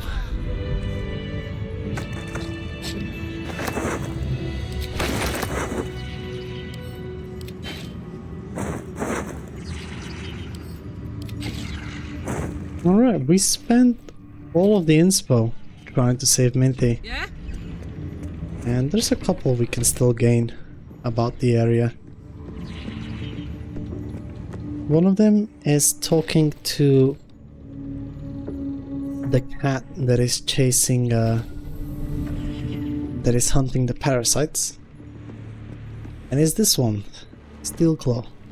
These are the stalking grounds of Steelclaw, Furless One. Tread lightly. Fortunately for you, the slithering vermin I hunt has my attention. For now.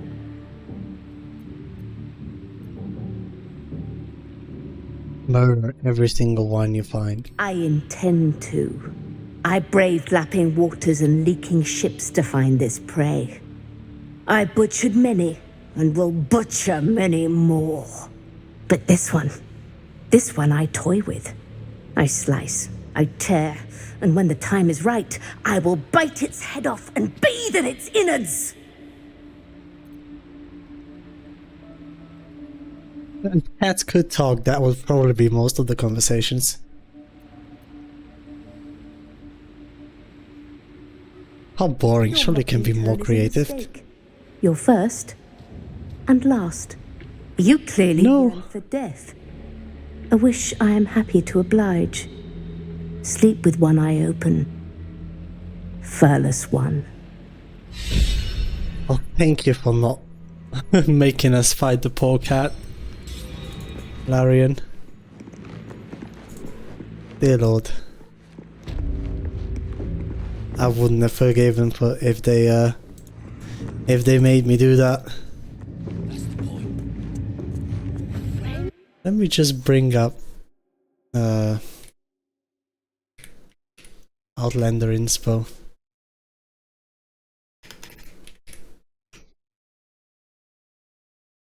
To see where we stand and what I forgot about.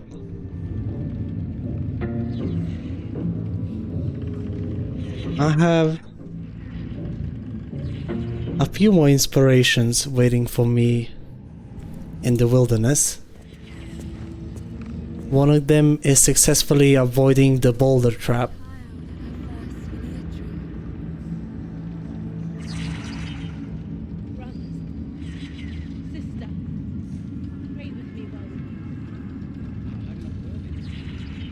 Alright. You did. So the first one is at the Risen Road. You hear it?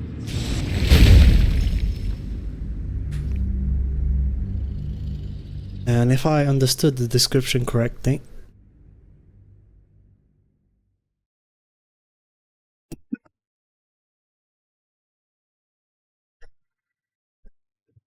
we gotta approach from the bottom and just successfully jump towards the top. All right.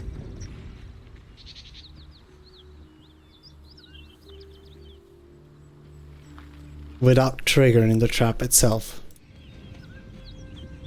I want to keep that in mind.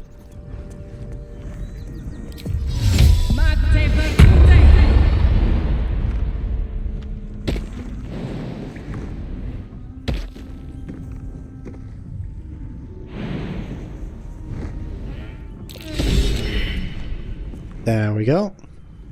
There's one.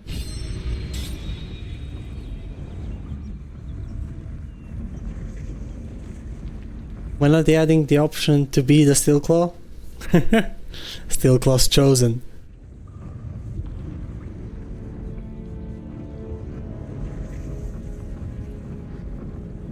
Or are you just a giant? It's one of those old school Soviet cups that we drink our coffee out of. Thing is, in this part of Europe where I'm at, what you people from the West usually refer to as coffee, we don't drink that. We actually just drink the, well, we call it normal, but there it goes. We have what is called Turkish coffee, and it's just like coffee that you make in a steel, not cup, it's like a cup, but it's made out of steel, and you have to boil it twice before you do it. And it's, when it comes to intensity, it's a bit more feels a bit over roasted, and is at a strength of espresso. So espresso in this cup would be to about here. I had this much of it. So yeah, and it's normally drank with some, if you wish, with some sugar and some milk. Just a splat of both.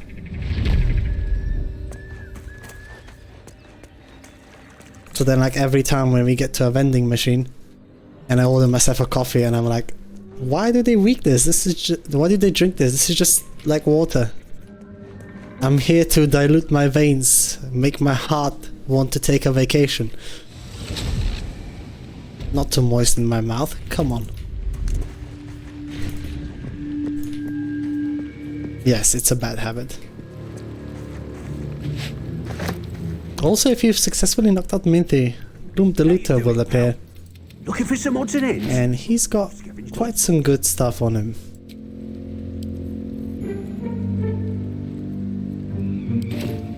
But the best way to deal with him, since he's the only goblin about, is to just give him a good old smack on the lips. And you can take his money from him.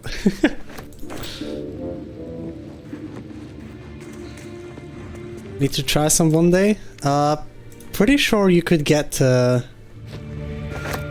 one in an authentic Turkish restaurant. They should be serving that, or if not, they should, like, the employees should have the machine in the back, but I doubt they'll be willing to make it. But if you find a Turkish restaurant about, they should have that.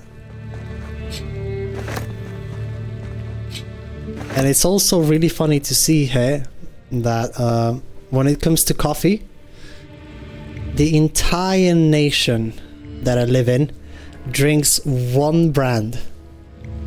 That brand is expected to be at every household, and whenever somebody comes over for a visit, you're cooking that. Doesn't matter if you prefer something else or you drink something else.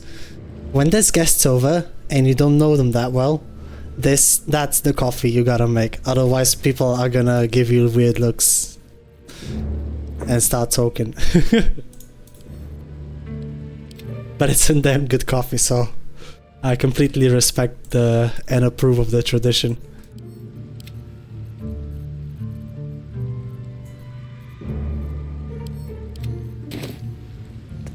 Never seen that guy?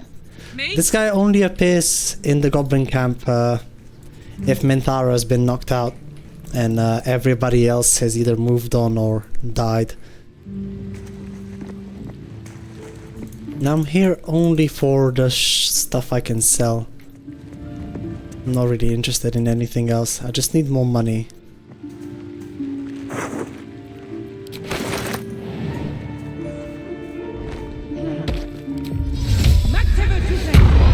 But yeah, the fun part about this vendor is he's the only one around, right? So you're not risking anything by attempting to knock him out.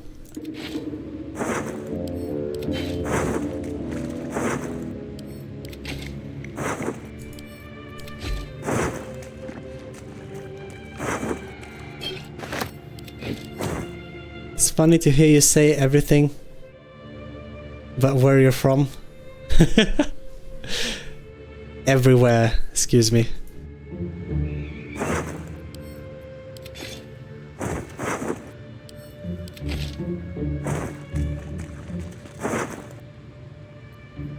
Internet is scary. Watch out, otherwise an angry Slavic guy will come and check you what you say on the internet.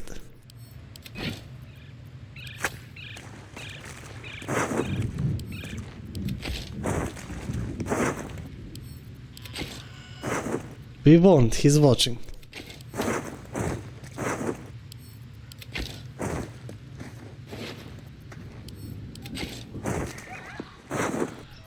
See a lot of tourists now with the hair transplant and the visa boom? Nah. I mean, it's primarily a tourist country, but there hasn't been that many tourists since you guys organized that guy with you, and we also got so many immigrants that tourism is starting to not appeal to the general crowds no more, unfortunately. That's only in certain cities though, and when we do get tourists it's mainly for the nature.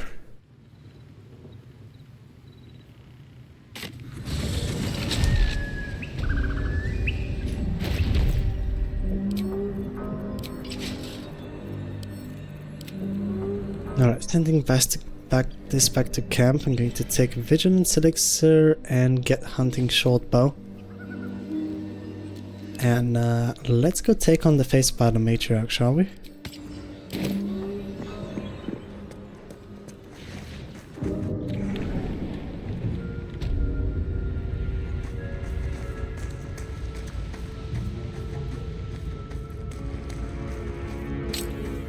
Poison resistance will half the damage. We do not have access to Blade Ward, but it should definitely be enough of a contribution to help us out. And I'm not going to do Hag at the same time right now because I'd like to get rid of the refreshen buff before I attempt the fight. We also have no key points. I would like to get some key points. Going to swap her ring and swap her boots.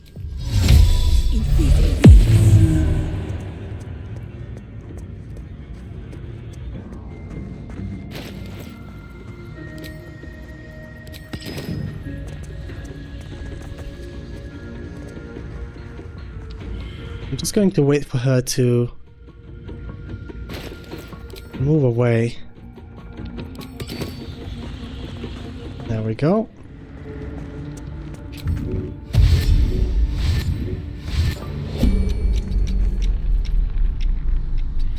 I'm going to get a little closer.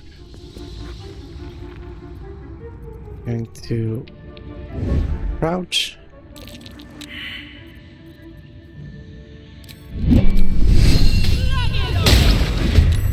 Outside of turn-based mode and start the surprise round.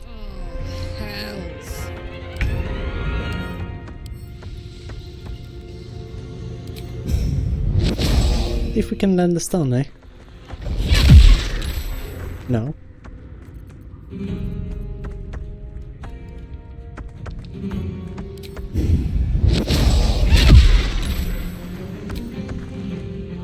Look at you.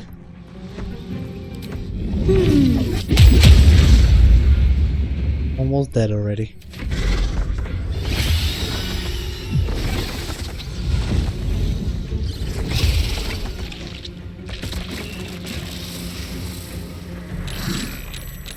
Probably should have just wait for the damage.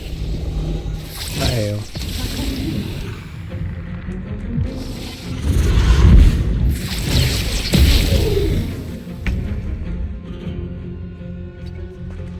If I had a speed pod active, I would have probably been able to one-shot her.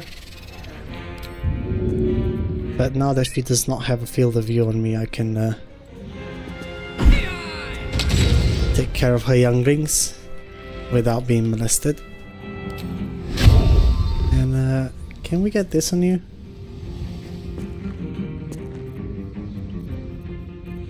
Does not look like it.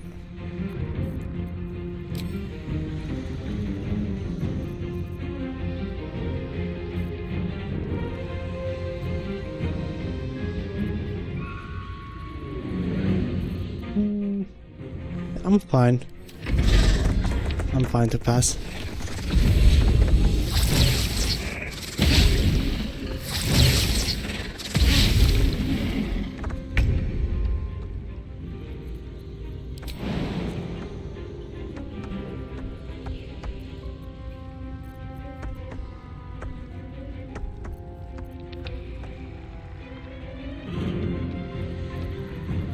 We could go for the speed pod, but we can also just hide. Let her come closer.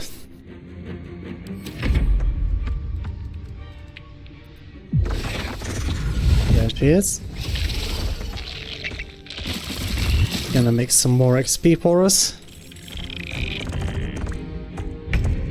And I'm fine with 2 clutches.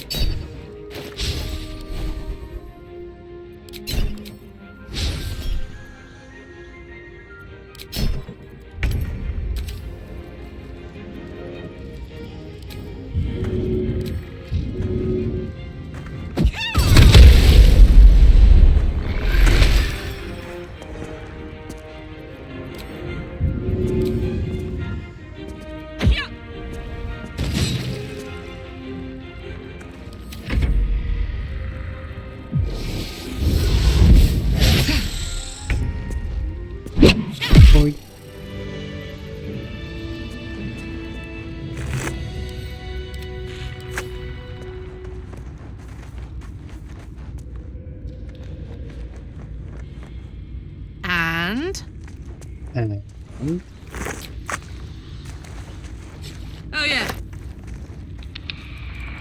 How far down does it go? Get a dark amethyst, and if we have a scroll of remove curse on us, which we do, we're going to have a little sneak peek into Necromancy of Day. The book is locked tight with no visible keyhole. You can sense something dark about Place this the tome. amethyst inside. The book And glyphs shift gently before your eyes. as long as you're willing to The symbols dart beneath your eyes, warping and twisting. Your head throbs, and you almost understand. spend the remove scroll, curse scroll, you can fail all of these checks. Claws. You still get the reward at the end of it. They pull at you, dragging you closer. Use the books. Except that this one will curse you. So we can just get rid of the bad side. And only keep the good side for ourselves. +1 to wisdom saving throws and ability checks. Ta-da! Just pick up the daggers that we left behind.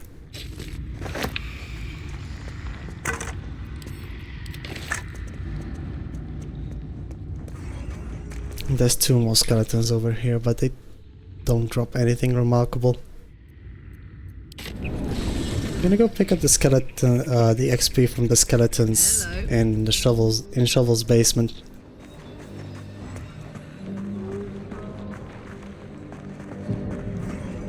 You can go fight the rat caps.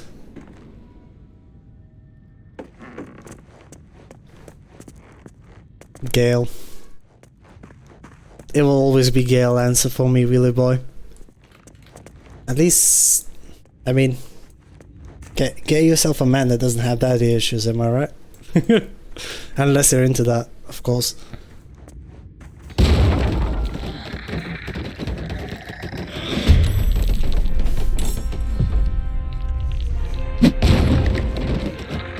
I can never bring myself to romance Gale just because I have, well, that would mean I'd have to pay attention to all of the dialogue he does about his father. And I'm like, nah man, I'm good. I'll pass.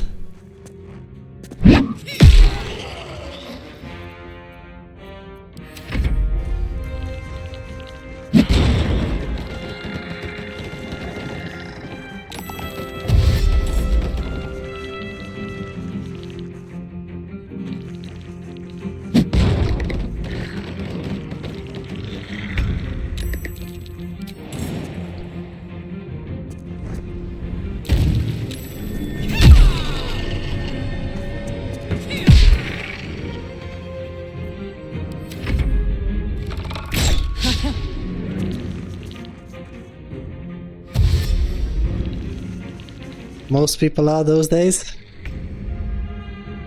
Valid, honestly.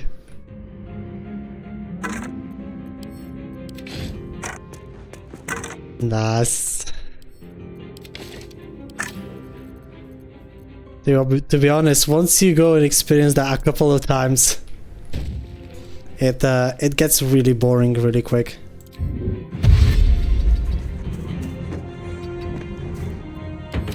And I've seen from a couple of people that I know that people that are into that usually have some like ulterior motives. And I mean, live your life how you will. It's not really part of my business, but I don't think I find a relationship where we're pushing each other around is daily practice. I don't find that particularly appealing, but it could be just me.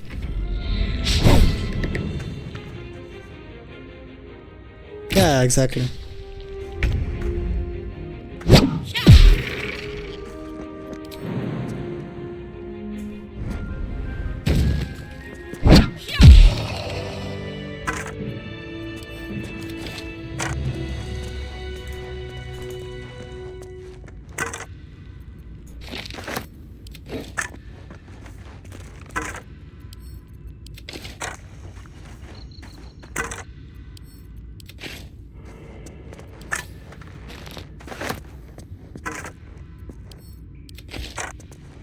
Like, one of the first dating advice that wasn't just straight up sarcasm that I heard was go for the ones with daddy issues.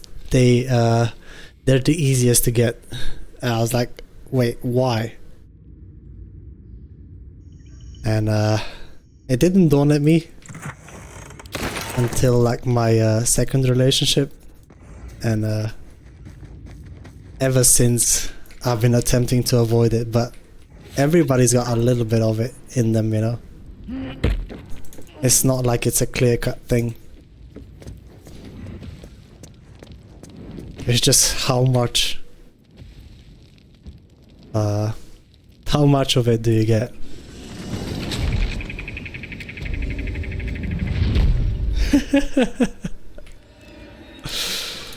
Fair, fair.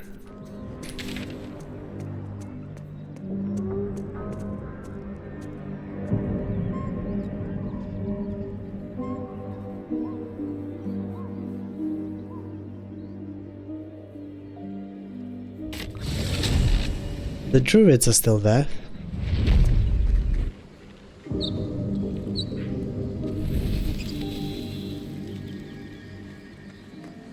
Let's fix that, shall we?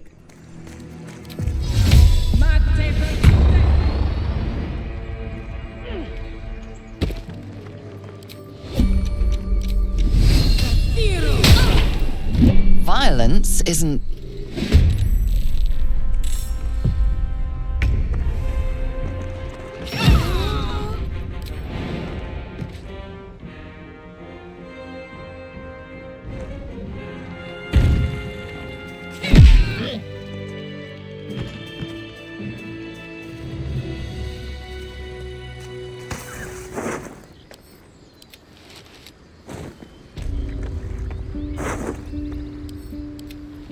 Gale romance is nice? You're referring to the Blade scene?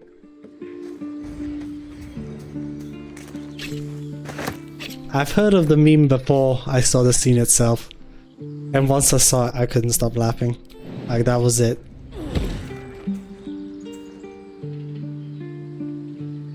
We got patched 8 again. Come on.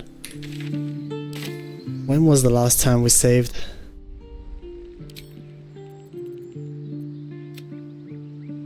Shadow Curse lands? Ugh. That's quite a while ago. But yeah, sometimes when you will glitch through some weird geometry, the game will take away your ability to move your character by walking.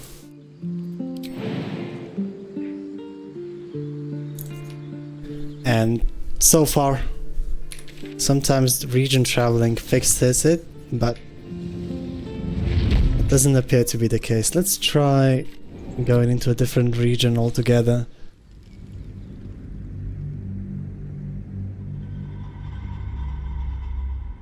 See if that works. Otherwise, we're just gonna have to reload.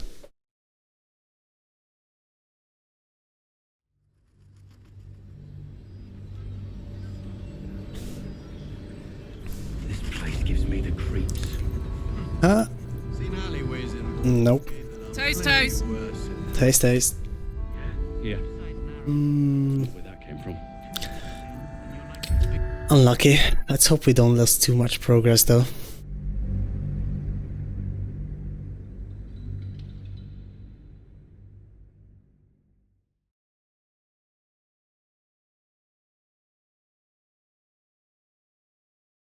Maybe what? We lost the prison? But yeah, for all of you that don't know yet, we're playing on custom modern mode, and these glitches that have been happening in patch 8, breaking the saves, this was just one example of what happens. And I don't tolerate them on my playthrough, so I decided to just play on custom, and whenever something happens that breaks my save, My brothers have the dreams too. Same as me. I reload. Usually need to kill the character. Yeah, there you go. And we lost the entirety of...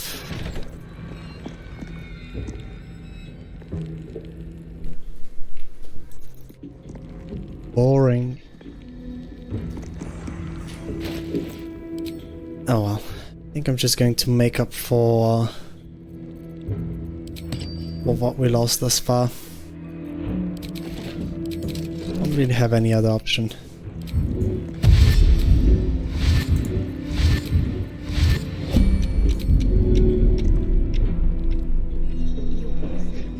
Oh yeah, patch 8 everyone.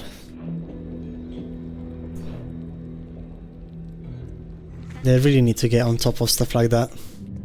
Happens to me a lot. I've been intentionally like avoiding and adjusting my gameplay so I don't traverse uneven terrain too much. But like that rock over there was already enough to trigger it. So it's like, what you gonna do? You know?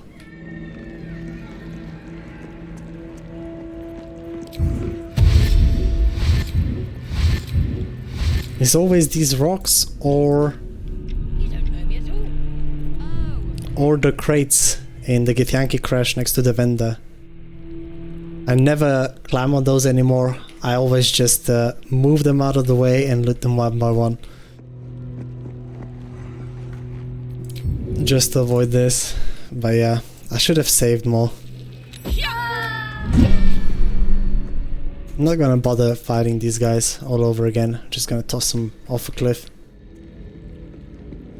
You're mistaken, surely.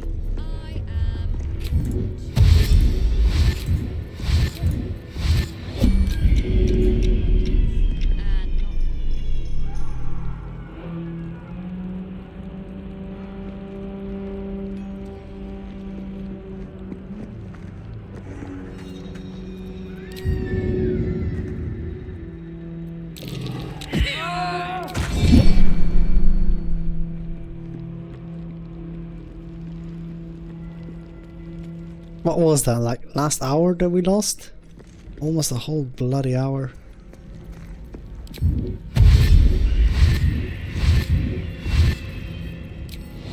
Dear Lord.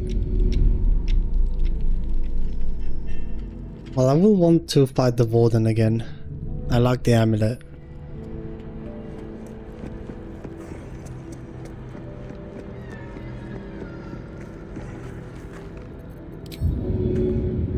I think I'll also speed rush myself to level 8 so we can get another level of Spore Druid going. So I might just empty out the entirety of Moonrise Towers right now.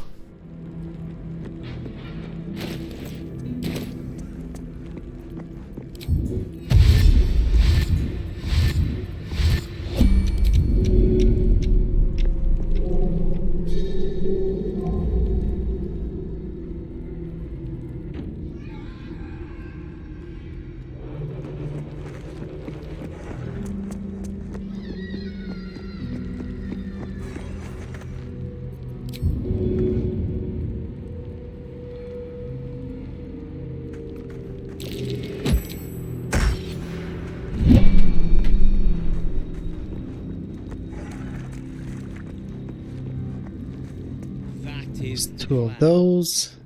There's something evil here. Below. Get her. This is the gear I want to do it in.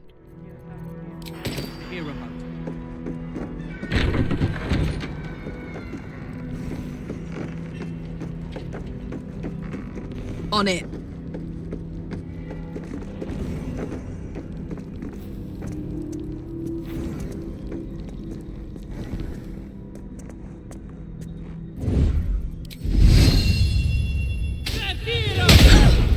Witnessed a... Alright, we were quick enough, so we actually got the surprise round. Mind you, this is not consistent, but spamming through dialogue through the recent experience seems to have worked.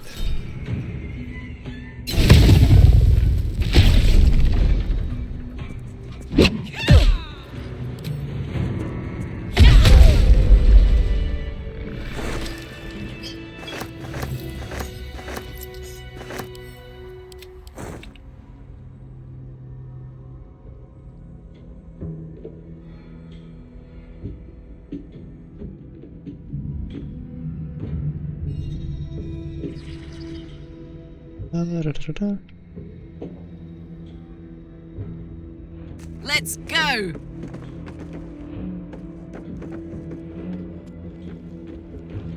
Yeah, I mean, Ball's Blessing is probably one of my favorite passive buffs in this game, all in all. Because with just a little bit of game knowledge, Bleed is so easy to acquire. Slicing short swords from Nantav, all you need to do is get advantage on a person once, and then you can keep the bleeding up. Or for every throw build, Helda's Gloves, Tiger Barbarian, Lacerate is found on a lot of different weapons. You could also just coat What do we have here? Slicing sword with melees and try and blind them. They work really well in tandem, and You can't see me. we took the Sinspo now. Should have probably saved that for later. Long and low.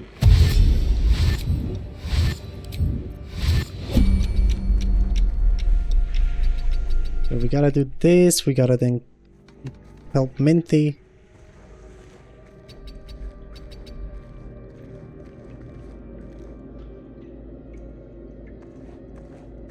But yeah, Boal's Benediction advantage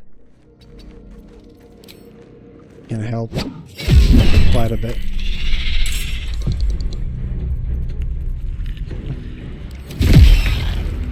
Use the wrong action to start the combat, so I lost my extra attack and my bonus action attack.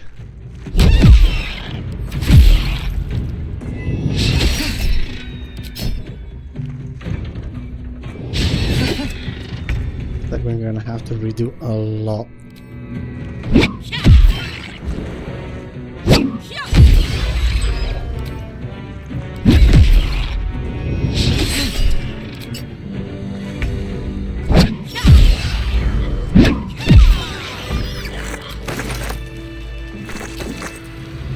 Up to.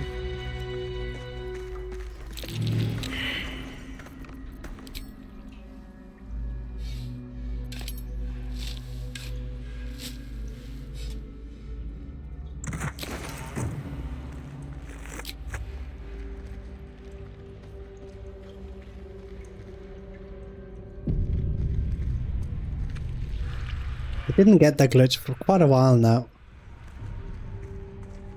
So I got a bit lazy when it comes to saving the game. Should definitely do it more often though. Well, that's it for the prisons. Let's go pull Minty out.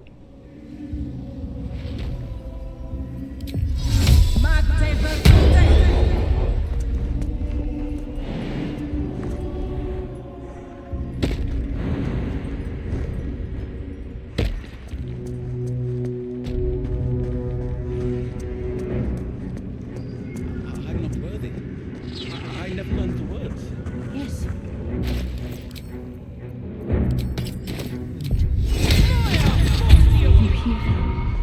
With many hearts.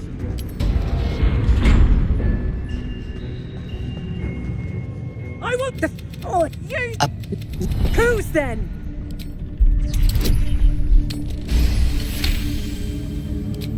It's we rolled the first time around over here. Enough! Of course not. You heard the general.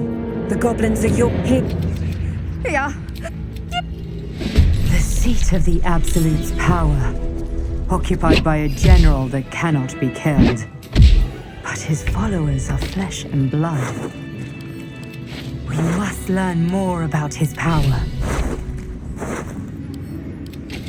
Do some speed gaming. Now if you've taken the two torturers out before you go and save Minty, the two adepts that will escort her will get stuck to her, and you also get to skip this scene where they interrogate her and go straight to the saving part. I didn't think anyone would come for me. We need to get out of here. Let's go. And these two dudes will be just kind of stuck with her since they didn't hand her over to anyone. So what I like to do is just take them to a cliff and give him a quick escort downstairs.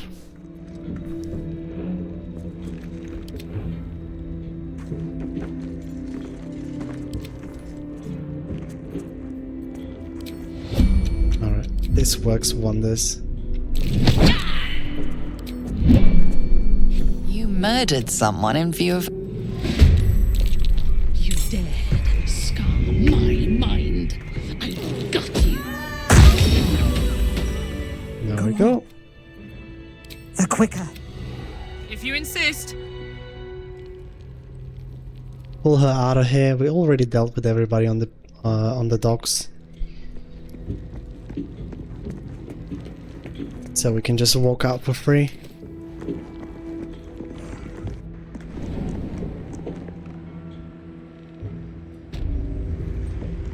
What is it? What's wrong?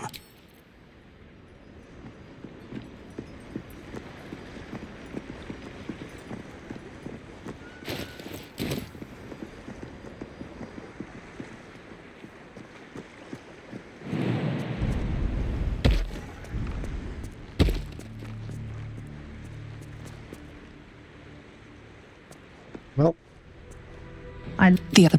There is much wind. Alright. On your camp. My weary head.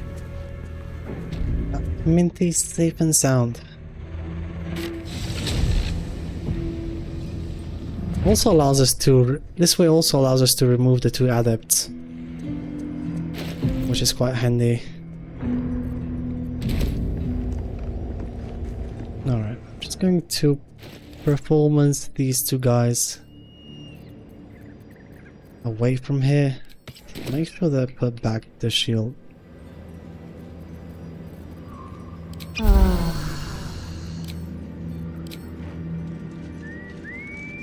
I'm just going to drag them out of the illuminated area so we can do a bit more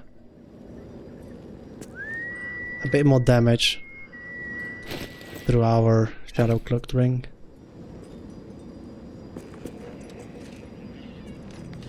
Ta-da! Give me.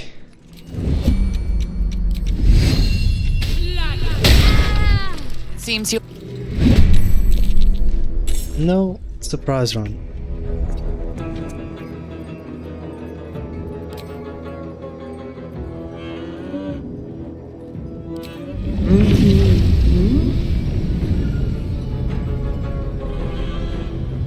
But we can work with that.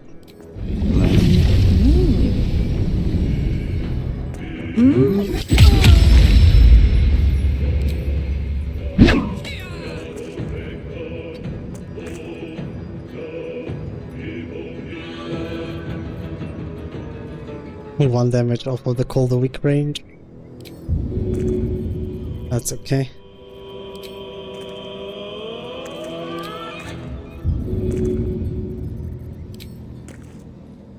Gonna give you a quick alchemist fire under your feet. Nice throw, I guess. Count on me.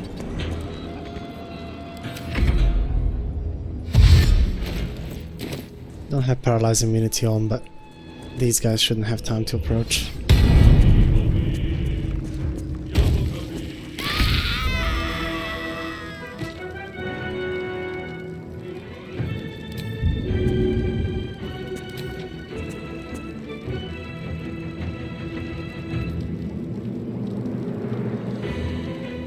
I'll do a quick intoxicating strike on you so I can buff my AC a bit further. Sitting at a comfortable 28 now.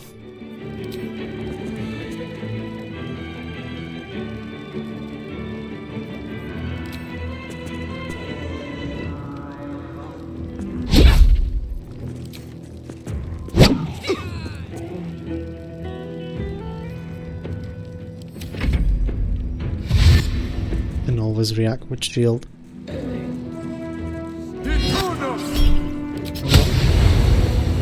That. Are you burning still?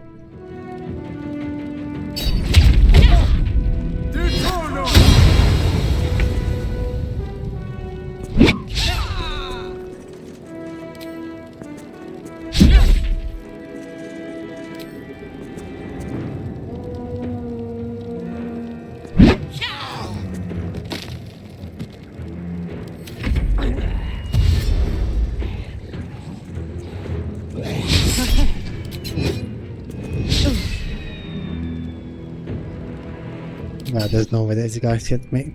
They're unable to.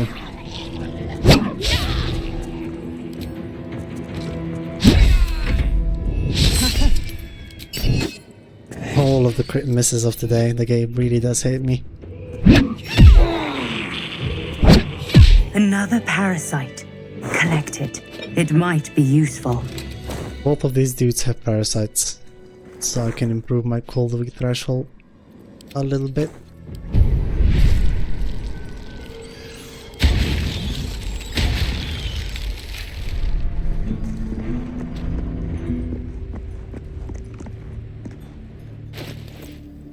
Keep all of our inspo.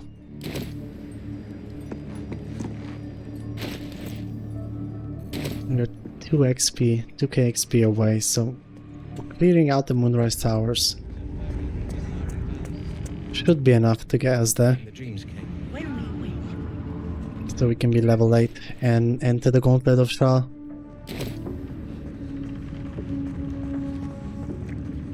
Just gonna go get the inside check out of the way.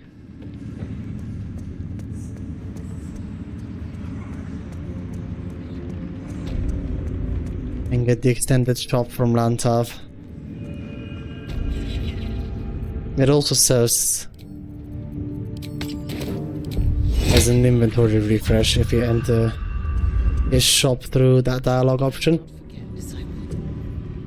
So we can stow away 2 additional full rest potions. Excellent timing. The goblins. No. Her tongue. I see you like to handle Every emotion soaks into her mind's palette. Oh damn. But there is purpose to her exploration. She is Took the right one though. proof of your faith.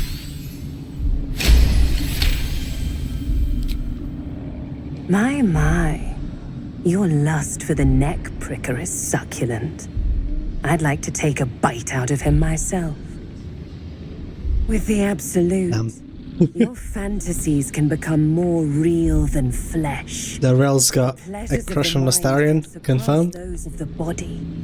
I have already... She gave me everything I wanted. In a word, freed. That's it. Play a... But we have lost contact with. It is something that General Thorm desires, and that he has ordered us to retrieve.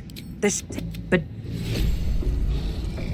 we missed the inside check, but it is repeatable as long as you have different disguises to put on.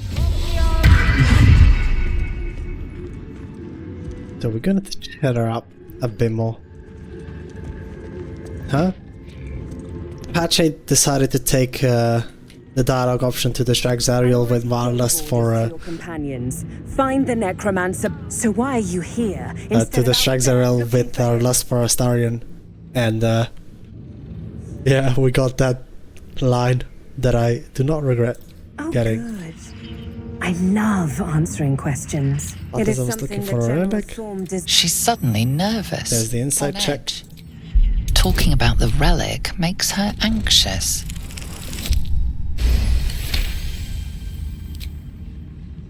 I am in awe of General Thorm will not leave Moonrise without it. Fine. Just be giving me more Bugbear support. Quartermaster.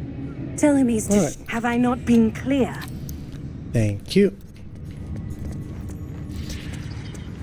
Entering Balthazar's quarters from the outside is also another info point. I think she called him a neck biter though.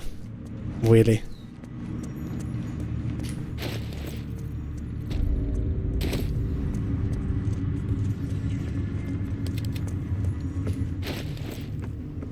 Or neck nibbler? Something like that.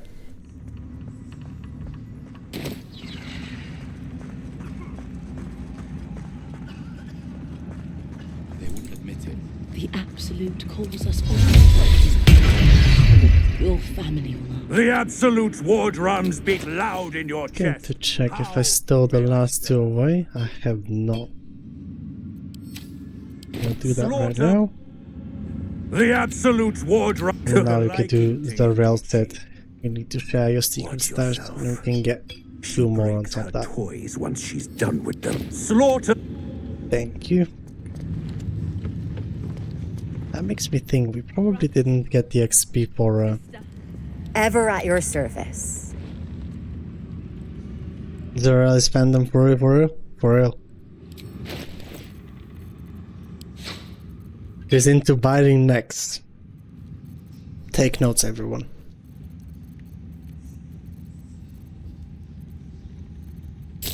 This is the info we do challenge runs for.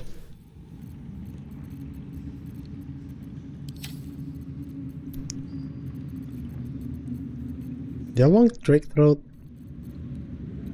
I don't think so.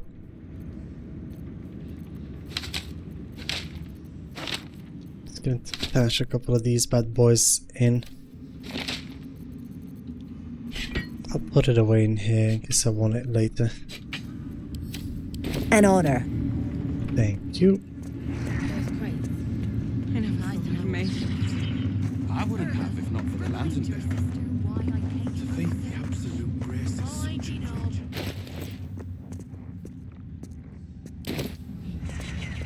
We'll go on the roof and deal with the extra necromites. I think I might just do that. Shadow cloak. This thing. Get Mac thing on your Vatutes.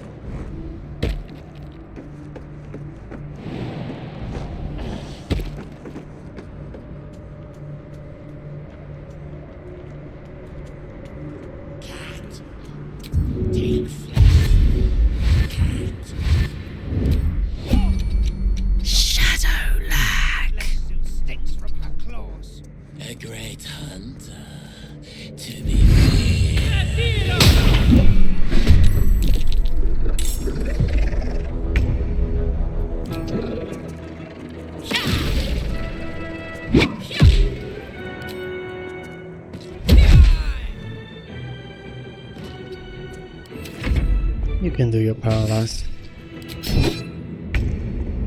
Ain't gonna do it for long.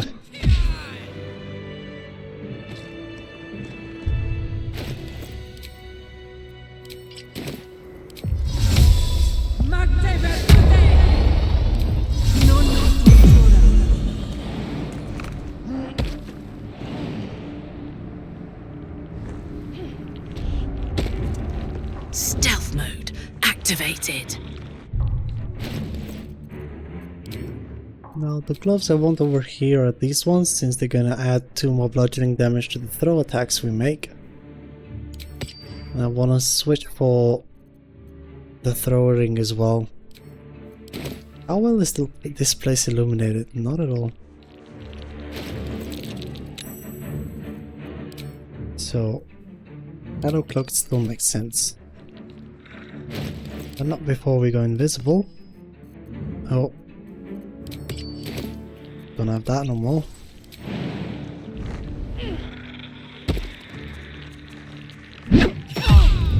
You were witnessed assault. Oh, we get to keep our extra attack. Beautiful.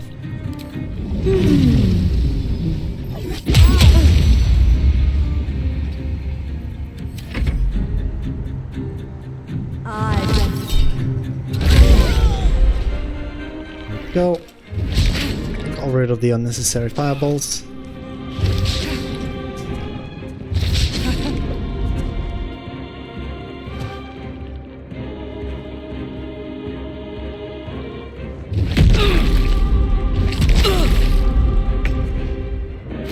And nice aim.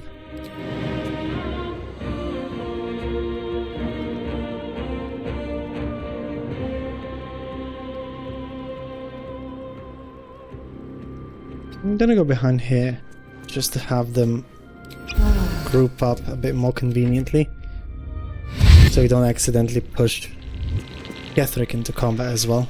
That wouldn't be good.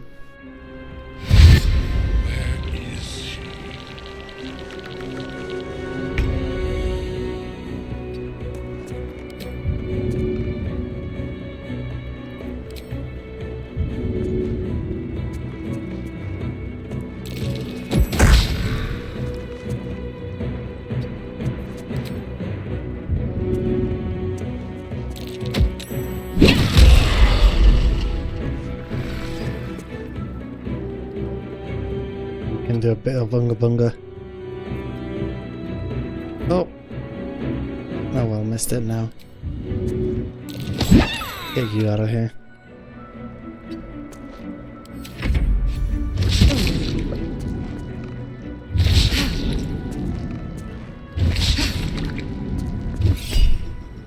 By the way, does Shadow Thief work with that? It does, and so does the throw boost. Let's go.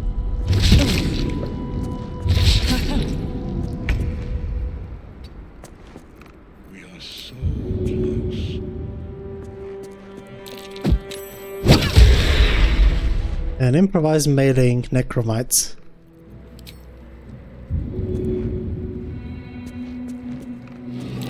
Does not trigger armor vagaties, so that's nice.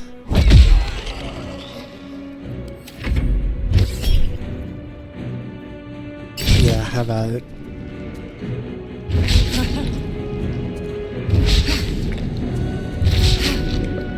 It is possible to go and unga bunga them without looking like a fool.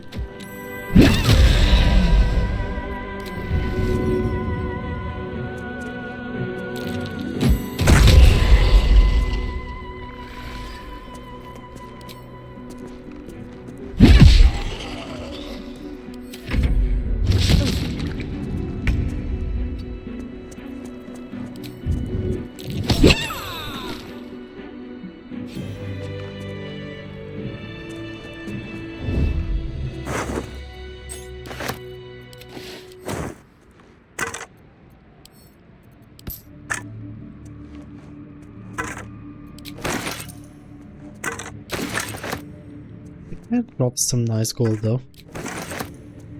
Gonna make sure to leak them all. Rat feet. There we are. Back down to Moonrise Towers. Phew. Yes, you can do this fight before speaking to Catherick.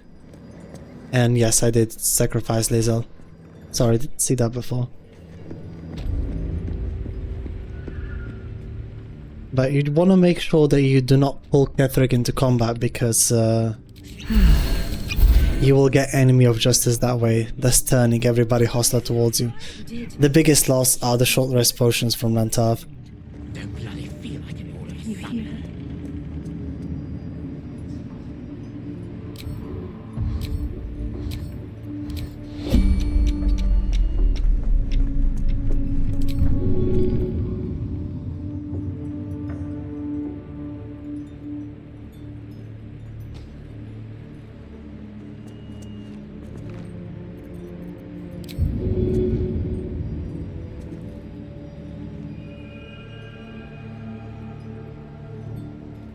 I mean, the path is interrupted.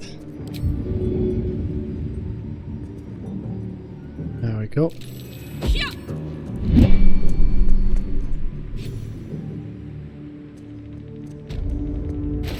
Up the other eye. Probably safe since I'm walking by the stairs so much. I'm risking another glitch out.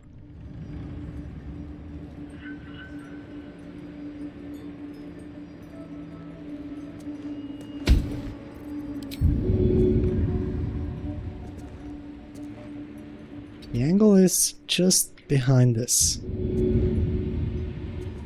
This opening on the railing. You can get the death pixel down low. Alright, that's it for the scrying eyes on this floor.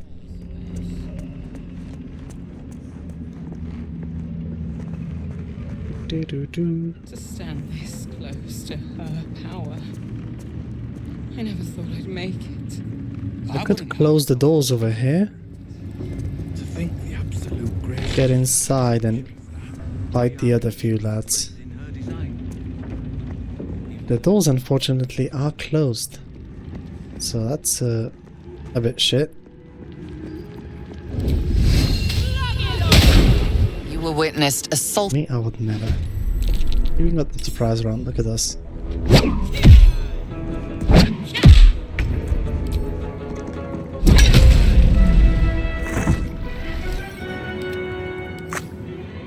want to make sure that we just pull this guy in. There we go.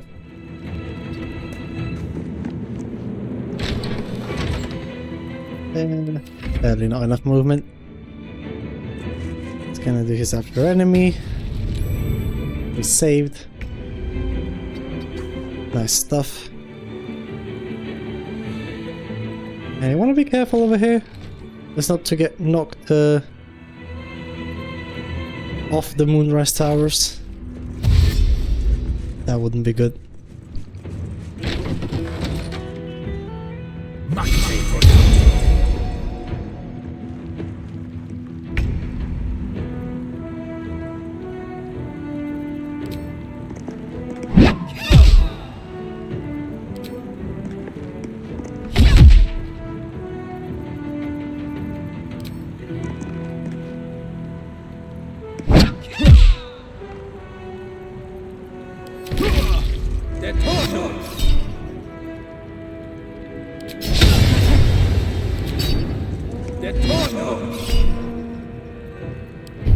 He's got 17. My cold week is 15 minus 4, 11. And I'm never clearing that with psionic backlash.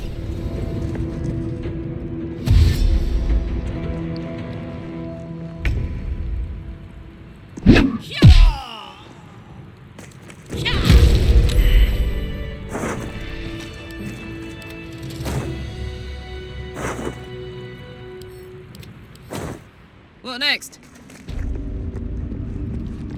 That's this room cleared out. We could go get another tadpole. Yes, you did. From the knolls over there.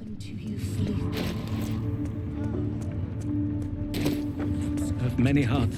Quiet! One soul. Yes, you're drawing attention. I don't know if I want alert as my second feat or we just wanna max out strength. ASI is only giving me +1 to attack rolls.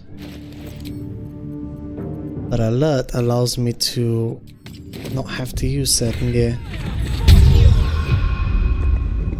Oh, we forgot the boon. No, we got the boon. Just didn't have it on yet. Now, that is the... What would you like him to do? You've... Barnabas! We talked about this. They Don't care if I fail. He isn't the first to die. Hello. A bit XP negative, but it is what it is. Ah, we got the surprise round. I'll take it.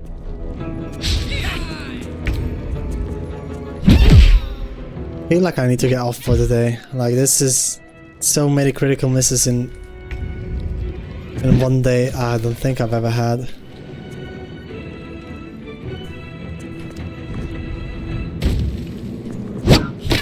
There's a parasite in that corpse, brimming with potent magic.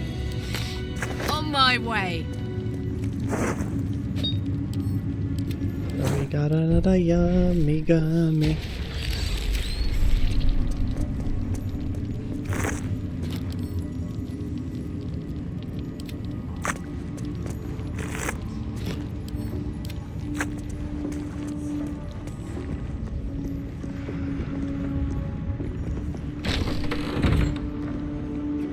I could go take out the rest of them on the roof. We're missing only 2 to go.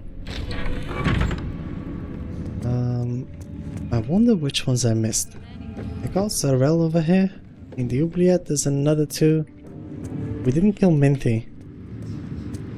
So that's the one I'm missing from my previous attempt, since she... we also didn't do it on the previous one.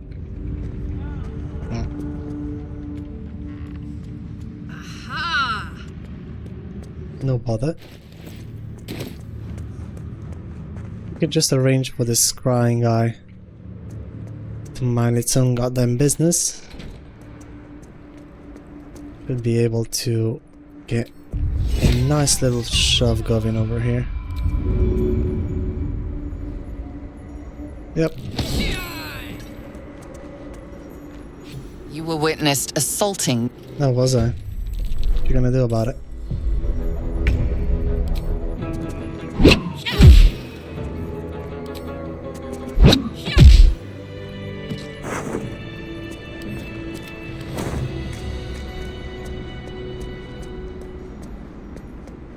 And now get the scrying guy.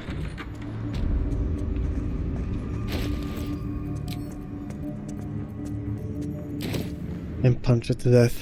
Our threshold for this, the minimum possible, is 10, so scrying guy should die to one of my dogs are barking. punches, no problem, right?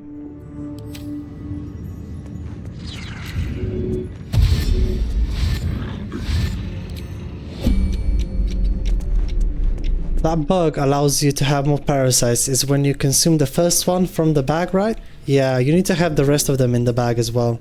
Like, just put all of them in the container. And when you had the first scene with Dream Guardian, you can, after that long rest, you can take one out and have the dialogue.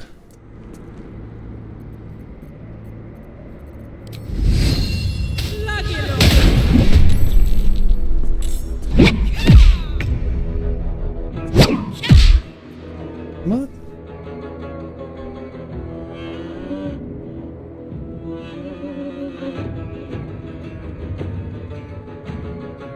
We just rolled bad, okay. And a crit miss. Oops. There we go. Yeah, you just take one out of the bag, the scene happens, and you should get 5 at that point, 4 at that point, and then you just take the other 2 out as well. If you put in 3 into the bag, started the bit, and then do it, and then take the rest, you should have 6 at the end of it all. I don't have the strength elixir, so I'm just going to put this over here. We're going to grab some resistance so we don't get shield bashed to the ground.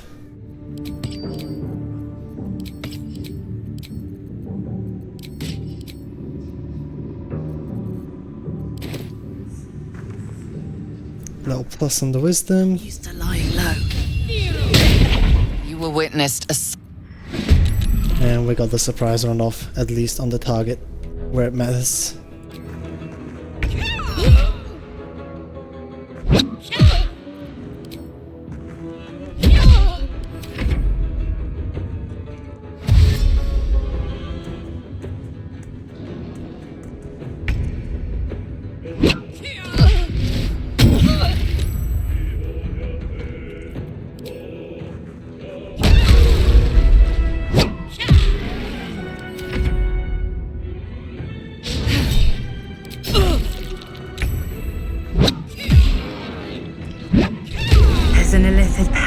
In that corpse. You should take a look. And that's the Purple Zaril. What next? And another yummy gummy. We're gonna call the threshold to 13.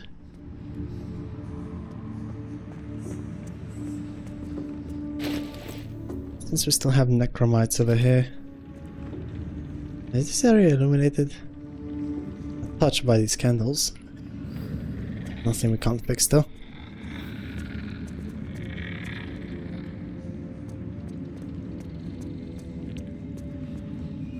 Shh.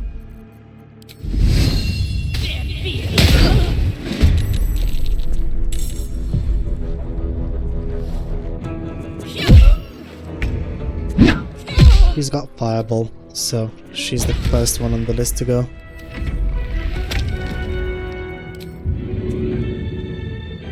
And we could just unga bunga the necromites. This one armor vagity gone. There should be another. Oh, just the whole necromite gone, I guess. Now the eye can join you in combat over here, so pay attention to where it's at. I'm referring to the one over here.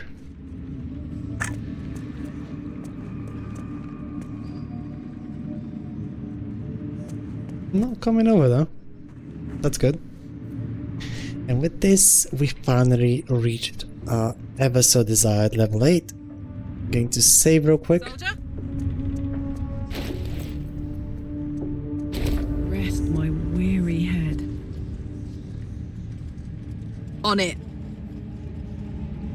And with this level, I think I'm going to go and put another level into Spore Druid to get the additional necrotic damage. The absolute grace is such a creature. Threads in her design. The absolute ward runs. Make sure that I don't have any extra ones in here. No, so we're free to level up. Our fists are already magical. I could get evasion and stillness of mind, but I think I prefer the extra necrotic damage for now. Preparing the same spell, and symbiotic entity can gives us temporary HP and additional 1d6 necrotic on unarmed attacks. This thing can be recharged with Bloodlust Elixir. Just make sure you don't have Auntie's Ethel's refresh and buff on, because otherwise Bloodlust will not regain you the temporary HP. Yeah, that's pretty much it.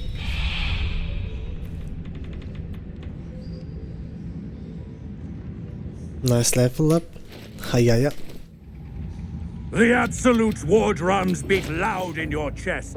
How may I serve? Make sure to keep stacking these as we go. Should have one of them, which we do. I'm gonna go check Roa for more elixirs, and I'm going to steal the other potion of Angelic Reprieve from Miraja.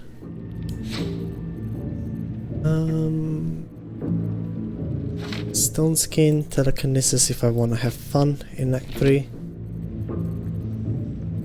See Invis is nice.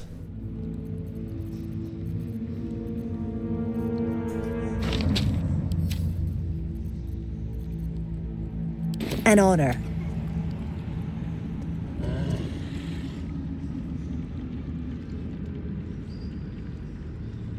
But here's the potion that we're after. And this is the blue one, so the short rest potion. Still worth the taking.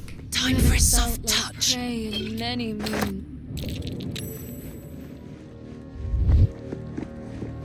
Let's ride. Alright, we got that out of the way. I don't think we ever purchased the Whispering Promise. Quite the cozy setup you have here. We have. I'll just make myself comfortable. Make a quick save.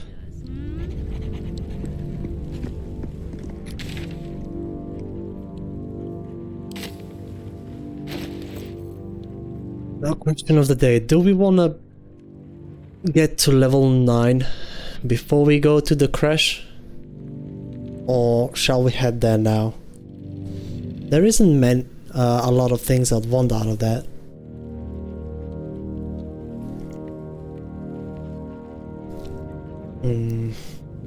There isn't anything at all, actually. Besides the tadpoles in the Zathix buff. But that is locked behind the big exploration spot XP, and that's not until level 10. I don't need anything from the store. There is one thing that we can go and check for is... Are you gonna go at Volo's Eye? I'm getting Auntie's Eye. For the charm in Act 3. There is one thing that we can go and check on with Lady Esther, and is to get her gold and she can also Excuse. wait for level 9. The path I'm going to take is not going to involve any exploration XP, Anna.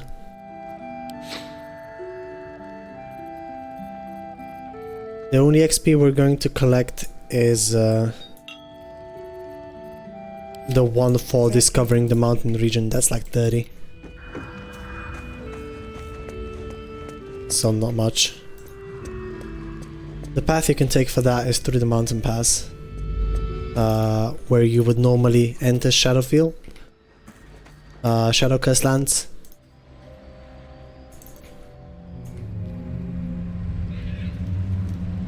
If you enter through the mountain pass, you can just take that way back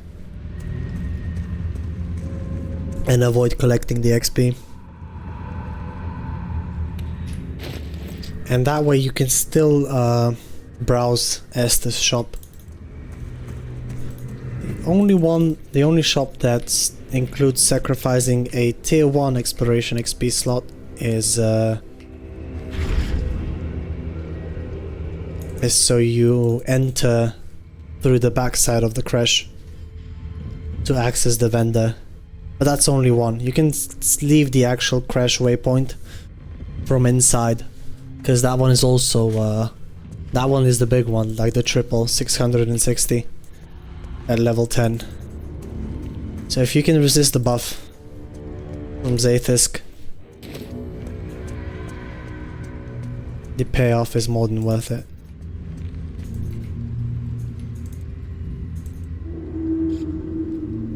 And you still get access to the vendor. Knife of the Under Mountain King is nice. Defender Flail as well. Both are super amazing.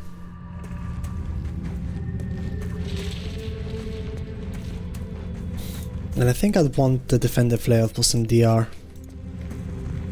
But staying unarmed is just so good. Anyways, this invisibility ring, whenever you region travel, will refresh, so if you need some invisibility but don't want to spend money on the invis potions, there you go, only 30 collected. This is the one to use. I want to get Periap from her, and I want to check for certain gloves.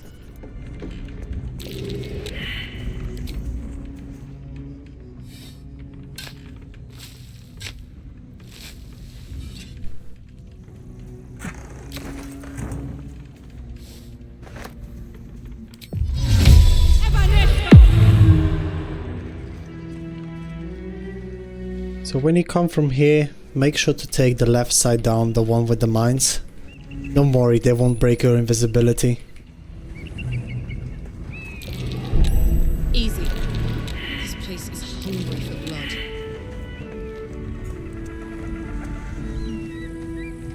The exploration spot is just by the waypoint up here, so I dare not collect that, but at least we get to chat up Esther.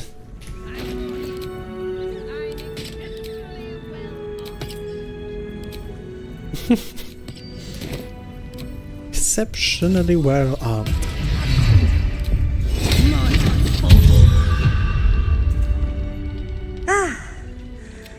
You know, look over there. Do you see that Lathander's monastery, a site of pilgrimage. How is it wretched? Oh, I mean no offense to the Morning Lord.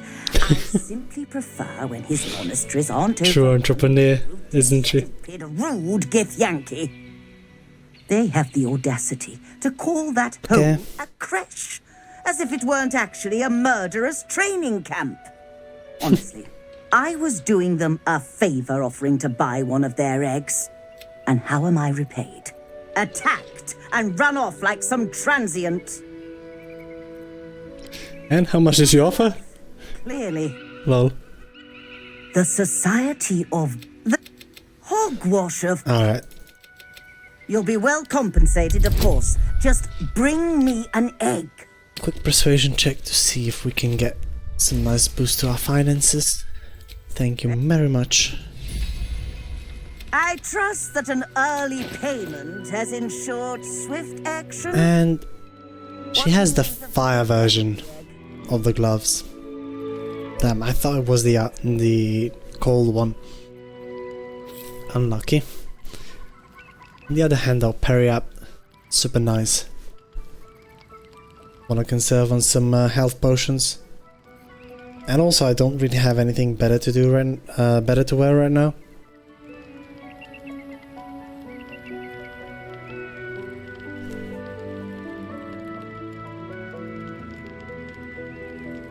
If we ever wanted to go pure fire and try things out with arsonist oil, I mean, if there's ever a playthrough where I buy these, it is now. So let's give this a go. Check on how many bombs we have. Unfortunately, only one. So we can't go collect the XP just yet, but we can go grab the waypoint down low.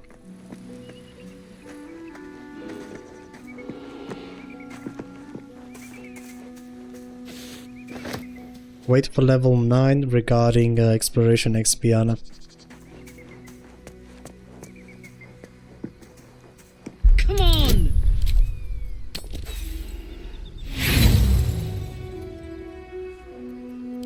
No, I'm not taking the path down. Okay, maybe I'm taking the path down. I haven't been there in a while though. The old thing. Scary. Let's go. They can all be resisted with some nice pair of Minty's boots and a concentration on the resistance.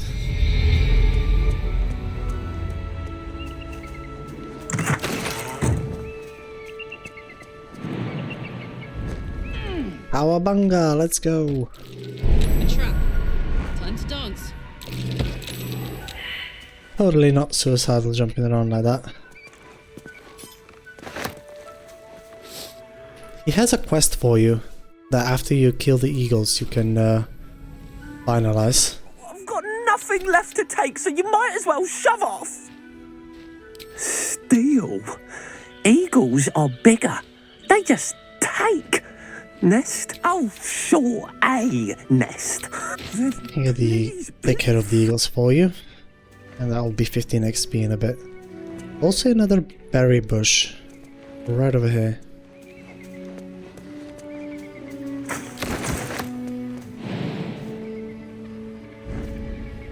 And that's it for this region. There's also one more by the signpost. Handy.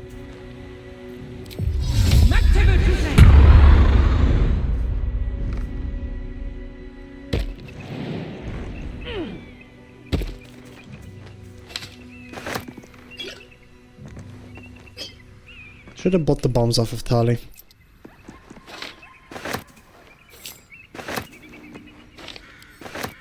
I could go get them off of Dareth right now and get the cutscene XP real quick. But we don't have an easy access to a summon right now, so I wonder, did we just fight those? Somebody was mentioning something. that you are able to fight those two Githyankis, but I doubt that you can get the XP for the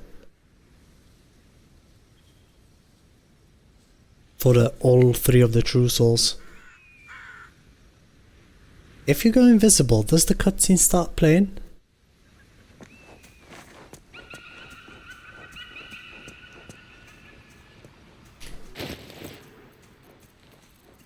My bet is that it does.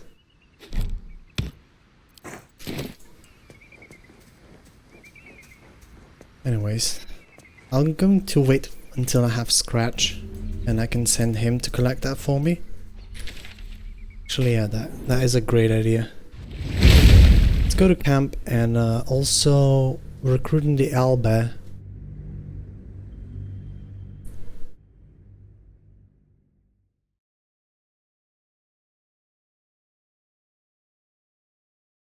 You can if you're surprised with shovel. Fair.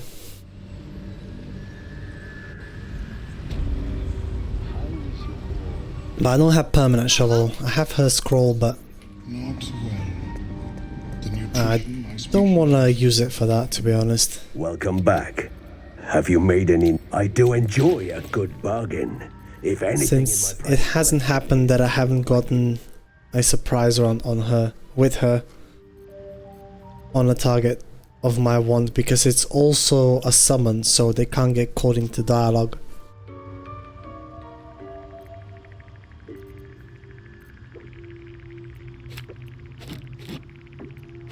And so far I haven't thought of the encounter where I want to make sure that I get my surprise round. I'm just gonna save it for now. Very well. Have you spoken with Skris lately? And she starts the fight. Then two characters come in the fight versus the two Githyanki. Thing is, one more thing, the other two true souls die, right? We'll be clear. No point in lingering now. I've got the noble struck. Or like they run away inside or whatnot. You only get to fight the two Githyankis if I'm not mistaken. I'd like to get all of the XP if I can.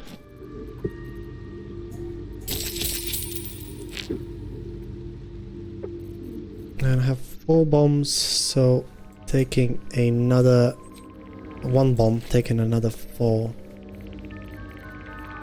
could be nice. And I had another giant finger. There we go. Also a few divine bomb shards now that we're starting to get into more difficult combats. I'll buy the vigilance elixir.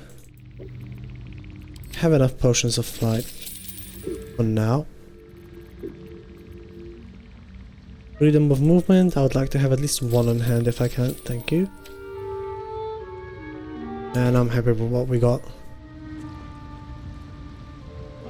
Have I got everything then? Alright, back to Rosemont Monastery.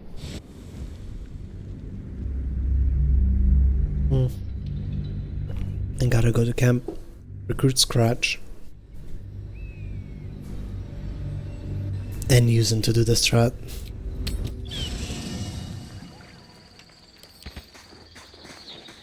Come here, boy. The dog holds a well-chewed ball in his... All right, but if you feel like throwing it... Good boy. And giving you the ball makes him a permanent summon. And he can also sneak. Hey. Now for the thing we're about to do, you need a summon that is available, that is able to sneak. Scratch or shovel does the job just fine.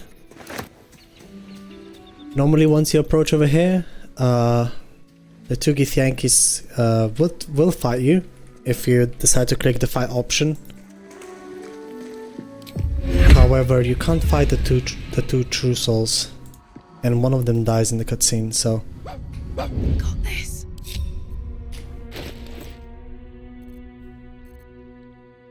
You good, boy?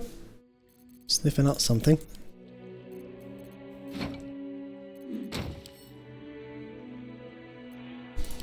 So I'm going to spend all 5 of my points, bombs of this region, on this.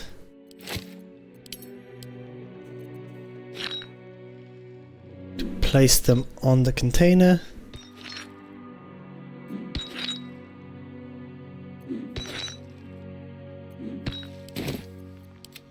I'm gonna take Scratch, he's going to hide. And drag this pile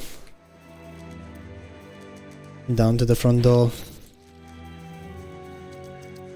So you can guarantee you get XP for everybody. That is usually in this dialogue.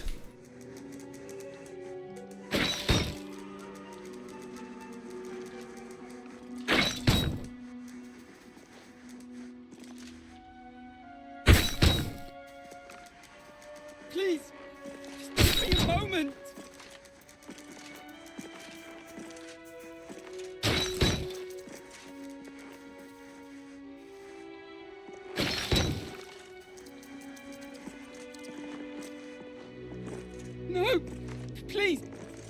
you just stop!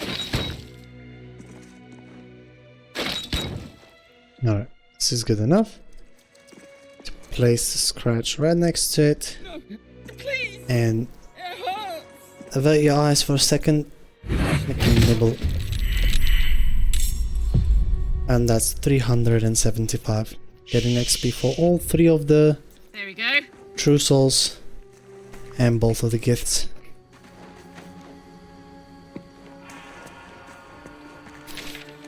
With that, my job is finished here. And we can go back to clearing out the Moonrise Towers.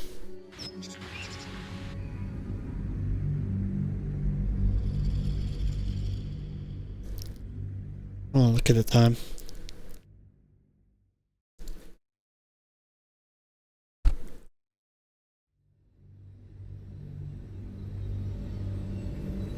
It is getting to be quite late. Phew.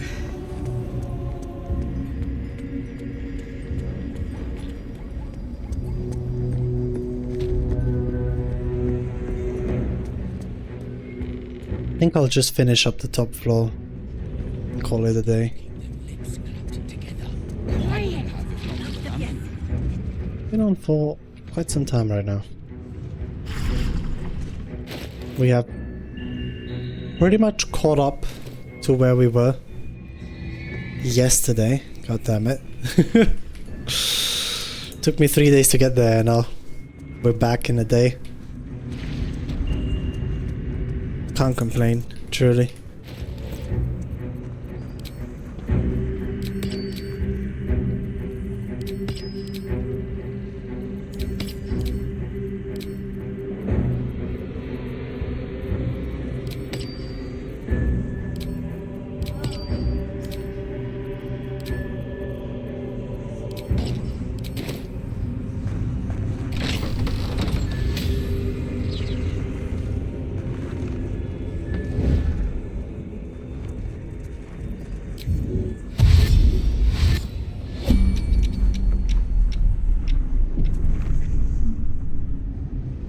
Make sure that it is obscured wherever the eye is located, just so we can deal a bit more damage to it.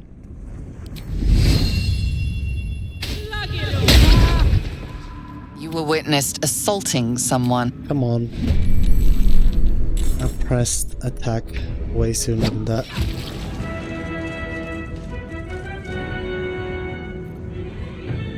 Right, at least we got the one shot on the eye. Who are you? And where did you come from?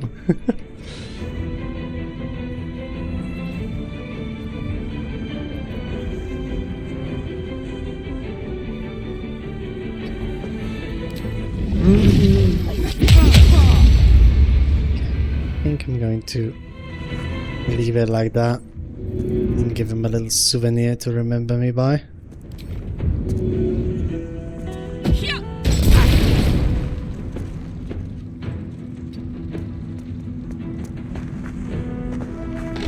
Close the door so they have to dash, but they won't be able to capture enemy on the same turn, hopefully.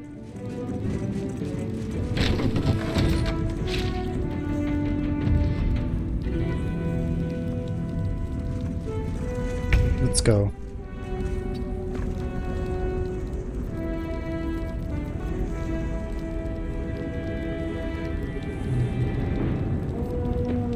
No, I didn't activate them. Should have.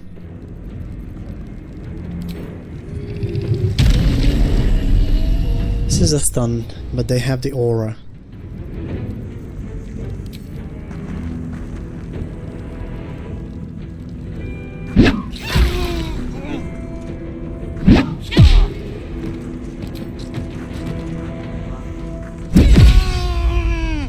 Damn, nice crit.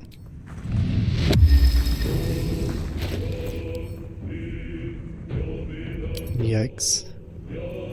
That's a lot of backpacks.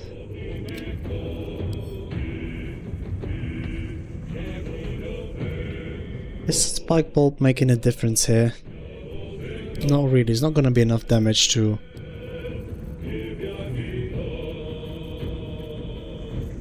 send him sprawling.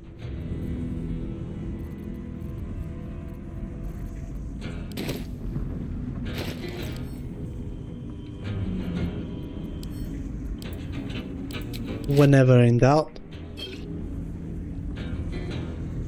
just use a speed pot. Gotta close the door first. Alright.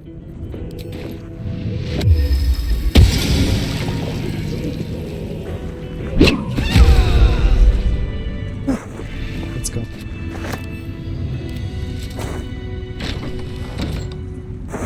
The reaction Halo's pulse is just so strong. Uh-huh. Now we can go deal with Greenforge right after that.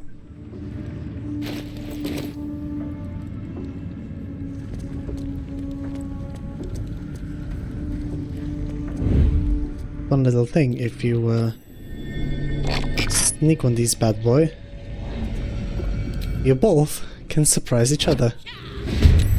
Or you have vigilance elixir, so it won't happen.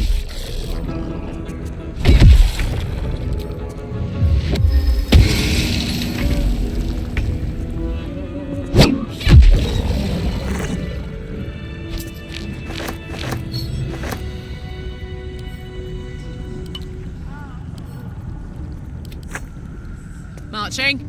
For me?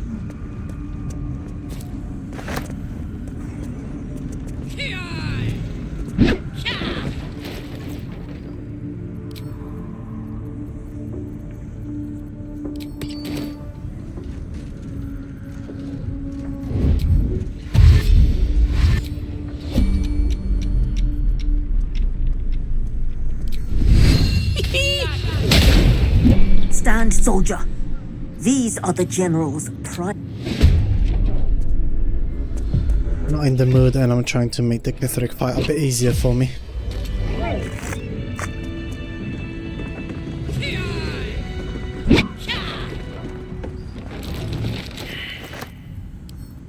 This letter allows you to skip the Ketheric fight and move straight to Merkel. Ketheric's wife. She loved him. Before he sold himself to the Absolute. Rough, isn't it? Take a load off, isn't it? Ah, before I forget, there is one more inspo that I can collect by entering either of the forbidden quarters of second floor from outside. Haven't done that. And I actually have an inspo slot. So before I inevitably forget and loot everything.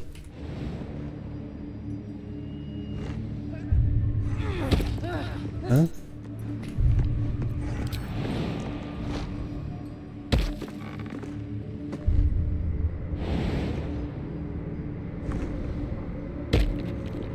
Haven't been to Balthazar's room yet.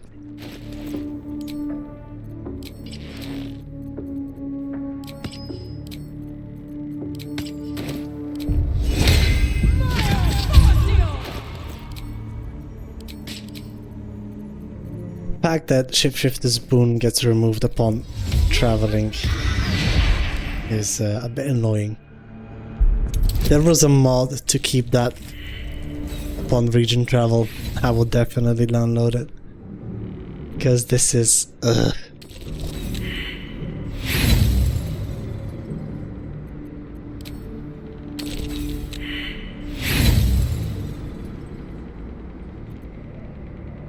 I guess I could hotkey it, but then I always have to swap back to another item.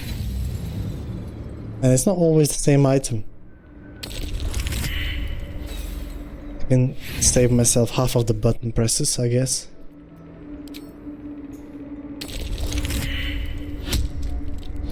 To have 3, 4, 5 guidance, shapeshifter's boon, and mask of many faces.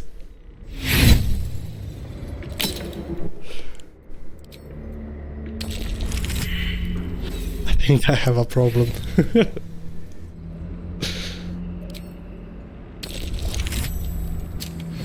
There we go.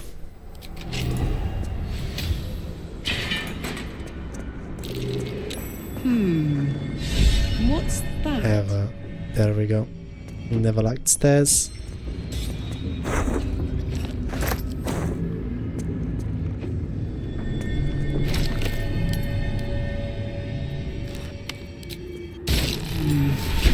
What's that?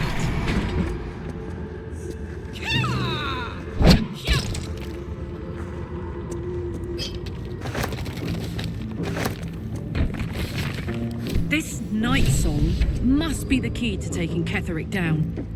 Now we know what we're looking for.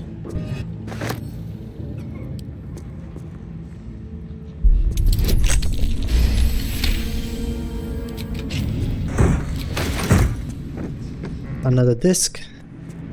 The disc, there's the aka 95 XP. And I'm going to leave these two traveler's chests, which have alchemy ingredients in them, for a higher level, 9 and above, just to see if they're gonna drop anything better. Done the Toll House, the Wailing Moon is done. I will save House of Healing for next time.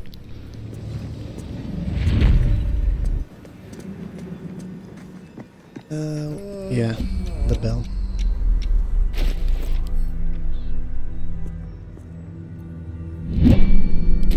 Ding! Anything you want to say? Any.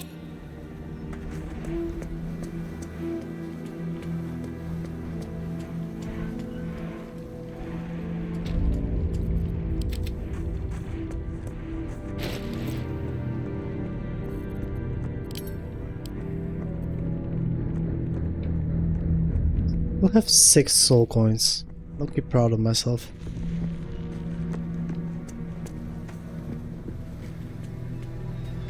We've used, what, 3 so far? Or am I just missing on one of them? You know what, even if I was, I'm not sure that I remember which one. We got the 3 from Witness's Tomb. There is 1 from the Bugbear Assassin, 1 from the Tool House in Act 1. Look at that. A Mason's Guild. Then Lantav's got 3 for us. Curious. 1 in the Toll House from Act 2. I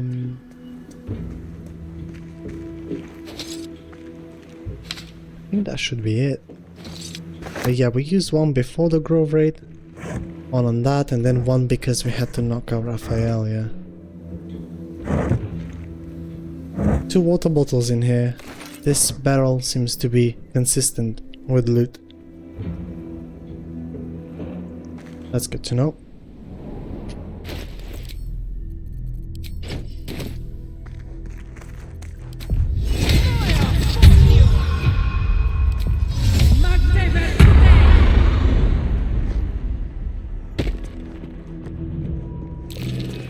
Something over there.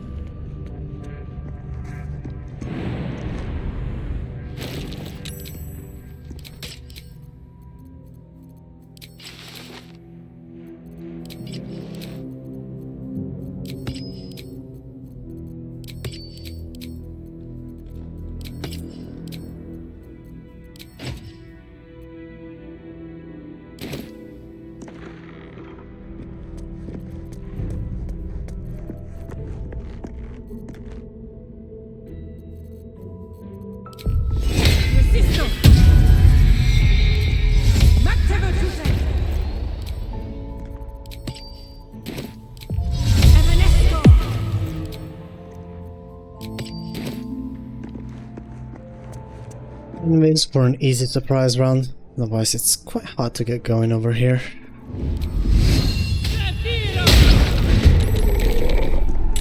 There we go.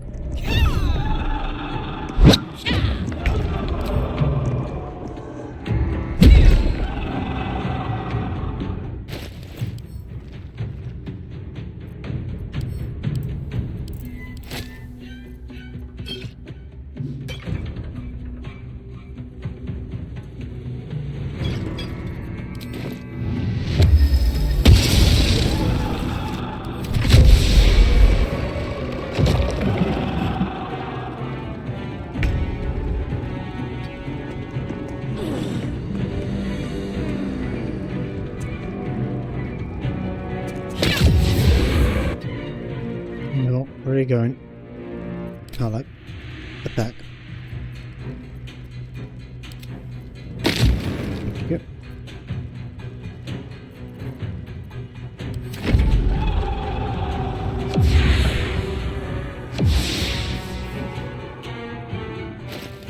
We're underestimating these gloves. 2 additional damage. And when that's just raw damage. I mean, they're not the greatest. They're just really nice and consistent.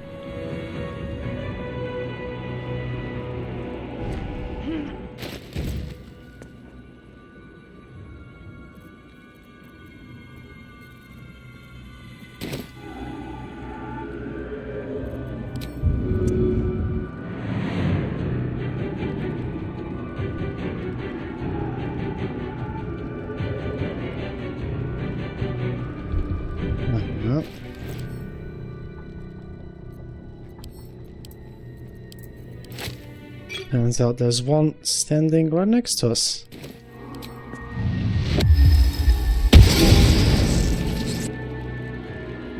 No? Come on.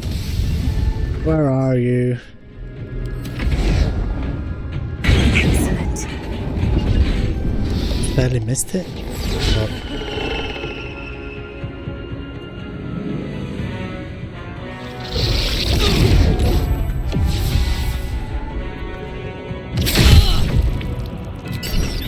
Oof. Nice damage.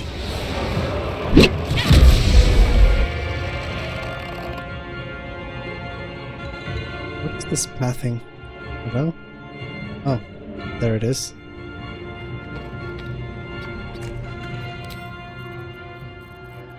I think I'm just going to heal for now.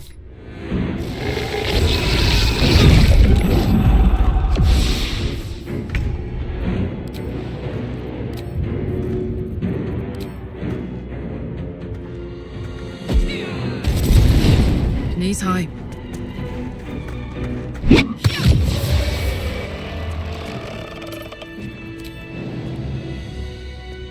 There we go.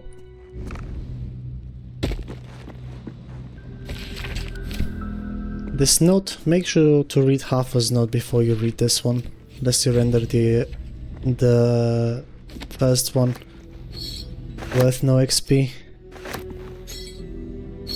Nice.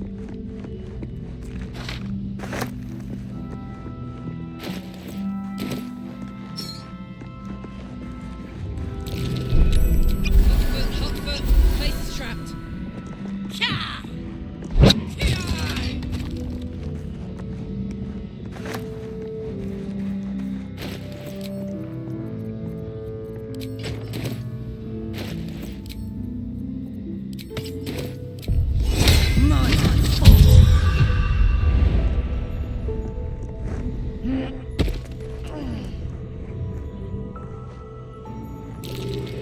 That's curious. A red X. I know what that means. Treasure! The only knock scroll before Act 3.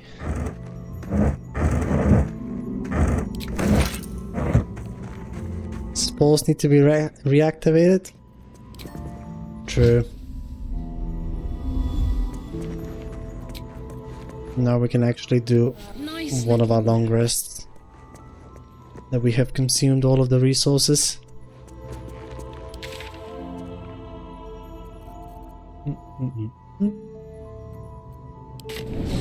Raven Town. We could go fight the Kuatoa.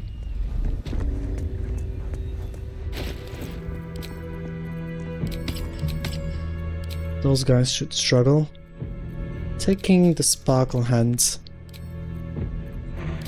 and reducing my crit chance.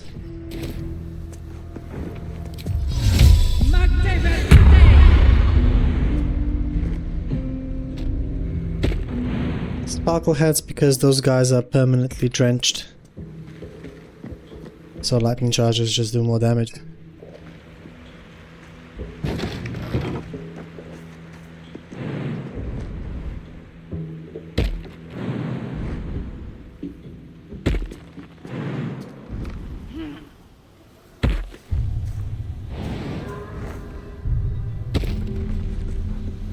These must be Ketheric's dark justiciars, or what's left of them.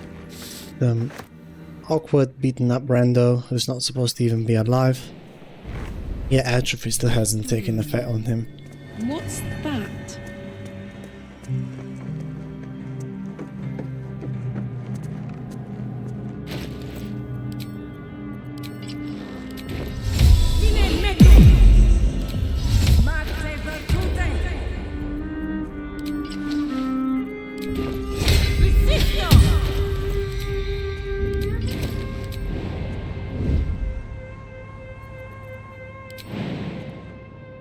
Oh. Almost forgot to reveal them. Would have been awkward if we just jumped down.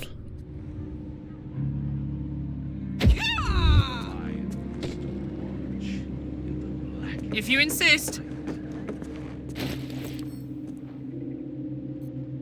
Oh.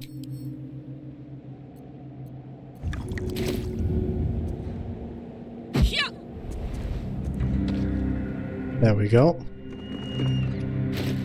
That's more like it.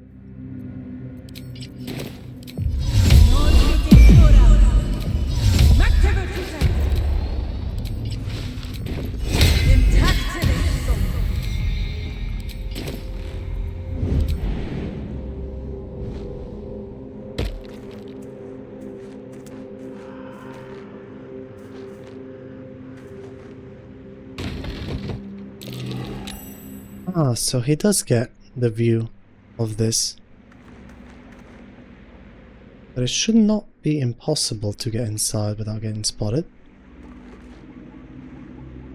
Haha!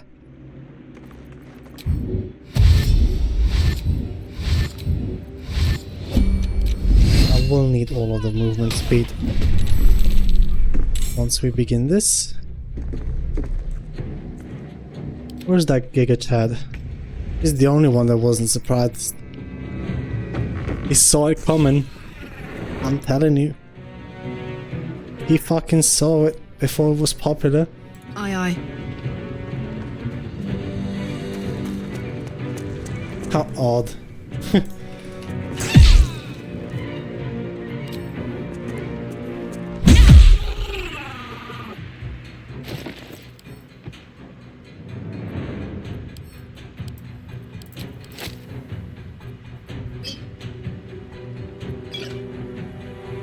But they're constantly drenched, so I can't do this. Da -da -da -da.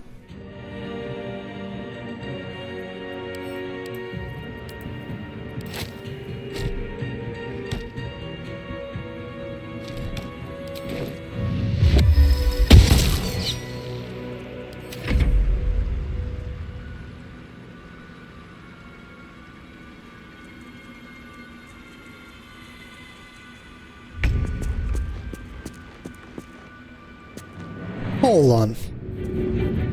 If we apply bleed through the spores...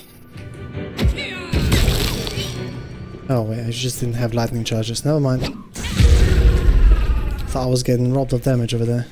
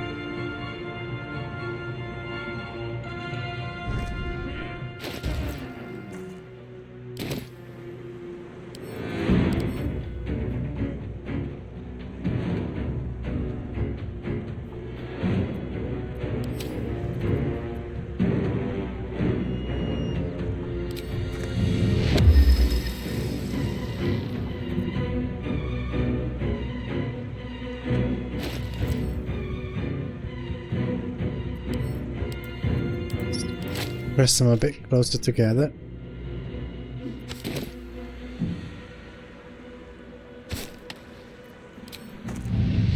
Want another?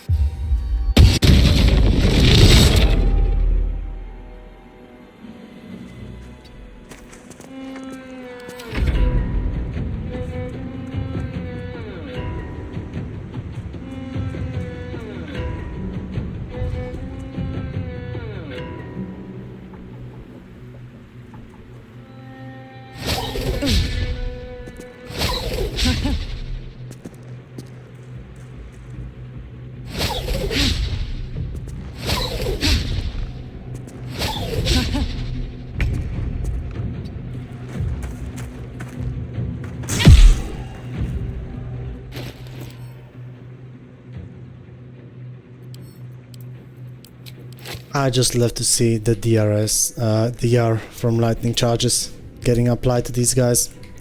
It just tickles my brain in the right way.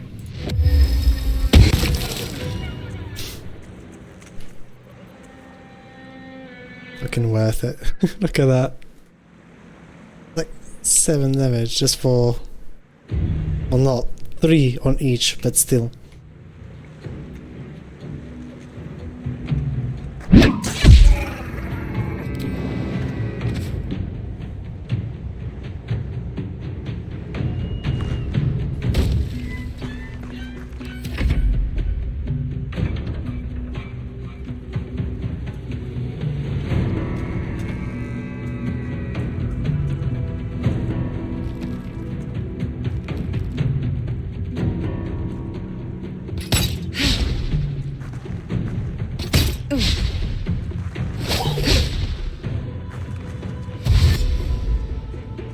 So good.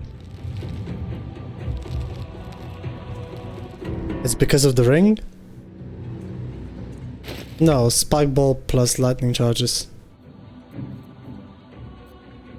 Slashing damage normal for bleeding, and lightning charges because they're permanently wet, these guys.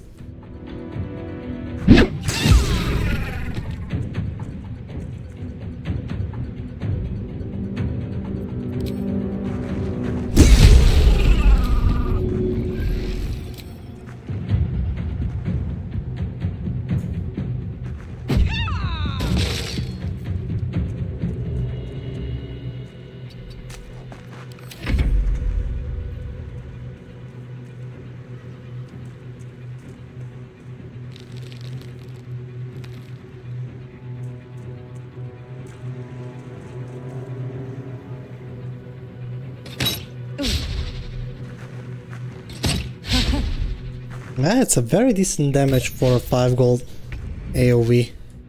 Deplorable.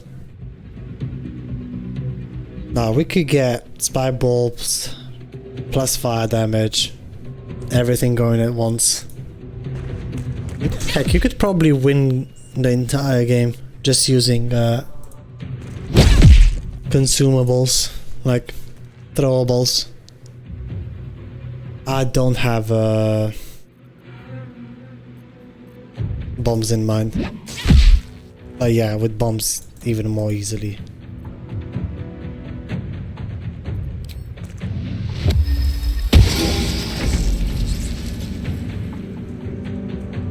But just with spike void bulbs and caustic bulbs and some DRS effects. Rhapsody. We could do the O'Malley build. It'd probably be a nightmare. But who knows?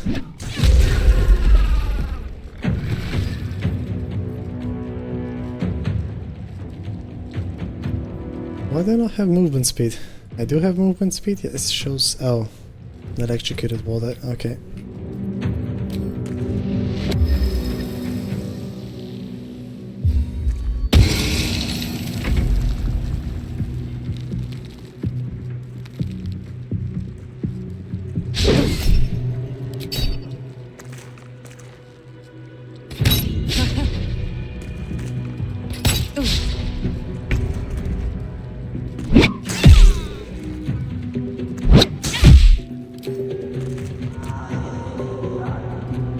this lightning damage because they're vulnerable. It's just so much.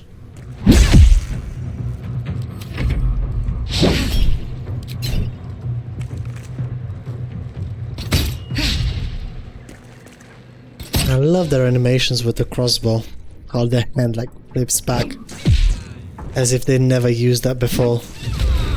But they somehow have to manage. Yeah, fuck it. Just take the 1d4, we're fine.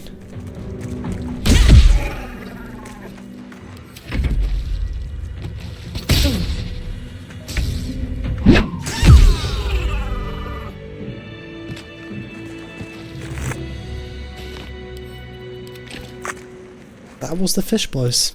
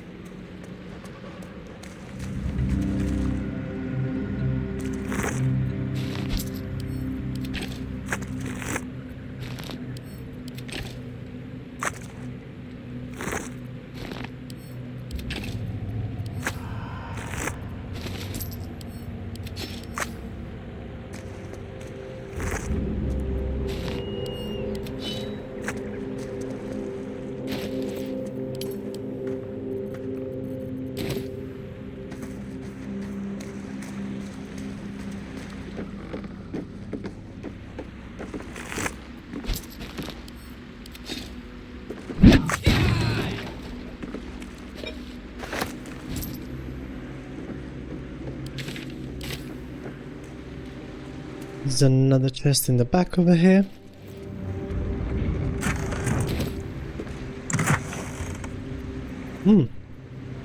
Good shit. Never knew this chest could offer so much. I guess I've always been looting it too early.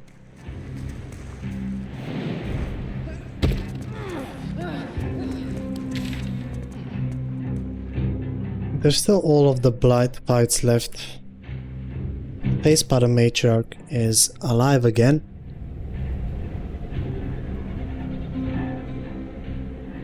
So is Auntie Ethel.